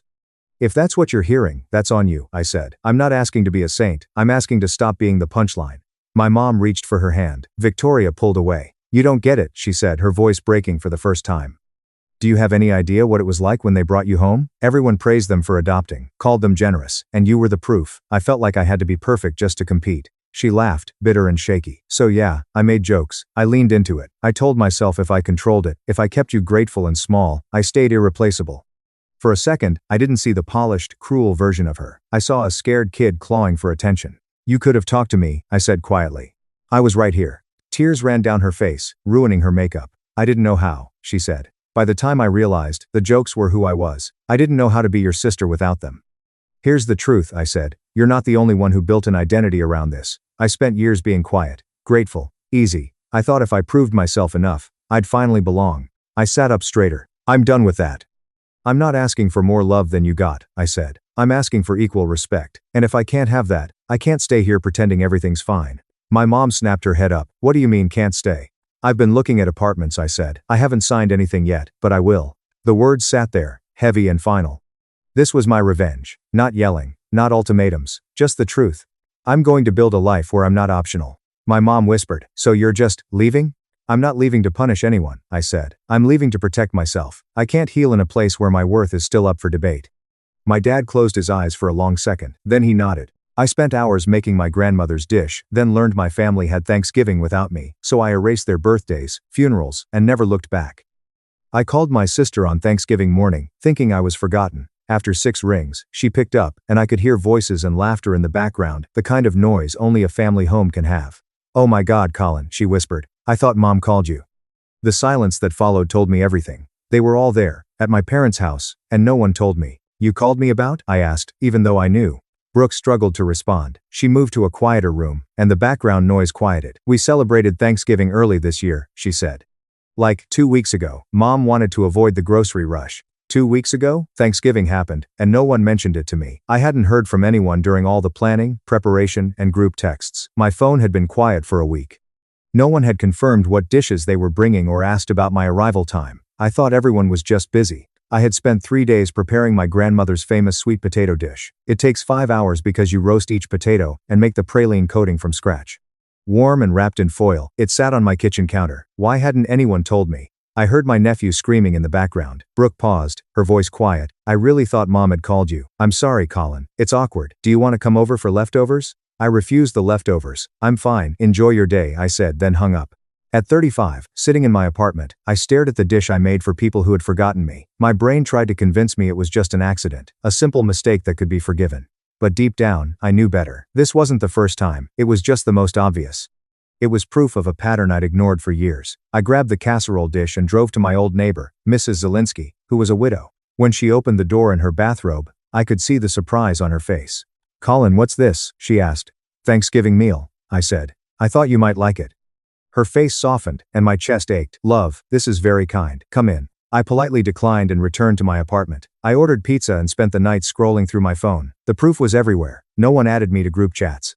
There were pictures of family events I had no idea about. My sister's baby shower was last month, and my mother casually mentioned it on the phone days later. My brother Garrett's promotion party? I found out about it on Facebook. Family meals, game nights, Sunday breakfasts, none of them included me. They all seemed like spontaneous, last-minute get-togethers, but I could see the planning, the photos, the matching outfits. This wasn't spontaneous. They weren't meant for me. I was either overlooked or an afterthought. This wasn't new.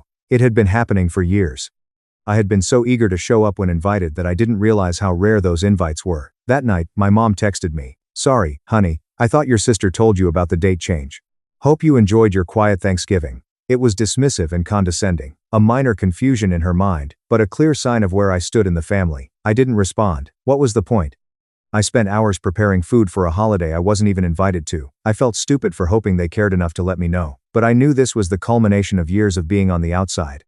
The next morning, I deleted every family event from my calendar. My mother's birthday was in 4 weeks, Garrett's birthday in February, Brooke's anniversary in March, my father's birthday in April. I deleted them all, one by one, in 25 minutes. I removed the emotional burden that had weighed on me for so long.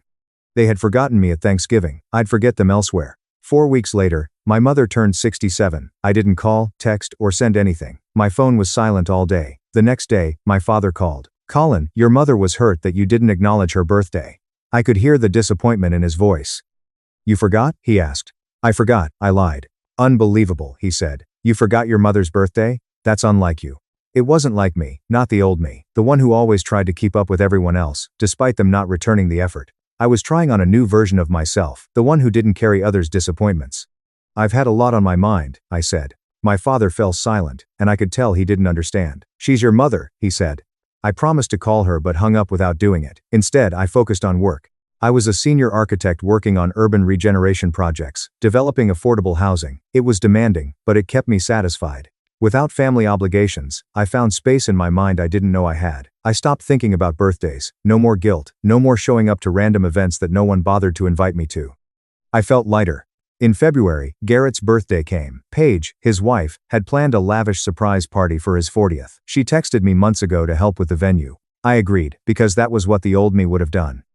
But I didn't show up. I didn't cancel. I didn't explain. I just let the obligation fade into nothing. Paige called me 3 times during the party. I didn't answer. The next day, Garrett left a voicemail. "Dude, what the hell? You were needed. Everything had to be set up quickly. This isn't like you." I listened to the message twice and deleted it without responding. A few days later, he called again. This time, he sounded worried. "Are you okay? Mom says you didn't call for her birthday. People are worried." If he was really worried, maybe he should have noticed I wasn't showing up before. Maybe he should have asked why I wasn't in the family group chat. But he didn't. None of them did. A week later, it was Brooke's anniversary. She and Shane had been married for 17 years. I never liked Shane, but I was always polite for Brooke's sake. They held a big party at a winery an hour from the city. I had the invitation for months. It was pinned to my fridge, a reminder of my old duties. But on the day of the party, I went hiking instead. I drove 2.5 hours to a trail I'd been wanting to try. I spent 7 hours in the winter woods alone, thinking. I didn't check my phone when it rang in my backpack. When I returned to my car, I had 16 missed calls and 27 texts. Everyone was furious, concerned, guilt-tripping. "Where are you?" Everyone's wondering. "It's Brooke's special day, you must come." But I didn't. I deleted those messages too. They didn't invite me for Thanksgiving. They didn't ask me to any of these events. They blamed confusion, but I saw through that. Their sudden concern wasn't about me. It was about their expectations, their annoyance that I wasn't doing my job. My mother left a voicemail that night. Her rage was evident in her voice. "I don't know what's wrong with Colin, but this must stop. You hurt the ones you love. Brooke cried at her anniversary party because you weren't there." I turned off my phone. "You were better raised by your father and me. Call me." I saved the voicemail, but I didn't call back. People who love you felt like a weapon, not comfort. Did they really love me? Did they like me for who I was, or just for what I did for them? I realized I'd always been there when needed, helping, never demanding. But was I ever really wanted for me? April came with its events. My dad's birthday, my nephew's 7th birthday on the 12th, and a family dinner on the 18th. My cousin accidentally added me to the invite on Facebook. I ignored all of them. I was living in my own bubble, far from my family. My mom stopped calling after I missed my dad's birthday. Brooke kept trying to reach me, getting more desperate. "Colin, I'm confused. Talk to me. Tell me what we did wrong." But the fact that she couldn't even pinpoint their mistake told me everything I needed to know. Explaining it was pointless if they couldn't see the years of neglect, the pattern of being overlooked. So I started therapy in May. Nadia, my girlfriend, had suggested it for months, saying I seemed withdrawn. Raymond Choi, who specializes in family systems therapy for adult children of dysfunctional homes, became my therapist. In my first session, I told him everything: Thanksgiving, the deleted calendar, the events I stopped attending. He listened, took notes, and stayed silent when I finished. He said it wasn't my imagination. The invisible work I'd done to keep the family together, remembering birthdays, planning gatherings, and always showing up, that work had never been returned. When I stopped doing it, the family structure failed. It wasn't that we weren't close. We weren't close because I was the one who created and maintained those relationships. Without me, they vanished. "What do you want from them, Colin?" Dr. Choi asked in our 6th session. I had been wondering that myself for months. What did I want? Apologies would help. Recognition would be better. But mostly, I wanted them to miss me, to realize what they'd lost. I wanted them to understand that my presence wasn't guaranteed. It had to be earned and maintained. In June, my cousin Julian got engaged. The announcement was on Facebook with a photo of him and his partner Elias showing off matching rings. The comments were filled with congratulations, excitement, 74 of them. I almost commented. I almost slipped back into the family mindset, but then I stopped. Julian and I had been close as kids, but we drifted apart as adults. He was at Thanksgiving, but he didn't acknowledge my absence. He never reached out. The invitation to his engagement party came 3 weeks later. I threw it away unopened. In July, Nadia proposed to me during a Saturday morning hike at Mount Diablo. She pulled out a ring and asked me to marry her, in front of strangers who cheered. I said yes, overwhelmed with excitement. Someone saw me, someone picked me. We called our closest friends and set up a small engagement party for the next month. When Nadia asked if I wanted to invite my family, I froze. I said no, I don't want them there. She didn't press, she just squeezed my hand. Only those who show up for us remain. The engagement celebration was wonderful. 24 people who genuinely cared for us. It felt like part of Nadia's family, who welcomed me with open arms. Valerie, her mom, shared funny childhood stories about Nadia. Gabriel, her dad, took me aside to formally greet me. He told me he was proud to be my future father-in-law. It was a stark contrast to my own family. These people barely knew me, yet they were more present and thrilled for me than my parents had ever been. After cutting the engagement cake, I looked around at all the people who mattered. My family found out about the engagement through social media. Nadia tagged me in the party pictures, and my cousins saw them. Within an hour, my phone rang. First my mom, then Brooke, then Garrett. I sent them all to voicemail. Then the messages started. My God, Colin, I can't believe I found out about your engagement on Facebook. What kept you from telling us? My mother texted. Brooke, I'm hurt. Your engagement should have been celebrated together, she wrote. Garrett, wow, was all he said. Entitlement. It was the same pattern. 6 months of silence from me, and suddenly, they felt entitled to my happiness. Talia, Nadia's sister, added me to the family group chat I had never been a part of. I responded once. I got engaged, it was my party. The people who mattered were there. None of you were on the list. I muted the chat. 12 minutes later, there were 52 messages. None of them were read. Dr. Choi said I was likely being passive-aggressive, but I had already tried being direct. When I called Brooke on Thanksgiving morning, she claimed there had been a confusion. They never noticed me missing until it affected them. And now, suddenly, I mattered. The hypocrisy is infuriating, Nadia said when she saw me watching the sunset on our balcony, holding her phone. Your family's losing their minds. She showed me the messages. They were all asking her to reach me. Her responses were polite but firm. It's personal between Colin and his family. Whatever he needs, I support. She sat beside me, took my hand, and asked, do you want to talk about it? I told her about the messages and how my family suddenly wanted to be included. She paused, then said something that clarified everything. They don't miss you. They miss the function you served. The person who remembered birthdays, showed up, and made them feel like a family. Anything. They miss your work, not your personality, she added. She was right. If they missed me, they would have reached out months ago. They would have wondered why I was quiet, why I wasn't showing up. Instead, they just waited for me to come back. I lost my grandmother in July. It wasn't unexpected. She had been in decline for years, 95 years old. Uncle Grant, my father's brother, called me. Colin, I wanted you to hear this from family, not the grapevine. Your grandmother passed away last night. I felt it more than I expected. Grandma Eleanor was one of the few people in my family who always saw me, who valued me. I hadn't seen her in months because I was too angry at the family to separate her from them. When's the funeral? I asked. 4 days from Saturday morning, Uncle Grant said. It'll be at her church. I promised to be there, but I regretted it as soon as I hung up. Nadia saw me, staring blankly. Do you want me to come with you? She asked.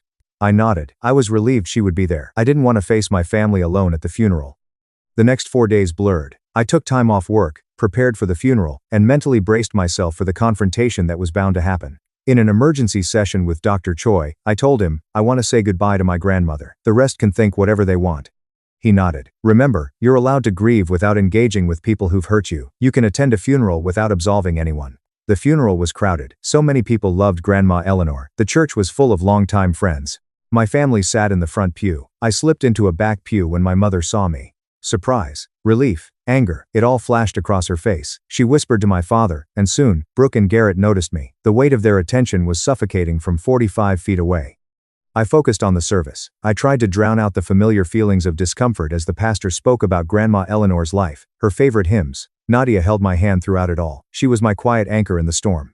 After the service, there was a reception in the church basement. I almost skipped it, but Nadia reminded me it was for Grandma, not for them. My mother immediately stopped us as we went downstairs. Colin, she said, her voice breaking. I'm glad you came. We need to talk. I shook my head. Not today. Today is about Grandma.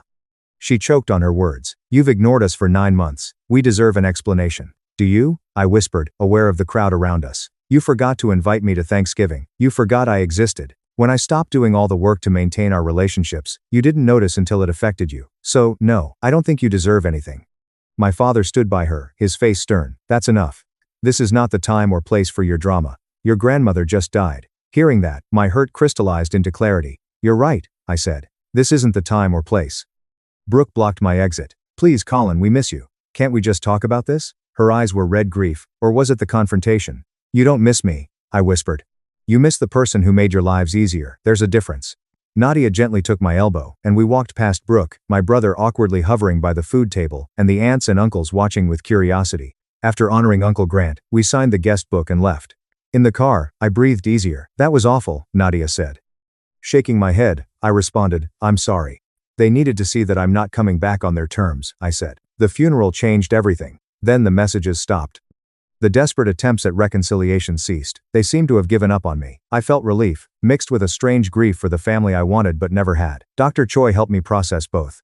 You can grieve the loss of a relationship, even when that relationship was harmful, he said. The grief isn't for what you had, it's for what you deserve to have and never got. By August, Nadia and I started planning our wedding. We decided on a small October wedding, intimate and meaningful, with 48 people. Nadia asked about family as we went through the guest list. What about Aunt Marlene? She was nice, you said. I thought for a moment, then declined. Marlene attended Thanksgiving. She knew I wasn't there, but didn't say anything. No, I said, just your family and our friends. The guest list stood at 46 people I could trust to show up and not forget I existed, or be surprised when I left. The contrast was stark from my family gatherings, where I was always an afterthought. In September, I got an unexpected letter. It arrived in my mailbox with a handwritten address, no return label. It was a 4-page letter from my mother. The handwriting was shaky, emotional. She wrote about the past year, not understanding what went wrong, feeling like she lost a son. She finally acknowledged Thanksgiving. We hurt you that day, Colin. We should have informed you of the schedule change, but it was one mistake, one forgotten invitation. Do you really need to cut off your family? She wrote about missing my childhood, trying to be a good mother, and how my behavior was destroying her. The letter concluded, please return home, talk to us. We love you and need you back. I read the letter 3 times. The first time, I felt that familiar guilt. The second, I noticed what was missing. No acknowledgement of the pattern. No recognition that Thanksgiving was the culmination of years of marginalization. The third time, I was angry. The letter was manipulation, pure and simple emotional blackmail designed to make me feel responsible for her feelings. I showed it to Nadia. She's not actually apologizing, she said. She's explaining why your hurt isn't valid and demanding you get over it. Exactly. I put the letter in a folder with my voicemails and messages. Dr. Choi called it documented proof that this wasn't my imagination. Mid-September, the wedding invitations arrived from Nadia Osman and Colin Cross, elegant cream cardstock with emerald green lettering. I answered the phone thinking it was a work call. It was my mother, from my father's phone. Colin, we need to talk about this wedding, she said, no preamble. She called back twice. I blocked the number. The boundary felt good, necessary, like finally fencing my yard after years of people trampling it. A week before the wedding, Uncle Grant called. Colin, I'm not calling to take sides, but your grandmother left you a letter in her will. Come by any time to get it from the executor. The next day, Uncle Grant met me at a cafe, awkward between the family drama and my relationship. For what it's worth, he said, handing me an envelope. You have good reasons. I don't know the details, but I've seen you for years. Haven't seen them do it. Getting family approval meant more than I expected. Grandma Eleanor's shaky cursive read, My dear Colin, if you're reading this, I'm gone. Please know I saw you. I saw your struggle to fit in with a family that didn't know how. I saw you helping, caring, and being ignored. I saw it, and I regret not speaking up. I feared causing family strife, and being called a meddler. But my silence was complicity, and I regret it. Expect better than what they gave you. Never feel guilty for demanding better treatment. Be yourself, Colin. Be happy and know that at least one family member loved you for who you were. Reading it made me cry. Nadia held me on our couch while I grieved the only person who truly understood me. The wedding day was perfect, clear October sky, golden red leaves, autumn light. Nadia looked stunning in her dress, and I felt like the luckiest man alive. We got married in a botanical garden, surrounded by friends who had always supported us, Nadia's family, who treated me like I'd always belonged. When the officiant talked about the families we're born into and the families we choose, I felt peace, or acceptance. My family couldn't see me, but I'd found people who could. That was enough. More than enough. We danced until midnight, toasted until we were giddy, and celebrated a union based on mutual respect and reciprocal love, everything my family relationships had never been. The next day, Nadia posted the wedding photos on social media. We hadn't discussed keeping them private, but she'd never hidden anything, and I realized I didn't want to either. My friends, Nadia's family, and coworkers celebrated us with hundreds of likes and dozens of comments. I saw names I recognized. My cousin Julian, congratulations. Wish I could have been there. My Aunt Marlene, beautiful couple, so happy for you both. Even Brooke, a simple heart emoji that said everything and nothing. They saw the wedding they weren't invited to, so they knew how it felt. I didn't respond to any family comments. I just let them exist as evidence that I was moving forward, building a life without them. Nadia and I went on our honeymoon to New Zealand, 2 weeks of hiking, adventure and being unreachable. When we returned, there was a stack of mail, bills, ads and 4 more letters from my family, one from Brooke, one from Garrett, and one from both my parents. I threw them away without opening them. Don't want to hear what they say? Nadia asked. I shook my head. What they say won't change anything. 9 months to figure out their mistake and reach out with empathy. Manipulation and guilt trips were chosen. I've exhausted their excuses for my hurt. November marked the anniversary of the forgotten Thanksgiving. A year since I realized I was peripheral to my family. In that year, I got engaged, married, started therapy, strengthened friendships, excelled at work, and became more myself than ever. None of it required my family's involvement, and their absence had created space for growth I'd been too preoccupied to pursue before. Dr. Choi asked me about future reconciliation. Thought about it? He asked. I'm not against it, I said, but it must be on different terms. They have to understand what went wrong, take responsibility, and show sustained change. I don't want things to return to how they were. The text from Brooke came in December. My father had a mild heart attack. The message was neutral, no demands to visit, no guilt tripping, just information. I sat with the news for hours, feeling conflicted. I didn't want my father to die, but I didn't want to rush to his bedside and pretend everything was fine. I don't know, I told Nadia. Part of me wants to go. She said she'd support my decision, but I think it's another manipulation, another crisis to force contact. I only sent a hospital card wishing him a speedy recovery. My dad was released 4 days later with lifestyle changes and medication instructions. Garrett called me from a new number. Dad almost died and you sent a card. A card. Your problem? I asked. Garrett said, show up, like family. There it was again, the expectation that I had to attend, no matter how they treated me. He said, family shows up consistently. Not just in emergencies. Where were you when I needed help? You were absent during my struggles. None of you were. I won't rush to Dad's bedside to play happy family, I said. Garrett was quiet for a while. When did you get cold? He asked. I'm not cold, I said. I'm just unavailable to others. Call it boundaries. I hung up before he could respond. For the first time, I forgot my birth family on Christmas. Nadia and I hosted dinner at our apartment for her family and our closest friends. We cooked, laughed, and played board games until late. It was warm and genuine, everything a family gathering should be. No tension, no walking on eggshells, no pretending to be someone else. Just being myself and being loved. Nadia said something memorable as we cleaned up that night. You always deserve this. Regulars who see, choose, and attend. I'm glad you have it. I was glad, too. Grief for what I'd never had was still there, probably always would be, but it was blunted by what I did have. In January, Brooke sent me an unexpected email with the subject line, no expectations, just thoughts. She wrote about the past year, watching me fade from their lives, her anger and hurt slowly turning into understanding. I talked to a therapist, she wrote, about family, my own issues, and my relationship with our parents. I saw patterns I hadn't noticed before. Colin, I can't speak for everyone else, but I'm sorry. I'm sorry I didn't see it sooner. I'm sorry I was part of the problem. I'm not asking for forgiveness, or for you to come back. Just wanted you to know I see it now, sorry. I read the email 3 times and showed it to Nadia. She asked, what do you think? I wasn't sure. Is it genuine? Maybe, I said. She acknowledged specific behaviors, made no excuses, and said she wasn't demanding anything in return. It seemed like sincere reflection. But I'd been manipulated before. I think I want it to be genuine, I added, but I'm not ready to trust it yet. I wrote back the day before and sent it. Thanks for recognizing those patterns and reflecting. I'm not ready to rebuild our relationship, but I'm glad you're understanding your role. Short, honest, and with boundaries. Brooke replied quickly, I understand. Take all the time you need. The ball is in your court. Then no demands, no guilt trips. It started to feel like progress. February was quiet. Work on a low-income neighborhood community center began. The design challenges were complex, but they demanded my full attention. Nadia got a promotion at her marketing firm, and we celebrated with dinner at our first date spot. My life felt complete without my family. Not perfect, but satisfying. I stopped expecting them to approve, see, or choose me. Instead, I chose myself. I made room for people who wanted to be in my life. The math was simple. Subtract the detractors and add the supporters. In March, Uncle Grant called. Colin, your parents are selling the house and downsizing to a condo. Next month, they'll hold an estate sale for your childhood home. I wasn't sure how to respond. Okay, I said. Your mother asked if you wanted to come get anything before the sale. Your room is still mostly intact. Childhood stuff, yearbooks, things like that. I thought about it. Was there anything I wanted from that house? From a childhood of feeling invisible? No, I said. I don't need anything. Uncle Grant chuckled. You sure? Some of it might be nice to have. Photos, mementos. I appreciated his concern but knew my decision. I've spent a year and a half letting go of that family. Going back to collect souvenirs feels counterproductive. After understanding, he told me to take care of myself and hung up. The decision felt right. Final. April marked my 36th birthday. Nadia surprised me with a party, one of the first I'd ever had. She coordinated with our friends, rented a private room at our favorite restaurant, and organized everything perfectly. When I entered and 42 people yelled surprise, I felt overwhelmed with love. These people took the time to celebrate me. The difference was stark from past birthdays, where my family felt obligated to attend. After the party, while cleaning up, I told Nadia how much it meant to me.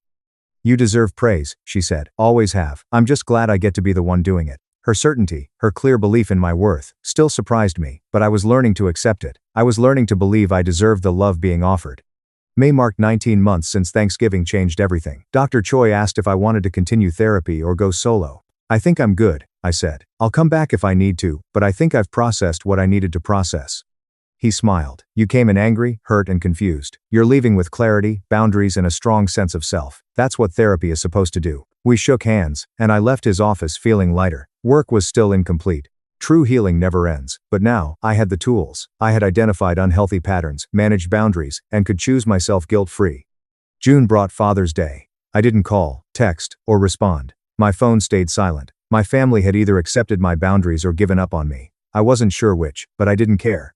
The desire for their approval, recognition, and love slowly dissolved over 19 months, until it was gone. I loved myself enough not to be defined by their love. Nadia and I walked along the beach, talking about our future. She hoped to have children soon. She felt ready. I wanted to be the father I needed present, actively choosing to see my kids. Ready to start a family with different values than the one I left. July was ordinary work, friends, date nights with Nadia, weekend hikes, family dinners, a well-lived life without drama, crisis, or manipulation. I realized I stopped thinking about my family. Days went by without thinking about them. It was like the emotions had faded. The rage subsided. The injury scarred. The indifference felt like healing. Hate isn't the opposite of love. Apathy is. And I had found it. In August, Garrett surprised me. He showed up at my office. When my assistant called and told me Garrett Cross wanted to see me, my stomach dropped. I could have declined. I could have had security remove him, but curiosity won out. I went to the lobby. Garrett was ragged, thin, older, tired. Colin, can we talk? Just 5 minutes? Against my better judgment, I took him to a conference room. Sitting across from each other, the table felt symbolic. Garrett simply stated, I've been in therapy, working through some issues. I realized I owe you an apology. I waited. He inhaled deeply. You were right. We forgot you. Not just at Thanksgiving, but for years before that. We treated you like you existed to serve us. And when you stopped, when you set boundaries, we punished you for it instead of examining our behavior. That was wrong. I was wrong. His eyes were on me. I'm sorry, Colin. Genuinely. I don't expect forgiveness. I just needed you to hear that I see it now. It surprised me, but sadness washed over me, not relief, not vindication. Why now? I asked. Why? After 19 months, are you apologizing? Garrett frowned. Because I got divorced, and in the process, I realized I'd been doing to Morgan what we did to you. Taking her for granted, assuming she'd always be there, only seeing her when I needed something. She left me, Colin, and she was right to leave. I was a terrible partner. He wiped his eyes, harshly. Losing her made me understand what we did to you, how we lost you, and I'm sorry. I know it's too late, but I'm sorry. We sat in silence for a while. I appreciate the apology, I said. It means something that you understand now, but Garrett, the relationship we had is gone. I don't know if there's a path forward for us. He nodded, as if he expected that. I know, I just wanted you to hear it, that's all. He left without asking for more. I returned to work, feeling strange, maybe vindicated, but sad for what both sides had lost. My mother called in September. Something compelled me to answer. Colin, she said shakily, I know I have no right to call, but I wanted to tell you that your father and I are getting divorced. It shocked me. What? I asked. She laughed, bitterly. We don't like each other when all the distractions, kids, grandkids, and family drama are gone. The structures that held us together are crumbling. I didn't know what to say. I'm sorry, I said, as more of a question. My mother sighed. Don't be. It's overdue. But Colin, it's made me think about a lot of things. About the family we built, about the mistakes we made, about you. She sat. I want you to know I see it now. The favoritism, the way we made you feel invisible while expecting you to always be there. That was wrong, and I'm sorry. A retort. My year-and-a-half absence had apparently sparked serious reflection from everyone. Thank you for saying that, I said carefully. My mother may have cried. I don't expect you to forgive me or to come back. I know I destroyed our relationship, but I needed you to know that I understand why you left and that you were right to leave. The conversation was surreal. After 19 months of silence and holding my boundary, she finally said what I needed to hear, but by then, the need had faded. I lived without her approval. Her understanding was like closing a door I'd left open. I appreciate that, Mom, really. We talked awkwardly and carefully for a few more minutes before hanging up. It felt strange. No joy, no vindication, just done. That chapter ended with her apology as the final period. October brought our first anniversary. At the botanical garden where we got married, Nadia and I walked through the fall gardens, holding hands. This has been the best year of my life, I said. Despite all the family drama? I asked. Because of how you handled the family drama, she corrected. You chose yourself. You chose us. You built a life based on your values instead of their expectations. That takes courage. We renewed our vows privately, just the two of us, with the trees turning gold around us. We promised to continue choosing each other, to show up consistently, to be the family we both deserved. Later that night, Nadia told me she was pregnant. The news felt like the beginning of something new, something wholly separate from the family that had forgotten me. This child would know what it meant to be seen, to be valued, to be included without question. I'd make sure of it. November came again. 2 years since the forgotten Thanksgiving. I marked the anniversary by volunteering at a homeless shelter, serving meals to people society had forgotten, just like my family had forgotten me. The work felt meaningful. These people were visible to me, even if they were invisible to others. During a break, I checked my phone and found a text from Brooke. I know today might be hard, just wanted you to know I'm thinking of you. It was the first time anyone had acknowledged the significance of the date. Thank you, I texted back. That means a lot. We'd been slowly rebuilding, Brooke and I. Lunch every few months, careful conversations that respected boundaries. It wasn't what we'd had before, but it was honest. That mattered more. December brought family drama I only heard about secondhand. Apparently, my father had started dating someone new, and my mother wasn't handling it well. Brooke kept me updated via text, not expecting me to do anything, just keeping me informed. I appreciated her respect for my boundaries, even as she navigated her own complicated feelings.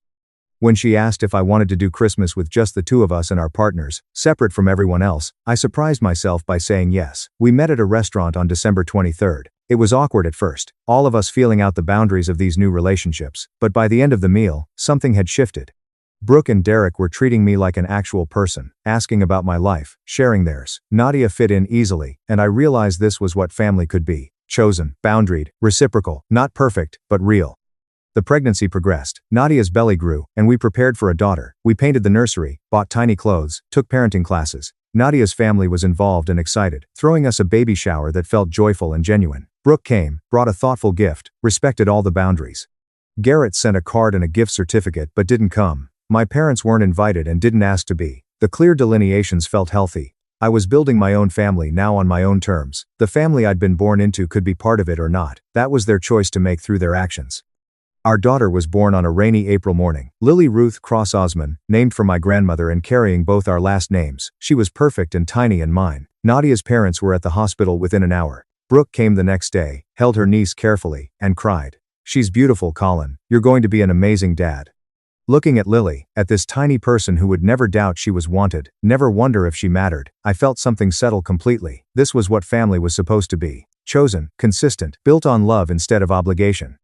I'd found it with Nadia, built it with our friends, created it with our daughter. My family of origin had forgotten me at Thanksgiving, and I'd stopped remembering them everywhere else. But in that forgetting, in that stopping, I'd remembered myself, found myself, built something better than what I'd lost. And in the end, that was enough. Thanks for watching till the end. On my honeymoon, my mom sent 32 messages demanding I cancel, faked a medical emergency for my sister and threatened, "Come home or you're disowned." I'm on a flight to Scotland with my wife Isla when my phone buzzes. It's 6:41 a.m., and I see a text from my mom. The first 3 words drop me like a ton of bricks. Emergency family gathering. My knees buckle in the Heathrow customs queue. I can feel Isla's eyes on me as she reads over my shoulder, her face shifting from sleepy joy to a look of rage and disbelief. It's exactly 24 hours since we got married. Our honeymoon in Scotland had taken 8 months to plan 13. 5K spent on the Highlands, distilleries, and castle stays. The second text hits before I can even process the first. Your sister Olivia broke her leg. Someone has to babysit the kids. You need to come home today. Can you come back? No. Let me give you some background. I've been the oldest of 4 for 29 years, but since I was 10, I've been their third parent. Mom went back to school for her master's degree in educational administration, requiring night classes and Saturday study sessions. My dad worked weekends at his sports goods store, so someone had to watch Olivia, 8, Liam and Max, 6, and Zoe, 4. I learned how to make mac and cheese before I knew long division. By 14, I was running the show.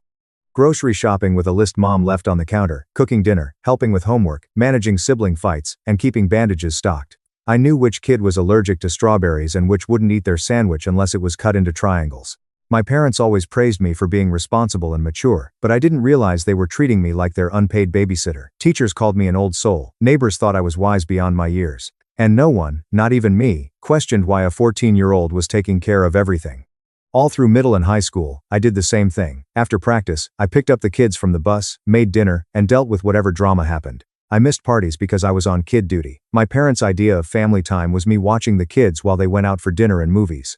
My dream school, Berkeley, accepted me with a half scholarship, but mom dismissed it. "We need you here," she said, as if I was a part of her schedule, not a person with dreams of my own. So I stayed home, worked part-time, and traveled 40 minutes each way to school. Every day, I came back to feed the kids and do homework. At 23, I graduated, got a civil engineering job, and moved into an apartment 8 miles from my parents. I couldn't go any further because someone had to be there for the kids. Then I met Isla, a pediatric OT at the children's hospital. After a month, she casually asked how often my parents truly parented. It hit me like a punch in the gut. I defended them, saying they were just busy. Isla stared at me, long and hard, and said, "You didn't just help, you were the parent." I didn't have a comeback. I had to cancel plans constantly because my mom would call with some emergency, which usually turned out to be trivial. I dropped everything. Soccer games, school events, forgotten homework. It was always me. But it wasn't until Isla called me out that I realized how toxic it was. "We need to talk about boundaries before we get married. I won't spend our marriage second to your parents' convenience." We went to counseling. Dr. Claire Anderson, an attachment and family systems therapist, was a lifesaver. It wasn't until she asked, "When was the last time you said no to your parents?" that I realized I never had. I wasn't being paid. I wasn't thanked. And the worst part? I recognized it for the first time as exploitation. I told my parents I wouldn't be available to babysit anymore, but I'd help in real emergencies. Soccer games and forgotten lunchboxes didn't count. Mom's response was typical. "We need you here. The kids need you." But I stood my ground. I wasn't abandoning anyone. I was setting healthy boundaries. My wedding was small, 90 guests in a botanical park. My parents put on smiles for photos and made a toast about how happy they were, but it felt hollow.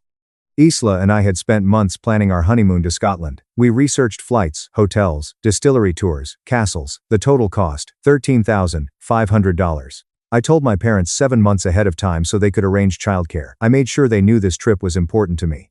When I told them about it, my mom barely reacted. "That's nice, honey," she said, like it wasn't a big deal. I should have seen the red flags, but I was naive. 4 weeks before our trip, Mom calls me on a Sunday morning. She wants me to watch the kids the weekend of September 4th, which just so happens to be during our honeymoon. I tell her no. I'm going to Scotland. She demands I postpone my honeymoon to watch the kids while they attend a wedding in Portland for a cousin I barely know. I refuse. She manipulates me, guilt-tripping me with, "Family comes first." I hold firm. The trip was already booked. I told her to hire a sitter or figure it out. She hangs up without a goodbye, and suddenly, no one is answering my calls or texts. Finally, a week later, she texts me, "We found a neighbor's daughter. She wants $250 for the weekend. Have a great trip." They spent more than that on date nights and vacations, and I was left feeling guilty for choosing my honeymoon over their convenience. They could afford social activities but hated childcare. The math only worked if my effort was worthless. We left LAX at 10:55 p.m. on August 28, flying overnight to London via Edinburgh. I had sent my parents the dates, emailed our schedule, and told them we'd be inaccessible due to travel and the poor mobile reception in the Highlands. My mother texted a harsh fine. My father didn't respond. The gentle treatment that followed was strangely comforting. No guilt trips, no last-minute requests, no fake crises. Isla and I boarded the plane, fatigued but delighted. Finally, we were able to relax for the first time in weeks, nestled in our economy seats. We landed at Heathrow at 3:52 p.m. on August 29, London time. We had a 3-hour layover before reaching Edinburgh, so we grabbed some terrible airport food, stretched our legs, and tried to stay awake despite the jet lag. I left my phone on, partly out of habit, and 45 seconds later, the international network connection kicked in. Then, it vibrated continuously. The constant notification noises annoyed other passengers, but my gut sank before I even looked at the screen. I had received 32 messages, 16 from my mother, 10 from my father, 4 from my sister Olivia, and 3 from distant family acquaintances, all sent during our 8-hour Atlantic crossing. Each one screamed urgency and calamity, and I felt my chest tighten even though I knew it was probably fake. I opened my mom's messages first. They started at 7:48 a.m. as our plane crossed over Greenland. "Olivia broke her leg this morning and fell down the stairs. Her procedure is underway. very serious. Where are you? We need you home now. I can't believe you're not reacting to a family emergency. Your sister may have died, and you're unreachable. My hands shook. Olivia, 23, was still living at home while studying nursing at the state university. I had raised her. Surgery for a broken leg seemed excessive unless it was a complicated fracture. I wanted to call immediately, but we were in the terminal, surrounded by people rushing by, announcements blaring. Isla paled as she read over my shoulder. Oh no, she said. Is she okay? I didn't know. We found a quiet spot near a closed shop. I called my mother, and she picked up on the first ring. No, hello, just, where've you been? It hit me like a punch. I was furious. I had been on a plane for 8 hours without a connection. I reminded her we were in the air. What happened? Is Olivia okay? What kind of surgery? Mom sighed deeply, like she was putting on a performance. She fell down the basement stairs this morning while carrying laundry, she said. The doctor said she broke her tibia 3 times. They installed a rod. She'll be non-weight-bearing for 6-8 weeks. I called the hospital trying to speak to someone. That's serious. I'm sorry she's suffering. Mom's disappointment hit me over the phone. She's heavily drugged in rehab. She's unavailable for calls, she said with a hint of frustration. Then came the real reason for the rush of texts. We need you home. Someone has to watch the kids while we care for Olivia. We can't handle anything alone. Your father and I need you. My stomach dropped. Cut your trip short. Return today. I couldn't believe it. She wasn't asking for help because Olivia needed it. She wanted me to babysit because she couldn't manage her own kids. I reminded her, the twins are 20, they can help Zoe and care for themselves. Zoe was 18 and a high school senior. They weren't toddlers. They didn't need a babysitter. But Mom's response chilled me. If you don't come home, don't return to this house. I'll make sure everyone knows who you've become. You chose a trip over your sister, who depends on you and this family. The emotional manipulation I'd experienced my whole life had returned full force. I wished Olivia a speedy recovery, told my mom I couldn't return, and hung up before she could respond. Isla looked at me. She threatened to disown you for not canceling our honeymoon to babysit minors, she said softly. It sounded ludicrous, but it was the same dynamic I had been stuck in for 18 years. My needs didn't matter. My boundaries were ignored. I was there to be used, not to live my own life. We boarded the plane to Edinburgh, and I watched my phone fill with texts. Dad's message, your mother is distraught. Olivia is asking for you. The children are afraid. This is what you chose. We landed in Edinburgh at 9:10 p.m., local time, and picked up a tiny Nissan hatchback, the steering wheel on the right. It was a pain for my American brain, but I didn't care. We traveled 50 minutes to our first hotel, a lovely old Victorian mansion in the city's old town. I wanted to relax, enjoy the beginning of our honeymoon. But instead, I sat on the bed, scrolling through texts. I called Olivia's phone, hoping to hear that everything was fine. The fourth ring brought her muzzy, distant response. Hey, she said. Your mom said you wouldn't come home. I'm in Scotland, I said, my voice soft. My honeymoon. I'm really sorry about your leg, but why is Mom calling this a family emergency? Olivia sighed. She's panicking because I need help getting around. She can't manage the house with Liam and Max as adults and Zoe as 18. She paused. Why she acts 7 years old is beyond me. The truth hit me like a slap. Mom didn't want a parent. She wanted me to return home and be her unpaid caregiver. I told Isla I wasn't going back to deal with it. I gave them 7 months notice about this trip. They had plenty of time to plan. Isla nodded, exhausted. I told Mom too. She's all about family and how you've changed since you got married. After a few minutes, I told Olivia I loved her and wanted to hear about her recovery. She insisted I enjoy my trip and ignore our mother's drama. After hanging up, I felt relieved. Olivia was fine. The crisis was staged, just as Dr. Claire Anderson had warned me. But the texts didn't stop. Family members, who hadn't spoken to me in years, suddenly came out of the woodwork. I can't believe you abandoned your family, Aunt Evelyn texted. Your mother cries. Return home and fix it. The messages kept coming, accusing me of being a family destroyer, a bad son, and a selfish husband. Isla saw my spiral as we walked through Edinburgh, reading accusations and guilt trips on my phone. What should have been the start of a relaxing honeymoon became a constant barrage of manipulation and anxiety. On our third day in Scotland, Isla took my phone after I spent 3 hours in our hotel room answering family texts instead of trekking through the Highlands. This had to stop, she said firmly. They're ruining our honeymoon, and you're letting them. We need help. We scheduled an emergency video call with Dr. Nora Green, a family therapist based in Portland, who specializes in emotional abuse, parentification, and toxic family dynamics. We set it up for that afternoon in our hotel room, overlooking Edinburgh. Dr. Green took notes and asked clarifying questions while I recounted 18 years of being exploited in the current situation. After a long silence, she said, "Your parents have parentified you." I froze. She continued, "You've been exploited since you were 10, giving up your childhood, adolescence, and early adulthood to raise their children. And now, they're escalating because you set a boundary." Her voice was clinical, matter of fact, like she was reading from a textbook. "They're testing you. Trying to force you to cancel your honeymoon to take care of teenagers who don't need intensive care." She explained about flying monkeys, a family-wide attack where relatives harass you on purpose to break your boundaries. Hearing a licensed professional call this abuse flipped a switch in my brain. This wasn't Isla being overprotective or me being oversensitive. This was clinical abuse. Dr. Green told me to document every text, voicemail, and guilt trip, with dates, times, and exact wording. She warned, if your parents escalate, you may need legal representation, and you'll need evidence. At first, I thought she was being paranoid, but she was right. We spent 6 days in Edinburgh before heading north into the Highlands. The scenery was breathtaking, but my phone buzzed 50 times a day with my mother's hurtful, aggressive, and threatening texts. Because you abandoned your responsibilities, we're filing a formal complaint with Adult Protective Services. The twins and Zoe are being neglected because you're not there to care for them. I showed Isla the messages, my hands shaking. Can she do that? I asked. Can she report me to APS for not babysitting? Isla, who had dealt with bureaucratic nightmares in pediatric medicine, was skeptical. That evening, in an emergency session, Dr. Green reassured me, your mom is bluffing. She's trying to scare you into coming home, but she's also creating a paper trail that could backfire. If APS investigates, it'll show that she can't parent without you. She was right. No one from APS called, but the threat still gnawed at me. 3 days later, on September 7th, I got a call from an unknown number from Oregon. I answered, expecting a telemarketer or wrong number. Ethan Stone? A professional voice asked. I replied, yes?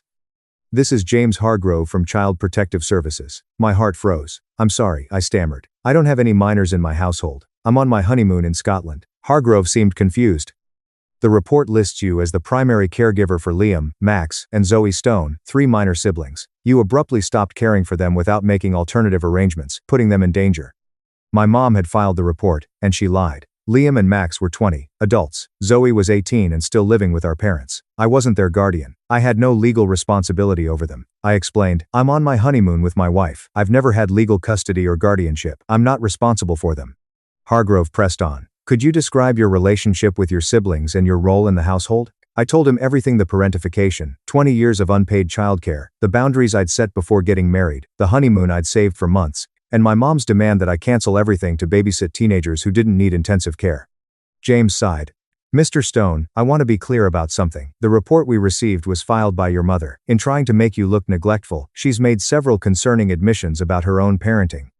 He went on, we'll be interviewing the children and reviewing the living circumstances. Your mother's accusation that you abandoned minors is false. She's admitted that she can't care for her children without you, which is profoundly worrying. After the call, I immediately called Dr. Green again. My mother reported me for not babysitting, and now CPS is investigating my parents. Dr. Green paused. Ethan, if CPS finds problems, it's because your parents have been neglecting their children while using you as a cover. You've been so effective for so long that the system never noticed what was really going on. She was right. I'd been bandaging a wound that would never heal, and now that I was gone, the infection was exposed. On September 9th, CPS visited my parents' house, but I was in a small hotel near Loch Ness, trying to enjoy a distillery tour, my stomach twisted with anxiety. That evening, James Hargrove called with his findings. Mr. Stone, I wanted to update you personally. We made an unannounced visit at 10 a.m. this morning. There were several areas of concern. He listed them in a clinical tone. The house was disorganized and dirty. Dishes were piled in the sink, laundry was overflowing, and there was little fresh food. Zoe had skipped 4 days of school without explanation or parental contact. We spoke to each minor child separately. They all said you handled most household management, kid care, and emotional support. The 20-year-olds felt confused and overwhelmed by your absence. They didn't know how to do basic tasks your parents never taught them. Zoe feels abandoned by both you and your parents. She said she understands you're on your honeymoon, but she thinks your mom is crazy. She feels abandoned because your parents are unable or unwilling to parent without you. I've lied. James continued. CPS is opening a case. Your parents will need to complete a parenting capacity assessment and attend mandatory family counseling. They need to show they can meet their children's basic needs without you. If they don't comply, or if Zoe's situation worsens, we will need to consider alternative placements. My absence had exposed my parents' neglect, and my mother had tried to weaponize CPS against me. After the CPS visit, the calls from my parents stopped, but the guilt trips from family members escalated. My long-lost cousins and aunts started calling Isla's workplace, trying to get her fired for corrupting me and destroying the family. Someone even posted on my firm's Facebook page, accusing me of being an abusive brother who abandoned his disabled sister. My mother had launched a full-fledged public relations campaign, telling everyone who would listen that I had refused to help during a medical emergency. When you stop enabling dysfunction, the dysfunctional people rewrite history and paint you as the villain. Dr. Green had warned me. She was right. It was easier for my parents to blame me than to admit they were the problem.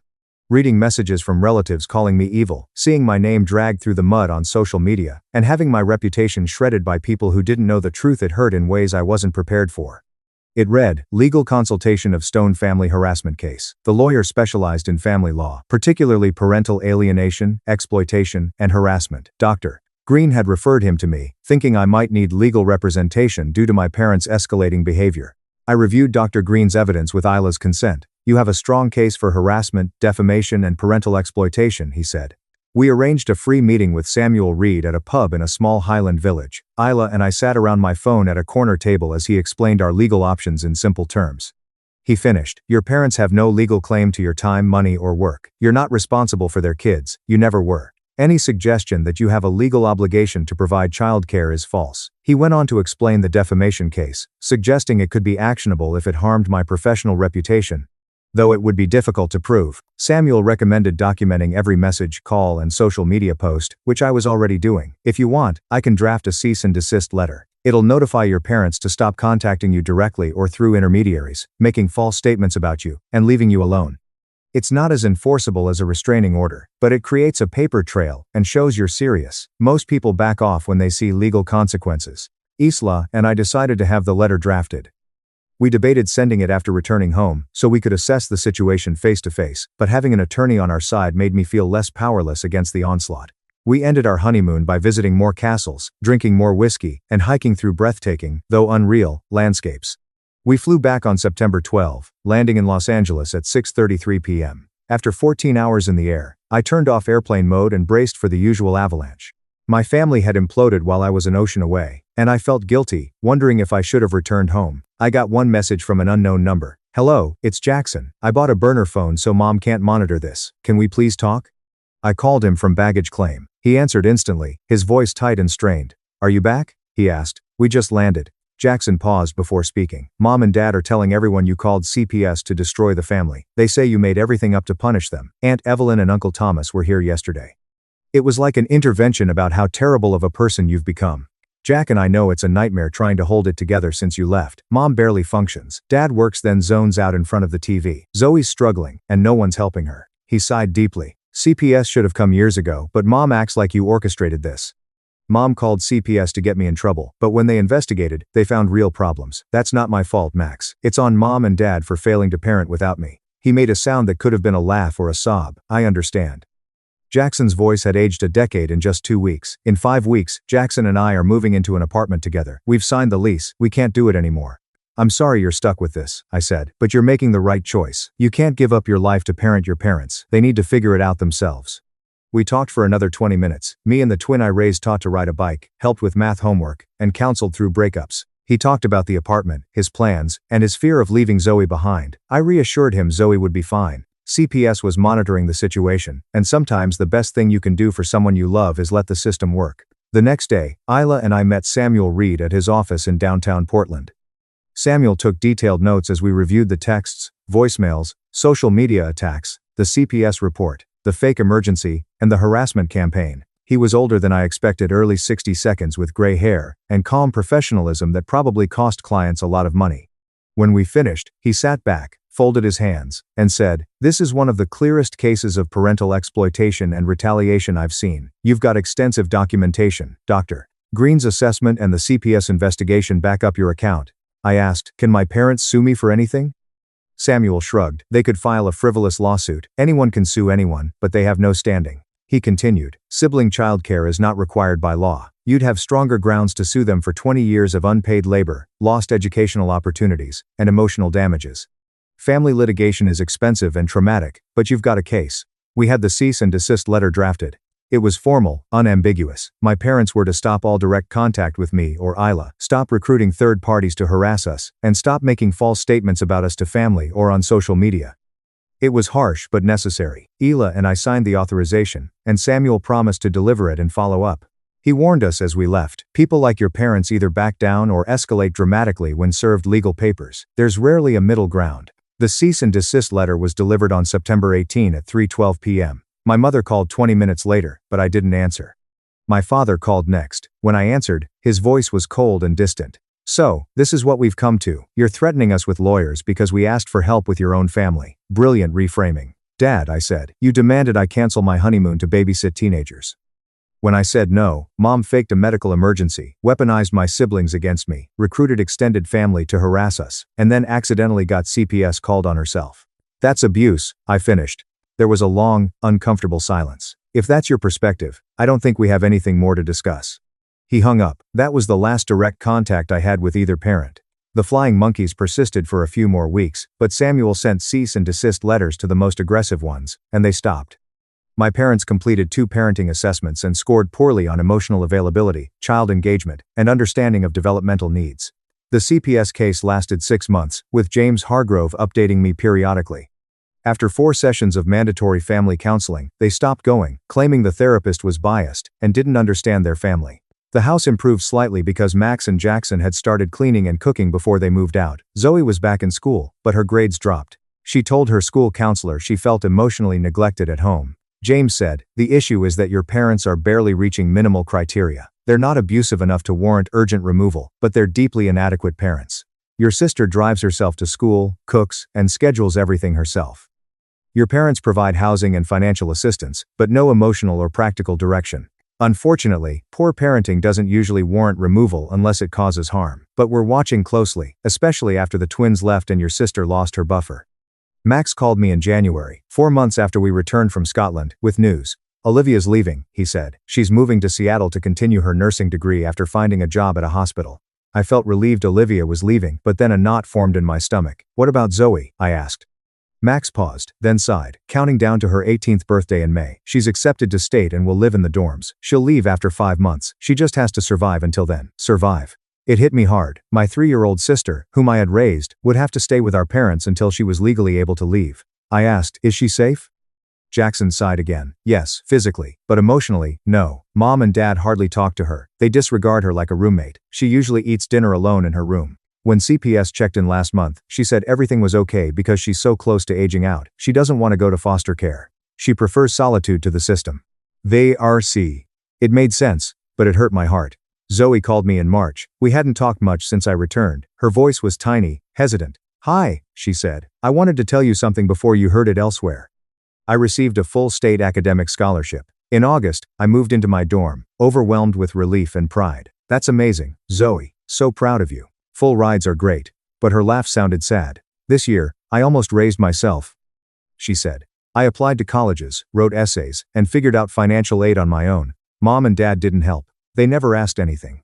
We talked for over an hour about her goals, her worries, and her hopes for a future without constant parenting. She'd started therapy with her school counselor after realizing how wrong our parents' neglect had been. I understand why you left, she told me. You set boundaries. You couldn't keep sacrificing your life for their dysfunction.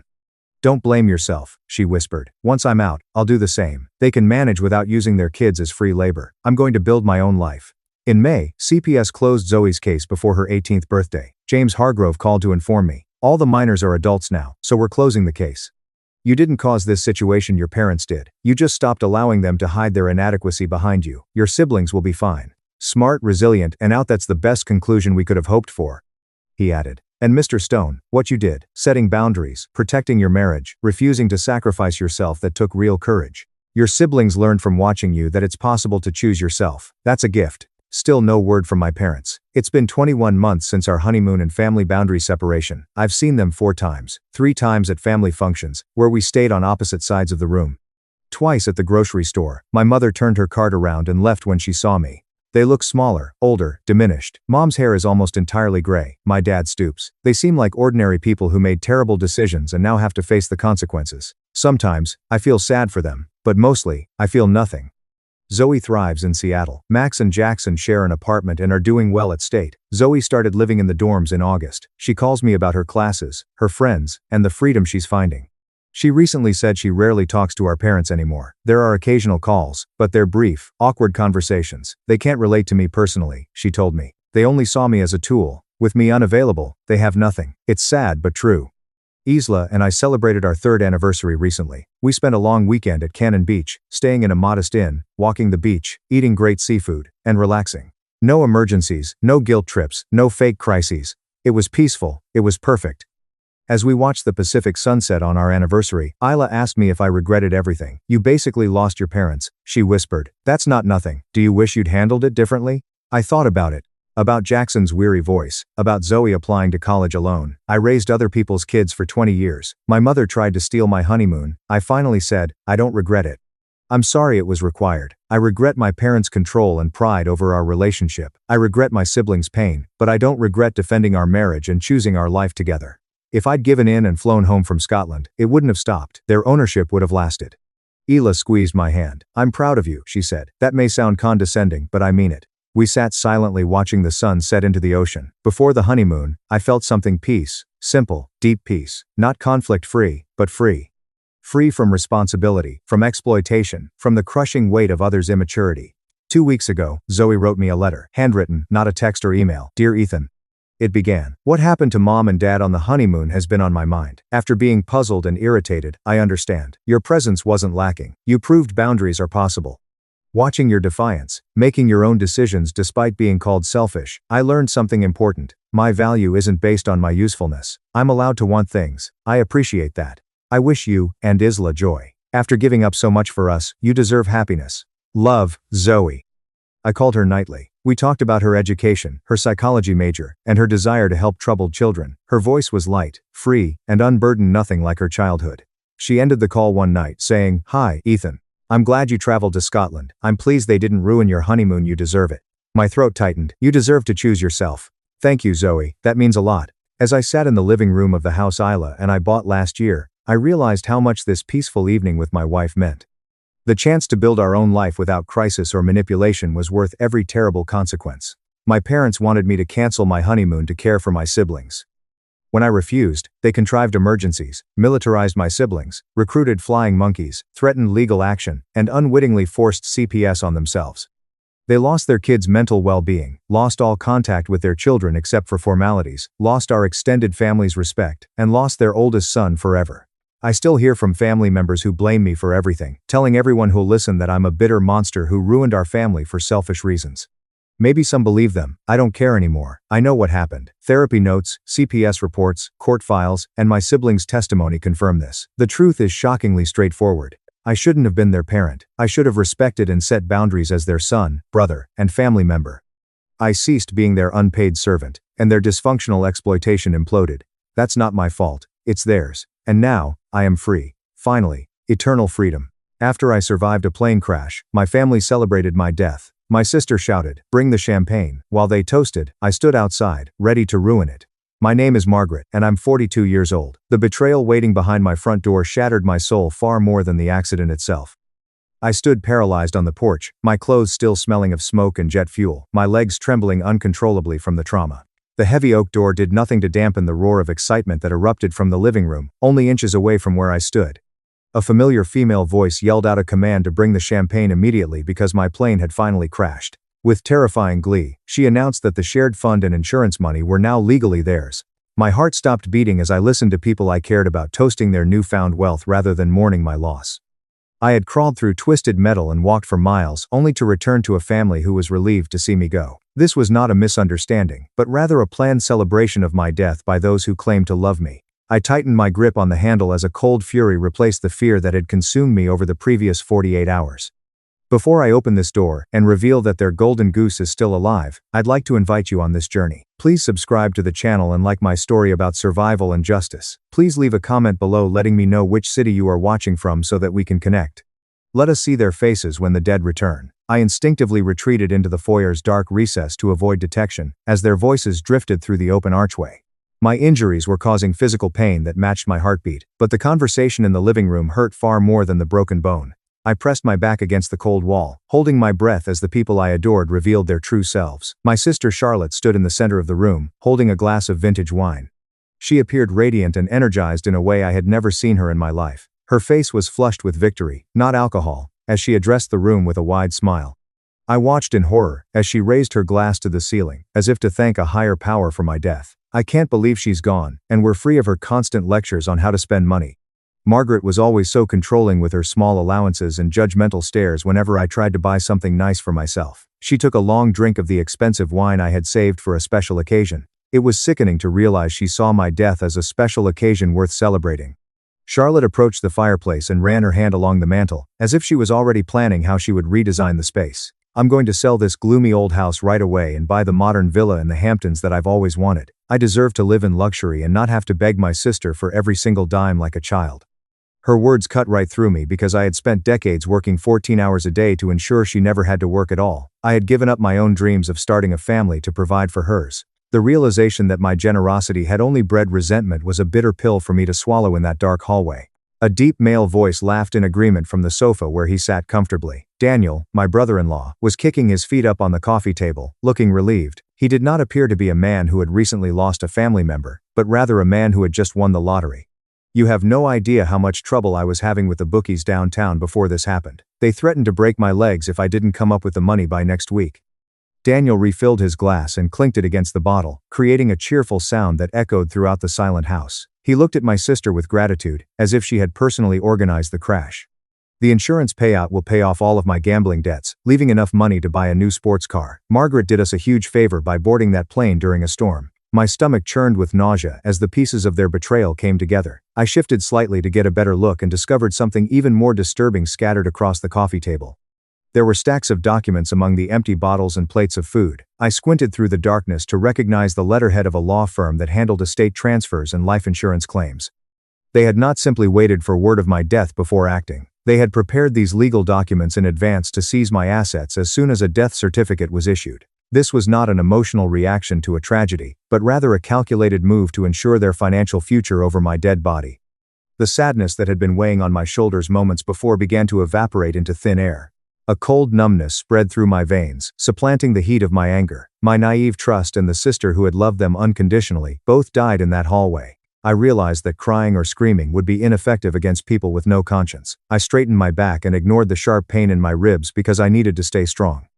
I reached up to remove the soot and dried blood from my cheek in order to make myself presentable. I wanted to look them in the eyes, not as a victim, but as the owner of the property they were about to sell. It was time to call a halt to their celebration and watch it devolve into a funeral for their greed. I took a deep breath and stepped out of the shadows, toward the light. As the antique grandfather clock in the hallway began its 12 solemn strikes to mark midnight, I pressed my bruised hand against the cold brass handle and pushed the heavy oak door open with slow, deliberate force. The hinge creaked under the weight of the wood, and the sound cut through their laughter like a sharp knife severing a taut string. The festive atmosphere in the living room vanished as soon as my silhouette appeared in the archway, replaced by a thick and suffocating silence that felt like it was sucking the air out of the room. Charlotte was the first to react, her eyes widening in terror at seeing the woman she thought was dead, standing on her doorstep.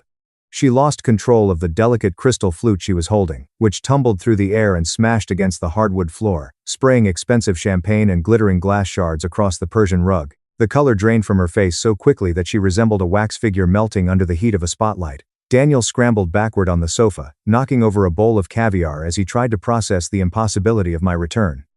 I stood motionless as mud and dried blood flaked off my torn clothes, creating a stark contrast to the pristine luxury of the room they had already claimed as their own. The smell of smoke and jet fuel that clung to my skin filled the entryway, drowning out the floral scent of the potpourri Charlotte had most likely placed there earlier. I waited for them to speak, scream, or flee, but they remained frozen in a state of guilt and panic. "Margaret," Charlotte finally whispered, her voice trembling so heavily that it was barely audible. "Oh my God," we thought. We were told that there were no survivors. I took a slow step into the room, allowing the sound of my heels clicking on the wooden floor to serve as a reminder that I was still alive. "It appears that the reports of my death were greatly exaggerated, but you certainly did not waste any time verifying them before popping the corks." Charlotte flinched at my tone, but quickly tried to calm herself down, smoothing her silk dress with shaking hands. She forced a tearful expression on her face, a mask of sisterly concern that may have fooled me yesterday but now appeared hideously grotesque. "No, Margaret, you do not understand. We were devastated. We were just drinking this wine to get the strength to face the terrible pain of losing you." I walked over to the silver ice bucket and took out the empty bottle of Dominion, examining the label with a confused expression. "You chose to drown your sorrows with the 2002 vintage that I had been saving for my wedding day for more than a decade. That is an unusual way to mourn, Charlotte, celebrating my death with the bottle I intended for a new beginning." Daniel cleared his throat nervously and attempted to stand up, but his knees were clearly insufficient to support him. "We were just shocked, Margaret. We weren't sure what we were doing." "We're so glad you're safe at home." I ignored his platitudes and turned my gaze to the living room walls, my eyes narrowing as I noticed the stark empty spaces where my art collection once hung. The rectangular dust outlines on the cream-colored wallpaper indicated that my valuable Impressionist paintings had already been removed from their frames. I looked around and noticed that the antique vases on the mantel were missing, as were the silver candelabras on the side tables. "It is truly remarkable how efficient you two are when grieving," I said in a voice as cold as the ocean breeze. "You managed to strip the walls of my most valuable possessions in less than 48 hours. Were you planning to sell them tomorrow morning? Or did you already have a buyer lined up before my plane even took off?" Victoria stepped forward, hands raised in a defensive gesture. "We moved them for safekeeping. We didn't want anything to happen to them while the house was empty. We were trying to protect your legacy. Margaret, please believe me."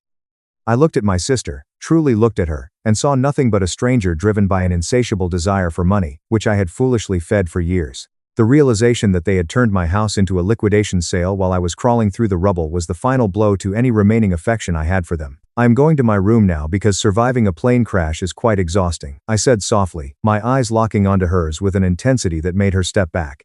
"But make sure you clean up this broken glass, and put every single item back exactly where it belongs, before I wake up tomorrow." I turned away from them and walked up the grand staircase, feeling their terrified eyes burning holes in my retreat. When I arrived at my bedroom, I stepped inside and closed the heavy door, turning the lock with a loud click that echoed throughout the quiet house like a judge's gavel. The pale morning sunlight struggled to penetrate my bedroom's heavy velvet curtains, but it was unable to dispel the bone-chilling cold that had settled over the entire estate overnight. I lay in bed for a long time, listening to the oppressive silence of the house, before deciding that I couldn't stay under the covers while my life was being dismantled. I slowly descended the grand staircase, gripping the banister to support my aching body, and discovered my sister serving as the devoted caretaker in the kitchen.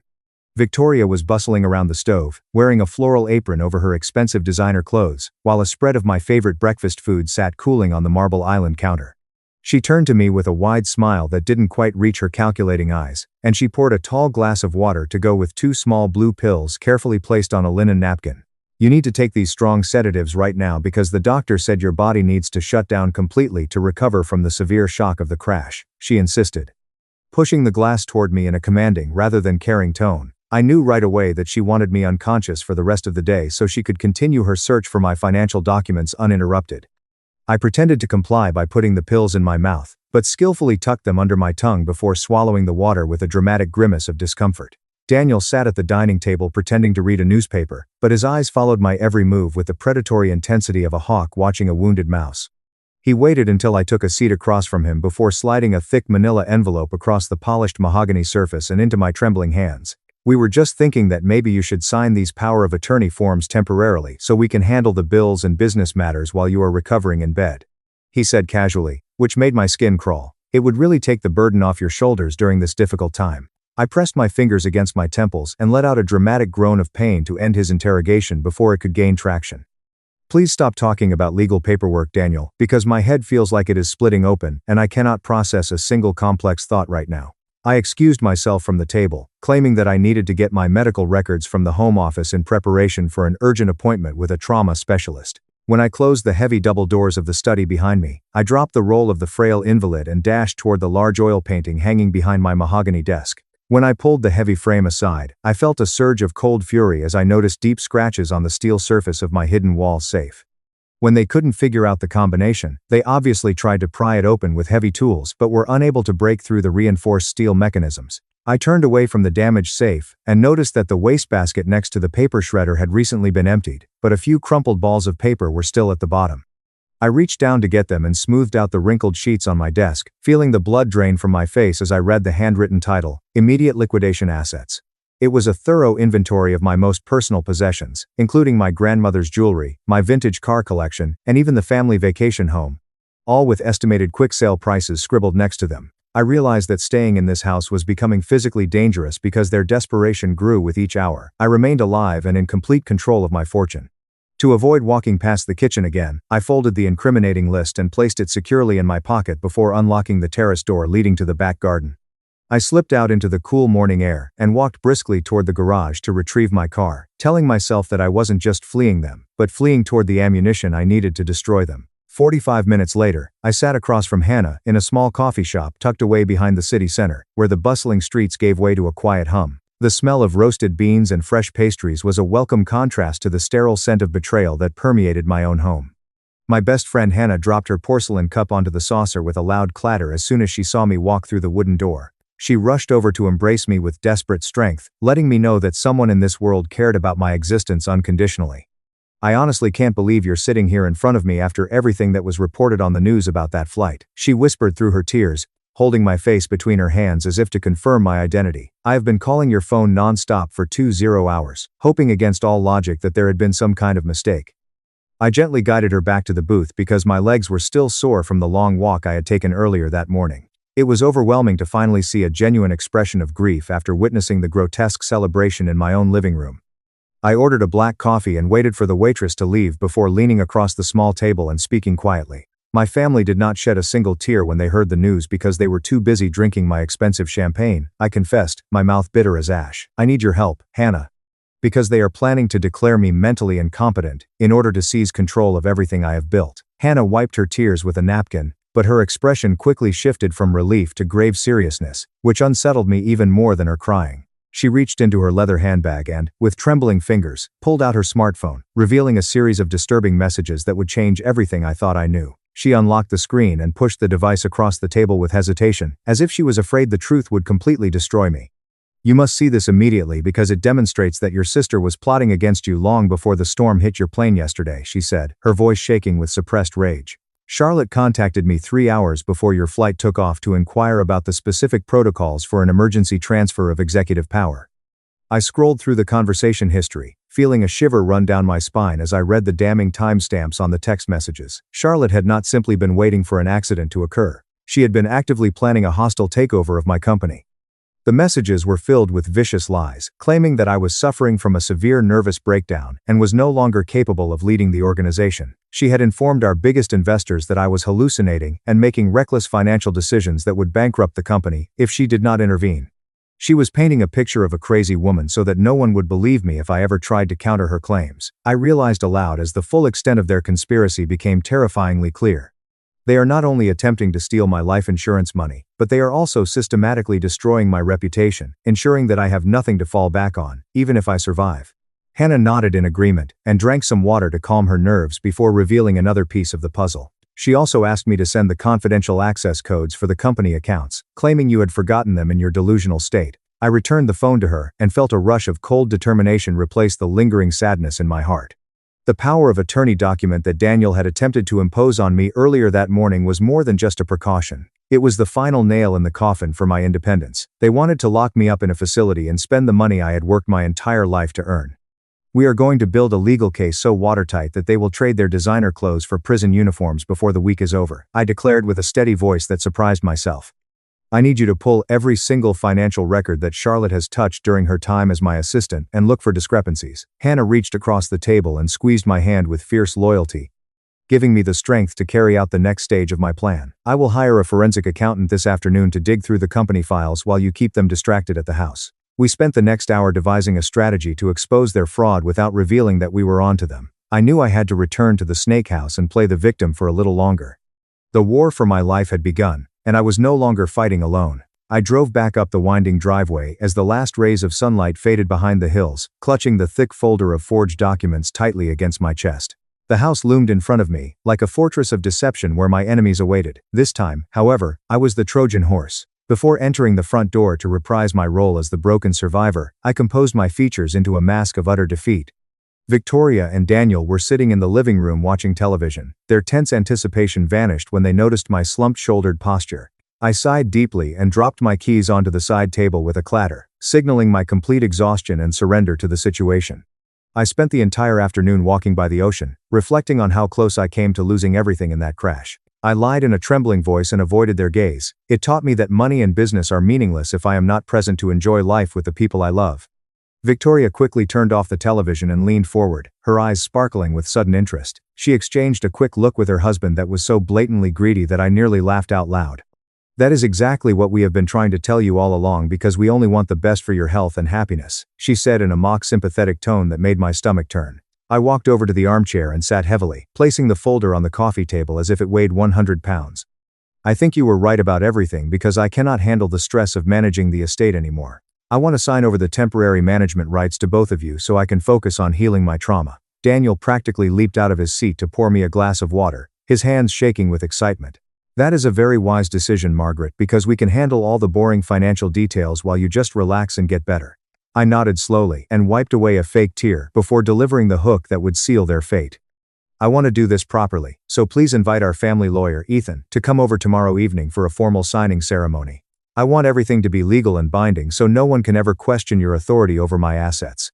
They agreed without hesitation because their arrogance prevented them from seeing me as anything more than a helpless victim. I excused myself and went upstairs to rest, but I didn't fall asleep as they expected. Instead, I waited until I heard the distinct sound of their bedroom door closing down the hall before creeping back downstairs wearing my socks. I moved silently through the darkened living room, placing a small voice-activated recorder behind the large potted fern near the fireplace.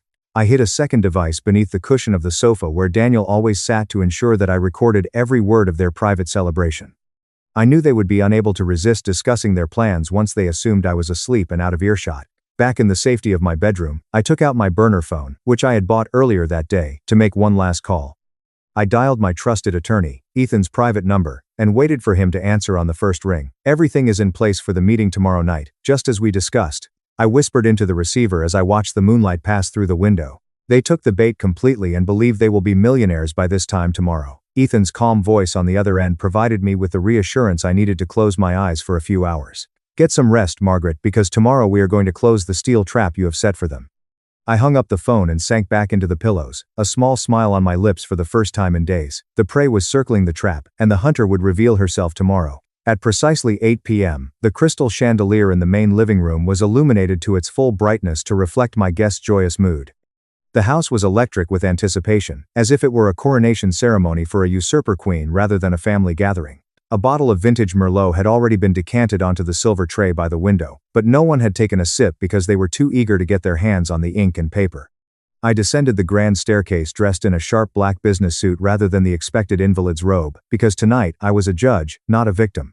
Victoria and Daniel sat on the plush velvet sofa, dressed in their best evening attire, trying to suppress the greedy smiles that twitched at the corners of their mouths. They looked up, confused and impatient, when they saw my formal attire, but they didn't say anything because the sound of the doorbell signaled the arrival of the prize they had been waiting for. My attorney, Ethan Vance, entered the room with the solemnity of an undertaker, carrying a heavy leather briefcase that appeared to absorb the light around it. He walked past the eager couple and stood beside me near the fireplace without offering a handshake or a greeting smile. Daniel jumped to his feet and rubbed his palms together, trying to disguise his nervousness as hospitality. It is wonderful to see you, Ethan, because we really want to get this paperwork sorted out quickly so Margaret can finally rest. Ethan placed his briefcase on the coffee table with deliberate slowness, stretching the room's silence to the point of pain. He opened the brass latches one by one before extracting a thick stack of documents bearing the federal court's distinctive red stamp rather than the estate planning seal. He slid the papers across the polished wood, and Victoria recoiled as if the pages were on fire. These are not transfer of power documents for the estate, but rather court subpoenas regarding the systematic embezzlement of company funds over the last 7 years, Ethan announced, his voice cutting through the air like a guillotine. Victoria turned a ghostly white as she stared at the financial records, which detailed every unauthorized transaction she had made with my corporate accounts. She attempted to stammer a denial, but I stepped forward to deliver the second blow before she could formulate one. I pulled out my smartphone and wirelessly connected it to the room's surround sound speakers, which were hidden in the ceiling. You might be able to explain away the missing money as a clerical error, Victoria, but you cannot explain away your own voice, I said calmly, pressing the play button on the screen. The room was suddenly filled with a high-fidelity recording of their conversation from the night before, which I had taken with the device hidden behind the fern. Victoria's voice rang out clear and cruel, as she laughed about my accident, and explicitly stated that she wished the crash had completed the job so they wouldn't have to deal with me anymore. Daniel's face turned completely white, as he heard himself agree that my death was the best financial solution to their gambling debts. The front door reopened before the echo of her recorded malice faded, and 4 officers from the Economic Crimes Division entered the foyer. Ethan had perfectly timed their arrival to coincide with the presentation of the evidence, ensuring that there was no chance of escape. The lead officer walked straight toward the sofa, a pair of handcuffs gleaming in the chandelier light. Victoria and Daniel, you are both under arrest for conspiracy to commit fraud, grand larceny, and attempted misappropriation of assets, the officer said, roughly pulling Daniel's arms behind his back. The chaos that ensued was appalling to witness. As my family's united front crumbled under the weight of consequences, Daniel began to struggle against the officer's grip, pointing a shaking finger at his wife, who was being restrained by a female officer.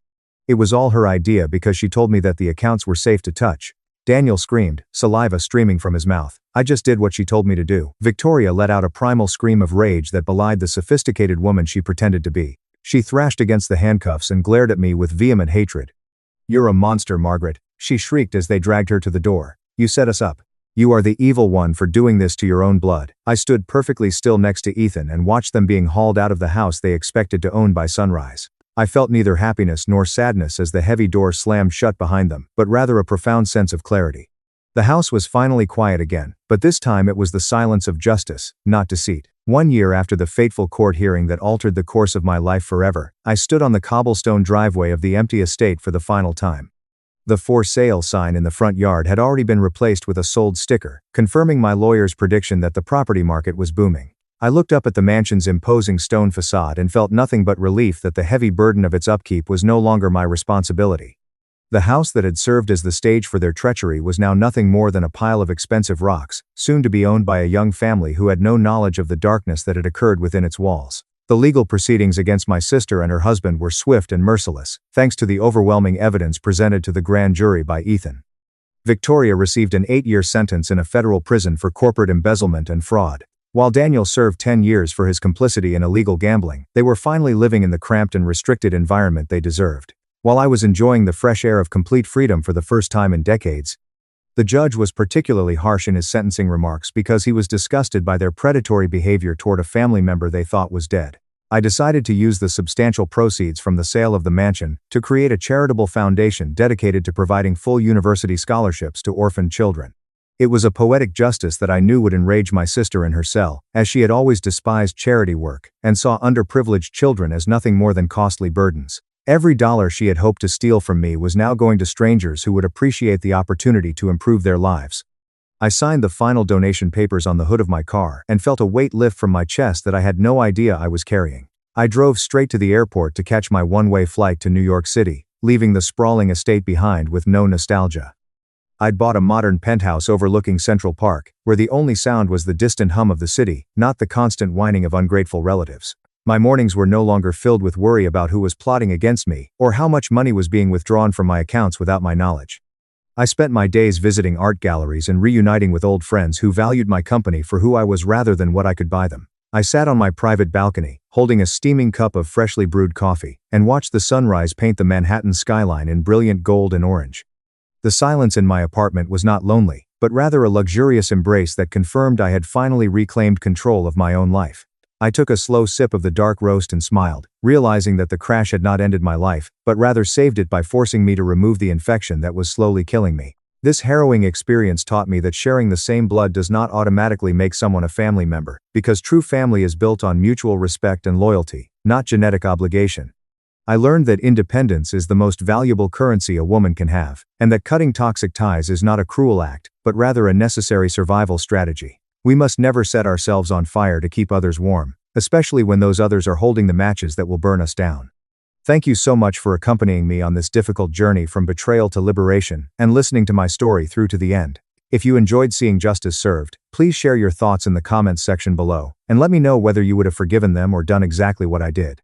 Don't forget to like and subscribe for more stories about perseverance and honesty. My sister stole my fiancé and used trauma as an excuse, so I made her soulmate, my new boyfriend, and forced her to watch him choose me. Now she lost everything. Since turning 22, Lily, my younger sister, has been making the same justification. She has the right to ruin everyone else's relationships, since she can't have her one true love. She's still kind of hung up on her ex, and I don't mean it in a cute manner. It's as if she will find a way to ruin your happiness and then use her tragic love story, the one true love, as an excuse. 5 years ago, she met a man named Noah at a party at her college. They had 2 hookups. He never gave her a call, and in some way, that became her Genesis myth. It began with her first-grade closest friend. Lily spent a lengthy weekend staying at Claire's house. By Tuesday, Lily was receiving good morning texts from Claire's boyfriend. Lily actually stated, "You don't understand what it's like to lose your soulmate." Claire never spoke to her again after discovering them together in her own bed. Next came the engagement celebration for our cousin. Lily arrived wearing a dress that was more expensive than my rent, drank champagne, and cornered the groom in the restroom. She repeatedly said that I reminded her of someone special, echoing his precise comments. Thankfully, he pulled her away and informed his fiancée right away. However, Lily sobbed to our parents about how she was traumatized by witnessing happy couples. To aid in her recovery, Mom purchased a spa weekend for her. I was familiar with the procedure by the time I met Daniel. I told him my sister was going through something and needed time away, removed Lily from my social media accounts, and prevented him from attending family gatherings. It worked for over 3 years. Early in the summer, we became engaged. There will be a small ceremony. It's just us. And our close buddies. Nothing extravagant. But I did make one error. At Mom's birthday dinner, I brought it up. Lily's eyes glowed as if Christmas had arrived early. She gave me a hug and said, "I'm so happy for you. How soon can I meet him?" Daniel laughed as he showed me his phone 10 days later. "I was discovered on Instagram by your sister using a phony account. Take a look at these messages." He vowed to block her after we read them together and made fun of her desperation. I suffered the illness 4 weeks prior to my wedding. Not good. Daniel was meant to spend the day at his brother's golf tournament, but because I was already at my sister's, my buddy, who lived close to Lily's apartment complex, emailed me to invite me over. What? She claimed to have seen Daniel's Tesla in the visiting area. My chest became chilly, fever and all. I drove over and used the emergency extra key Lily had given me. They were both half-dressed when I found them on the couch, his hand in her hair, and her head in his lap. She had already begun to produce those phony tears as she gazed up at me. "I'm so sorry," she said. I decided to teach her the true meaning of loss when she said, "He just reminds me so much of Noah," and I stormed out. He didn't even try to save what we had. You see, Noah wasn't a mysterious individual who simply disappeared. In reality, we had been Instagram followers for about 3 years. Although we occasionally liked each other's postings and had college acquaintances in common, we never truly spoke. He shared footage of his golden puppy, worked as a physical therapist, and lived nearly 4 hours away. I then sent him a brief message using his DMS. "I know it's strange, but my sister ruined my wedding by having a thing for you while she was in college. Want to assist me in destroying her life?" It took him 15 minutes to reply. "I'm in with Lily, the girl that showed up at my mom's place." As it turned out, she had drove to his village, introduced herself to Noah's mother as though she were an old friend, and told a skewed tale about how he was her true love and how their circumstances had kept them apart. His mother, poor thing, thought it. Lily accepted her invitation to tea. Noah emailed me all of their selfies together, and she even commented, "Reuniting with my dear future mother-in-law." I knew Lily wouldn't stop when I saw screenshots, videos, and even an audio recording of his mother saying, "She seemed so sincere, dear. I'm sorry if I caused any problems." She only knew how to possess. She had no idea how to love, and she ruined what she was unable to have. She didn't anticipate 2 things though, this time. That I had changed from being that lenient sister. And that Noah was open to participating in the game. Every step was planned. During a long weekend of the family lunch, he would come see me. Since I saw Lily with Daniel, I hadn't spoken to her, but I knew she would be there because it was my father's birthday, and nobody ever missed the ideal family gathering. And I would arrive with Noah, smiling, holding hands, and behaving just as she had imagined me to be with him. I picked Noah up at the bus stop on Thursday night. In person, he was even more attractive. A charismatic, humorous, compassionate man who exudes confidence. He knew he was the type of man Lily couldn't control. After practicing our lines and coordinating our gestures in the van, we parked in front of my parents' house on Saturday at 2:30 p.m. I smiled as I entered, wearing a new dress and high heels. As though we had been a couple in love for years, Noah clutched my hand. When Lily noticed us, she was laughing with my uncle in the living room. In her throat, her laughter died. I said, "Everyone," as if it were the most instinctive thing ever. The name struck her like lightning. "This is Noah." She turned white, then red, and finally contrived a humorous smile. "Noah," she responded, feigning an uncomfortable giggle. "What a coincidence, wow." He gave a courteous smile. "Hello, Lily. It's nice to see you again." Any control she still feigned was shattered by that. She stuttered something, but I was already seated next to him, shooting pictures and sharing anecdotes. Every action I took was a jab at her ego. She attempted to strike up a discussion with him during lunch, recalling something from college that never happened. However, Noah made sure to put his arm around my shoulders, call me love, and keep his eyes on me the entire time. Lily pushed her lips together as though she were swallowing glass fragments each time he did it. She finally lost it after the birthday toast. She shut herself in the restroom. I went after her. She opened the door after I knocked. With smeared makeup and a beseeching expression, she pleaded, "What do you want now?" Just came to see if you're okay, I said, pretending to be worried. After all, seeing your soulmate in your sister's arms must be difficult, isn't it? This is all you're doing to harm me. And since you couldn't bear to see me happy, you ruined my engagement. No, Lily, this is justice. She punched the wall and said, he was mine. I was the first to see him. I was the first to feel it. You just saw him once, Lily. And he didn't want you. You made up a romantic tale in your mind to justify treating everyone cruelly. But since I didn't have to beg as you did, you will now sit and watch him love me. She sobbed aloud as she fell to the ground. Mom asked whether everything was well as she knocked on the door. With my head held high, I opened it and left. I returned to the living room and took a seat next Noah. She's going to lose it even more. Are you ready? He said, kissing my forehead, and I grinned. Never have I been more prepared. The effects were already apparent the following day. Mom asked me to be sympathetic when she called me early. She claimed Lily was frail, had cried all night, and I should have refrained from upsetting her. Provocative? With a sardonic laugh, I asked. She groaned on the other end of the call, as if I were the issue. You think showing up with my boyfriend at a family gathering is provoking? Or is it that Lily just can't stand to see anyone happy without her being the center of attention? She asked. Your sister's heart is tender, honey. She is easily attached. Feeling sensitive? I cut them off. She had an affair with my fiancé, Mom. You're concerned about her feelings. But she ruined my wedding. She was sleeping with him on the couch, recalling Noah, while I was frantic at home by myself. You won't change this. Let's talk about that another day. She then hung up. I realized then that nobody was going to stand up for me. Despite the fact that Lily has claws, the entire family has always treated her like a damaged item. They were always with her. She was suddenly the target of their claws. Noah was still in town early the following week. I made the decision to take him out to breakfast with a few of my friends, who were aware of all Lily had done since high school.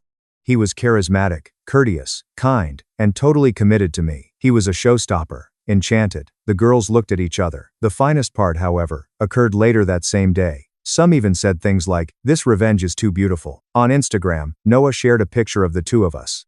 In a park, the two of us were embracing. The comment began subtly with the simple phrase, "Sometimes love appears when you least expect it." Heart emoticons, a cousin, or an old classmate. But then Lily appeared. Kayla. Soulmate said, "This is disgusting. You know what he means to me." Noah appreciated her remark and gave a precise response. Lily, we hooked up twice. Twice. The following day, you trailed me down the street. It's not love. It's an obsession. Boom. The post became a subject in our social circles in less than 90 minutes. People who had known Lily since high school began leaving comments along the lines of, "Finally, someone said it. I always thought the way she talked about him was strange." Karma exists. Lily did not comment on the post, but she sent me a string of voice messages on WhatsApp, in which she screamed and cried, asking how I could use him against her. I responded to one of the voicemails with a straightforward text, "No, I'm just showing how to rebuild after being destroyed. Something you never knew how to do." The voicemail concluded, "You're destroying my life for revenge." Without any fanfare, I blocked her. However, I wasn't done yet. Not quite yet. I was aware that she wouldn't take it lightly. And sure enough, I received a notification on Thursday evening. Lily had posted something on Instagram, a selfie with swollen eyes, a weeping face, and the dim illumination of a bedroom. And the message underneath, "It's hard to see your sister steal the man you love. Laugh at your pain and be applauded for it. I'm not perfect, but no one deserves this." What hurt the most? There were over 1,200 likes and comments like, "Stay strong, take care, you'll get through this." I had several close friends repost it. I went to my parents' place the next morning. Startled, Mom answered the door. "Why are you here?" "I came so we could all discuss." I entered. In the living room was Dad. Lily descended the stairs wearing sweatpants, her hair pulled up, and a victim's face, as if she were at a funeral. She inquired almost kindly, "Did something happen?" I paused in the middle of the living room and gave them each a quick glance. Something did happen. Enough of you manipulating everyone, and coming out like the poor victim. Did you see the post, Mom and Dad? Is it fair, in your opinion? Can you recall whose engagement was destroyed? Mom tried, but this isn't how you solve problems, honey. No, you're going to pay attention now. I looked across at Lily. Daniel was seduced by you. I was stabbed in the back by you. You pretended to cry as you apologized and assumed you would remain the family princess. However, things are now the other way around. Since it's not a depressing post that will remove the screenshots, voice messages, and testimonials, you are now the one on the ground sobbing, and nobody is going to help you this time. Everyone saw your true self. The mask dropped. Lily. She cried and remained silent. Dad cast a downward glance. You put on little displays, and I'm sick of being the overlooked daughter. Enough. I now own the stage. Additionally, the audience supports me. I didn't wait for a response before leaving. Noah was driving, the radio on, and I had a cup of coffee in the cup holder. It was beautiful, I said in response to his question. At last, she realized that she was no longer in control. He grinned. What do you know? I had no idea how cathartic it would be to exact revenge on her. Part 2 started with an invitation. Yeah, and you know what's better? What? Part 2 is still coming. The opening celebration for my friend Marcus's new eatery. Marcus is a well-known chef with a strong local following and extensive social media coverage. Naturally, this kind of event was Lily's obsession. She constantly acted as though she had a different life. Posing as the owner of the clothing, they posted pictures in the store's mirrors, ordered pricey meals to snap pictures of, and then returned it through the back door. Well, appearances was that. She wasn't on the list though. This time, both Noah and I were. We literally got there on the correct foot. One of the pictures that the admission photographer stopped us to capture was posted to a city events profile with the phrase, couple of the moment. On the first night, Hannah and Noah steal the show. Naturally, Lily put the traditional indirect on her tails after noticing that 2 days later. To feel alive, some people require the limelight. I like things deep. Who is the depth from? From someone who, a month before the wedding, threw herself on my fiancé's lap and was now sobbing online over the fact that the man she hardly knew ended up dating me. Another event, our cousin Sophie's wedding, occurs the following Saturday. Sophie and Lily had always been close. Sophie called me directly, even though she undoubtedly thought her friend would diffuse the situation and persuade me not to bring Noah. Please come and bring him, Hannah. Everyone is already aware of what transpired, and I'm tired of pretending with Lily. She must understand that she is not the center of the world. Lily was there by herself, acting as though she hadn't noticed us when we entered, wearing an overly tight outfit, perfect makeup, and a plasticized grin. All Noah could do was watch while she gave me a waist hug and occasional cheek kisses. However, it was the bride and groom's dance that was the highlight of the evening. In a very subtle way, Sophie invited us to dance with them. Lily wanted to come closer, but Noah and I were in the middle, spinning slowly. She appeared disarmed for the first time. With an enticing expression, she said, Noah, can I talk to you? Lily froze as he released my hand, turned to face her, and calmly answered, No, I'm busy loving your sister. She took 2 steps back, tears in her eyes, and stumbled over the hem of her own dress as I inhaled deeply, turned to face her, and said, and, for the first time, in a very long time, I'm being truly loved. Something you never understood, because you only know how to confuse attention with love. Nobody chuckled. It was worse. She was disregarded by everyone. That was more painful. A few minutes later, she walked out of the hall. As well as me. I continued to dance. I felt like I had won for the first time in a very long time. My favorite portion, though, was yet to come. A month or so later, I received an invitation to take part in a podcast on overcoming obstacles and starting afresh. I told the story without using names. The story of the plotted retaliation, the selfish sister, the dishonest fiancé, and, of course, the unexpected love. It became a viral episode. I received congratulations and comments from people around the nation who said they could relate to it. Lily paid attention. She sent me a direct message that same day asking, Do you really need to expose yourself like this just to get applause? I immediately responded, It's not exposure, it's liberation. So I know she did. I spent years in your theater. The stage and the story are now mine. She never answered. Over the next few days, I found out from other people that Lily was starting to withdraw. She cut touch with several of the brands she was attempting to collaborate with. Comments about her fascination with Noah began to appear. Her reputation, which she had worked so hard to establish using pre-made phrases and filters, started to fall apart. And I didn't bring it down. She sank, and I continued to live. Noah was more than simply a prop for my retaliation. In actuality, he became a haven amidst all of that turmoil. A refuge masquerading as an ally. However, today was a real comrade. I grew stronger every day after witnessing what Lily attempted to ruin. And now the only company she had was quiet, despite her constant desire to win by trickery. A few weeks after Sophie's wedding, on a typical morning, I became aware that I was no longer thinking about Daniel. My apartment was where we were. Noah was in the kitchen, shirtless, preparing pancakes like he had done since our first week together. while the sun was softly beaming through the window. And I came to the realization that Daniel was but a feeble shadow in a dusty corner of my memory, as he performed absurd little dances that made me giggle while he sang a tune from the early 2000s. It was more than retaliation, no more. It was Noah's practice of holding my hand when he didn't have to. It was how, despite having been familiar with all of my childhood tales, he listened to them with a genuine smile. It was the way he gazed at me as I was reading a book on the couch, as though he had no need for anything else. This is not what I expected. When I sent him that rash message to help ruin my sister's fantasy, I assumed it would be short-lived, that he would act that way until Lily gave up. Until I felt vindicated, and then everything would go back to normal. However, it never came back.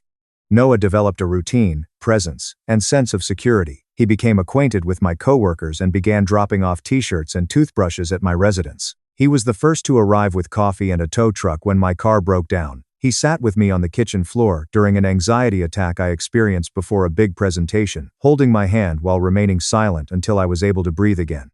And Daniel, not a single idea, not a single analogy, nothing. Now that I had someone who was there, even on typical days, the person who had once been the center of my universe was no longer important. Promises of the future were given to Daniel. Noah, of the current deeds. We had dinner at a recently opened restaurant in town one evening. Just delicious cuisine and a pleasant atmosphere, nothing spectacular. After we sat down, Noah held my hand across the table and said, "You know what's funny? We started this to fool your sister, but I never pretended anything." I remained silent for a short while, my heart pounding. I smiled back, almost ashamed. "I'm not pretending anymore either." He lifted his wine glass and laughed. "So, to the finest retaliation?" "No," I made the correction. We raised a toast to what follows them. I was at ease for the first time in a long time. Without bitterness, without ghosts, without the need for approval or recognition. Both he and I were there for ourselves. A few days later, as I was strolling around downtown, I noticed Daniel walking by himself, his head lowered as though everything was too much. It happened automatically. I turned my head away because it was no longer important, not because I was in pain. When he saw me, he hesitated and nearly said. However, he retreated when he saw Noah coming and entwining his fingers with mine. Perhaps he realized at last that there was no more room for him, that someone who gave me everything, without making any promises, now occupied the space he had squandered with lies and pollution. That evening, I gave Noah a closer hug and, without giving it much thought, I whispered, "Thank you for showing up." He gave me a serene smile that said everything, even in silence, and I knew that justice came from retaliation. However, it was the aftermath that brought me love. After several months, what had started out as a harsh reaction to my sister's poison turned into the most delightful aspect of my life. Noah was no longer a strategy, an action, or a carefully thought-out provocation. He was my house, my companion in laughter and solitude. Nearly every night, we shared a bed. Like a guardian accomplice to this improbable tale, the golden retriever insisted on sleeping between us, sometimes at my house and other times at his. On a casual evening spent watching a ridiculous documentary about marine life and eating pizza straight out of the box on the couch, he formally proposed to me. With a smile at the corner of his mouth and the pizza box resting on his lap, he asked, "Do you think it's too early for this? Or is it already too late?"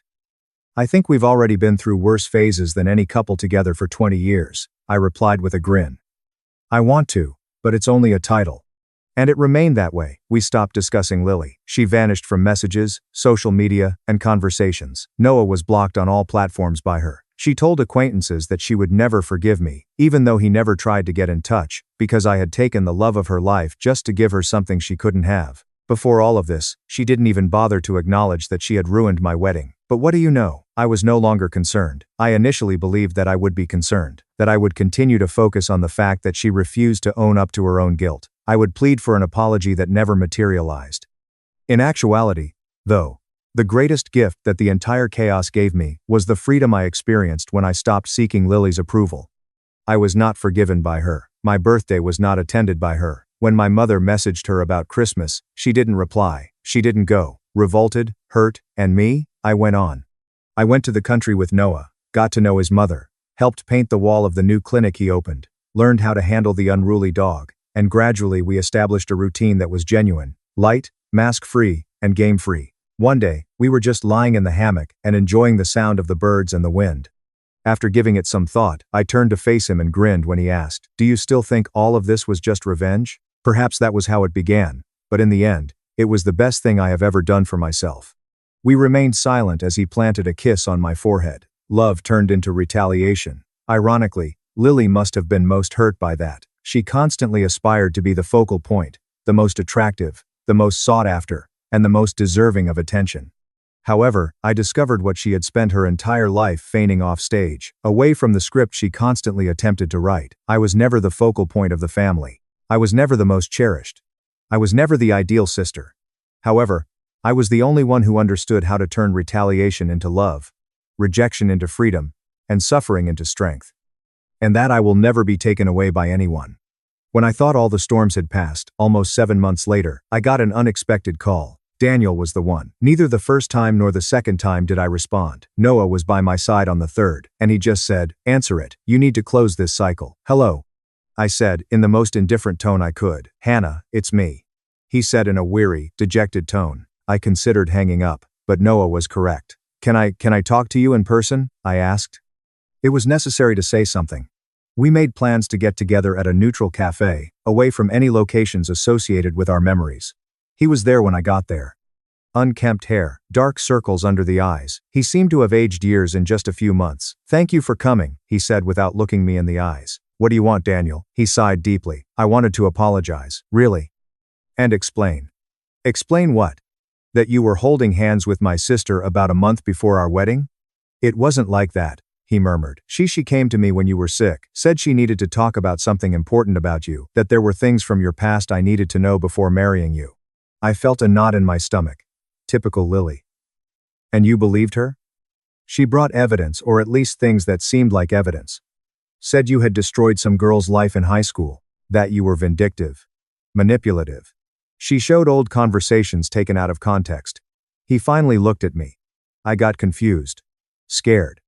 "And that's why you went to bed with her?" "No." He shook his head desperately. "She said she had been in love with me since we met, that she just hadn't said anything because she respected you. That if I canceled the wedding, she would be there for me." I was drinking. I was confused with everything she had told me about you. "Daniel," I interrupted. "None of that justifies what you did." "I know." Tears began to form in his eyes. 10 minutes after you left, I understood. I understood that she had manipulated me. That all of it was lies, that I had destroyed the best thing in my life because of her. I remained silent for a long time. "You know what hurts me most, Daniel? It's not even what you did. It's that you didn't trust me. In almost 3 years together, you believed her words more than who I really was." He lowered his head. "I tried calling you afterward dozens of times. I went to your house, but you were never there. Until I saw the photos with him, and I understood it was too late." "It was too late. The moment you put your hand in her hair," I replied, standing up. "But thank you for explaining. It helps me be sure I made the right choice." He looked at me one last time. "Are you happy with him?" I smiled for the first time during the entire conversation, happier than I imagined I could be. And I left without resentment, just with the certainty that some doors need to be closed for others to open completely. The conversation with my family was harder. It took nearly 4 months before my mother called asking us to talk. She suggested lunch, just the two of us, to work things out. I found a different woman, older, more tired. The wrinkles around her eyes seemed deeper. "How are you?" she asked, hesitant. "Good, Mom, very good. And Noah, he's good too." "We're good." She nodded, nervously, fidgeting with her napkin. "I need to apologize to you," she finally said, "for all the years that I didn't see clearly." I felt my chest tighten. "Mom, no, let me talk." She looked me in the eyes for the first time. I always knew Lily was difficult, but I thought if I gave her more attention, if I protected her more, she would change. And in the process, I neglected you. I left you to deal with the consequences of her problems alone. Tears began to stream down my face. After you confronted us that day, I started putting the pieces together. The friends Lily lost, the boyfriends who disappeared, the stories that never added up. And I realized that you two told me very different versions of the same story. And I always chose to believe hers. "Why?" I asked. My voice choked. "Because she cried louder," my mother admitted, her voice breaking. "Because you always seemed stronger, more capable of taking care of yourself, and I confused strength with not needing support." We sat in silence for a few minutes, and now I asked, "How is Lily?" "She moved to another state. She's in therapy. Said she needs to start over, away from all this." My mother hesitated. "She asked me to tell you that she knows she was wrong, but that she can't apologize to you yet." "And I can't forgive yet," I replied honestly. Maybe someday, but not now. I understand. She reached her hand across the table. Can I try to be a better mother to you? I held her hand. We can try to be a better family. But it will take time. She smiled with tears in her eyes. I have time. Several weeks later, my father showed up at my house, without warning, with a bouquet of flowers and the face of someone who didn't quite know what to say. Can I come in? He asked, timid. Of course, Dad. Noah was in the kitchen and greeted my father politely before stepping away, giving us space to talk. I like him, my father said straight to the point. Seems like a good man. He is. I came here because your mother said you two talked, and I realized I never apologized to you. My father was never one for many words. So this surprised me. I always knew Lily was problematic, he continued. But I thought it wasn't my problem, that it was women's business, that your mother would solve it. But in the end, you both suffered, and you especially. Dad. No. Daughter. Let me finish. He sat on the edge of the sofa. I failed as a father. I failed to protect you. I failed to educate her. And I failed to teach you both that sisters should support each other, not destroy each other. I felt a lump in my throat. Your mother told me about Daniel, about what she did to you. He shook his head. If it were me, I would never forgive, but you found a way to transform all that pain into something good, and I'm proud of that. I'm proud of you. They were the words I had waited my whole life to hear. Thank you, Dad. Do you think there's still time for me to be a better father? I smiled, even with my eyes welling up. There's always time. That night, I told Noah everything. He listened in silence, just holding my hand. How do you feel? He asked when I finished. Free, I replied, surprised by my own response. For the first time, truly free. And about Lily? I thought for a moment. I hope she finds her peace away from me, but I hope she finds it. He smiled and kissed my forehead. You're incredible. You know that. We're incredible, I corrected us. And it was true because in the end, it wasn't just about beating Lily or getting revenge on her. It was about learning that I deserved to be loved properly, defended, respected. It was about discovering that family isn't just who's born with you, but who chooses to stay by your side. It was about realizing that sometimes to find the love of your life, you first need to stop accepting crumbs from those who never valued you. And today, when I wake up next to Noah with the dog sleeping at our feet, I know all the battles were worth it because they brought me here, to him, to us, to peace. My sister framed me for her druggy boyfriend, and my parents let me be homeless for 7 years to protect her lies. Now they're calling the cops to enter my wedding. I've been holding on to this story for far too long. And with everything that just happened at my wedding, I thought it was time to share. This is going to be a long one, but I need to get it off my chest as a 27-year-old man, my younger sister Madison, a 24-year-old woman, and I grew up in a typical suburban neighborhood in Michigan that was middle class and unremarkable. Dad kept promising to fix our dilapidated 2-story home with faded blue paint, but he never did. Dad was employed at a manufacturing facility that produced auto parts, and Mom operated her catering company out of our kitchen. We weren't struggling, but we weren't poor either. Madison was clearly the favorite from the moment of her birth. I'm not even trying to be dramatic. My parents thought everything she did was fantastic. You did your best, sweetie, but you received a B on a test. Without even looking up, they would say, "That's nice," when I brought home straight A's. They would laugh it off as adorable, even though she could literally burn the kitchen down while attempting to make toast, which did happen once, by the way. I made an effort not to be overly affected by it. That's just the way it was. I guess I led a fairly typical adolescent life. I played baseball, played video games with my friends, Jake and Ryan, concentrated on my own things, and had respectable grades. However, at the age of 18, Madison began dating Evan. At the age of 20, I knew right away that he was bad news, the kind of guy you just look at and realize, yeah, this is going to end badly.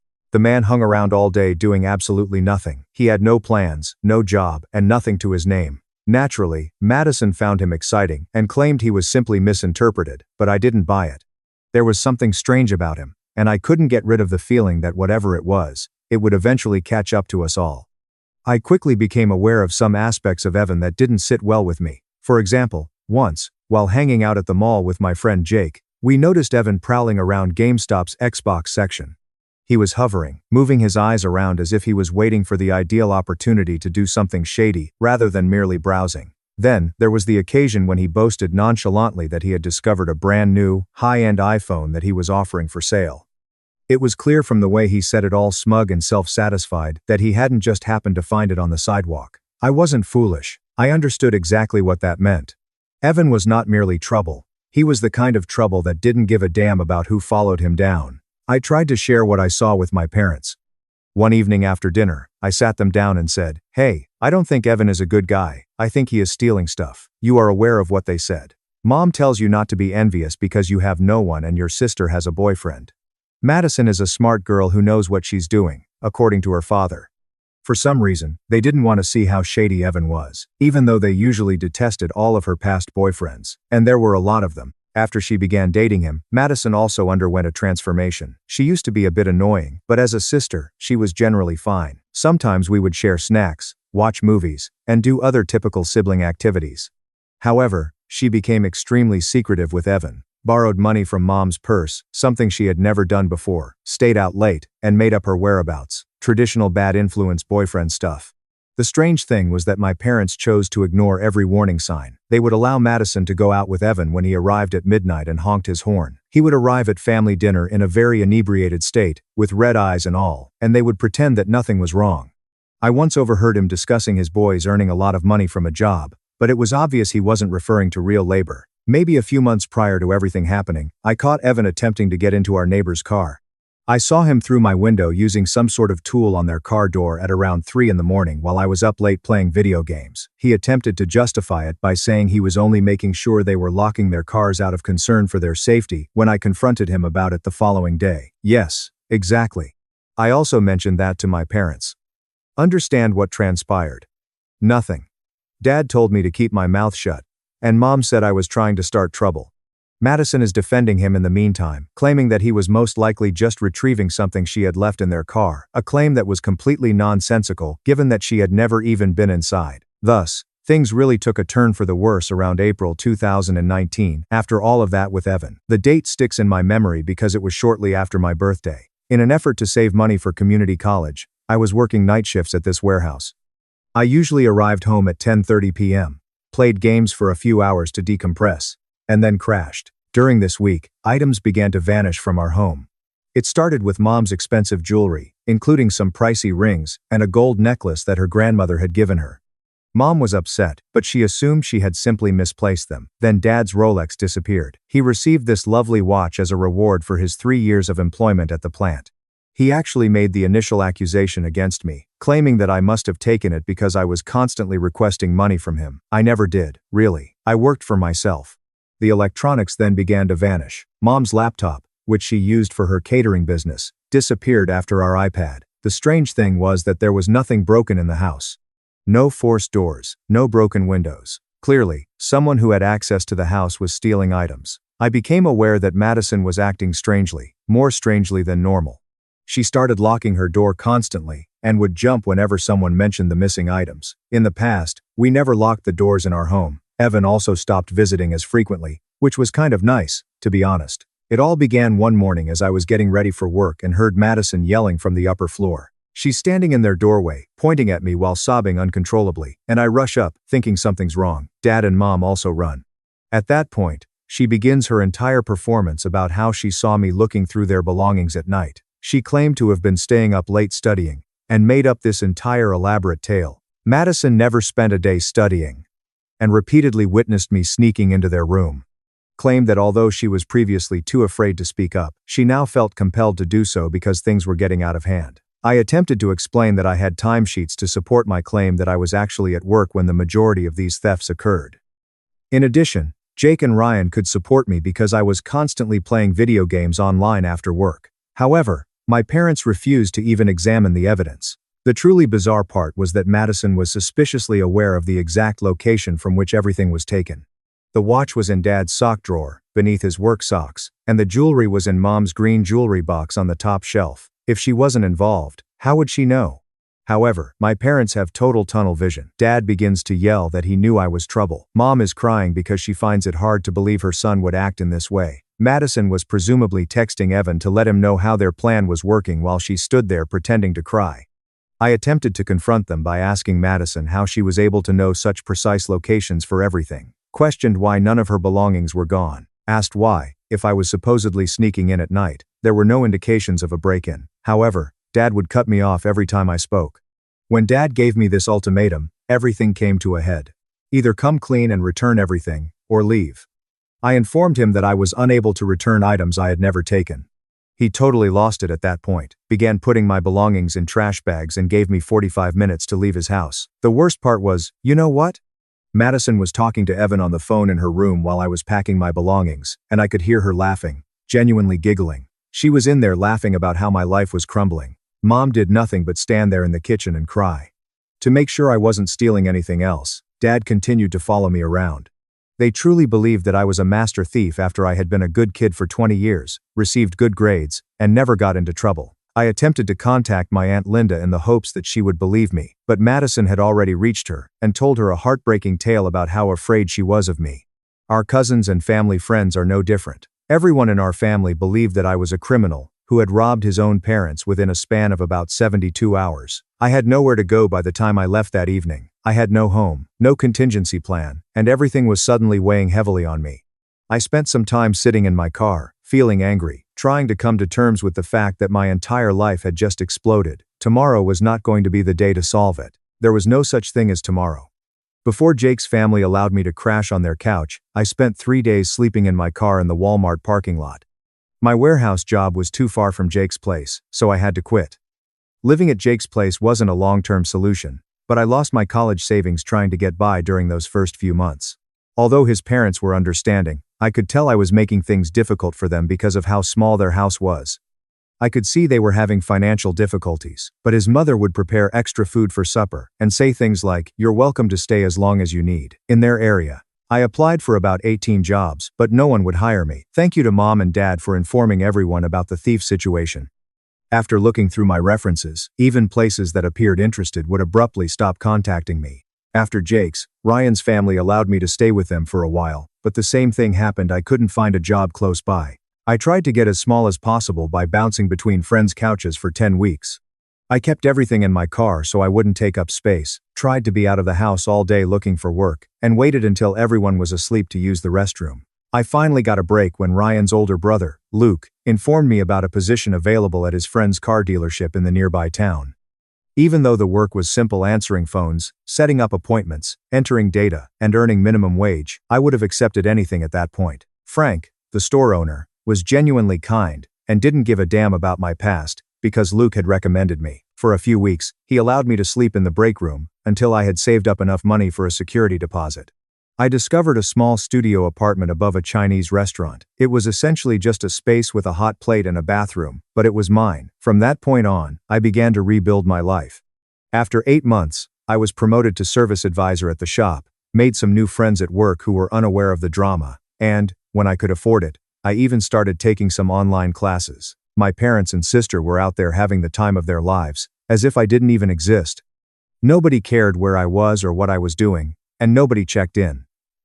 I doubt they would have noticed if I had vanished from the face of the planet. Facebook informed me that Madison had enrolled in college, most likely with funds obtained from the sale of the stolen items. For her graduation, my parents got her a car. In the meantime, I tried to keep my electricity on by eating ramen every night. A mutual friend informed me that Evan had been arrested, but not for any of the reasons I had suspected. Nope, like the brilliant idiot he was caught breaking into cars at the mall. There was no grandiose police pursuit or anything. According to what I've been told, security saw him tampering with a car door, called the police, and he was stupid enough to remain there when they arrived. Evan's classic move. After that, Madison ended their relationship, presumably because he was no longer useful. She even wrote a lengthy Facebook post expressing her relief at leaving a toxic relationship. Yes, the irony. She completely changed the story to portray herself as the victim, and my parents embraced it, acting as though she had the courage to move past a negative influence. In the meantime, because of the mess she contributed to, I was still out here barely making ends meet. Seeing all these joyful family pictures of holidays, birthdays, and vacations, all of them grinning as if they hadn't just thrown their son out on the streets, was the worst part. In these lengthy posts, Mom would tag Madison and express her pride in her wonderful daughter. Dad posted about family game nights, as if they had forgotten they had a son. I occasionally received messages from family members telling me to come home and apologize. I never did anything wrong, so what exactly was I supposed to apologize for? My cousin Emily insisted that everyone makes mistakes, and that family is forever. I became more adept at putting all of that aside as I concentrated on my work, my studies, and creating my own life. I came across some decent folks who genuinely cared about the truth. I learned about cars, business, and life in general from Frank at the shop, who became almost like a father figure to me, never assumed the worst or passed judgment on me. Claire enters my life at that point. She began taking her Civic in for oil changes at the shop. When I first saw her, she was debating coding issues with a man on her phone. She developed software. I couldn't concentrate, so I totally messed up her paperwork. Haha. Even though there were about 5 other stores closer to her home, she continued to return. While she waited for her car, we would converse. I learned that she was working on a massive database management project for her company. She is extremely intelligent, but I still don't fully understand what she does. Her car broke down about 3 miles from the shop one day. I went to pick her up after she called and asked if we could help. While we waited for her car to be fixed, we ended up having lunch and chatting about everything for about 4 hours. After that, we began dating slowly because, to be honest, I had trust issues as a result of everything that had happened, and I was ashamed of my small apartment and the fact that I essentially had no family. Claire, however, was unique. She truly paid attention when I eventually told her everything about Madison and my parents, didn't attempt to justify them or ask for my forgiveness. I was really anxious when she first visited my house. She loved it, saying it brought back memories of her first college apartment, even though it was still a small studio above the Chinese restaurant, and there was a constant smell of fried rice. Claire had a wonderful family as well. Her mother, Susan, gave me a hug as if she had known me for ages when I first met them. I learned how to grill from her father, Michael. My dad was strange about letting other people handle his grill, so I had never learned. Alex, her younger brother, would visit to play video games. They included me in everything, including holidays and family meals. Work was also improving. After I completed my business classes, Frank gave me a promotion to manager. Began earning enough money to relocate to a better apartment. Last year, Claire moved in with me. We got this awesome 3-bedroom apartment with a real kitchen and everything. Even got a cat through adoption. Before Claire and I got engaged, everything was going well. Just a small ceremony with close friends was what we had in mind. And Claire was so happy to share the news that her family posted about it on Facebook. Everything exploded once more at that point. After seeing the post, my cousin Emily informed my parents. The next thing I know, Aunt Linda is messaging me to express how upset they are that they had to learn about it on Facebook. After all, we hadn't spoken for years. The messages continued to arrive. Mom told family members that I was upsetting them by keeping them out. Dad telling me that I was being immature by clinging to the past. Madison is sharing lengthy status updates about how much she misses her brother and how much she wants to get better. I saved the messages in case Claire wanted to block them all. Fortunately, they began to alter their narrative. Initially, you were misremembering things. Then, all we were attempting to do was teach you responsibility. Finally, because of past miscommunications, you're making Madison feel bad. Madison sent me an email stating that she was now in therapy and wanted to make amends. She also said she had something significant to share with me about what actually transpired. I agreed to meet them even though Claire thought it was a trap because I reasoned that perhaps after 7 years, they would finally acknowledge what they had done. I therefore decided to meet them at a Denny's close to my house, choosing a public location just in case. Smart girl. Claire didn't trust them, so she waited outside in her car. Madison, Mom, and Dad arrived 20 minutes late. I retreated from Dad's attempt to embrace me. Even before they sat down, Mom was crying. Madison simply gazed at her menu as if it were the most fascinating thing in the world. For about 7 minutes, there was awkward silence as the waitress continued to attempt to take our order. Lastly, Dad begins with a speech about the importance of family unity and how time heals all wounds. They didn't give a damn about family when they expelled me, I thought as I sat there. Madison then breaks down in tears. This is what she always does to get attention. She says she has something important to tell me.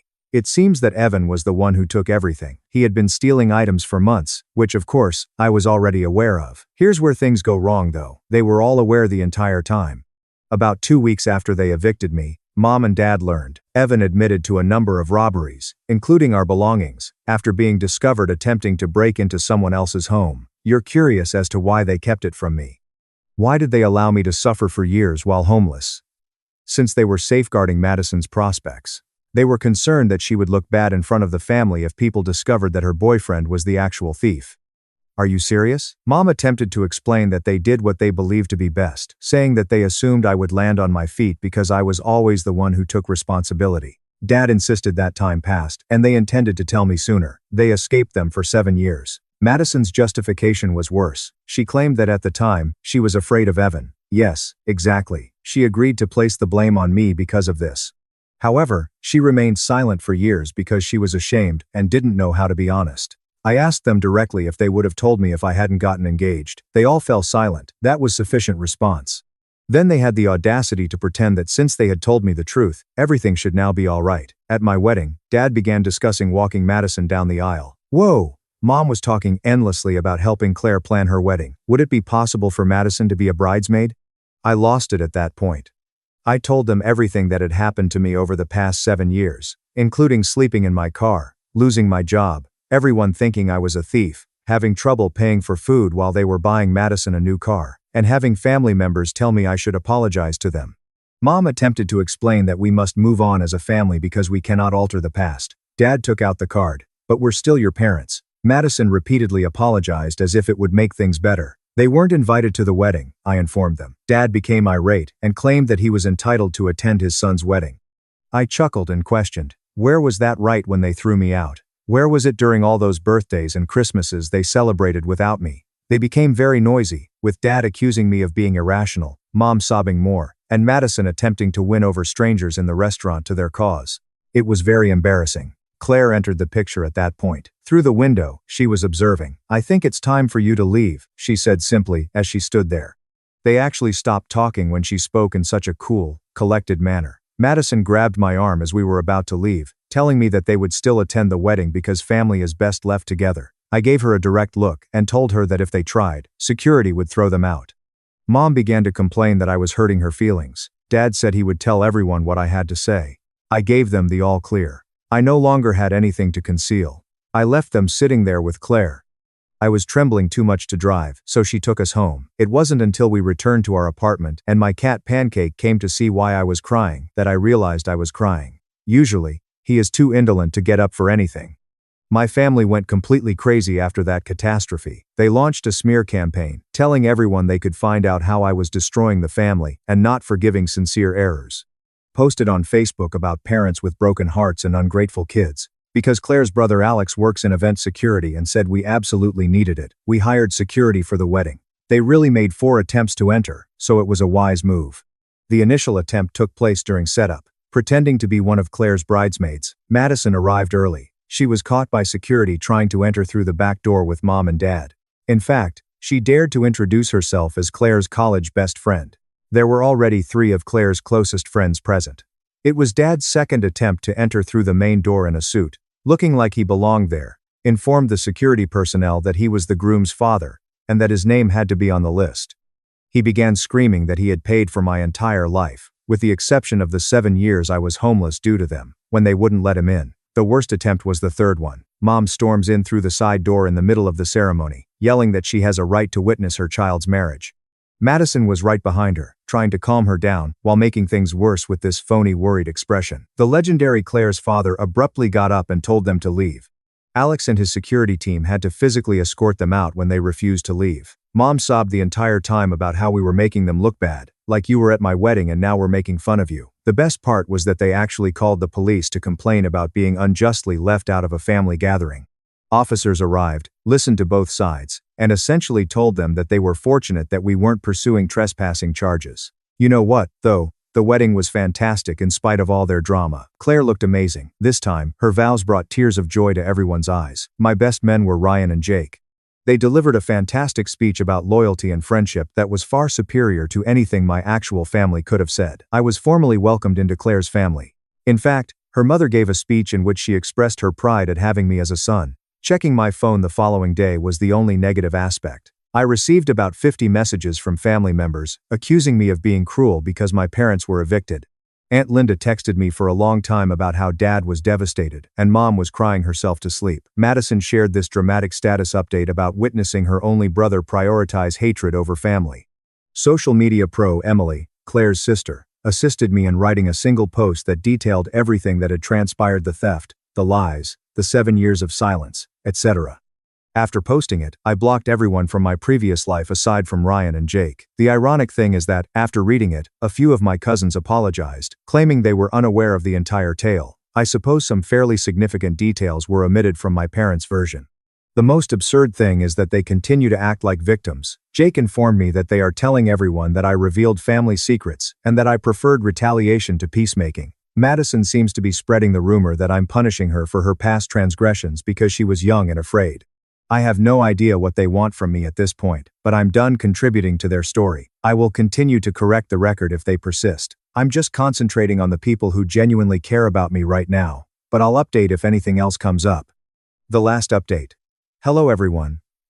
After my last post regarding the wedding situation went viral, many of you asked for an update. Firstly, I would like to thank all of the NTA votes and support. This whole thing made me feel less crazy after reading your comments. 4 months have passed since the wedding. When you remove toxic people from your life, it's actually quite pleasant. I purchased a home with Claire. It's ours, nothing fancy. However, the drama continued after the wedding. My parents tried a new tactic in which they tell everyone that I'm still traumatized from my difficult upbringing and that they are concerned about my mental health. In fact, they wrote Claire's parents a lengthy email, advising them to support our decision to seek family counseling. Susan, Claire's mother, sent it to us with the single comment, "Lol." Last week, Madison returned to my workplace. Before I knew she was there, Frank saw her in the parking lot and told her to get out. However, she left this 4-page letter on my car, explaining that she can't sleep at night because of what she did, that she now sees a therapist, and that she recognizes her toxic patterns. She essentially reiterated what she had previously said, but added more therapeutic terms. However, the letter did provide some new information. It turns out that Evan was not only stealing but also dealing drugs at the time. Madison was also using, and was aware of it. She was desperate to cover for him because of this. She was concerned that our parents might learn about the drugs. She wrote that she's working on herself and is now clean. I suppose that's good for her, but it doesn't alter the events. In the comments, a few people inquired about legal matters. Spoke with Claire's friend who is a lawyer. Since they acknowledged the theft, it is theoretically possible to file charges for it, but the statute of limitations complicates matters. To be honest, all I want is for them to stop bothering me. The way my real family, Claire's family, but now mine as well, has handled everything is the best part of it all. Every week, we were invited to join Michael and Susan for Sunday dinners. I'm added to Alex and Emily's dumb sibling group chat. Claire's grandmother frequently makes too much food by accident and brings leftovers home with us. The work is also good. Last month, Frank gave me a promotion to regional manager, going to be in charge of the 3 new stores they are setting up. Every Thursday, Jake and Ryan visit for game nights. Claire gets along well with their girlfriends. With people who genuinely care about me. It's like the family I've always desired. Yesterday, my cousin Daniel sent me a lengthy text message telling me to be the mature one and mend fences. Told him that when they allowed me to be homeless for 7 years, the bridges weren't just burned, they were nuked from orbit. I was being dramatic, he said. I blocked him as well. Next month, Mom's side of the family is organizing a large reunion. They sent a creative but still blocked invitation via Claire's work email. The card said family is forever and time to heal old wounds. Yeah, no thanks. Claire and I have already booked our trip to Japan for that week. I was asked if I missed them in the comments. Honestly, I miss who I thought they were. I miss the family I thought I had before all this. But that family never really existed. They showed me who they really were when they chose to protect Madison and Evan over me. So yeah, that's where things are now. Claire says I should write a book about all this, but I don't know. Maybe just posting it here is enough. Thanks for letting me share my story. Last edit. Holy crap, this blew up again. My inbox. Some answers to common questions. Yes, Pancake is still flat. No, I don't plan to reach out to them. Frank is invited to all family events forever. Jake and Ryan are still the best bros. No, Madison isn't invited to anything ever. Final note to everyone dealing with toxic family. It gets better. Build your own family with people who actually care about you. Blood doesn't mean compared to how people treat you.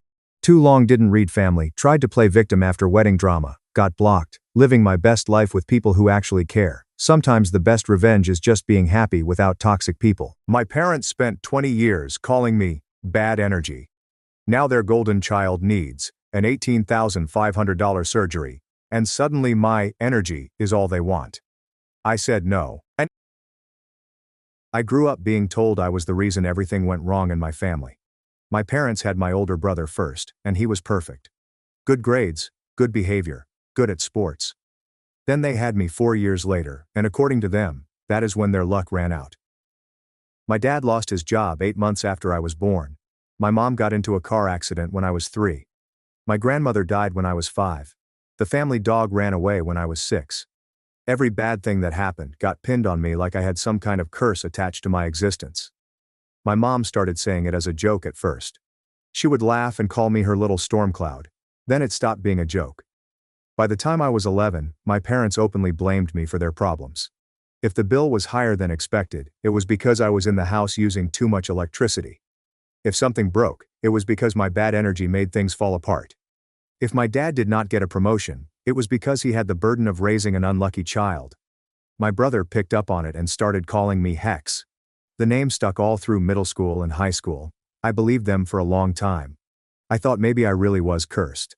I apologized constantly for things that were not my fault. I tried to make myself small and invisible so my bad luck would not spread. I got good grades hoping that would prove I was not a burden. I got a job at 15 and paid for my own clothes and school supplies so they could not say I was draining their money. Nothing I did changed how they saw me. When I was 18, my brother got accepted to a good college. My parents threw him a huge party and invited all their friends. They bragged about how he was going to be successful and make them proud. When I got accepted to the same college a year and a half later with a better scholarship, my mom said it probably would not last, because things always fell apart for me. My dad said I should go to community college instead, and save them the embarrassment when I inevitably failed. I went anyway. I left home at 19 with 2 suitcases and a bank account I had been secretly filling for years. My parents did not help me move. My brother did not say goodbye. My mom told me to call when I needed to come home because she knew I would. I did not call. College was hard, but not because of bad luck. It was hard because I had to unlearn everything my parents taught me about myself. I made friends for the first time. Real friends who did not treat me like a curse. I joined clubs and studied things I actually cared about. I failed a test once and my roommate said it was okay and we would study harder next time. She did not blame me for ruining anything. She just helped me do better. I graduated with honors. I got a job at an architecture firm in a city 5 hours from my hometown. I worked my way up for 6 years and became a project manager. I bought a small condo with my own money. I adopted a cat who did not run away. I dated someone who actually liked being around me. Everything my parents said would fall apart stayed together because I built it myself without their voices in my head. Meanwhile, things got worse at home. My dad's drinking caught up with him and he lost another job. My mom's health declined because she refused to see doctors until problems became emergencies. My brother dropped out of college after 3 years and moved back home. He could not hold down a job and spent most of his time playing video games in his childhood bedroom. The golden child turned out to be fool's gold. They never connected the dots. They kept waiting for me to fail. My mom would call twice a year on my birthday and ask how I was holding up. She said it like she expected me to be struggling. When I told her I got promoted, she said I should not get too comfortable because good things do not last for people like me. When I told her I bought my condo, she asked how much debt I was in. When I told her I was happy, she laughed and said, "Give it time." I stopped telling her things. I stopped calling back. 4 years ago, my brother needed surgery, and my parents could not afford it. My dad called me for the first time in years. He did not ask how I was doing. He just said they needed money. And since I apparently had so much of it now, I should share with the family who raised me. I stare at my phone for 25 minutes after hanging up. My hands still shaking from hearing my father's voice demand money like I owe them something. The number 18,500 keeps repeating in my head like a broken record. 4 years of silence, and this is what breaks it.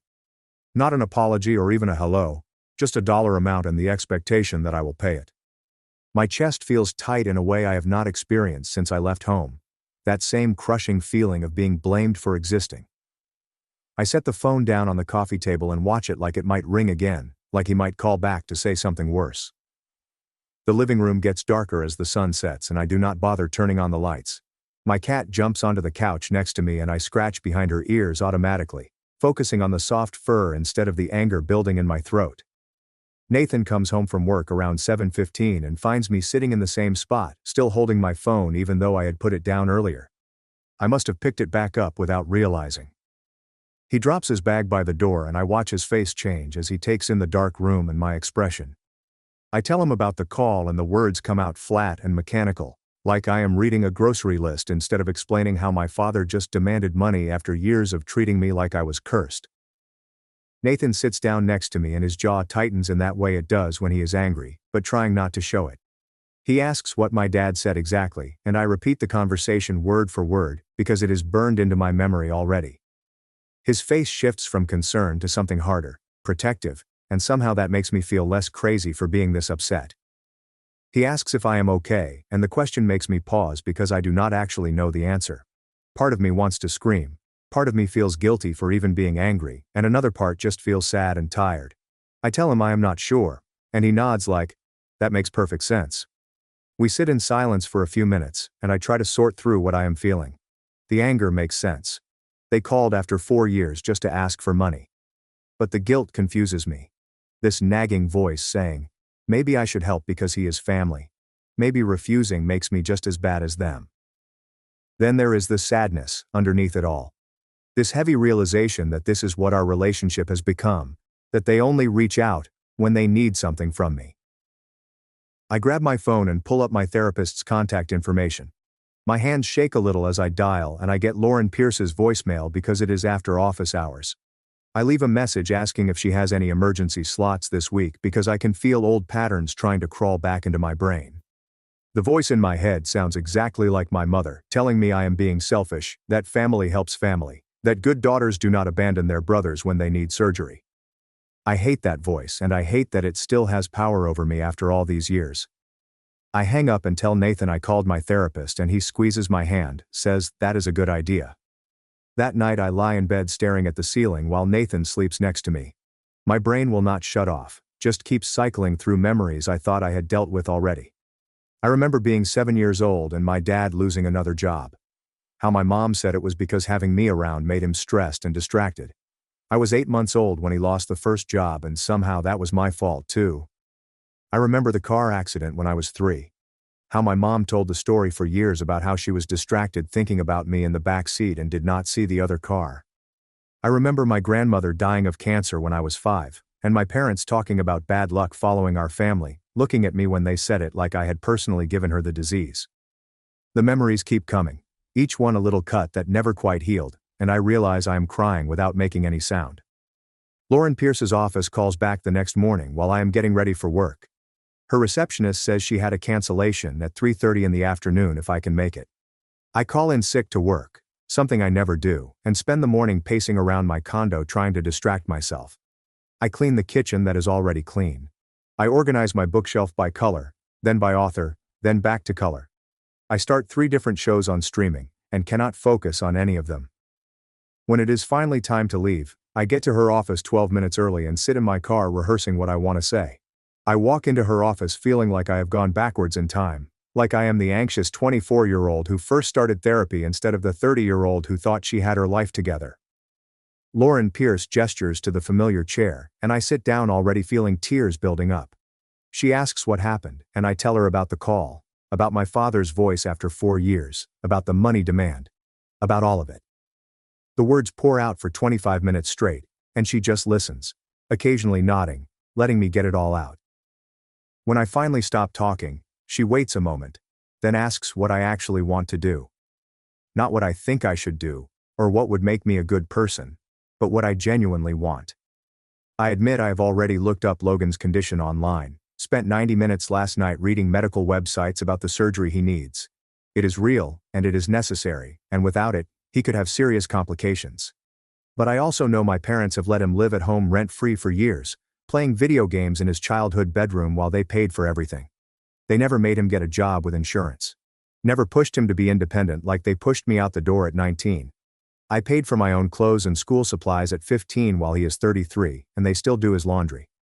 Lauren Pierce asks why Logan does not have insurance, and the question makes me stop and think.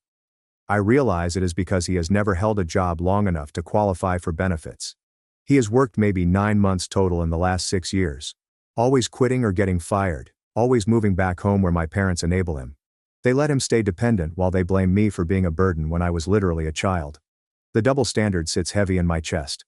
I was paying my own way as a teenager, and he is in his 30s getting supported completely. But somehow, I am the one who gets the call demanding money. We spend the next 35 minutes talking about the difference between helping family in an actual crisis versus rewarding the same broken patterns that made me leave in the first place. Lauren Pierce points out that giving them money without any conditions would just confirm their belief that I exist to solve their problems, that I am responsible for fixing everything that goes wrong in their lives. She asks what message it sends if I hand over $18,500 after they spent years telling me I was the source of all their bad luck. I had not thought about it that way, but she is right. It would be like agreeing with them, like accepting that I do owe them something for the burden of raising their cursed daughter. I leave therapy with homework to write down exactly what I am willing to offer and what my boundaries are before I respond to my father.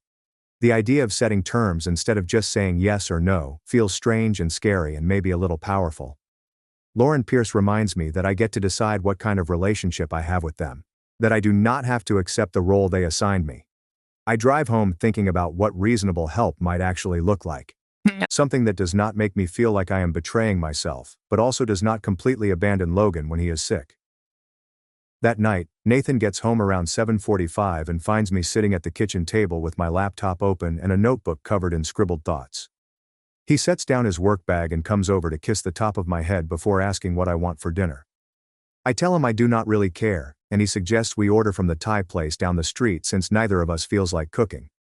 While we wait for the food to arrive, he sits across from me and asks how I am doing with everything. I close my laptop and admit I have been going in circles all day trying to figure out what the right thing to do is. He reaches across the table and takes my hand, reminding me there might not be a clear right answer, but that does not mean I cannot set boundaries around what I am willing to offer. The food arrives, and we eat at the table instead of in front of the TV like we usually do. Between bites of pad thai, I tell him I keep thinking about Logan actually needing the surgery, and how it feels wrong to just ignore that completely. Nathan nods and says he gets it, that wanting to help does not make me responsible for fixing everything my parents have messed up. He suggests maybe I could help Logan directly with finding resources instead of just handing money to my parents who have not managed their finances well in decades. The idea clicks something into place in my brain. I could research hospital payment plans and financial assistance programs. Maybe even help Logan apply for medical assistance if he qualifies. That feels different from writing a check to my father and pretending it will solve anything long-term. Nathan points out that way I would be helping Logan get the medical care he needs without enabling my parents to avoid taking any responsibility for how they got here. We talk through what that might look like practically, and I start feeling less trapped between two bad options. Saturday morning, I wake up determined to draft an email response before I lose my nerve. Nathan goes to the gym, and I make coffee and sit down at my laptop with a clear head for the first time since my father's call. I open a new message and type my father's email address in the recipient line, then stare at the blank space trying to figure out how to say what I need to say. The first draft comes out angry, and I delete it. The second one sounds too apologetic, like I am asking permission to have boundaries. The third attempt feels closer. I write that I understand Logan needs surgery and I want to help him get the medical care he needs. Then I explain I am not comfortable giving money directly to them, but I am willing to help Logan research hospital financial assistance programs and payment plan options. I spend 90 minutes reworking sentences and taking out anything that sounds defensive, or like I am justifying myself.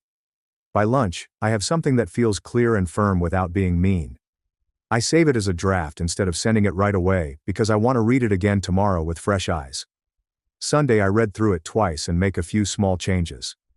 Nathan reads it over my shoulder and says it sounds reasonable and compassionate while still protecting my boundaries. I move my cursor to the send button and hesitate. Part of me knows sending this will probably make my parents angry. They want money with no strings attached, and I am offering something different. But I also know that if I just give them what they want, I will resent myself, and nothing will actually change. I take a breath and click send before I can second-guess myself again.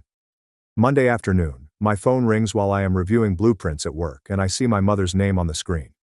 My stomach drops because I was not expecting her to call. I should let it go to voicemail, but some old instinct makes me answer. Before I can even say hello, she launches in about how she cannot believe I would be so ungrateful after everything they did raising me. Her voice has that sharp edge that used to make me want to disappear when I was younger. She says, "They sacrificed so much for me and my brother, and this is how I repay them." I try to interrupt to explain that I offered to help, but she talks right over me. She brings up the email and says they do not need my charity, they need family loyalty. The word loyalty coming from her mouth almost makes me laugh, except it also makes my chest hurt. I spent my whole childhood being loyal to people who blamed me for existing. I managed to get a few words in about wanting to help Logan find assistance, and she cuts me off again, saying that is not real help. Real help would be writing a check and trusting them to handle it. I can hear my father saying something in the background, but cannot make out the words. My mother switches tactics and starts listing all the times I failed them growing up. She brings up the time I got a B in math in 6th grade like it was some massive disappointment instead of a normal grade. She mentions the school play I did not get cast in 8th grade as evidence I was not trying hard enough. She twists every normal childhood moment into proof that I was defective somehow. I feel myself getting quieter on the phone, my responses getting shorter. It is like I am 14 again, sitting at the kitchen table while she explains why the broken dishwasher is somehow connected to my bad energy. I hate that I am falling into this pattern, but I cannot seem to stop myself from shrinking. Then she says something that makes my whole body go still. She tells me I probably have plenty of money to spare since I do not have kids draining my resources like Logan drained theirs. The casual way she blames a child for being born and needing things breaks something loose in my chest. I actually laugh out loud, and it surprises both of us. The laugh is not happy. It is the sound of something finally snapping after being bent too far for too long. She asks what is so funny in this cold voice, and I tell her that is exactly the problem. She is still blaming other people for her own choices, and I am done being part of that. My voice shakes, but I keep talking. I say I spent my whole life being blamed for things I could not control, and I am not doing it anymore. She tries to interrupt like she always does, but this time I do not let her. I talk over her and explain that I will help Logan directly with finding resources and payment options, but I will not hand over money to enable them to keep refusing to take responsibility for their situation. I can hear my father yelling something in the background about disrespectful children and ungrateful daughters. My mother's voice shifts from angry to ice cold in a way that used to terrify me as a kid. She says, "Fine, they will figure it out themselves like they always have to. No thanks to me." She hangs up before I can say anything else, and I am left standing in my office holding my phone with my hand shaking. I walk to the bathroom and lock myself in a stall for 12 minutes, trying to get my breathing under control. My whole body feels like it is vibrating with adrenaline and anger and something that might be pride. I actually stood up to her.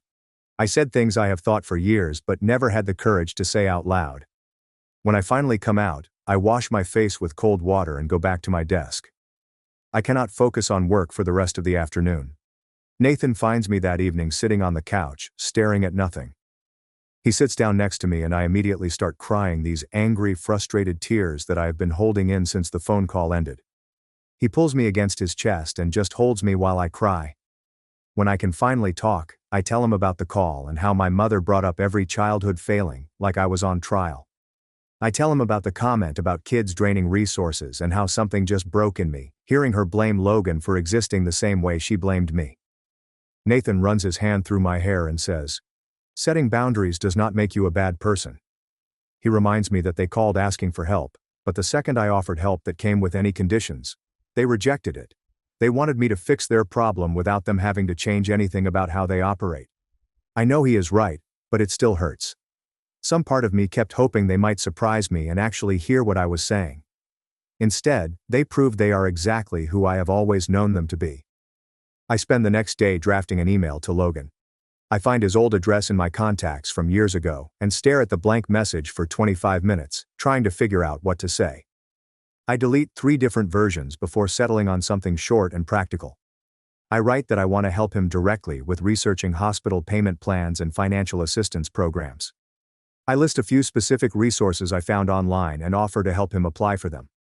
I do not mention our parents or the phone call or any of the family drama.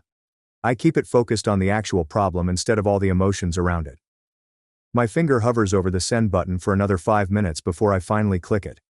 The email disappears, and I immediately wonder if the address even works anymore or if it will just bounce back. I check my email obsessively for the next 4 days. Every notification makes my stomach jump, even when it is just work stuff or spam. I keep my phone next to me constantly and wake up in the middle of the night to see if he responded. Nathan notices me checking my phone at dinner and asks if I am expecting something important. I tell him about the email, and he squeezes my hand across the table without saying anything. On the 4th day, I get a response. Logan writes back with just a few sentences thanking me for offering, but saying, "Our parents already found another solution." He does not explain what solution they found or where the money came from. I read the message 6 times looking for hidden meaning or subtext, but it is just straightforward and brief. I feel this weird mix of relief that I do not have to get more involved, and guilt that maybe I should have just given them the money. I hate that I am still second-guessing myself about people who have never second-guessed treating me badly. My therapy appointment with Lauren Pierce is 3 days later, and I bring up the phone call immediately. She listens while I recount the whole conversation, including the part where my mother listed all my childhood failures like evidence in a trial. Lauren Pierce asks me to notice how I responded during different parts of the call. And I realize I got quieter and quieter as my mother talked. I fell right back into that pattern of just accepting whatever she said and getting smaller. I apologized for things that were not my fault, just like I did when I was 11 years old.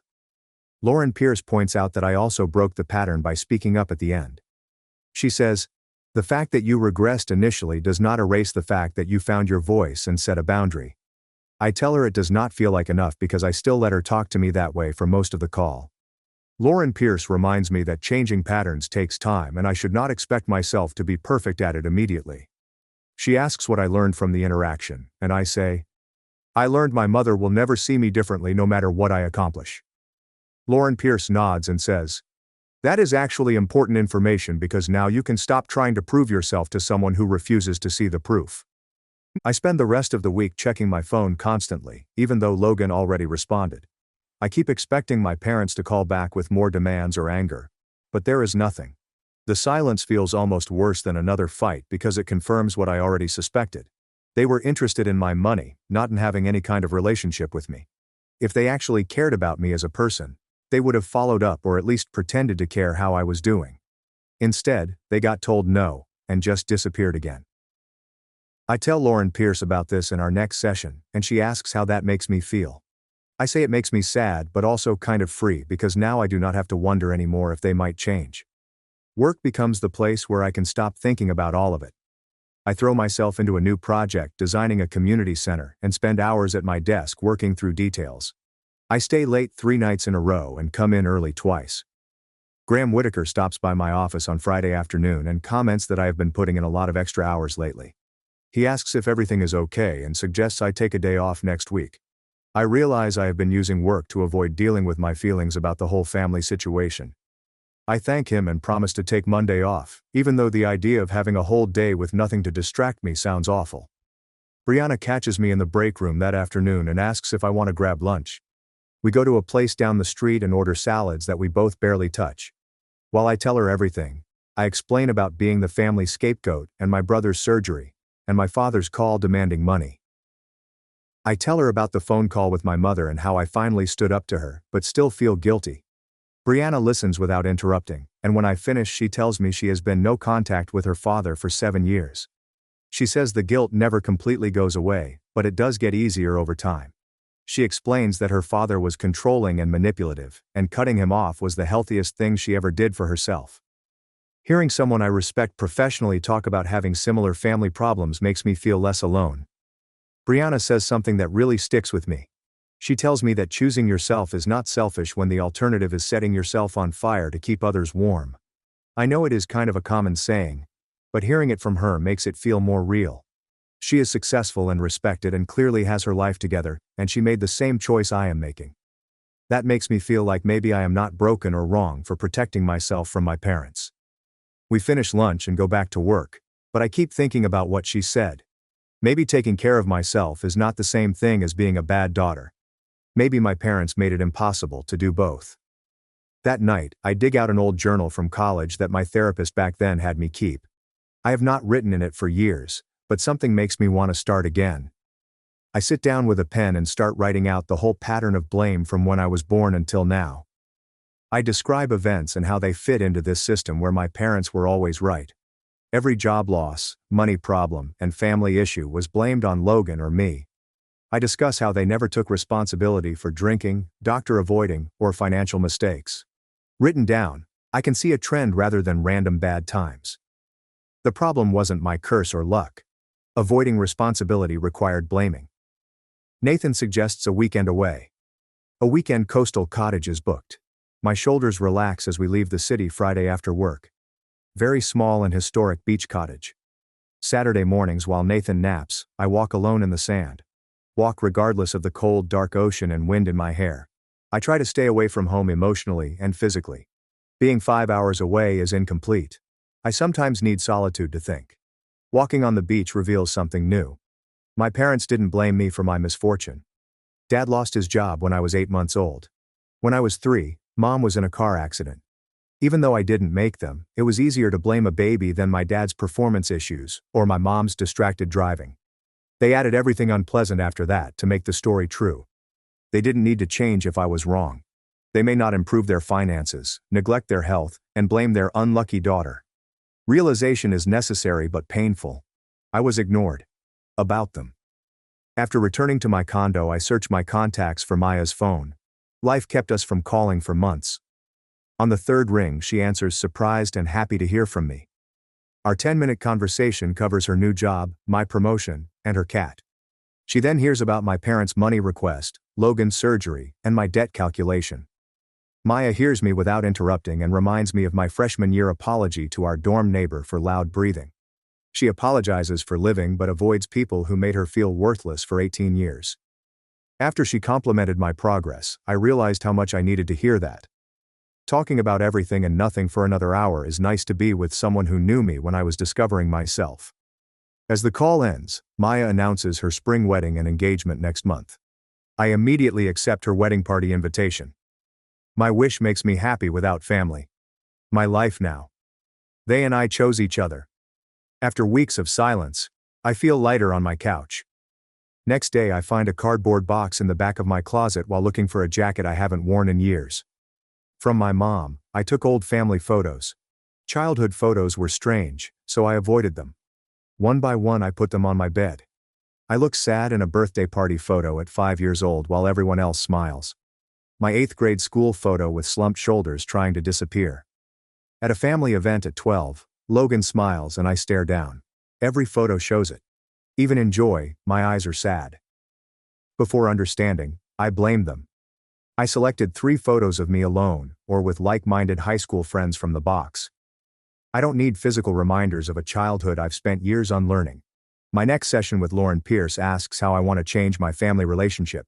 I was thinking about what I don't want, so the question surprised me. I contemplate my response. Finally, no touch lets them win differently, so I don't want it forever. I cannot accept blame for all their issues. Lauren Pierce suggests we practice setting limits without getting defensive or changing their beliefs. In the session, we role-play several scenarios. Lauren Pierce plays my mother accusing me of abandoning the family. I practice responding quietly without arguing. More difficult than expected. Lauren Pierce accuses me in my mother's voice and I shrink and shut down like 15. After 6 conversations, I get annoyed or shut down. Lauren Pierce says learning years of programming doesn't erase them. One night I write a laptop letter I won't send. Everything I want to tell my parents about scapegoating's harm is written. I described being cursed at 11. To avoid being a burden, I bought school supplies at 15. I await approval for my honors college degree. Beginning a life 5 hours away because I couldn't breathe in their house. 4-page letter. Writing this relieves my chest pressure I didn't know I had.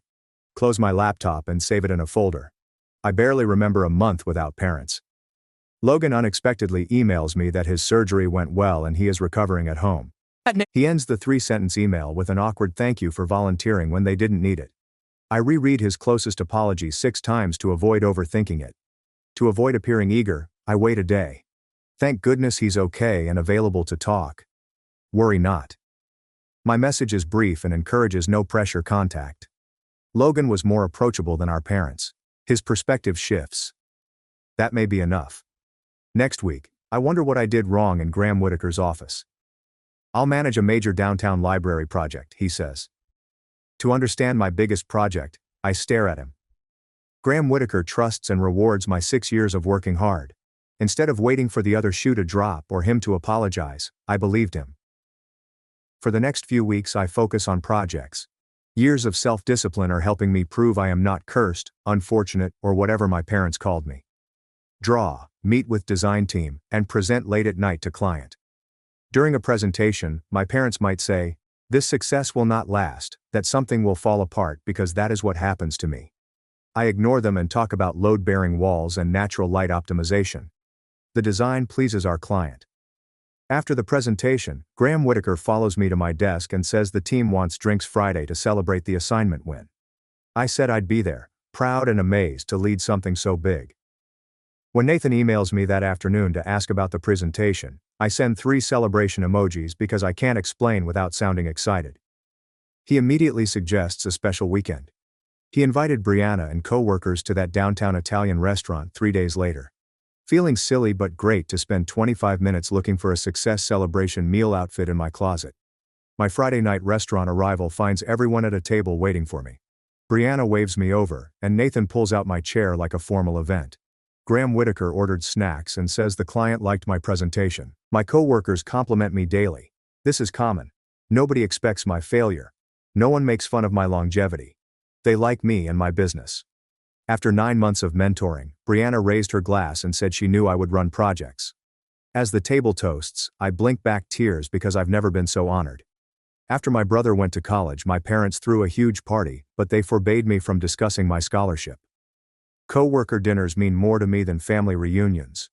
My phone alerts me to my mother's birthday next week. I swipe after viewing the notification. Since moving out, I've called her on her birthday every year, even though she barely noticed mine. No call this year. Guilty for an hour, my old gut-wrenching feeling of being a bad daughter. She skipped my last birthday, breaking her annual failure check. Her worried question about my health went unnoticed. Remembrance fades quickly. Without thinking about her, I brainstorm project ideas before Nathan asks if I talked to my family that night. He nods, squeezes my hand, and doesn't ask why I say no. Lauren Pierce visits 3 weeks later instead of weekly. Given my improved performance, she suggested spreading them out and I agreed, but I still want that weekly check-in. We start by talking about the project, food, and my mother's birthday. Sitting back, Lauren Pierce says something surprising. "I'm dead," she says. Instead of reacting to family rejection, I'm living my values. Due to her accuracy, I consider it. Job, condo, Nathan, Brianna, co-workers. None was because I fled my parents. Since I chose, built deliberately. Lauren Pierce questions feeling. Because I expect it to break, I tell her it's weird, good, and scary. She claims her mother's voice. Listening is my choice. 4 weeks later, a stranger texts. I open it after almost deleting it as spam. Logan wants to follow up over coffee in my city next week. Unexpected anxiety is my first reaction. I thought my brother's opinion didn't matter. I stare at the message for 12 minutes and try to figure out his meaning. Sometimes I want to ignore it, but sometimes I wonder why he's reaching out. He replies with a thumbs up and a time to my text. Sure, we can meet at a coffee shop near the hospital, somewhere public where I can leave if it gets weird. Next week I may have agreed too soon. After years, Logan improves. He gained weight and is less tired than hospitalized. The first 12 minutes are terrible with coffee and a corner table, near regret. Addressing work issues briefly. We discuss his recovery, dance to his message. Dropping his cup, he first looks at me. He thought about our family and childhood during rehab. Seeing things differently outside, he thinks. Waiting silently for him to speak. Our parents panicked when he needed surgery because caring for him was too much. He saw people fret and blame others for not saving. It displayed unwanted items. His full apology is unlikely. His golden child status helped him while I was blamed for everything. It was easier than challenging them, so he agreed. He says seeing our parents struggle for money and fall apart over medical bills taught him they can't care for themselves. I fit their blame bill. More than expected, I love his honesty. I don't need him to affirm my experience or reject our parents. Accepting the family dynamic was messed up, and contributing is enough. Unplanned 2.5 hours of conversation. He quit college and played video games at their house for years because he was bored.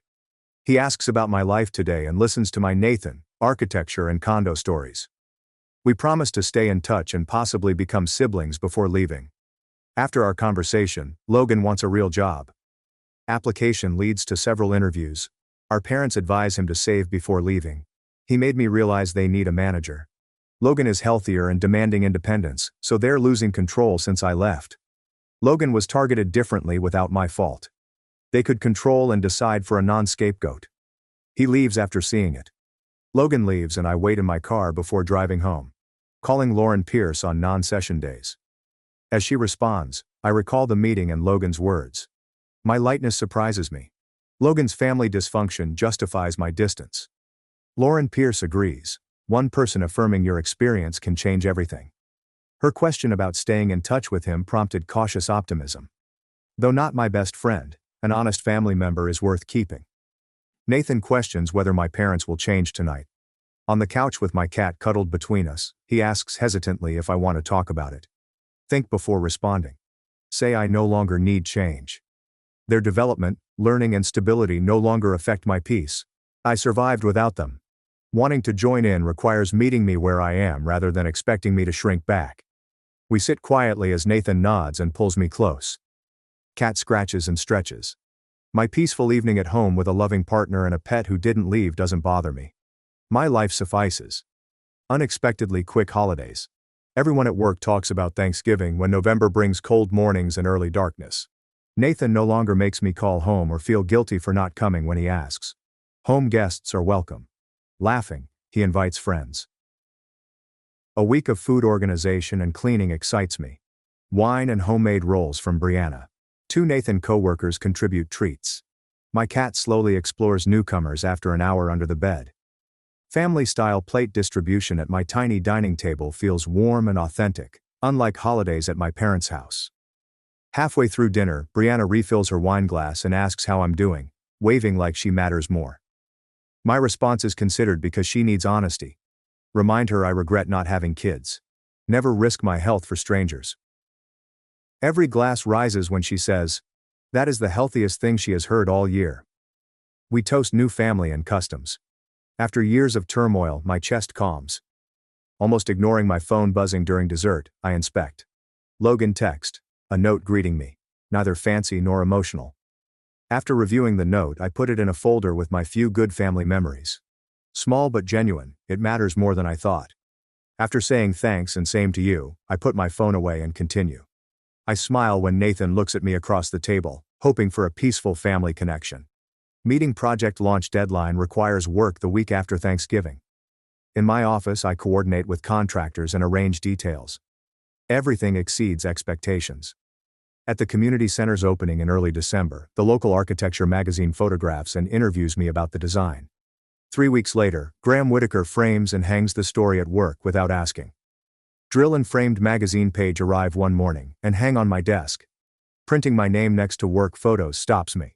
I should be proud without worrying about the future, says Graham Whitaker. Nodding helps me accept the accomplishment rather than break it. Lauren Pierce is my next client days before Christmas. She starts this session by asking if I'm ready to reduce to monthly check-ins after every other week since Logan's surgery. Question surprises. In recent months, the family issue did not affect my stability. Nothing broke me or restarted my habits. Yes, I think I am ready, I say, and she smiles like she knew. The session concludes with monthly check-ins and warnings. More frequent support may be needed. As opposed to the magazine article, leaving her office makes me proud.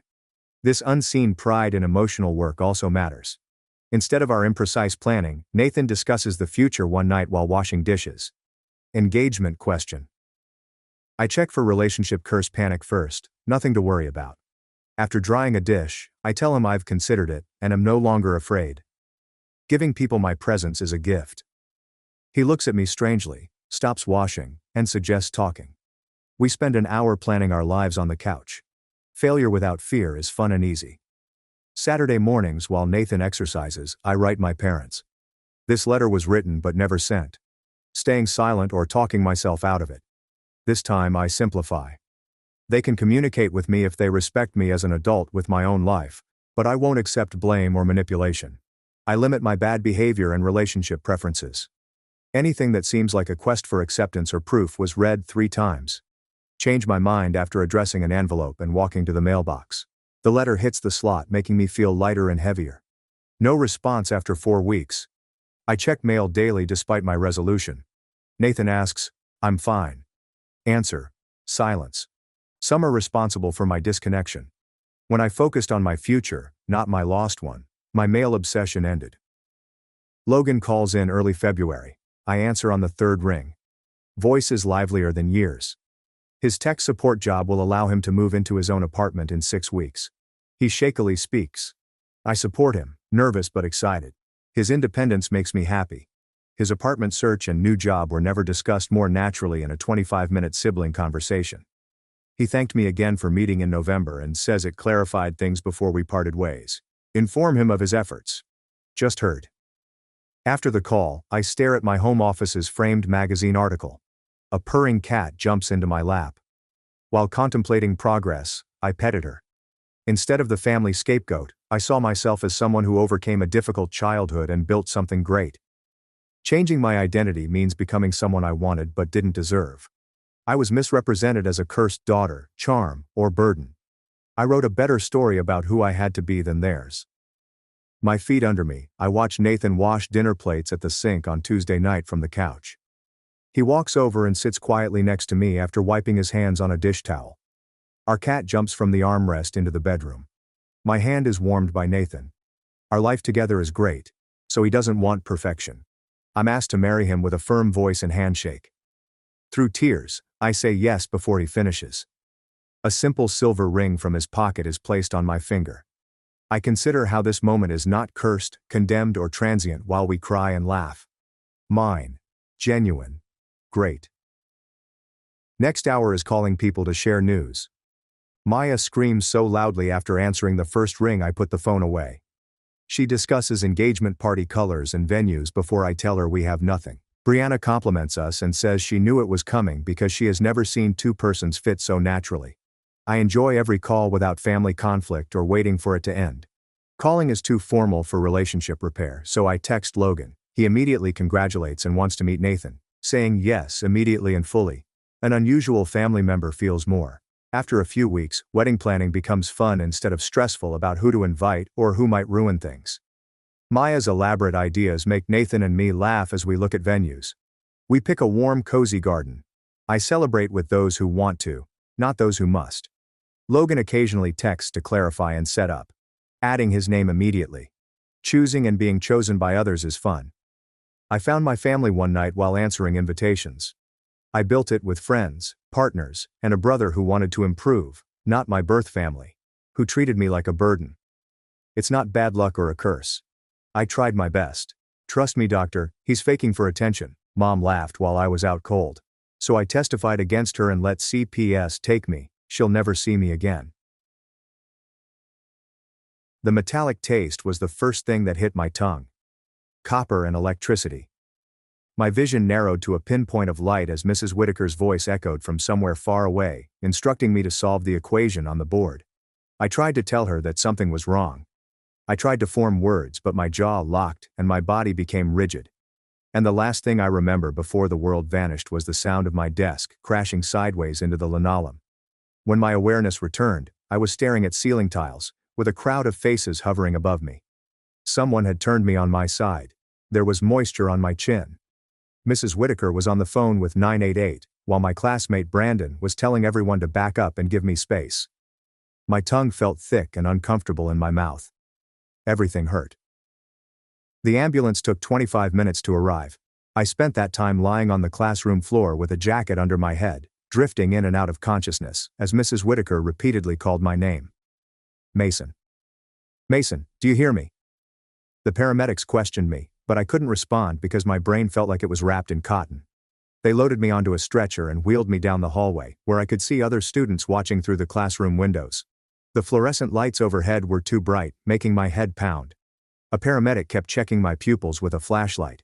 The other one inquired whether I had taken any drugs or had a history of seizures. I managed to shake my head and say no to both questions. They strapped an oxygen mask around my face and started the ambulance moving. My mother met us at the hospital. I was in a curtained bay in the emergency room when she arrived, still dressed in her dental hygienist scrubs. Her first words were not asking if I was all right. They were critical and accusatory. What have you done? Her eyes scanned the monitors and IV line, as if she were looking for proof of my guilt. The ER doctor introduced herself as Dr. Larson, and began explaining what had occurred at school. Grand mal seizure, loss of consciousness, and potential head trauma from the fall. They needed to run tests, including a CT scan, blood work, and EEG monitoring. My mother crossed her arms and her expression became cold. In that sense, I knew too much. That meant she had already decided on the narrative before hearing any facts. She told Dr. Larson I was faking it. I said it loudly enough that the nurse adjusting my IV flinched. My son has always been dramatic. He acts like this when he wants attention or wants to get out of school. Her voice retained the syrupy tone she used when speaking with authority figures, making her appear reasonable and concerned rather than cruel. Dr. Larson looked between us with a carefully neutral expression. She explained that it is impossible to fake a witnessed grand mal seizure, that the school had documentation, and that my vital signs and physical presentation were consistent with a legitimate neurological event. My mother laughed. It was a short and bitter sound. Trust me, doctor, I know my son. This is precisely the type of stunt he pulls. Dr. Larson's jaw tightened nearly imperceptibly. She said they'd run the tests regardless, and I'd be admitted for observation. My mother said it was unnecessary and a waste of resources, and that I should just go home and stop seeking attention. The doctor excused herself and exited the bay. Through the curtain gap I could see her conversing with the charge nurse at the desk. Both of them kept looking back at us. My mother took out her phone and began texting, her fingers flying across the screen. She did not look at me once. They didn't ask how I was feeling, or if I was scared. She sat in the plastic chair against the wall, purse on her lap, as if she were waiting in a DMV, rather than an emergency room where her son had just been transported by ambulance following his first seizure. The tests took several hours. They wheeled me to radiology for the CT scan, where I had to lie perfectly still while the machine whirred and clicked around my head. Back in the ER, a technician applied electrode pads to my scalp for EEG monitoring. My mother complained about the wait time, missing work, and how all of this was unnecessary drama that could have been avoided if I had simply behaved normally at school. When Dr. Larson returned with preliminary results, she closed the curtain for privacy. The CT scan revealed no structural abnormalities, tumors, or bleeding, but my EEG results were abnormal. My temporal lobe exhibited unusual electrical activity. She used terms like focal epilepsy and recommended that I see a neurologist for further evaluation. My mother responded immediately and dismissively. She told Dr. Larson that epilepsy did not run in our family, that I was most likely dehydrated or hadn't eaten breakfast, and that teenagers were constantly staying up late on their phones and neglecting themselves. Dr. Larson's professional mask slipped for a brief moment, and I saw frustration flash across her face. She explained that epilepsy could develop even without a family history, that the abnormal brain activity was documented and real, and that ignoring it could be hazardous. My mother stood up and told us we were leaving. Dr. Larson informed me that I was being admitted overnight for monitoring and observation. My mother explained that she was refusing that treatment on my behalf. She was my legal guardian, but she said no. The air in the bay became tense and still. Dr. Larson went outside again. This time she was gone for longer. When she returned, a woman was with her. Early 60s gray hair pulled back in a bun, business casual clothes, and a hospital ID badge reading Linda Hart Social Services. My stomach dropped as I realized what that meant. Someone had raised concerns. Linda introduced herself with a warm smile that did not reach her eyes. She asked if she could speak to me privately. My mother replied, "Absolutely not." She believed that whatever needed to be discussed could be said in front of her. Linda's smile became even tighter. She explained that hospital policy allowed her to conduct confidential interviews with minors when she was concerned about their well-being. My mother's face turned red. She demanded to know who filed the complaint and what they had said. Linda didn't respond. She simply asked my mother to step outside. The curtain closed behind my mother with a sharp snap of fabric. Linda moved the plastic chair closer to my bed and sat down. Her voice became softer. She informed me that I was not in trouble, that the medical staff was concerned about my mother's response to my medical emergency, and that refusing necessary treatment for a minor could be considered medical neglect. She asked if this was a pattern, and if my mother had previously dismissed or minimized my health concerns. I wanted to answer yes. I wanted to tell her about the time I broke my wrist, and my mother thought I was being dramatic until 4 days later, when the bone was literally sticking out at the wrong angle. I wanted to explain about the migraines she said were just me trying to avoid doing chores, but Linda was a stranger, and my mother was right outside that curtain, so I'd have to accompany her home eventually. So I said I didn't know, and perhaps I was being dramatic. Linda wrote something in her notebook. She asked if I felt safe at home. The question hung in the air, like smoke. I had never been asked that before. Not by teachers who witnessed my mother's flawless PTA volunteer performance. Not by coaches, who thought she was being supportive by attending every game. Not by neighbors who admired her garden and thought she was an ideal single mother. The truth was complicated. My mother had never hit me, screamed, or done anything that would leave a photographable mark. However, she had a way of making me feel as if all of my needs were an imposition. As if being sick, hurt, or struggling were a personal attack on her. Like I existed primarily to be low maintenance and convenient. I told Linda that I felt safe. It was not exactly a lie. I was safe from physical harm. Just not from the gradual decline of being treated as a burden rather than a person. Linda left after I agreed to call her if I needed anything. She handed me a business card, which I slipped under my pillow. Dr. Larson returned and informed my mother that since she refused overnight admission, I would be discharged with strict instructions. No driving, no being alone for 72 hours, and a neurology appointment within a week. A prescription for anti-seizure medication to begin immediately. If I had another seizure, I needed to get back to the ER right away. My mother signed the discharge paperwork without reading them. She grabbed her purse and instructed me to get dressed. The nurse handed me printed aftercare instructions and assisted me into a wheelchair for the trip to the exit. Hospital policy. I wasn't allowed to leave after a seizure. My mother took 3 steps forward the entire way to the parking lot. The car ride home was quiet. My mother looked straight ahead at the road, both hands gripping the steering wheel. I could feel her rage radiating from her like fire. We pulled into our driveway, and she finally spoke. She claimed that I had embarrassed her, made her look like a bad mother in front of the hospital staff, made her miss work, and wasted an entire day dealing with the drama I had created. I tried to explain that I hadn't chosen to have a seizure. She cut me off. He said that epilepsy came at a convenient time, right before my chemistry test next week, about which I had been complaining. She said she wasn't stupid and could tell when I was manipulating situations. I sat in the passenger seat, discharge papers crumpled in my lap, and felt something inside me crack. Not broken, just cracked. Like the first fracture in ice before it breaks completely. She instructed me to go to my room and stay there for the remainder of the day.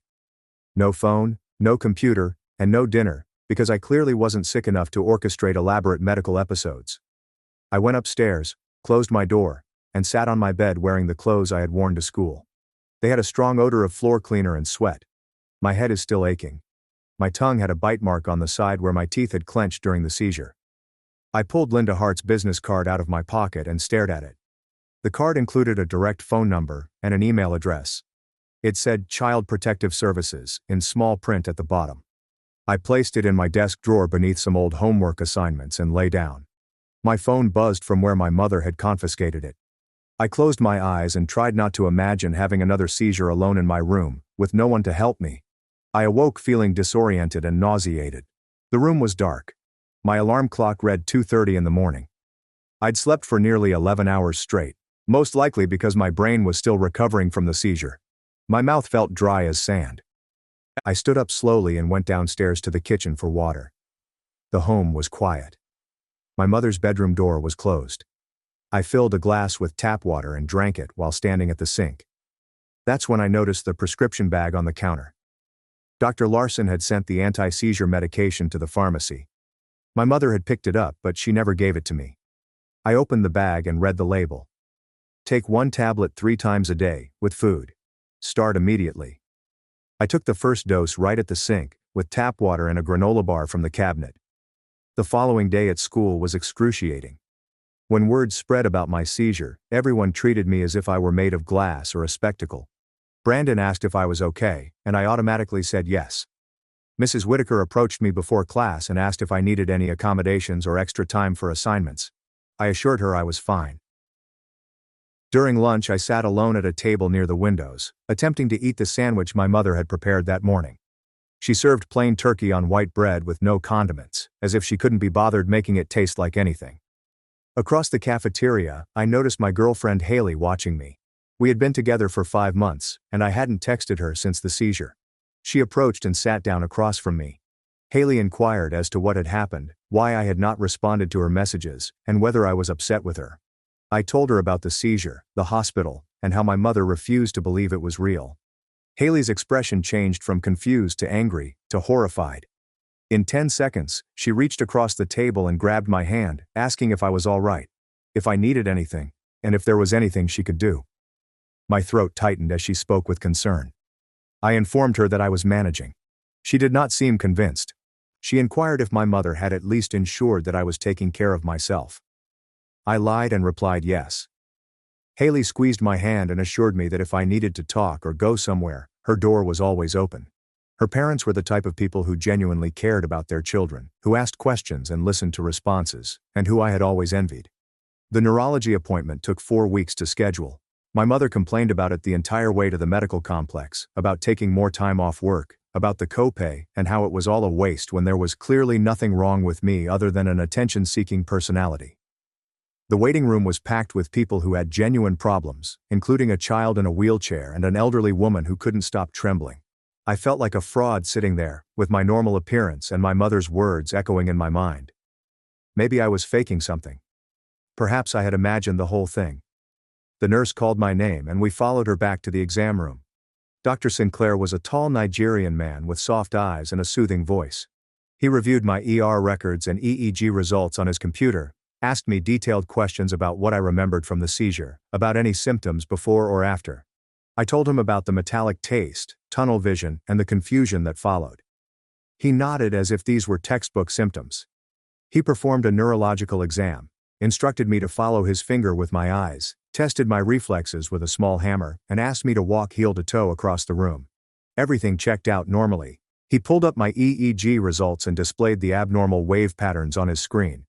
Explained that I had focal epilepsy in my temporal lobe, that it was a genuine neurological condition, and that I needed to stay on medication and avoid triggers such as sleep deprivation and stress.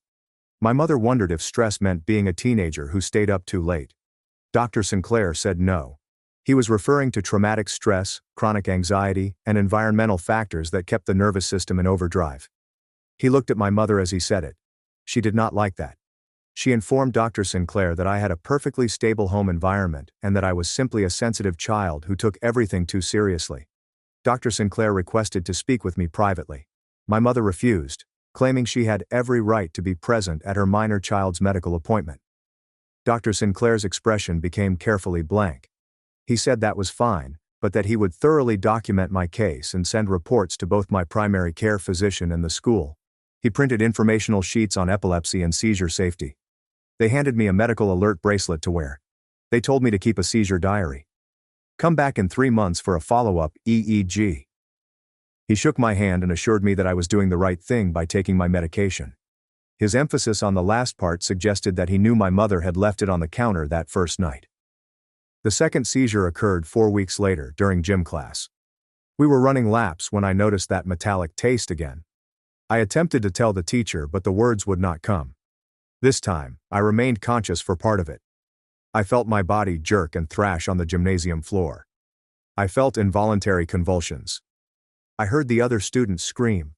I felt someone trying to hold me down, and Coach Donovan yelled at them to let me go. When it stopped, I lay there gasping, tears streaming down my cheeks because I had just proven my mother wrong in the most public way possible. The school nurse called an ambulance again and contacted my mother.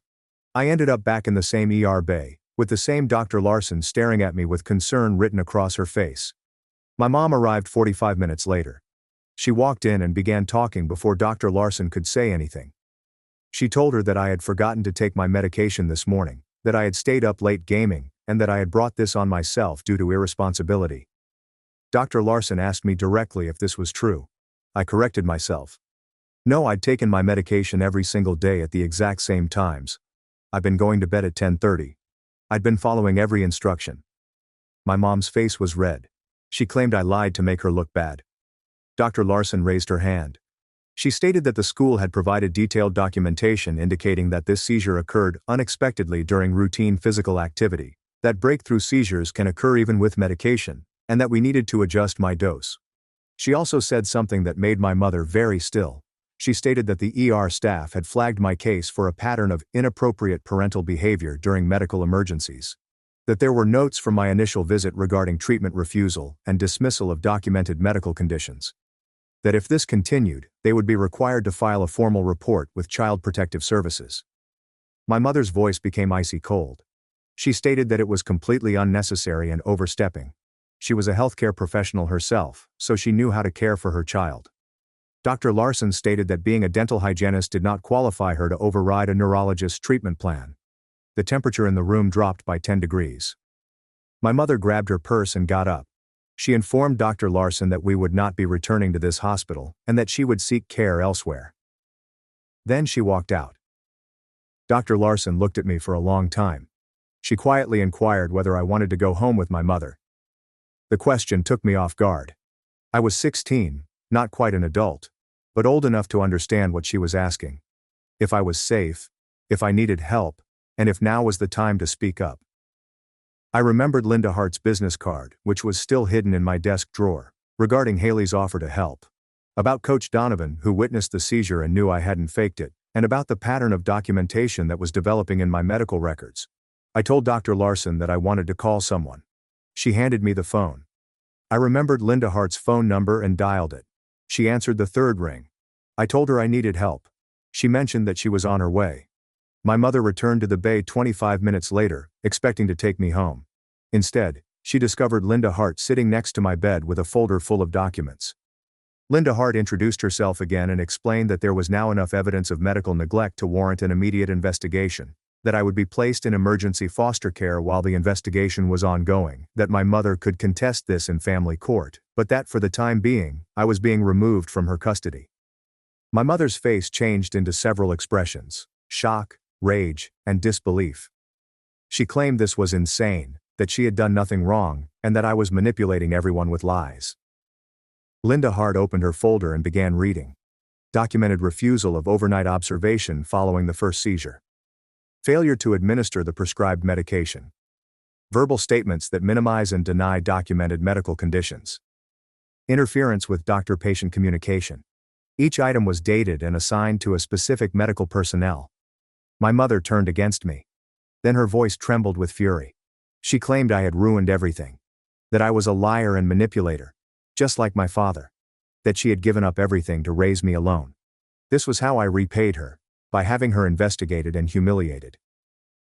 Linda Hart stood up and placed herself between us. She informed my mother that threatening a minor during a CPS intervention was being documented, and that she needed to leave the hospital immediately. Security would accompany her out if necessary. My mother grabbed her purse and walked away without looking back. As I watched her pass through the bay curtain, I felt a crack in my chest widen. I'm not into taking a full break. Not yet, but close.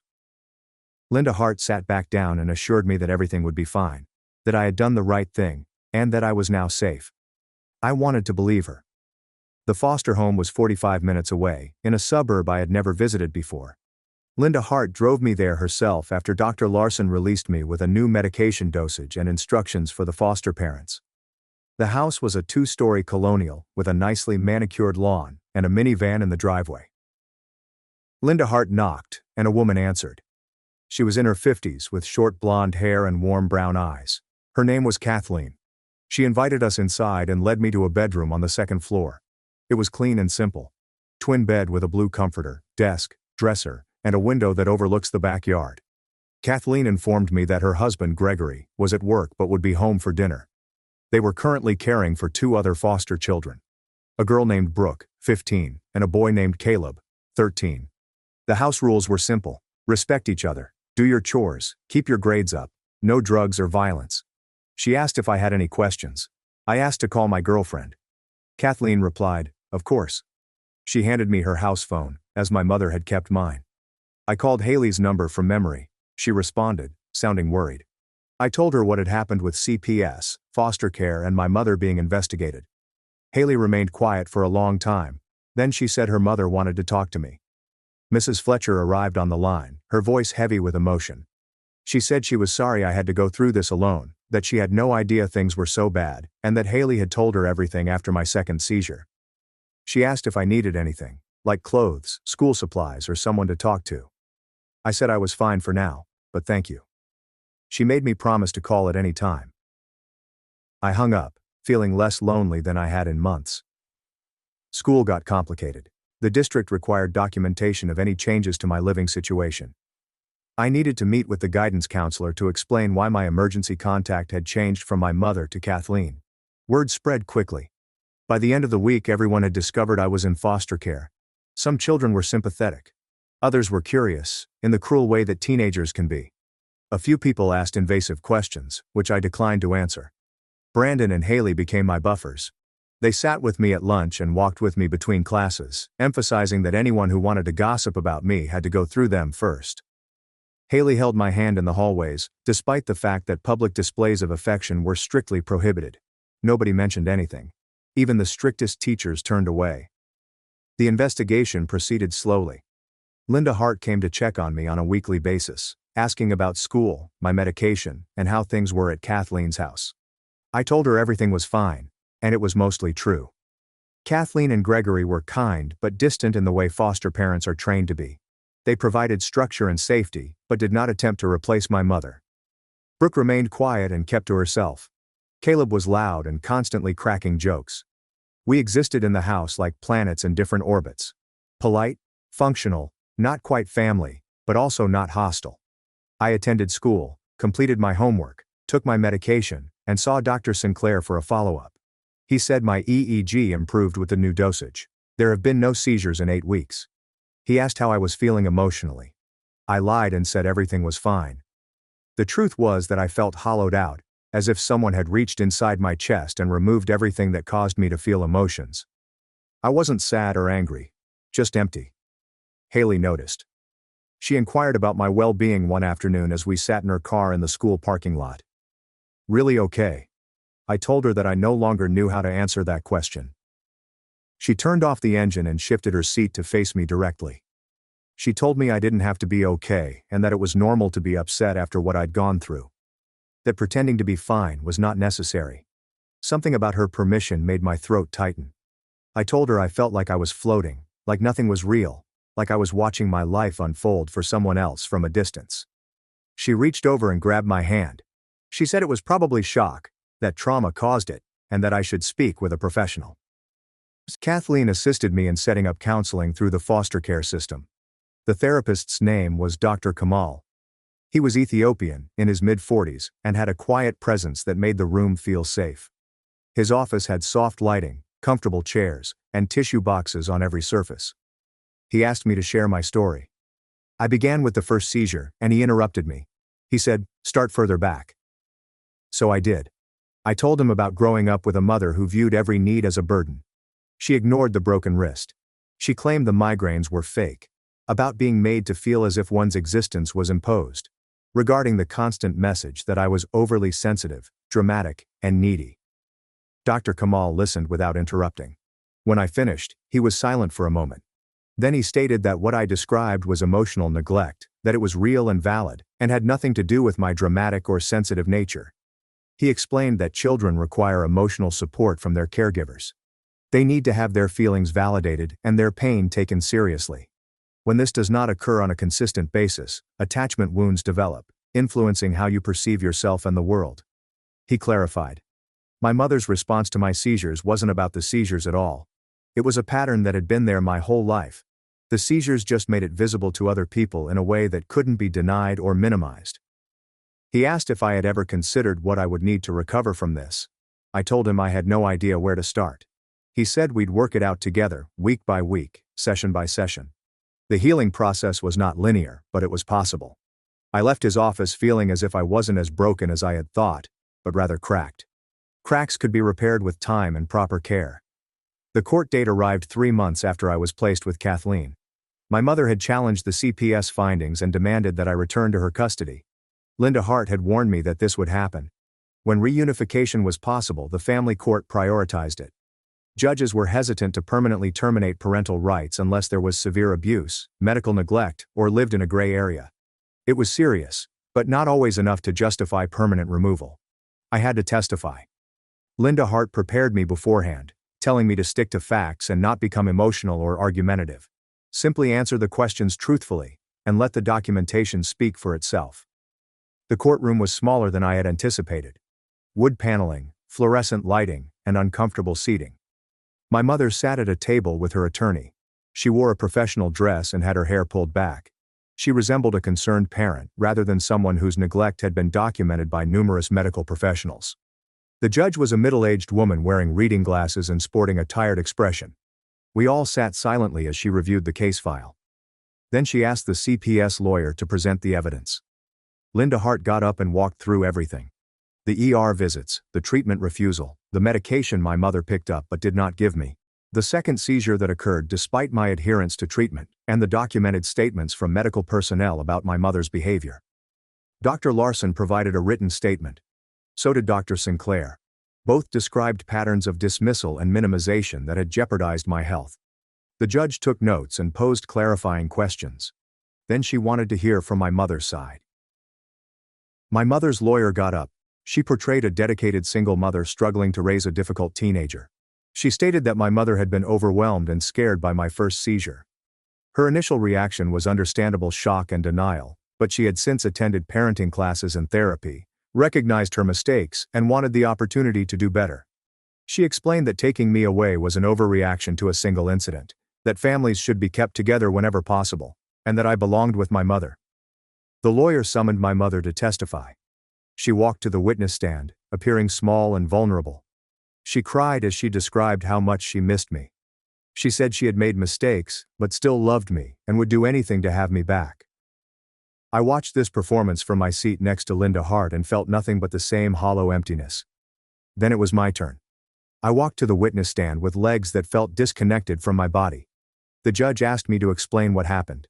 I told her about the first seizure, waking up in the ER to my mother calling me dramatic, her refusal to allow overnight observation, finding my medication on the counter the next morning, her telling Dr. Sinclair that I had a stable home when I didn't, and the second seizure proving I'd been telling the truth all along. The judge inquired if I wished to return to my mother's custody. I said no. She questioned why. I looked at my mother, who sat at her table. Her lawyer had advised her to appear sad and concerned. She was doing it perfectly. I told the judge that my mother did not see me as someone with genuine needs, that she saw me as an extension of herself, with problems that reflected negatively on her, that I couldn't rely on her to take care of me when I was sick or vulnerable, that I would rather remain in foster care than return to feeling like a burden in my own home. My mother's lawyer objected, claiming I was being coached or influenced by CPS.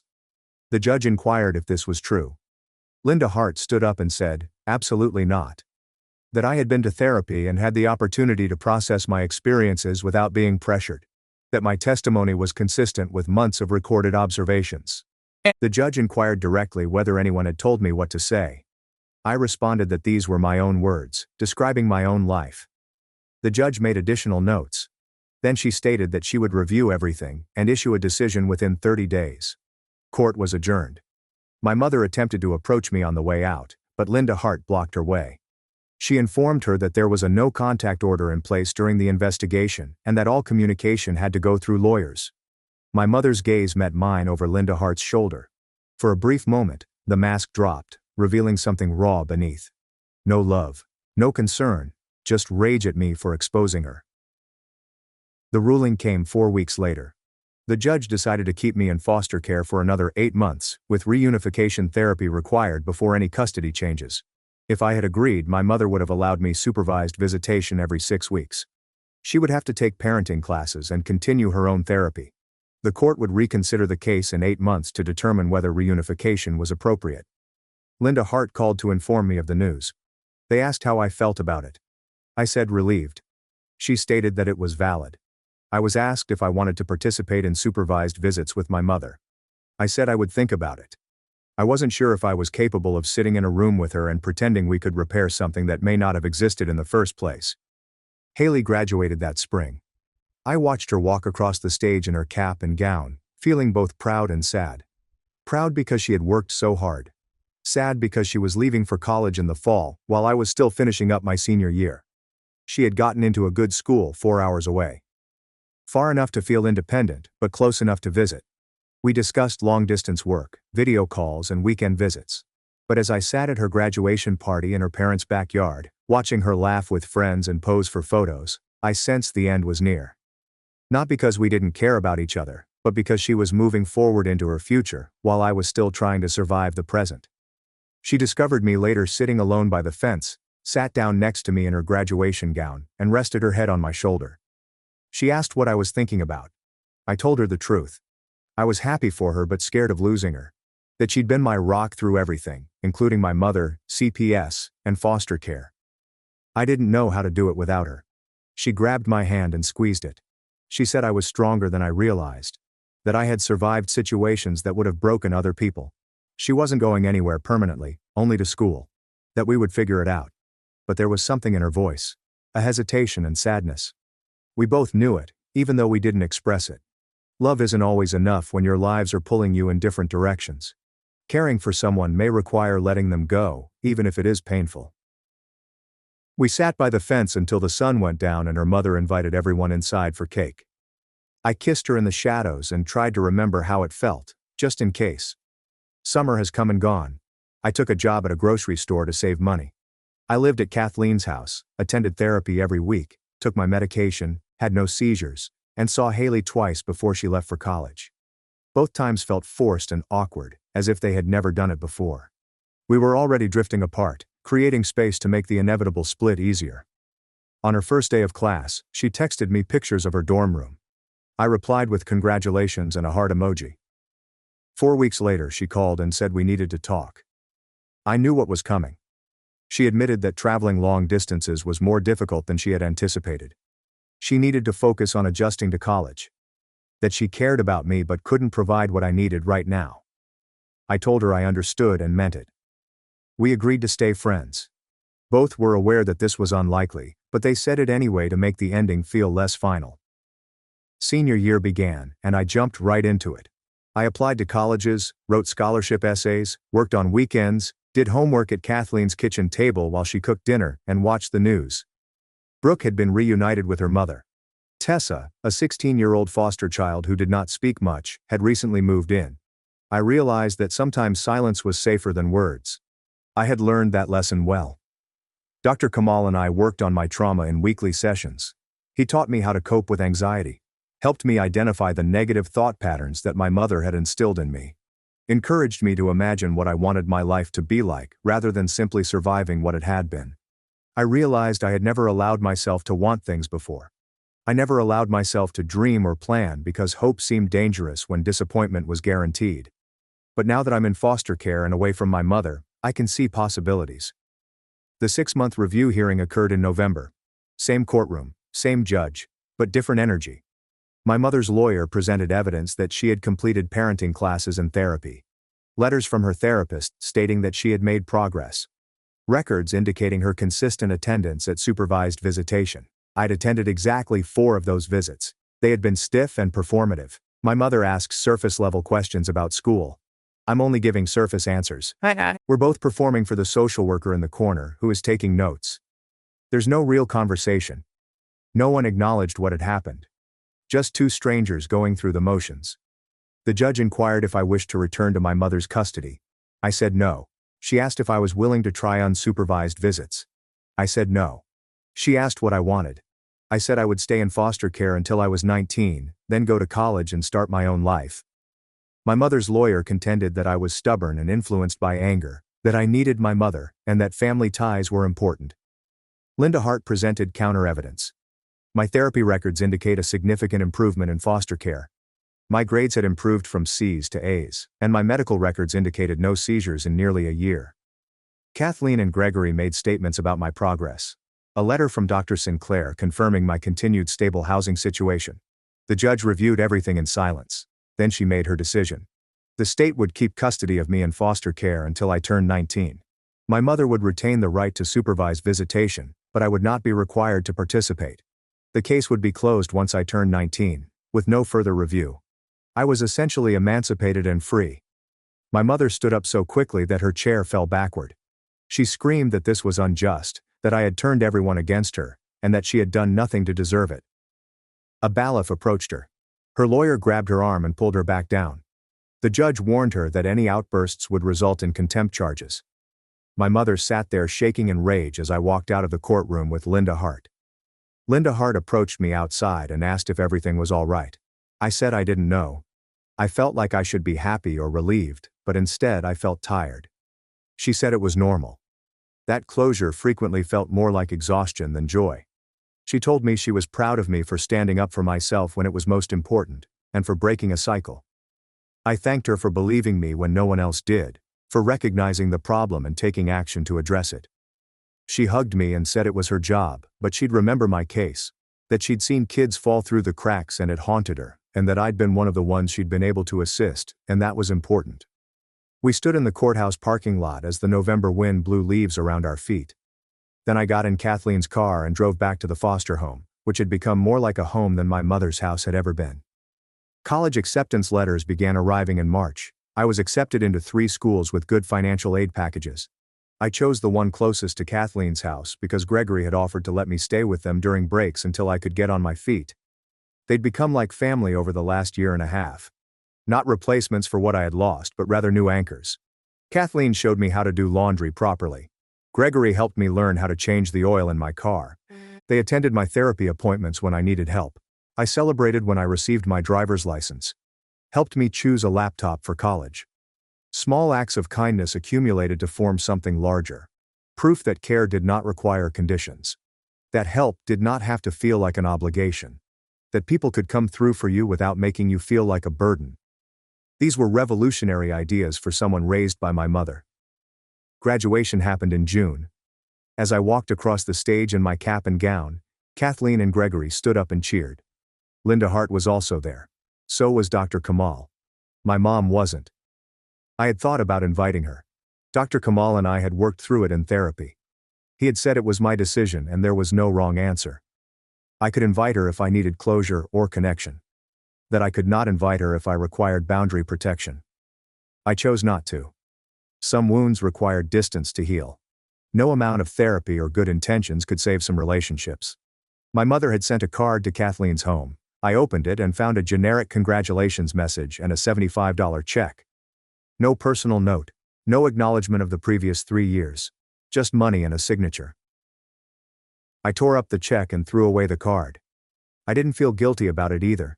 Just acceptance that we'd never have what other people had with their mothers, that I'd survived her, rather than being nurtured by her. The summer before college was peaceful. I worked full-time at a grocery store and saved every paycheck. Kathleen assisted me in shopping for dorm supplies. Gregory helped me move in on a hot August morning. Logan, a kid from California, was my roommate. He played guitar and wanted to study engineering. We got along well, not best friends, but compatible. I adjusted to college life more easily than I expected. Classes were interesting. Freedom was intoxicating. I could go to bed when I wanted, eat what I wanted, and take care of myself without being told I was overly dramatic or needy. I discovered a support group for students with chronic illnesses. I met other people with epilepsy who understood my fear of having seizures in public. Shared medication strategies and trigger management. Created a community of people who understood without me having to explain. I didn't speak to my mother for 3 years. No calls, no visits, and no contact. I had blocked her phone number and social media. Linda Hart had closed my CPS case on my 19th birthday. I was legally an adult, able to make my own decisions about relationships and boundaries. Dr. Kamal assisted me in processing the complicated grief of losing a parent who was still alive. The mourning of a relationship that had never fulfilled my expectations. Anger over wasted years and unnecessary suffering. The gradual acceptance that some people are incapable of change, no matter how many chances you give them. He taught me that protecting myself was not the same as being cruel. That I did not owe my mother access to my life, simply because she gave birth to me. That family focused on behavior rather than biology. The call arrived during my sophomore year. Unknown number. I almost didn't respond, but something made me pick up. It was my mom. Her voice seemed smaller than I remembered. Older. She said she got my phone number from Kathleen, asked if we could talk. I considered hanging up. I considered telling her to leave me alone. Instead, I asked what she wanted. She claimed she had been in therapy for real this time. She is working through her own trauma and patterns, which is voluntary rather than court-mandated. She said she'd finally realized what she'd done to me, that she'd been repeating cycles from her own childhood, and that she apologized. The word sorry hung between us as if it could undo years of being made to feel worthless. Erase the medical neglect and court battles in the foster care system. As if it could make me forget watching her tell doctors I was faking while I lay unconscious on the floor. I told her I appreciated the apology, but I wasn't ready to be in a relationship with her. Perhaps I would never be. That she needed to accept it and respect my boundaries. She remained quiet for a long time. Then she explained that she understood that she would continue to work on herself regardless, and that if I changed my mind, she would be there. that she would allow me to set the pace and terms of any contact. I simply said, maybe someday. I made no promises. We hung up. I sat in my dorm room, staring at my phone, experiencing nothing and everything at once. Relieved, angry, sad, and exhausted. Dr. Kamal would have considered it progress. The ability to hear her apology but not immediately accept or forgive her. The ability to maintain boundaries even when guilt threatened to creep in. The realization that reconciliation was not necessary for me to move on with my life. 4 years later, I graduated from college with a psychology degree. Kathleen and Gregory attended the ceremony. Linda Hart did as well. Brandon, who had remained my friend throughout, felt the same way. I had found my people, established my chosen family, and created a life that felt safe, stable, and mine. I had been seizure-free for 5 years, thanks to medication, stress management, and therapy. I had learned to advocate for myself with doctors, professors, and anyone else who needed to understand my situation. I'd learned that having needs was not a sign of weakness, that asking for help was not manipulation, and that self-care was not selfish. These were lessons my mother never taught me, and I had to learn them from strangers who became family, doctors who saw through her lies, and a system that finally worked as it should. I see my mother twice a year now. Coffee in a public space, surface conversation. There is no deep processing or emotional reconciliation. Just two people who share biology sitting across from each other, being civil. She's unique, softer, and more self-aware. She inquires about my life without making it about her. Listens without dismissing. It's not the relationship I needed as a child, but it's what we have now as adults. Dr. Kamal believes that's enough. That I'm not required to give her more than I am comfortable with. That healing does not necessitate forgiveness, only acceptance. I've accepted that my mother did the best she could with broken tools. That her best wasn't good enough. That I survived and built something better. That I broke the cycle she couldn't break for herself. And that my future children, if I have any, will never doubt that their needs are important. They will never be called dramatic because they are sick or injured. They'll never be told they're acting when they're unconscious on the floor. My sister scorned me for 34 years as the golden child. At dinner, her husband revealed my $18 million secret. My parents realized they chose the wrong child. Can you imagine your family's reaction when they realized the underachieving son they'd ignored for decades had sold his company for $18 million? Because that is exactly what occurred this past Thanksgiving. And believe me, the aftermath was more dramatic than any movie scene. Before I get into how it all went down, please let me know in the comments where you're watching from, and hit the like and subscribe button if you've ever felt like the forgotten child in your own family. So, for the past 34 years, I've been Evan, the invisible son. I'm Mondavincian. My sister, Claire, was the golden child, adored by my parents. I was quietly building a tech company that later sold for a cool $18 million. No one in my family knew until last Thanksgiving. And when the truth came out during dinner, it was like a bomb went off. My sister began screaming, my father nearly choked on his turkey, and decades of messed up family dynamics collapsed right there at the dinner table. Growing up in suburban Chicago, my childhood appeared idyllic on the outside. White picket fence, basketball hoop, and a golden retriever named Cooper. However, there was an unspoken pecking order inside our Maple Street house. My sister, Claire, was 4 years older. And she was the star. She was born with all of the qualities that my educator parents valued. Mozart on the piano at 8, spelling bee champion, straight A student, 3.9 gigapascals. Her room was practically a shrine to her accomplishments, covered in ribbons and trophies. My room contained sports posters and computer parts, not that anyone noticed, because they rarely went inside. Evan. Please see Claire's science fair project. She created a working model of the solar system. Mom would call, her voice full of pride. I'd go downstairs for another cake, more photos and calls to Claire's grandparents to celebrate her latest triumph. When I brought home a championship MVP trophy from a soccer tournament, Mom only glanced at it. That is nice, honey. Place it in your room. Dad did not even look up from his papers. That trophy ended up shoved into my closet. What was the point of displaying it if nobody cared? Birthdays? Oh, they were a stark reminder. Claire's parties were elaborate themed extravaganzas with custom cakes, 25 guests, and weeks of preparation. Mom would pick up a grocery store cake the day of, and we'd have a quiet family dinner. Some years, they were so preoccupied with Claire's activities that my birthday became an afterthought. We will celebrate this weekend, Evan. Claire has a piano recital today, which is very important, according to Dad. totally unaware of the disappointment in my eyes. Even the smallest things. Claire received new clothes each school year. I received hand-me-downs from the neighbor kid. Her academic achievements were meticulously tracked on a refrigerator calendar. My soccer schedule never made it up there.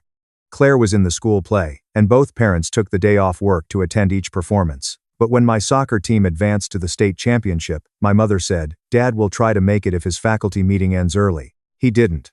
I scored the winning goal, but no one in my family saw it. "Why aren't you more like your sister?" That question became the soundtrack to my childhood. Mom would sigh when I said I would rather code than practice an instrument. Dad would mutter it when my report card showed B's rather than A's. By the time Claire was applying to colleges, our dynamic was set in stone. Dinner table conversations centered on her Ivy League applications. Parents hired consultants, essay coaches, and test preparation tutors. "We'd prefer Harvard or Yale, but Princeton will suffice," Mom would say, and Dad would nod along. When I mentioned wanting to study computer science, Dad simply waved his hand. "Those video games will not get you anywhere, Evan. You should consider studying law or medicine, though I'm not sure you have the necessary grades." They had no idea that I was teaching myself to code, creating websites for local businesses, and learning about emerging technology while playing with computers. By the age of 17, my weekend hobby was more profitable than my summer job, but I kept it a secret. I learned early on that sharing my accomplishments resulted in them being minimized or ignored. High school was more of the same. Claire was valedictorian, delivered an amazing speech at graduation, and received a large scholarship to Yale. Her parents threw her a massive party. 3 years later, I graduated among the top 18% of my class. Mom remembered to take pictures, but there was no party. Dad just patted my shoulder. "It's not bad, son." Not on Claire's level, but not bad. That night, while sitting alone in my room, looking through college brochures, I made a decision that changed everything. I would stop seeking approval that I would never receive. I would forge my own path on my terms, free of their comparisons. I had no idea how much that decision would affect my future. College offered another stark contrast. Claire received personalized tours of prestigious universities, intensive SAT preparation, and her own application headquarters. My college preparation included one counselor meeting and a stack of state university brochures. When I mentioned my plans, Mom explained that we had already spent the majority of our college fund on Claire's Yale education. Yale is not cheap, and she might attend medical school. You can apply for scholarships and loans just like any other student. So I ended up at Illinois State on a partial scholarship, working 25 hours per week in campus tech support to make up the difference. My dorm room was small and shabby, with cinder blocks. However, for the first time, I felt free of constant comparisons to Claire. During freshman orientation, I met Professor Daniel Whitman. Balding tweed jacket with wire-rimmed glasses. He noticed me fixing another student's laptop. "That is some impressive troubleshooting," he commented. "You clearly understand computer systems." Professor Whitman provided what I had always lacked. A mentor who genuinely valued my unique talents. He invited me to his advanced programming seminar and offered me independent study. He told me that you have a natural talent for seeing technical details as well as big-picture business applications. That's unusual, Evan. The majority of people excel at one or both. My parents rarely called, except to update me on Claire's latest achievements at Yale, and I was doing well. Sophomore year, I created a scheduling and inventory system for small businesses, addressing issues that large software companies ignored. 4 restaurants and 2 hardware stores in town compensated me for implementing it. Real income and real experience. By junior year, I had developed my first moderately successful app for small businesses to manage customer relationships. It generated enough revenue for me to quit my campus job and focus on development. When I called home to tell her the news, she sounded distracted. "That is nice, honey. Did I tell you Claire is engaged? Andrew is a 4th-year medical student at Yale. Their wedding will take place next summer. We're very excited." My coding success never surfaced again. For months, the engagement was the main focus of our rare calls. Andrew came from the old Boston money. The wedding would be lavish. My work, as usual, was irrelevant. Senior year, I had to make a big decision. Major tech companies offered me impressive starting positions and high salaries. But I had a different vision. I wanted to transform my customer relationship management software into a comprehensive business solution that prioritized financial transaction security. I identified a massive market opportunity. During a rare visit home, I mentioned turning down corporate offers to start my own business, and my parents exchanged concerned looks. "Is that actually wise?" Dad inquired, frowning. "These are guaranteed positions. Starting a business is risky." Mom patted my hand. "Honey, not everyone can be as exceptional as Claire. There is nothing wrong with having a steady job." They simply didn't get it. I was not trying to compete with Claire.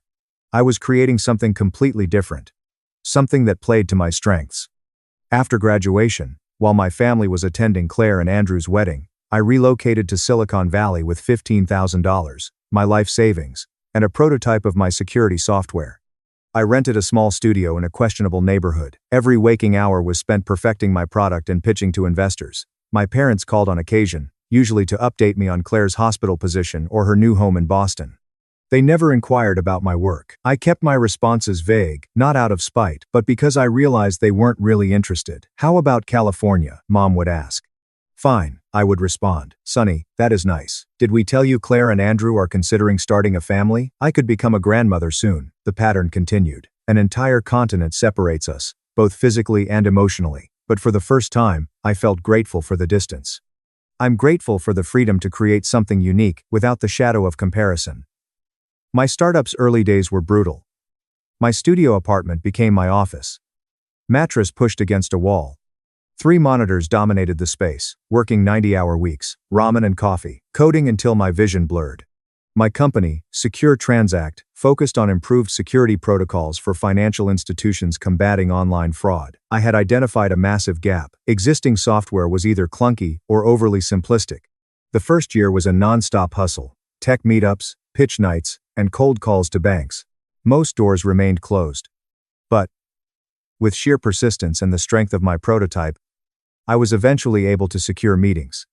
My first real team grew organically. Natalie, a brilliant security expert, is fed up with corporate bureaucracy. Lucas is a front-end developer who simplified complex features for users. Maya managed business operations with incredible efficiency. We operated out of a converted warehouse in Oakland. San Francisco was prohibitively expensive. Heating is questionable, the roof is leaking, and the property is located near a metal shop and a pickle company, but it was ours. And inside those walls, we were creating something revolutionary. Just as we were gaining momentum, disaster struck. CyberShield, a major competitor backed by venture capital, recently announced a security suite that appears to be very similar to ours. 1 week later, we discovered that one of our early contract developers had stolen our code and sold it to them. The legal battle almost destroyed us before we even got started. Legal fees drained our limited funds. The stress was overwhelming. For 4 months, I slept on a cot in the office, showered at a nearby gym, and worked tirelessly to keep the company running while fighting the lawsuit. During this time, Claire called to share some news. She and Andrew purchased a 6-bedroom colonial in an upscale Boston suburb. Mom and Dad assisted with the down payment. Of course, they're very supportive. "How are things going with your computer?" I made no mention of the lawsuit or the fact that I was living in my office. I just said it was coming along. The turning point occurred unexpectedly. The legal battle had drawn some industry attention. A senior vice president at First Western Bank reached out. He had reviewed our protocols and was impressed with our innovative approach. "We've been following your case," he explained. "CyberShield's actions were unethical. Their implementation of your concepts is flawed. We would like to work with the original inventors." First Western was our first major client. Their successful deployment resulted in case studies, industry articles, and, most importantly, new clients. Within 6 months, we had signed contracts with 10 regional banks, negotiations with 2 national institutions. Our team grew from 6 to 60, and then to over 240. We relocated from the leaky warehouse to proper offices in San Francisco's financial district. I finally upgraded from my studio to a modest 1-bedroom condo, though I spent little time there. Secure Transact's reputation grew, and so did interest from larger technology companies. The first offer came 3 years ago for $8.5 million from a mid-size financial software provider. I declined, knowing our course. A year later, the offers had doubled. Investment bankers began calling, suggesting that it was time to cash out, but I remained focused on building. Finally, 6 years after starting with nothing but a prototype and pure determination, a reasonable offer arrived. Tech giant, one of the world's largest corporations, bid $18 million for Secure Transact. They wanted our technology, clients, and team. Most importantly, they understood our vision. I agreed, following extensive discussions. At 33, I became a multimillionaire overnight. Throughout this, my family was largely unaware. During our infrequent phone calls, they continued to focus on Claire's accomplishments, including her promotion to head of cardiology, the vacation home she and Andrew purchased in Vermont, and their children's private preschool. When Mom mentioned that they had assisted Claire and Andrew with a kitchen renovation, I had a sudden urge to tell them about the purchase. Instead, I listened to Claire's detailed description of her new marble countertops and Viking range. I continued to live modestly and upgraded to a comfortable, but not extravagant, condominium. The majority of the money was invested, and the remainder was donated to technological education programs for young people. I only allowed myself one luxury: occasional travel. My parents continued to introduce me to their friends as our son, who works with computers in California, while Claire remained our brilliant daughter, the cardiologist. I'd made peace with this dynamic. I'd lived a fulfilling life with friends who valued me and co-workers who valued my contributions. Then Claire and Andrew sent out a formal, impersonal Thanksgiving invitation via email. My first thought was to decline. I had spent the previous 4 Thanksgivings with friends, relaxed and free of family tension. But something made me hesitate. Curiosity, or a lingering hope for connection. Before I could make a decision, my phone rang. It was Claire. "Did you receive my email?" she asked. There is no preamble. "My parents are on their way, but I told them you probably wouldn't make it because you never seem to make time for family." The familiar sting of accusation. I actually heard myself say, "I can do it this year." A brief pause. "Oh well, that was unexpected. Can you arrive on Wednesday? The guest room on the 4th floor will be yours. Mom and Dad received the main guest suite." "Of course." Claire called me several times in the weeks leading up to Thanksgiving, always with instructions and reminders that made me appear incompetent. She'd remind me to book my flight as soon as possible before prices rose, even though I'd already done so. "Do not bring wine. Andrew has chosen appropriate pairings," she said. Even though I hadn't mentioned bringing anything, "We are preparing for Thanksgiving dinner." She told me to dress business casual, implying that I would otherwise show up in rags. My parents also called. Their message is clear, albeit less direct. "Claire has put a lot of effort into organizing this, so please be on your best behavior.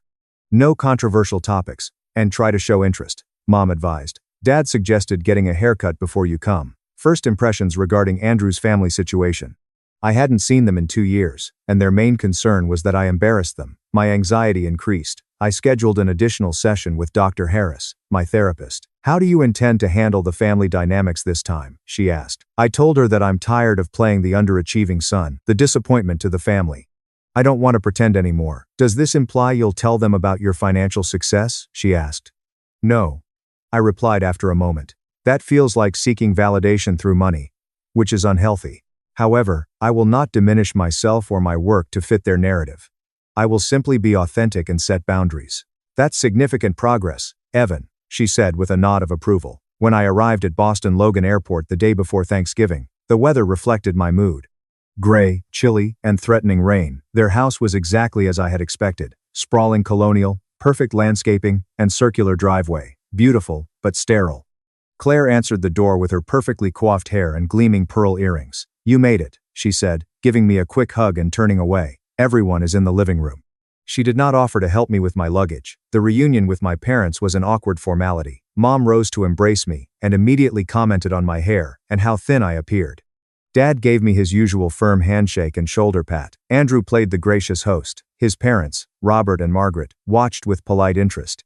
Old Boston money is the kind that doesn't need to be announced. "And what do you do in California, Evan?" Margaret asked. Claire interrupted before I could respond. "Evan works with computers. Some kind of programming, right?" She looked at me with raised eyebrows. I replied calmly, "I founded a cybersecurity company that specializes in financial transaction protection. It was recently purchased by tech giant." "How interesting," Margaret murmured, clearly uninterested. The conversation quickly turned to Claire's children and their private school accomplishments. The house tour continued, with Claire narrating like a museum docent. "This is the formal dining room, with the chandelier we imported from Italy. When fully extended, the table seats 24. Each room had a similar selection of designer names, imported materials, and subtle price indicators. My parents received the spacious second-floor suite. My room was a converted attic on the 4th floor. The bathroom down the hall is small but functional. It is usually the nanny's room, but she is away for the holiday weekend, Claire explained, not quite meeting my gaze. That evening, we got together for a catered pre-Thanksgiving dinner. The conversation centered on Claire's practice, Andrew's hospital politics, and their children's accomplishments. When I mentioned a recent trip to Japan, Claire interjected. "Evan, your sweater has a stain," she said, completely dismissing my travel story. "Why don't you borrow one from Andrew? You are about the same size, though he has a more athletic build." Mom nodded in agreement. "That's nice of Andrew. You should look presentable for tomorrow when everyone arrives." I looked down at my spotless cashmere sweater. "There is no stain, Claire. And I brought appropriate clothes for tomorrow, but I appreciate your concern." A brief flash of annoyance crossed her face before she smiled tightly and turned to Andrew's father to talk about golf clubs. As I prepared for bed that night, listening to the murmur of voices downstairs, I realized how little had changed. We'd seamlessly resumed our usual family routine. The only difference was that I was no longer willing to perform my assigned role without question. Tomorrow was Thanksgiving, and I had a feeling our family dynamic would be put to the ultimate test. Thanksgiving Day dawned clear and cold. I could hear caterers, Claire barking instructions, and children laughing. I took my time getting ready, depriving myself. By 10:30, the house had become a Thanksgiving spectacle.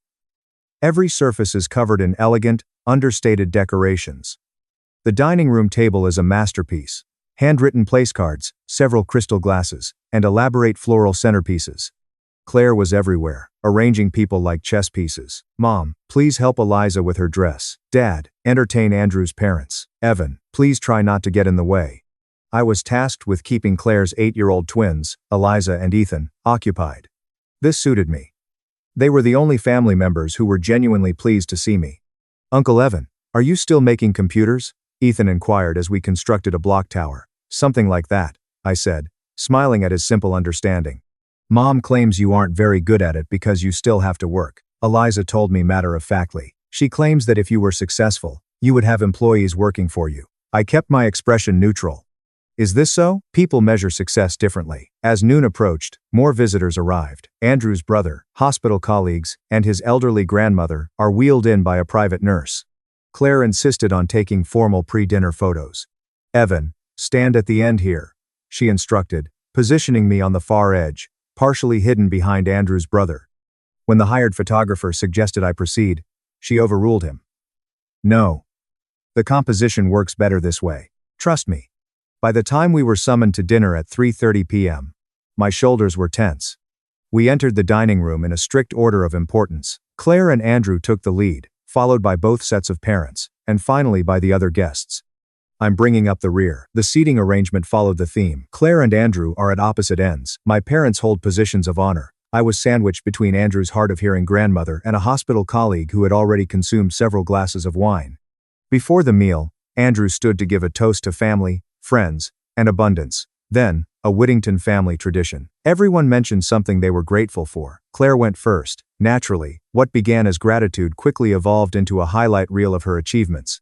"I'm grateful for my thriving practice, my recent appointment to the hospital board, the kids' admission to the gifted program, and, of course, our new summer home on Nantucket." My parents were beaming. "It's Mom's turn." She thanked Claire and her family, and made a brief mention of both of my children as an afterthought.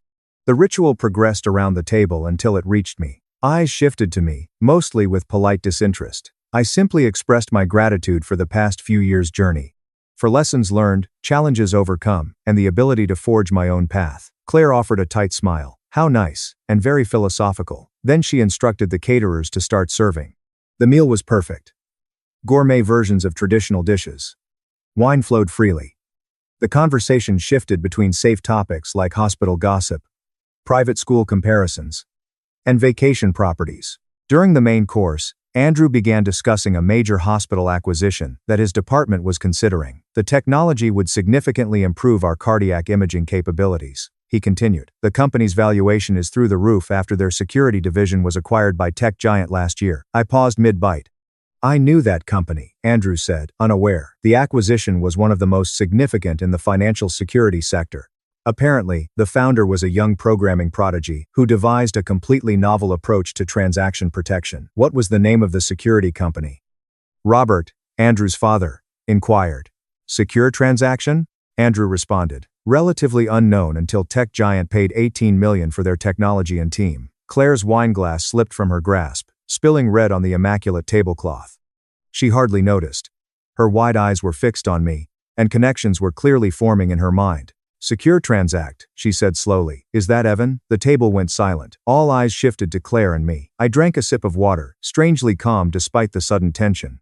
Yes, I confirm. It was my company. Andrew stared, his expression shifting from confusion to dawning understanding. Wait, he said. You're Evan Mitchell, the founder of Secure Transact. Your company was acquired for $18 million. My parents seemed completely lost. Dad's fork remained in midair, a piece of turkey trembling. I had no idea you were behind it. Andrew continued with genuine admiration in his voice. The security protocols developed by your team are widely regarded as revolutionary in the industry. Claire's face had lost color. $18 million, she said quietly, then loudly, her voice rising sharply. You sold your company for $18 million. Mom has finally found her voice. Evan, what's everyone talking about? Which company? I explained calmly that I founded a cybersecurity company 6 years ago. Tech giant purchased it last year. For what? $18 million. Dad finally managed to ask, his voice barely audible. Yes, I replied, meeting his stunned gaze directly. The subsequent silence was profound, interrupted only by the soft clink of Andrew's grandmother's spoon. Claire was the first to break it, her voice firm and her hands trembling. This is a joke, correct? Some sort of twisted prank. I shake my head. Not a joke. Secure Transaction was my company. I started it after college. It was built over the course of 6 years. But that's impossible, she insisted, searching for allies. Evan works in some sort of technical support role. He is not. He could not possibly. Andrew leaned forward, showing genuine interest. The Secure Transact acquisition was big news in business circles. Their security protocol completely transformed the way financial institutions conduct online transactions. He treated me with new respect. I had no idea this was your work. Mom's expression ranged between confusion and disbelief. But honey, why didn't you tell us? We are your family. Claire raised her voice an octave before I could respond. $18 million. $18 million. You never spoke a word. We've been feeling sorry for you all these years. No one asked, so I responded simply. We rarely talked, but when we did, it was always about your accomplishments. There never seemed to be much interest in the particulars of my life.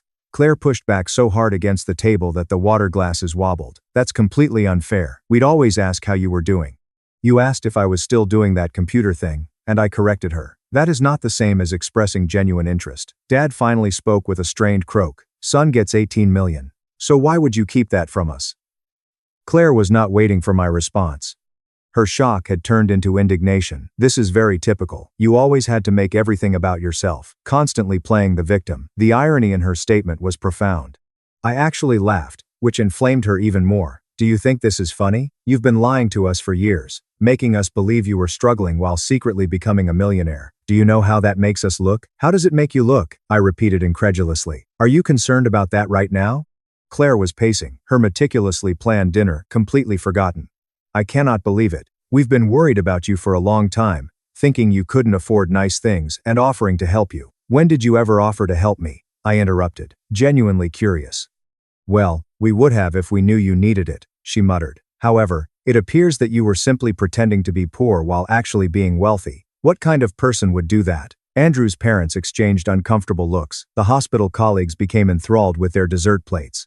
The private nurse quietly wheeled Andrew's grandmother out of the room, sensing the family drama was escalating. I never played anything, I explained, maintaining my voice level. I lived modestly because that is my preference. And I never told you about the acquisition because money has never been a measure of success in our family. Academic prestige and professional titles were what mattered. That's ridiculous, Mom said. We have always felt equally proud of both of our children. That statement was so far from reality that I couldn't let it go. Mom, that is simply not true. I spent my entire childhood in Claire's shadow. My achievements were barely acknowledged, whereas hers were lavishly celebrated. That is not true, Claire exclaimed, slamming her hand against the table. You were always the favorite. Mom and Dad went out of their way to accommodate you. Dad began to speak, then coughed violently and reached for his water glass. The confrontation literally took his breath away. Favorite? I repeated in disbelief. Claire, you had elaborate birthday parties, whereas mine were afterthoughts. Your academic achievements were prominently displayed, whereas my sports trophies were shoved in a closet. They went to all of your recitals but missed my state championship soccer game. Claire replied, "That's because my activities were important. Academic and cultural pursuits are important for future success.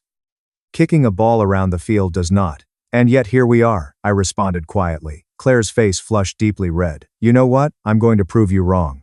She stormed out of the dining room, leaving everyone in an awkward silence. Mom made an attempt at damage control. "Evan, I believe you are remembering things through a very negative lens. We always treated you and Claire the same. Did you help me with a down payment for a house?" I asked.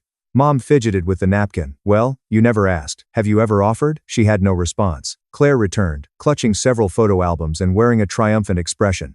"Let's see what the evidence says." She started flipping through pages aggressively. "Look at your 11th birthday party, complete with that ridiculous dinosaur cake that Mom made from scratch. Does that seem like an afterthought to you?" I leaned forwards. In the photo, 11-year-old me stood awkwardly next to the cake, while 15-year-old Claire dominated the foreground, clearly annoyed that she was not the center of attention. "Claire, that is your dinosaur face. That was your cake." My birthday was the following week, and I got a grocery store cake that simply said, "Happy Birthday," with no name, because it was a last-minute purchase. She turned to another page. "Well, how about this? Dad, taking you fishing? Is it just you two? I've never had such special trips." Dad regained his composure. "Claire, I only took him fishing once, and it was because you and your mother were in Springfield for your piano competition." Claire continued flipping, and a pattern emerged that was visible to all. Photo after photo showed family gatherings centered on Claire's accomplishments, with me frequently appearing in the background or margin. Holiday photos show Claire opening multiple presents and me with one or two. Vacation photos show Claire in the foreground at tourist attractions, with me standing apart. The photographic evidence was doing the opposite of Claire's intention, providing visual confirmation of the family dynamic I described. Andrew gently placed his hand on Claire's arm. "Honey, perhaps we should take a break." She shook him off. "No, I will not be painted as a spoiled princess because I worked extremely hard for everything I have accomplished." She turned to me, her eyes blazing. "Why haven't you told us about the money? Were you just going to keep it all to yourself, while Mom and Dad helped me with expenses all these years?" And there it was, the real reason for her rage. "I never asked them to prioritize your needs over mine," and I responded calmly. "It was their choice. And I never needed their financial assistance because I built a successful business on my own without the help of family or friends." Claire's voice grew dangerously quiet. "So this is vengeance, making us all look foolish because you had childhood grievances." "Claire, this is not vengeance. I simply stopped seeking approval that I was never going to get and focused on creating my own life." Dad cleared his throat. "Son, I think you're being a little unfair. We have always supported your interests. When did you ever express genuine interest or support for my work?" I challenged him directly. "You dismissed my early coding as playing video games. You called my decision to start a business risky and advised me to get a real job instead. You've never asked me to explain what my company does or why it matters." Dad opened his mouth to respond, then closed it again, unable to offer a counterexample. Claire was not ready to give up. "This is absurd. You are rewriting our entire family history because you have a strange inferiority complex. Just because you were lucky with some technology." "It wasn't luck," Andrew said, surprising everyone. "I have read about secure transacts technology. It was truly innovative, revolutionary even." He addressed me with professional respect. "The security protocols you created address issues that had plagued the industry for years." Claire gave her husband a betrayed look. "Whose side are you on?" "I'm not taking sides," he said carefully. "I am simply stating facts about Evan's professional accomplishments." The tension in the room was unbearable. Mom was quietly crying. Dad appeared shocked. Claire was practically vibrating with rage and embarrassment. "Why are you doing this?" she insisted, her voice breaking. "Why ruin Thanksgiving with all of this old history and resentment?" I did not bring it up. Instead, I gently reminded her, "I've kept my success private to avoid this type of reaction." Andrew recognized my company's name by coincidence. "So you weren't going to tell us?" Mom inquired, her voice filled with pain. "What about your own family?" I looked at her directly. "Would it have changed anything? Would knowing I was financially successful suddenly validate my path in your eyes? Because this is not how unconditional support is supposed to function." The silence that ensued was profound. For perhaps the first time, my parents and sister saw me as an adult who had carved his own successful path, regardless of his family background. Claire abruptly stood, tears streaming down her cheeks. "I need to get some air." She walked out of the dining room, leaving behind the remains of her perfect Thanksgiving dinner. The remaining guests exchanged uncomfortable looks. Andrew's brother murmured something about checking on their car before he and his wife made a quiet exit. The hospital staff arrived shortly after, thanking Andrew with forced cheerfulness, as if they hadn't just witnessed an explosive family meltdown. In the sudden silence of the nearly empty dining room, Dad made a weak justification. "We always wanted the best for both of you. Maybe we didn't always get things right." It was the closest thing to an admission I'd heard from him. Despite everything, I felt a glimmer of hope that something would finally change. The rest of Thanksgiving evening was a blur of awkward silences and stilted attempts at normal conversation. Claire eventually returned, her eyes red, but her composure restored, mechanically serving dessert as if following a script she couldn't break. The few guests who hadn't found an excuse to leave ate pumpkin pie with forced enthusiasm, complimenting the catering and studiously avoiding any mention of the emotional explosion. As the evening progressed, I decided to leave rather than stay overnight. The fourth-floor guest room suddenly seemed like an apt metaphor for my position in the family. An afterthought distinct from the main household. "I think it's best if I get a hotel room tonight," I announced quietly as the last guests were preparing to leave. Mom looked distressed. "Evan, that's not necessary. We're family. We can work through it." "I know we can," I agreed, "but not tonight. Everyone needs some space to process." As I packed my bag, Claire appeared in the doorway of the guest room. Her perfect hostess demeanor had crumbled, replaced by a conflicted expression. "You're leaving?" she stated flatly. "Yes, I've called the car service." She leaned against the doorframe, arms crossed defensively. "So that's it. Drop a bomb on the entire family, and then just leave." "I didn't drop any bomb, Claire." Andrew recognized my company's name. "That's all." She was quiet for a moment, then asked the question really on her mind. 18 million. "That's really true." "Yes, and you're just sitting on all that money while Mom and Dad help us with the kids' private school tuition and our house renovation." Even now, she was viewing my success primarily in terms of how it could benefit her. "Some patterns run too deep to break in a single evening. My financial decisions are my own, Claire, just as Mom and Dad's decisions about supporting you are theirs." She stepped into the room, lowering her voice. "We're planning to add a pool house next summer. Andrew's practice is doing well, but with the kids' tuition and the Nantucket property taxes." I stared at her in disbelief. "Are you actually asking me for money right now?" After everything that just happened, she had the grace to look momentarily embarrassed before recovering. "We're family, Evan. Family helps each other. At least most families do." I zipped my bag closed with finality. "Good night, Claire. Thank you for dinner." As I headed downstairs, Andrew intercepted me in the foyer. "I owe you an apology," he said quietly. "I've always accepted the family narrative about you without question. That was wrong of me." His sincerity surprised me. "Thank you for saying that. For what it's worth, what you built with Secure Transact was extraordinary. The medical technology company that licensed your security protocols has transformed our cardiac care capabilities." For the first time that evening, I felt truly seen for my professional accomplishments, ironically by my brother-in-law rather than my own parents. "That means a lot, Andrew."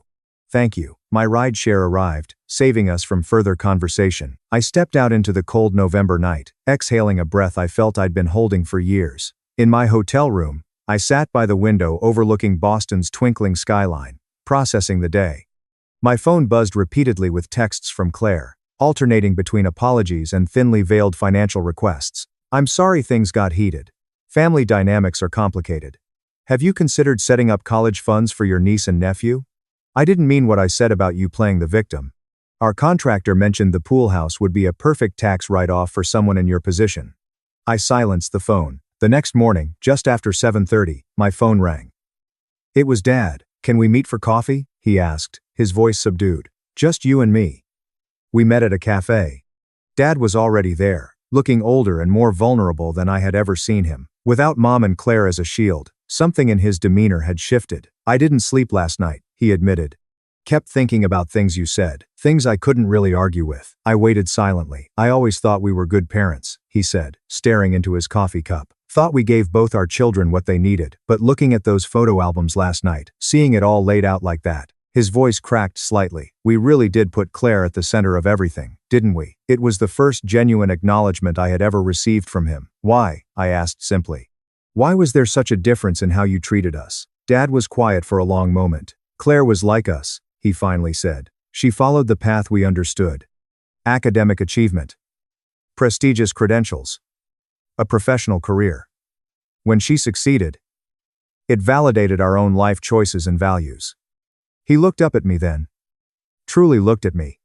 But you were different from the beginning. Creative, independent, interested in technology. We didn't understand. Your path didn't fit our narrow definition of success. So, I guess, we just didn't know how to support it. You could have tried, I said quietly. You could have asked questions, shown interest, attended my games. You're right, he admitted, tears forming in his eyes. And I can't go back and change that. But I am proud of what you've built, son.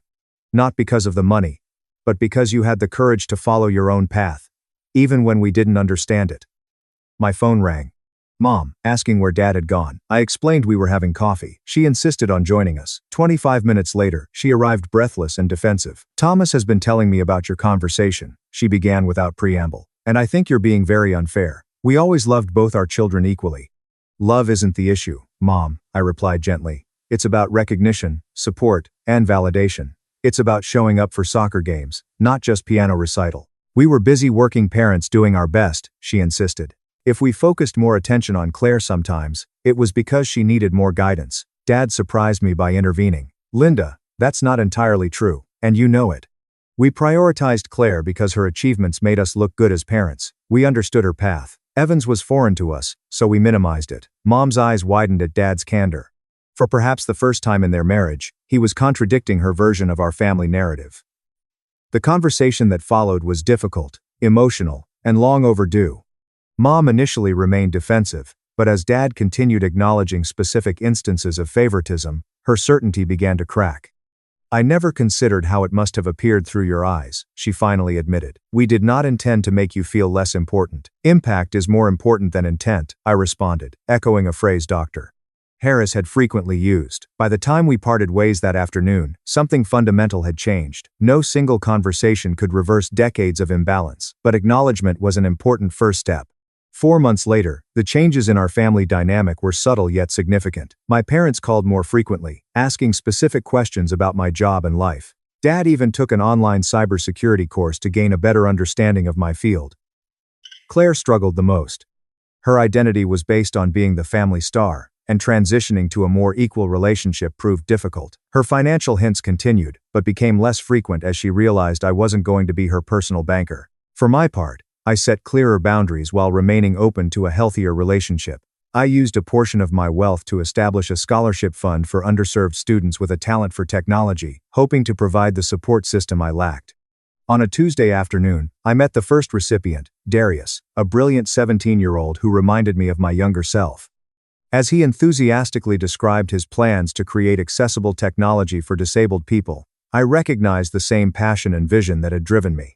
My parents want me to become a doctor, he admitted.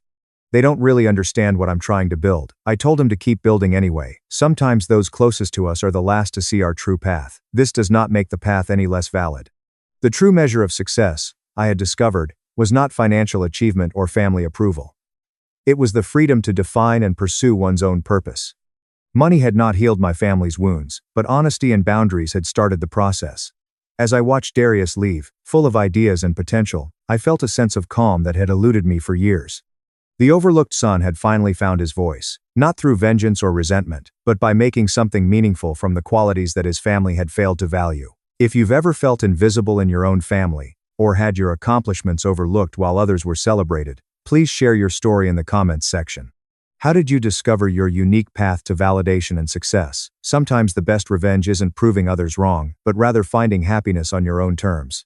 If you enjoyed this video, remember to like, subscribe, and share it. Remember that the most important approval comes from within. Thank you for listening to my story, and I wish you the courage to pursue your own path, even if those around you do not understand it. My family kicked me out at Thanksgiving and toasted to it. I let them finish clapping, then I opened a folder with $40,600 in receipts, and everyone screamed. Victoria got up from her chair and said, "Before we carve the turkey," flashing her self-satisfied, practiced smile. Everyone fell silent when someone said, "There's something we need to say." Forks stopped in midair. My stomach tightened. That tone seemed familiar to me. She used the same one to ground me for attending a party I didn't even attend when I was 15. Looking around like a pageant queen poised to be crowned, she went on. "We had a family vote. We've also concluded that you are no longer family." A pause, followed by applause, cheering. "Hannah, my cousin, applauded as if she were at a symphony. Uncle Raymond toasted, lifting his wine glass. I sat there motionless, staring at my plate, as even my own mother chuckled and said, "Well, someone had to say it." My blood heated, but the stuffing had gone cold. With a swig of his beer, my dad said, without even glancing at me, "It's probably for the best." "Wow," I said as I gently pushed my chair back. Victoria smiled more broadly and said, "You guys actually rehearsed this." My mother reached for the cranberry sauce as if we were talking about the weather. "You've been toxic for years. We're just finally done pretending. You're not family," she continued. "It's unanimous. It's unanimous." I took a look around. Not a single person raised their voice. "Good," I muttered. I then went into my bag. I continued. I thought this might happen, taking out a big folder and carefully setting it in the middle of the table. The laughter was interrupted by the thunking sound it made. Victoria blinked. "What's that?" I folded my arms, grinned, and reclined in my chair. "How about finding out?" She grabbed it and tore it open. When she believed she was winning, she always wore a snarky little smirk, and her mouth was already twisted. Then she stopped grinning and flipped the first page. Her face went white. She looked at the following page and the one after that. Then she screamed screamed like in a terrifying horror film. She sprang upright, slamming the folder close, as if it had burned her hands, and her chair smashed behind her. "You monster," she exclaimed. "Twisted weirdo, you made a mistake." Around the table, there were gasps. Her husband, Christopher, grabbed the folder and opened it. Then his mouth fell open. He gave me a look. "Is this the case?" I gave one nod. I said, "It's all real. Every word, every screenshot, and every receipt." The table fell silent. In the kitchen, you could hear a fork clinking. Like a fish struggling to breathe, my mother's mouth opened and closed. "You were so certain that I wouldn't fight back?" I asked, carefully getting to my feet. I would definitely continue to be the cash cow, the doormat, and the quiet one. However, you know what? I bent down and met Victoria's gaze. "It's over, your little show. Are you curious in the contents of the folder? I'll make it. Let me first explain how we arrived. Because I wasn't considered family by Victoria when she woke up one day. Years went into making that decision. Betrayal by betrayal, brick by brick, comment by comment. They never liked me. Not even near. Victoria was the golden girl, the star, with a wide smile, high grades, and room management skills. She could make someone thank her for lying in front of them. In contrast, I was reserved and silent. They detested the fact that I didn't require attention. My silence was interpreted by them as a sign of weakness. I worked 2 jobs, paid for my own education, moved out at age 20, and never sought assistance. Victoria, on the other hand, married Christopher, the human equivalent of a LinkedIn profile, in a blazer, after failing 3 majors and traveling to Europe to discover who she was. I covered half the cost of the wedding. Despite their inability to pay for it, my parents managed to take a 10-day cruise immediately after. I didn't voice any complaints. I continued to assist, paying for Dad's dental work and sending money when Mom mentioned the heat bill was past due, despite their jokes that I was the family accountant. Even paying a portion of my cousin Hannah's tuition when she was placed on a scholarship waitlist. Perhaps it was the tone that indicated, "Well, of course you'd help. You don't have a family of your own." They would always say, "Thank you." Sure, but with that tone. I'm single, you see, no spouse, no children, no turmoil, just my dog, my job, and me. They believed that I had nothing better to do than pay for their messes. In particular, Victoria made me feel like her own backup plan. She called me first after Christopher lost his job. "Just a little loan. Your salary was in the low 6 figures when her automobile broke down. How much is $3,000? When her insurance refused to pay for the therapy her child needed." Yes. Who did she call? I was always of assistance. Always. I convinced myself that it was family. However, lending a hand evolved into duty, then into expectation, and last into demand. At dinner, it began with little, sly jokes. "You brought wine, I see. Good wine must be lovely to afford. You're early, of course. You don't have children to worry about." In addition to avoiding my husband, I wish I could work late every night. Then it became more repulsive. "You're really chilly. Perhaps that's the reason you're still by yourself. Real stress is beyond your comprehension. There is no genuine life for you. Simply put, you're upset that nobody needs you." However, they did depend on me all the time, discreetly, and financially. The text then appeared.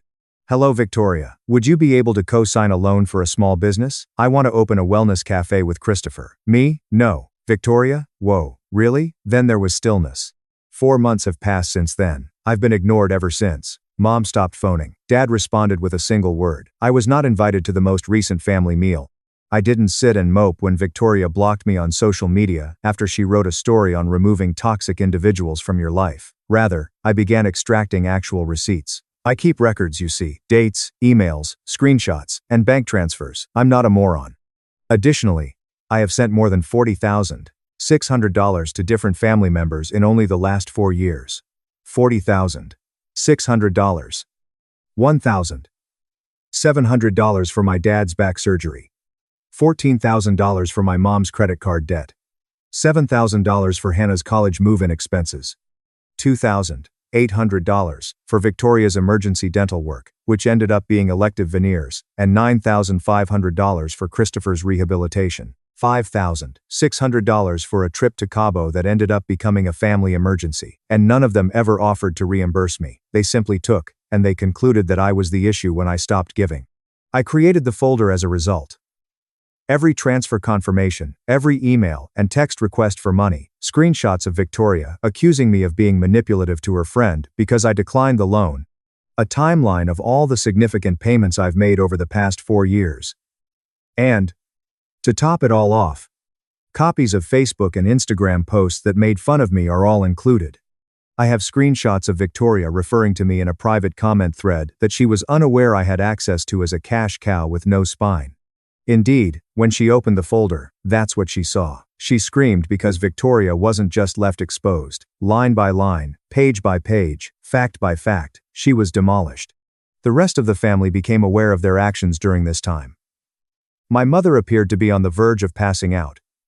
Christopher. He only said, "What is this?" as he gazed at the line that said $4,200 to cover Victoria's credit card used at a hotel in Santa Monica with someone named Lauren. I didn't respond. For the first time ever, I wasn't defending myself, therefore I didn't need to. All I was doing was telling them the truth. At last, with a trembling voice, my mother replied, "You kept records of everything." Calm as ever, I turned to face her. "Someone had to remember because you didn't." Victoria's fists were clenched at her sides, and she remained upright and pale. She glanced at the folder, at me, and at Christopher. She spat. "This is a violation. You weren't allowed to." "No, right," I murmured, carefully getting to my feet. "You just labeled me not family in front of the entire family." Everyone applauded. "And now you're angry because I was ready." Christopher opened the folder and turned another page. "What is Santa Monica all about?" His voice was tight as he asked. Victoria's head jerked in his direction. "Don't begin." "Lauren, who is she?" he went on. "Why did you use my credit card to stay at a hotel for 4 nights? Her silence spoke more than any response. My mother interrupted, raising her hands. "Can't we all just be rational and relax?" "Yes," I replied. "Let's be sensible. When you were cashing the check I sent you, you labeled me a parasite. Let's talk about it." She gave a blink. "That is unfair. We were under pressure." "No," I yelled. "You were stressed, and I helped you. Each and every time. And I am suddenly the enemy, the one time I refuse." At last, my dad, who had been silent up until that point, said something. "You're exaggerating the scope of this." I looked over at him. And I stopped speaking. "For years, you allowed them to abuse me in this way. You were aware, you witnessed it, you heard it, and you allowed it to happen because it was simpler than confronting them." He didn't refute it. Victoria's hand smacked into the table. "You're simply resentful because you are no longer needed." I answered icily, "Wrong. I'm not resentful. I'm finished." She laughed bitterly. "You are pitiful. Are you aware of how dramatic everything appears? Bringing a folder and taking screenshots? Do you believe that this makes you the victim? You're merely demonstrating your need for control."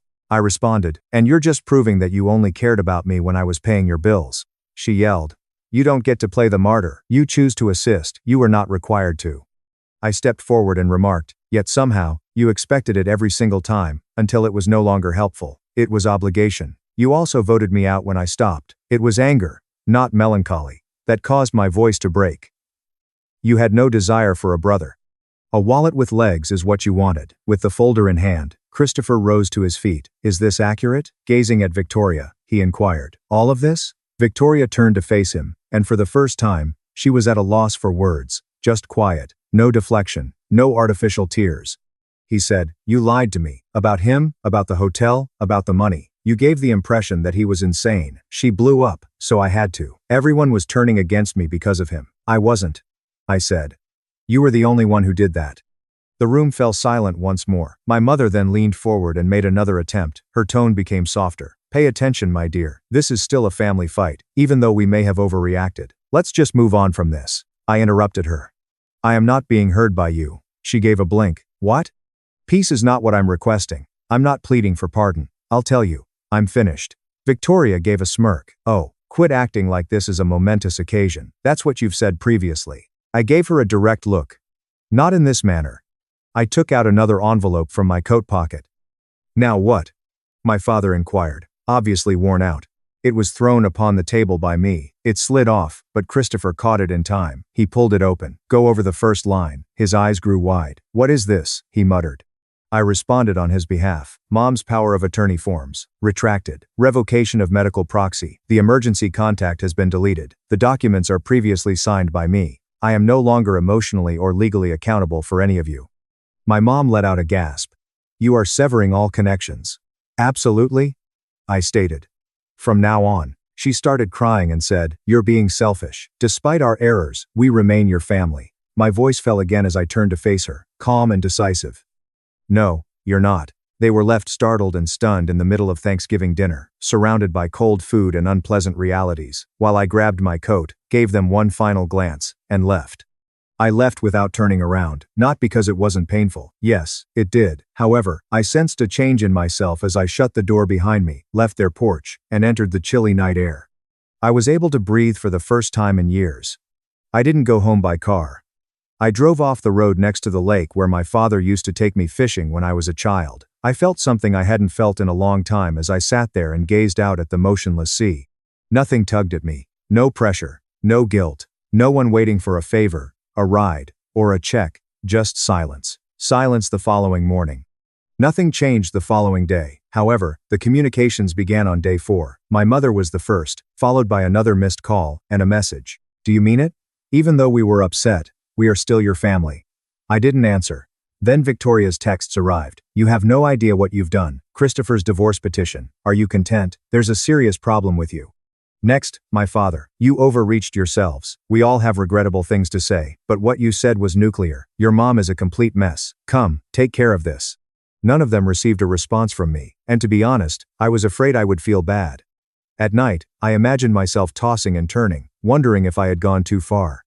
Rather, I slept better than I have in a long time. Every text was no longer questioned. Waiting for the other shoe to drop is over. No more guilt trips masquerading as crises or late-night Venmo demands.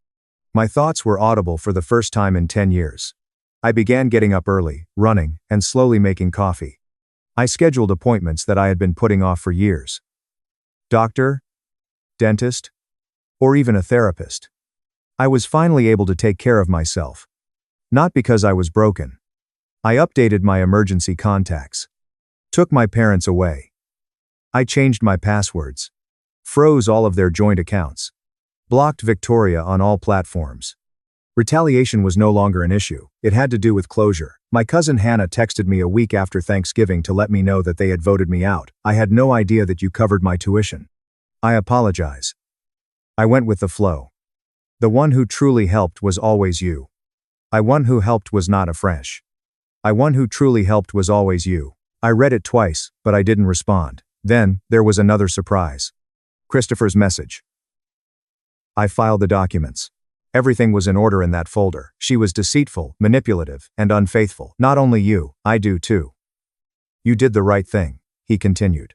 I ought to have departed earlier. That caught me off guard, but it did land. I did something I hadn't done in years a few days later.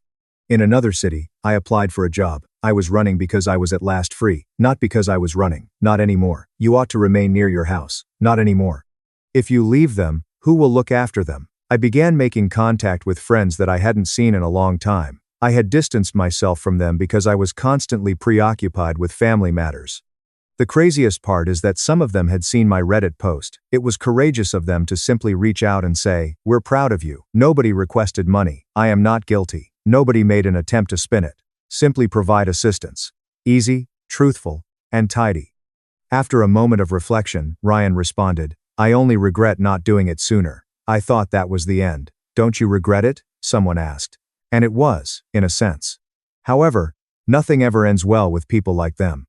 Particularly when they begin to feel the effects of your absence.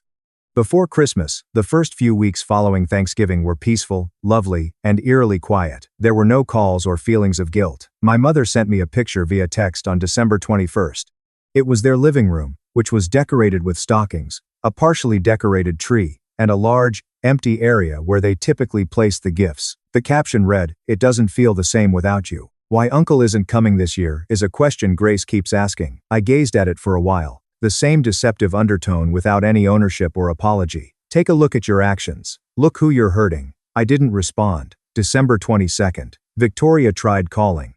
I let it ring out. Then she sent a message. "I know I messed up, but you don't have to punish everyone. Just come by for Grace. She misses you." 2 minutes later. "Also, Mom and Dad are behind on their mortgage. I know you don't care anymore, but the bank called today. I thought you'd want to know." There it was. The ask.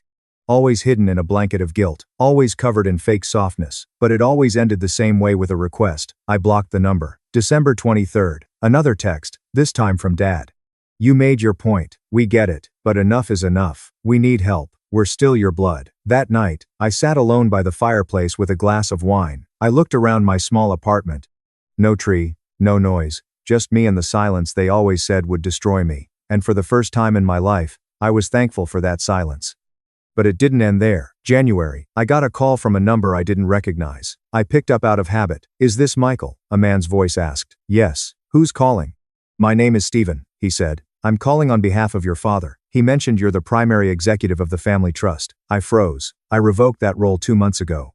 I said it was finalized by the family attorney. "My name is off everything." The man paused. "I see. Your father said he couldn't reach you directly and asked me to explore options there in a bit of a bind." Of course they were. Victoria and my parents had run out of options. The ATM was closed. The safety net was gone. Now they were trying to get creative. I hung up without another word, but the final straw came in March. I got an envelope in the mail, handwritten.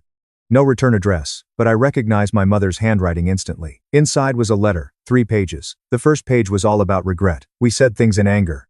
You've always been the strong one. We never realized how much we leaned on you." The second page turned to guilt. "Your father's health isn't good. Victoria's completely alone now. We're worried about Grace. She's struggling." And the third page, that was the hook. "We're selling the house, but we're underwater on the mortgage. We just need a little help to get through this.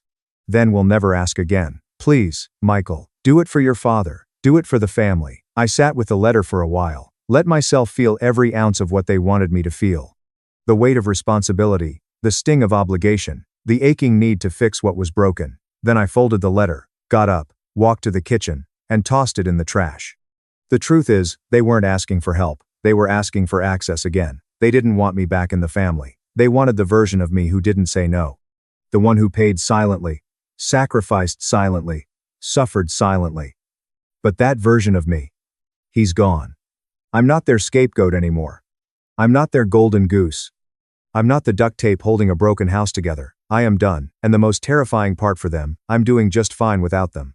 I got a new job, moved to a new city, bigger place, clean slate. I started volunteering on weekends, not because anyone needed me, but because I wanted to. I built a life where no one calls me at 10:30 p.m. to cover a mistake they refuse to own, where I'm not punished for being independent, where kindness isn't used as leverage. I don't regret helping them, but I do regret how long it took me to stop. You want to know what real peace feels like? It's not being surrounded by family. It's being free from people who only call you family when they need something. Update, months later. I didn't think this post would get attention. Honestly, I just needed to say it to put it somewhere. But I read every comment. The people who said you were brave, they don't deserve you.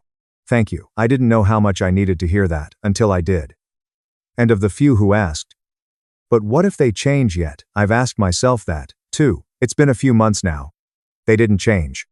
After I cut them off, after the folder, after the screaming, and the silence, and the letters, I thought maybe, just maybe, someone would get it, that they'd reflect, that they'd say, "We're sorry." They didn't. They got quiet for a while. Then they got strategic. Then they got desperate.